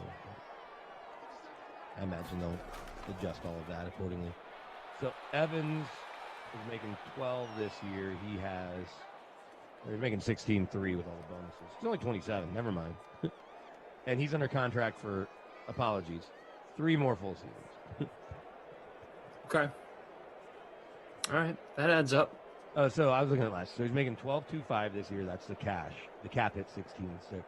He's got a cap hit every year. That's what I'm saying. So this is going to be the same way Shaq Barrett's deal. And even a dead cap number of 8 and 4. Yeah, but then 14 million, 14 and a half. So Evans isn't going anywhere. You know, they got to figure out Gronk still too. Maybe they move on from Donovan Smith and move Wirfs to left tackle at some point. Sure. Donovan Smith is only 27 years old though. Wirfs will be second year this year, right? Yeah, and Donovan Smith's in the final year of his deal. So there's a possibility there. JPP, he's got to be on the... Yeah, he's 32, so this is the final year of his deal at 12 and a half. So basically they're saying, hey, we're at least going to try to repeat, and next year we'll hope that the salary cap jump is at least 15 or 20 million, close to where it was going to be. Because it goes from 198 and a half to 182. But then it really should have been 208 and a half this year. So it's a $25 million disparity, not a $15 million loss. It's a, because you're stunting the growth. But then the league is going to make a bunch of money back. You just saw the revenues, though. Instead of making $16 billion, they made $12 billion. So they didn't lose money. They just didn't make as much as they normally do. Right? There's a difference between not being able to pay your bills and not having as much profit. Daryl Cunningham, are you talking about Marlon Mack? It says Mack could go cheap. As long as he's healthy, he would be a steal. In Tampa? Because, well, maybe they're going to bring Fournette back. Well, right. You bring Fournette back. What's he going to cost? Throw the ball, Drew. Jeez. They'd be smart not to. They can replace that position. Fournette? Yeah. I think so, unless he wants to come back. I don't know what the market is for him. The market might only be $3 million, like what Mark Ingram just signed for. I know that he's a lot younger. He had a great playoff run, man. I thought Fournette was fantastic. But that doesn't mean anybody's going to race to give him $7 million or $8 million. True. Well, look at Melvin Gordon's contract. Melvin Gordon comes over after a couple Pro Bowls from the Chargers, San Diego Chargers, and LA Chargers. The Broncos signed him 2 years, $16 million, 13 guaranteed. I don't think Fournette, who's about the same age, a touchdown, but he missed somebody else. Look at that. Manny Sanders. That's helping me out. Probably winning a lot of money. Thousands of shekels. Thousands of pennies. Yeah, they're shekels. Daquan Williams says, damn, Thomas. Yeah, that was a great catch by Michael Thomas to play before, but he had to come out of bounds, or rather out of the end zone to catch it. Yep, can't do that. Edward Pride says, so it's Tate from Game Offs just brought this up too about OBJ, which I don't know if there's any truth to this, but Tampa should trade Evans and OJ Howard and Rojo for OBJ, Hunt, and Njoku. Now that is a Madden / 2K kind of trade right there. Yeah, I don't think Cleveland's in a hurry to do that deal. Right? They don't need Rojo. They have Chubb and Hunt. I'm not saying that they couldn't figure out a way to do something with Hunt, maybe get some value back. They need help on defense. They have 2 players. It's Garrett and Denzel Ward. Truthfully, though, Edward Pride, I think Tampa loses that trade. Maybe so. Yeah, because Evans, OBJ's a physical freak, but he's still only 6'1". Mike Evans is 6'5". And Godwin's 6'1", so you don't need another 6'1" guy. You've got your 1 6'5" guy that is a matchup nightmare in the red zone, and then you've got Godwin who operates, up the sideline, across the middle, plus Scotty Miller, maybe Antonio Brown's back. I don't think it'll be that much of a market for Antonio Brown beyond Tampa. No. So, but you know what? Although Russ won it, Russ has won it. Some team Might give him 1 year, 10 mil guaranteed. Maybe. It's going to be a fascinating few days because teams have to be salary cap compliant by Wednesday at 2. Now they can continue to, or Wednesday at 4 Eastern. They need to continue to, move these deals around and create some cap space. And you, if there's somebody that you really want to sign, then you have to call up another player and say, hey, we're about to make your deal you're getting a bonus this year. Instead of $12 million salary, you're getting a $12 million bonus. So make sure we've got your direct deposit info. Pass downfield, first down after the Gio run and catch. John Ross for a first into Saints territory. So Sanders and Kamara have the touchdowns for the Saints. Cincy's score belongs to Gio Bernard. We've got the Drew Stack on production. Glash and Brandon behind the mics. And Tate from Game Ops on a Friday night. Gio again. I had a Raiders sim. Gio, huh? I had a Raiders sim at 4 o'clock.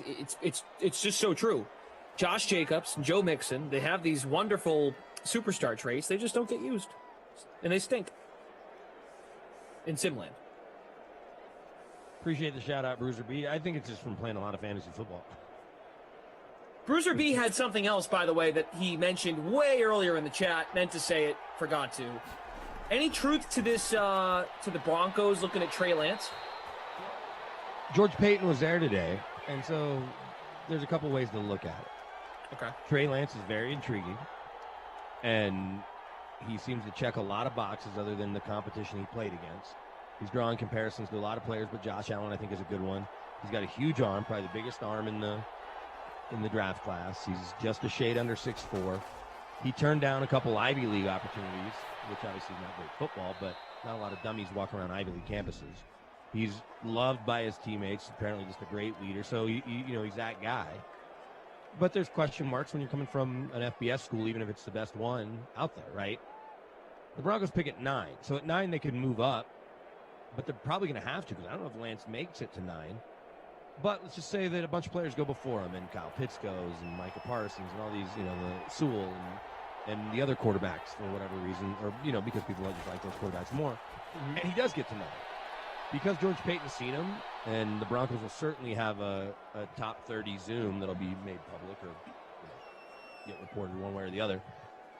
There might be a team like, say, the Niners at 12 that really like him, right? Or Patriots at 15, or one of these teams that's willing to give you something when you really want a corner in the first round and you really want one more year with Drew Lock and you'll worry about quarterback next year, and you're probably going to bring in a vet like a Jacoby Brissett or Andy Dalton anyway.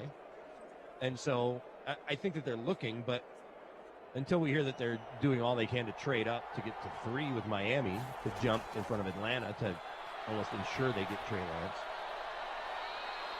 it's like you can only like a guy so much. Or if he falls to them at 9, maybe they take him. And they're like, we'll find corners later. This guy can't miss. So, something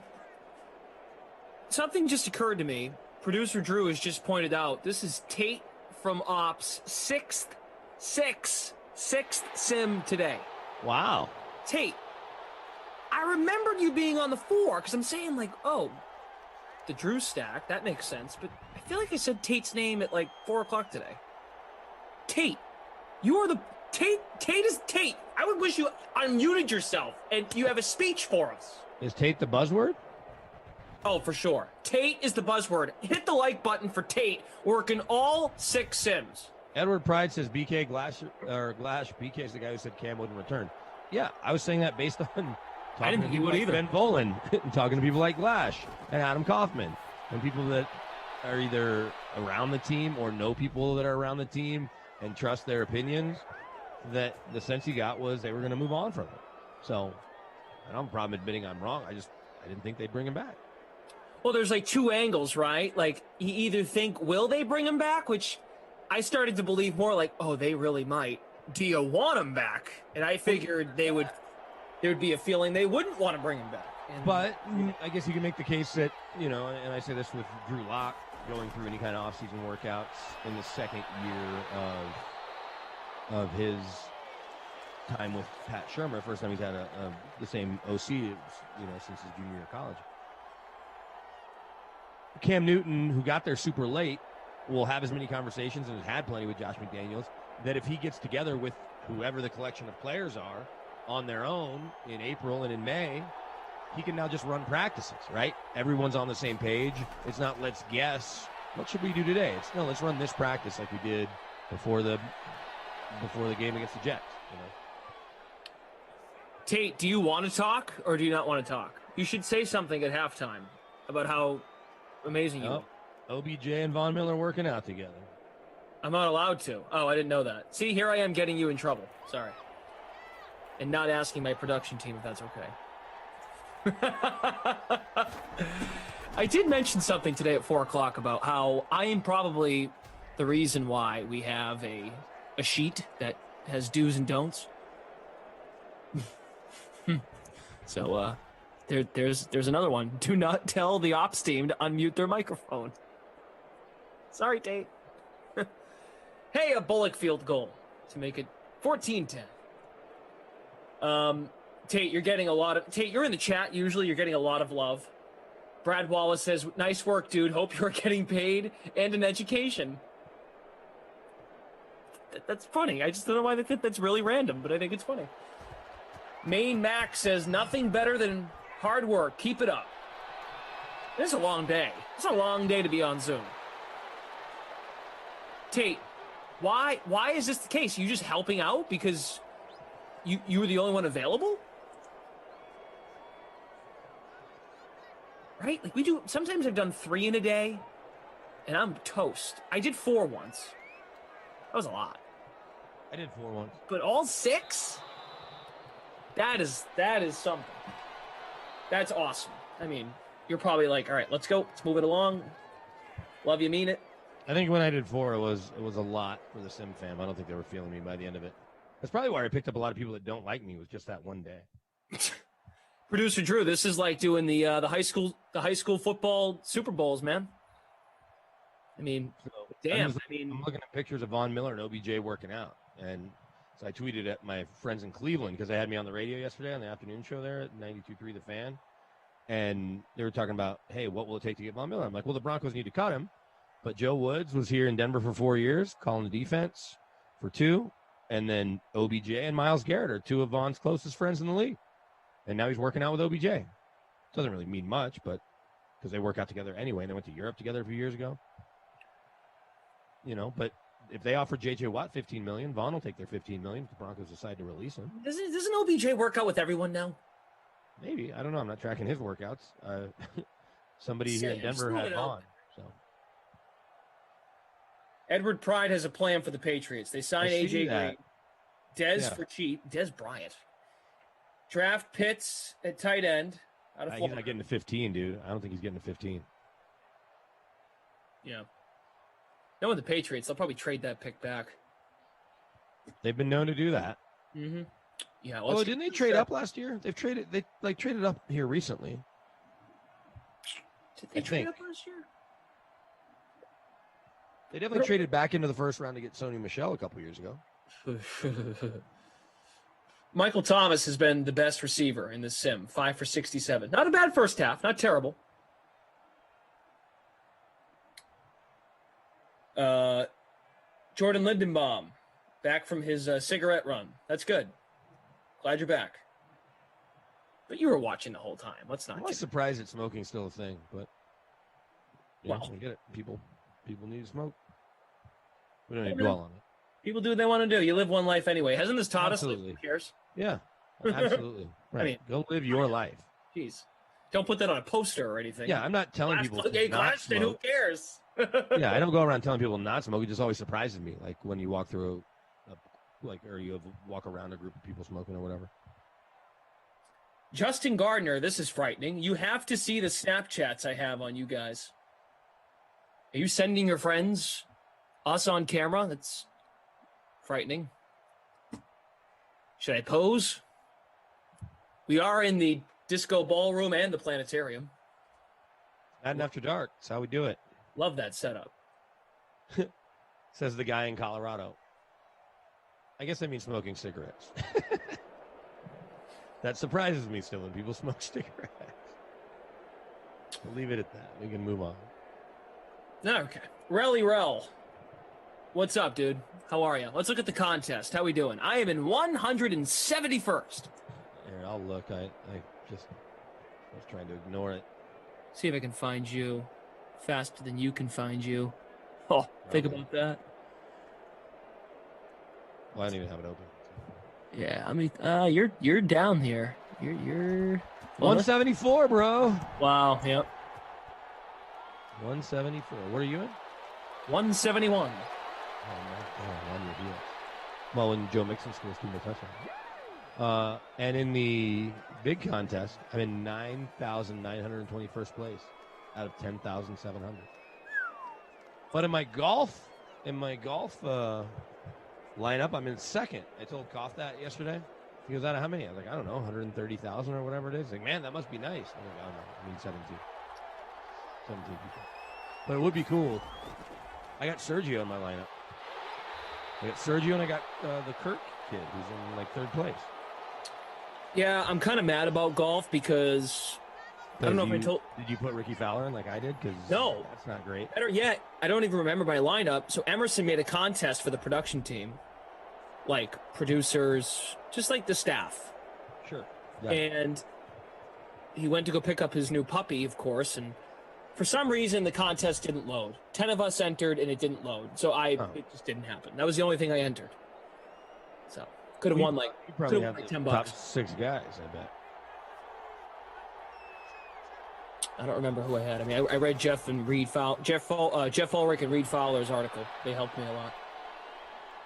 I'm always reluctant when I'm playing against people from DraftKings, specifically Koff, to think, well, he's already reading everybody's stuff, or even other people. When the DraftKings guys, you got to be like, I want to take their advice, but I also want to see if other people corroborate it, because I feel like everybody is already going to follow theirs, if that makes sense. Although I texted Reed, I said, who should I play? He didn't even text me back.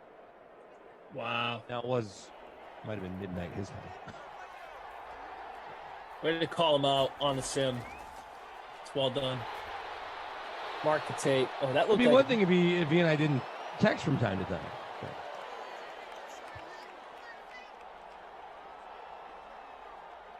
Producer Drew says, I was actually really looking forward to it. I bet. Producer Drew is talking about so Emerson sent out a contest that could have had 25 folks in it. We only had 10 people get in, so I think there's a resizing box you got to check off in the contest creation, and Emerson didn't do that. So if it doesn't fill, it doesn't load, which is annoying. Yeah. Emerson said he's going to call Jason Robbins and yell at him. So will that's what he said he was going to do. I don't know. Okay. But remember, Emerson is the highest paid employee at DraftKings. Oh, that's good. But I would argue you might be because of all the thousands you keep winning in head-to-heads. Well, there's that. Well, no, because basketball, I'd be caught. I don't like doing it with somebody else. Right. I'm beating him in NASCAR. I beat him in hockey every time we play. Spencer, I love this. This is so random, but I'm in. Favorite song from 2005 to 2008? I'm Sprung by T-Pain. Okay, that's an option. I mean, I might have to look up a list. Do you have a song in mind? Because I don't know those. I don't know a song in that time frame off the top of my head. We Belong Together was the #1 song in 2005 by Mariah Carey. Holla Back Girl, Gwen Stefani. Oh, Let Me Love You by Mario. Since You've Been Gone by I'll look up 06. Kelly Clarkson. Ooh, Danny California, Red Hot Chili Peppers. Gold Digger, Kanye and Jamie Foxx. Candy Shop, 50 Cent. Wow. Don't Ya by the Pussycat Dolls and Busta Rhymes. Don't Funk With My Heart by the Black Eyed Peas. Shake It Off by Mariah as well. Not to be confused with Taylor Swift. Mr. Brightside, The Killers. Mr. Brightside. Drop It Like It's Hot, Snoop and Pharrell. It's just 05. CEH says can't go over 20 entries to resize Glass. Well, there you go. There's your answer. That song Switch by Will Smith. All right, so that's 05. So I'll do 07. Oh, I have 07 up. I thought you were doing 06. I'll do 06. Fine. Well, you can do it. I wanted you to go so I could do it. Okay, I got you. Lean with it, rock with it. Lean Okay. with it, rock with it, lean with it. There's Sanders again in that time. Moneymaker by Ludacris. Chicken money. Smack That by Akon. Wow. Promiscuous by Nelly Furtado. Yeah, that was a good song. So Sick by Neo. Danny California. Pretty good. Ain't No Other Man by Christina Aguilera.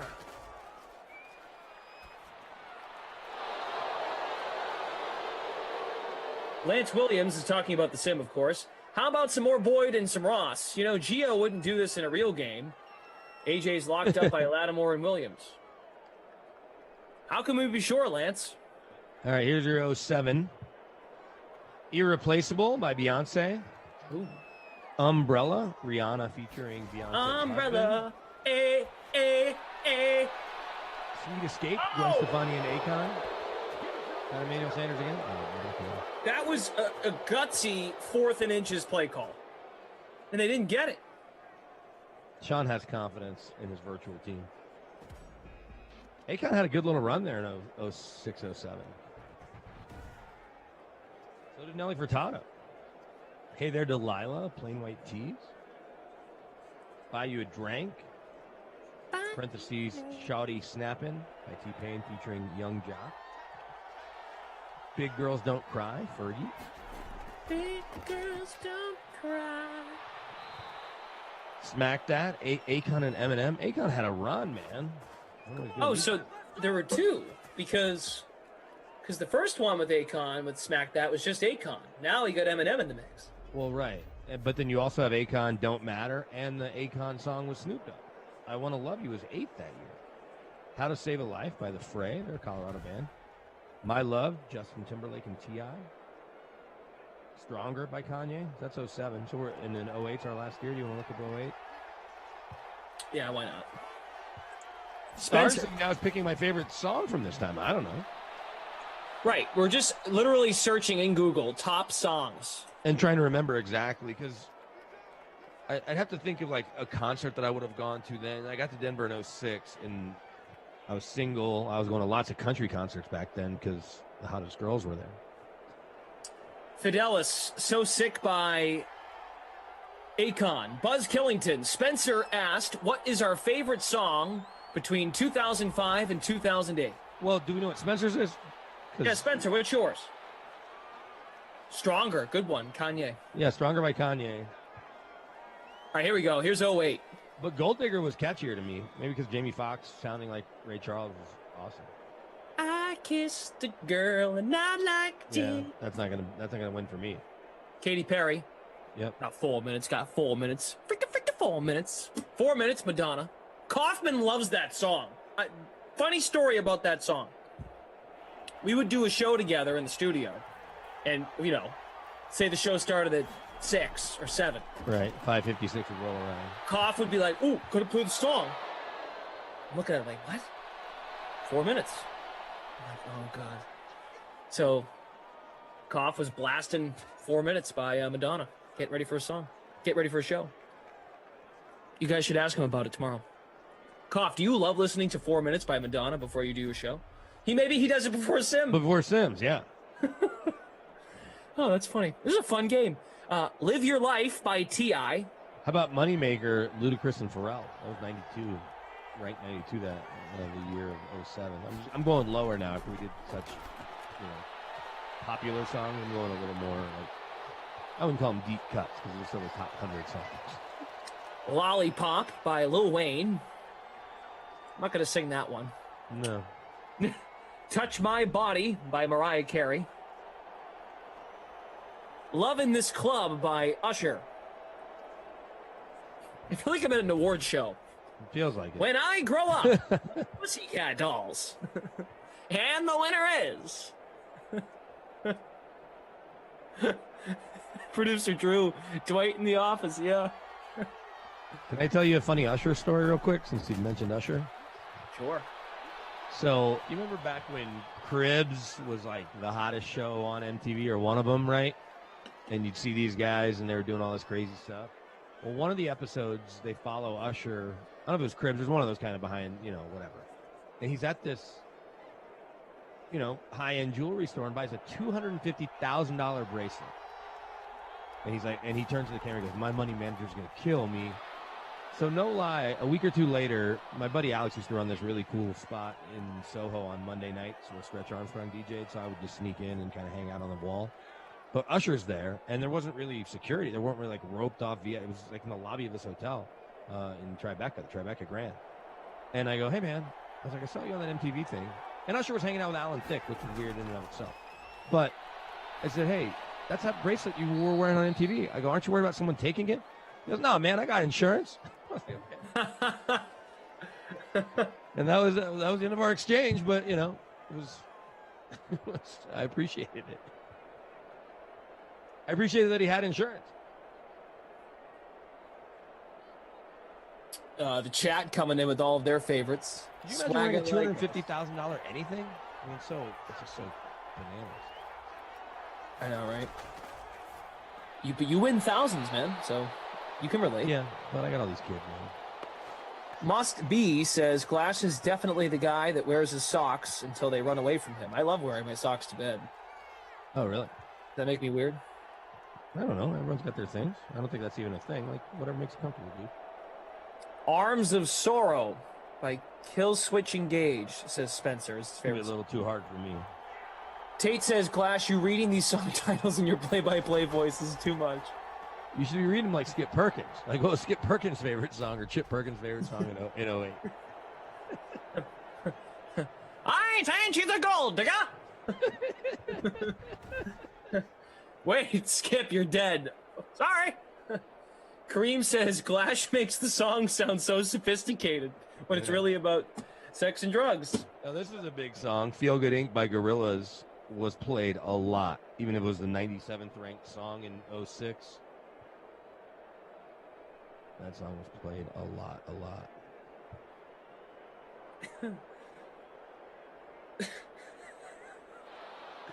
Lance Williams, I love how Lance is just fired up about the offense and the strategy here by the Bengals. Just driving him nuts.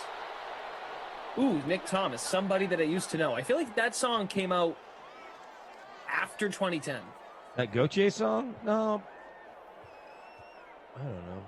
I feel bad for that guy because he hasn't done anything since. That song was on the radio today on the station I was listening to. So let's see. Somebody that I used to know by Gautier. Featuring Kimbra, of course. 2011. So that band, I saw them play the Ogden Theater here in Denver, like right as that song was, getting really big. And it was 1,500 people, and it was sold out.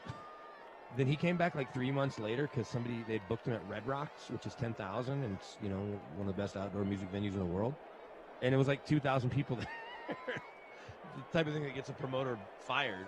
It's like, hey, he's only got one song, and he was just here 3 or 6 months ago, and he's done nothing since. Like, yeah, that's bad booking. I'm glad I didn't go to that show. But. Lewis Daniel. LeBron. Koff's playing LeBron. So I think I'm in trouble. Yeah, you might be. I'm up 70 right now. If he plays harder than he did in the All-Star. Oh. It's a tough team, though, on defense. Pacers. Yeah. Well, so he went LeBron instead of Sabonis. Which is a surprise. A little bit. I mean, but Sabonis was like, I think 9,900. LeBron's 10,400, so. But he played a lot. He played a lot of Rockets. I wasn't down for that because look at Utah's already up 13. I'm not sure the Rockets are going to score a lot of points in this game. I think they're going to have a hard time. Utah is one of those good regular season teams that doesn't take nights off no matter what the competition is. They're not that good. They're not good enough to do that. They're not Brooklyn. They can't be like, oh yeah, like we're way better than you. We're just going to show up. Like, I think Utah has to actually play hard to win the game. Like they're not good enough to do that. Well, I just think they play hard. Like, they No, I don't know. wanna I'm take saying that like, but tough. they know like they're the no one believes in us kind of team. Yeah, you know? sure. Yeah. So they're going to play hard. Yeah. I think it's great. They're winning by 13. I'm not feeling great about my Burrow play, by the way, or any of my plays. That's why I'm in 174th place or whatever. Right. I mean, Burrow is my only Bengal. It's not going well. Eddie Pond DK is in first place. I'm in 171st place. You're And beating in me. I'm in 176. 94 70th out of 10,700 in the big contest. No $250 for me, or whatever first place is. What's first place again? $25. Yep, no $25 for me. DK prize money. 2250 is being split right now between Ski 7533 and Eddie Mack 222.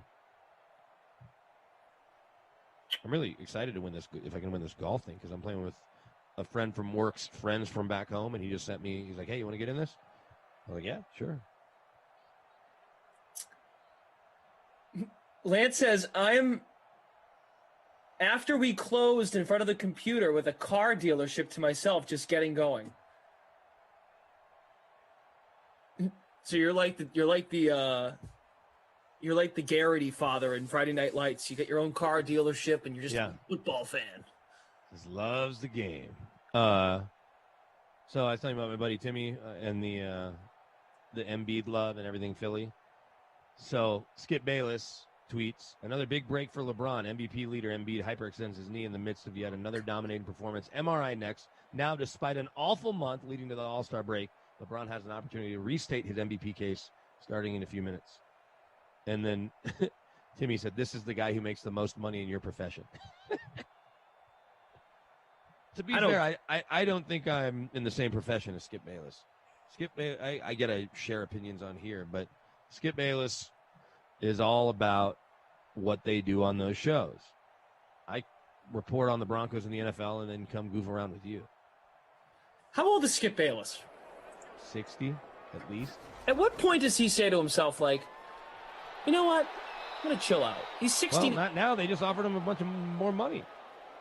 At what point does he just say, like, you know what? Like, I've had enough spewing. Just spewing. What's he going to do? What's he going to do? Skip Bayless, I remember my dad telling me in Dallas as a kid, Skip Bayless wrote in the Dallas Times-Herald that Larry Bird is a white guy that can shoot, and he's never going to win anything. But I will say this, Skip Bayless helped me get a job in Kansas City. So really? Yeah, he used to come on with us in Oklahoma. He's from OKC. He used to come on with us in Oklahoma City all the time. And because he had been in Chicago, at this point, I can't remember where he was. I guess he was at ESPN. And he knew the program director, and I was trying to get this job in Kansas City. He sent an email on my behalf. I think that was probably the last time I talked to him. I think I thanked him at the next Super Bowl and had not talked to him in 16 years or whatever that is, 17 years. Still, that was nice of him. Doesn't mean I can't object to some of the things he does on air. Remember, we're talking about Skip Bayless, not Skip Perkins. Yes, Skip Bayless, not Skip Perkins. Skip Bayless should be the highest paid person in our profession. Did we ever come up with a song that either of us? We didn't have to pick the same song from that time, 05 to 08. I don't know. I like a lot of songs. I don't know. Yeah. Well, Jesse's on TV in Denver right now. Miami is fit. Getting my homework done early. Enjoy the stories here by the hosts. Well, thanks. Over on Twitch. How's the Twitch fam doing? 40 people on Twitch. First time playing Fortnite. Fooligan. 4 years, 32 million. Skip just signed for 8 a year. I appreciate Choker. BK quietly makes his planetarium and suffers a laser burned out corneas for our sake. Love you, man. Fumble recovery for a touchdown, Bengals. Look at that Bengals D. Sean Payton maybe shouldn't have gone for it on fourth down. It's going to come back to bite him. He needed those points. When my 14-year-old's here, he sets it up so that it doesn't hit me in the eyes. I do not have that ability for whatever reason. And I can't. I was messing with it for like 5 minutes before we came on air. And yeah, it rotates and hits me in the eye like every 90 seconds. $8 million a year for Skip Bayless. Good work if you can get it. Oh, booth review.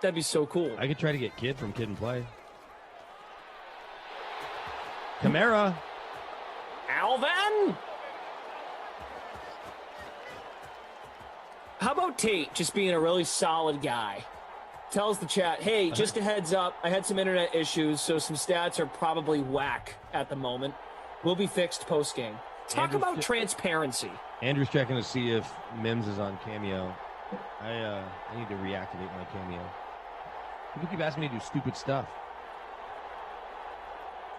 It's like my account keeps getting disabled. I'm like, it's $2. I don't think I ever told you I was on Cameo. I told Koff that we were talking about it one time. I didn't know. It wasn't, I was not seeking it. My buddy Martin, who owns it, we were sitting at the Hall of Fame while one of our friends was doing a signing. And he's like, oh, you have 20,000 Twitter followers. You should be on Cameo. I'm like, okay. What's the cheapest I can go? He's like, some people do it for free or for charity. I'm like, well, I don't do it for free. Like $1, $2. He's like, let's do $2. I'm like, all right. So in my Cameo bio, it says cheapest, quote, celebrity on Cameo.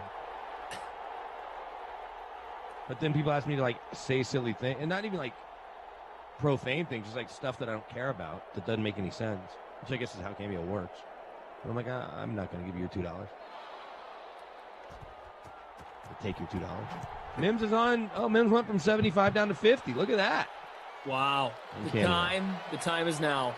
What'll blow you away is just go to Cameo and see how much pretty famous people will happily do a Cameo for $49.99 or $80 or whatever. Would they be down to do like an hour of Cameo, like to come on a sim? Mims? I'm going to pull a Charles Barkley. I guarantee it, Ernie. I guarantee it. I guarantee that one of these guys, these celebrities, loves Madden and would do it. Oh, no question. But here's the thing. To what level can we involve Cameo? Because I could easily ask Martin to ask somebody that he thinks would be down for it. But then it's like, okay, do we have to mention Cameo a lot? And then do our bosses and the Madden folks, say, oh, no, let's not do that. Yeah, but I feel like this has more legs than like the bus. Well, it's easier to pull off than getting a bus and traveling across the country to just mention, hey, Mims is on Cameo, he's running a sale. And you know what? Mims is going to join us for the third quarter. Here he is. Even like a minute of the third quarter would be cool. Spencer says, this has been a great sim. You two have been great. Spencer, you gave us like 5 solid minutes of content with the. I bet I can get Kid from Kid and Play. All right, there's still a chance here for the Bengals. Touchdown, 2-point conversion to maybe, just maybe, give us over. Speaking of things from a long time ago, I watched Coming to America last night, the sequel. And here's what I'll say. Don't make the mistake I did, and I couldn't really call it a mistake, but my wife hadn't seen the first one in forever, if ever. So we watched it a couple days ago, 2 days ago, 3 days ago. And then we watched the new one, and I think you'll enjoy the new one more if you haven't watched the original in a long time.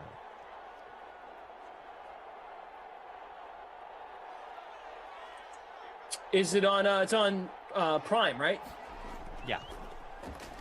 I actually just saw that pop up on my TV a moment ago. My Cameo streak right now is -11. I don't know what my rating is. Still 5 stars. My streak's -12. I've made $31 on Cameo. It's just a damn Kaufman wants the sim to end because right now he's in a tie for first place. This is what my Twitter or my Cameo profile says. I cover the Denver Broncos for the NFL and KOA and iHeartRadio in Denver. I'm a Dallas native and a proud Kansas Jayhawk. Well, that's my bio. That's not my selling thing.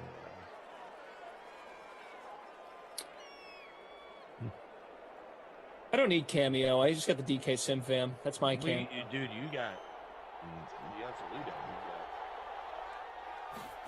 You've got TikTok. Oh, man. The Bengals are going to tie this, aren't they? Uzama to the 10. Still 3 timeouts for Cincy. I still need to eat dinner. They do need to get the 2-point conversion. If they even score. What am I saying? But tick, tick, tick, tick, tick. Sure feeling confident here. Ooh, the no huddle. Burrow, squad down 8. Looks, spins. Oh boy. That's weird. Tick, tick, tick, tick, tick, tick. There it is. Timeout. Let's look at the contest. Kirkland Dodger is in first, tied with Stoker, 1969. Criminal Bob in a tie for third. Eddie Pond has dropped to 6th. Obi-Wan is in 12th. Hello, Obi-Wan. So you know something weird? As I'm looking at Cameo, it says my birthday is 4/1/78, April Fool's Day. But then when I click on it, it says 3/31/78, which is my actual birthday. So I'm trying to change it, and it just keeps saying my birthday is 4/1/78. Tyler Boyd with the catch. He'll take the points. 4 for 44, but that's not productive, not going towards the end zone.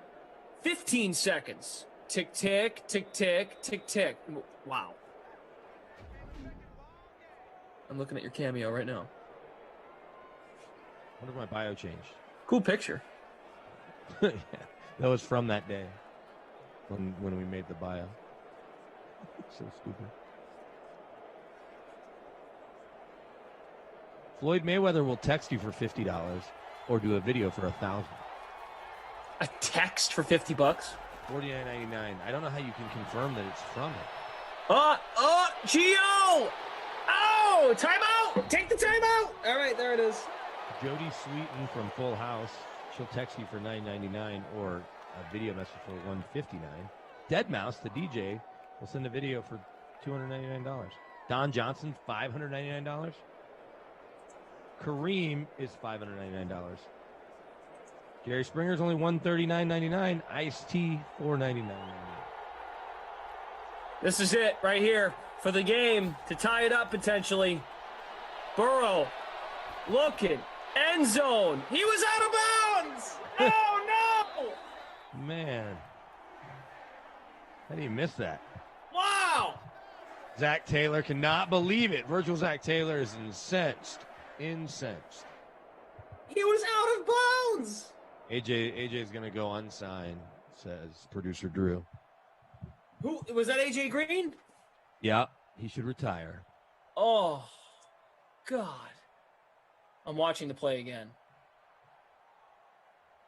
Now, the throw was like, there was a lot of mustard on that throw. Oh, it was Ross? I couldn't tell. It was so fast. I couldn't tell if it was Ross or Right. I can just rewind it one play.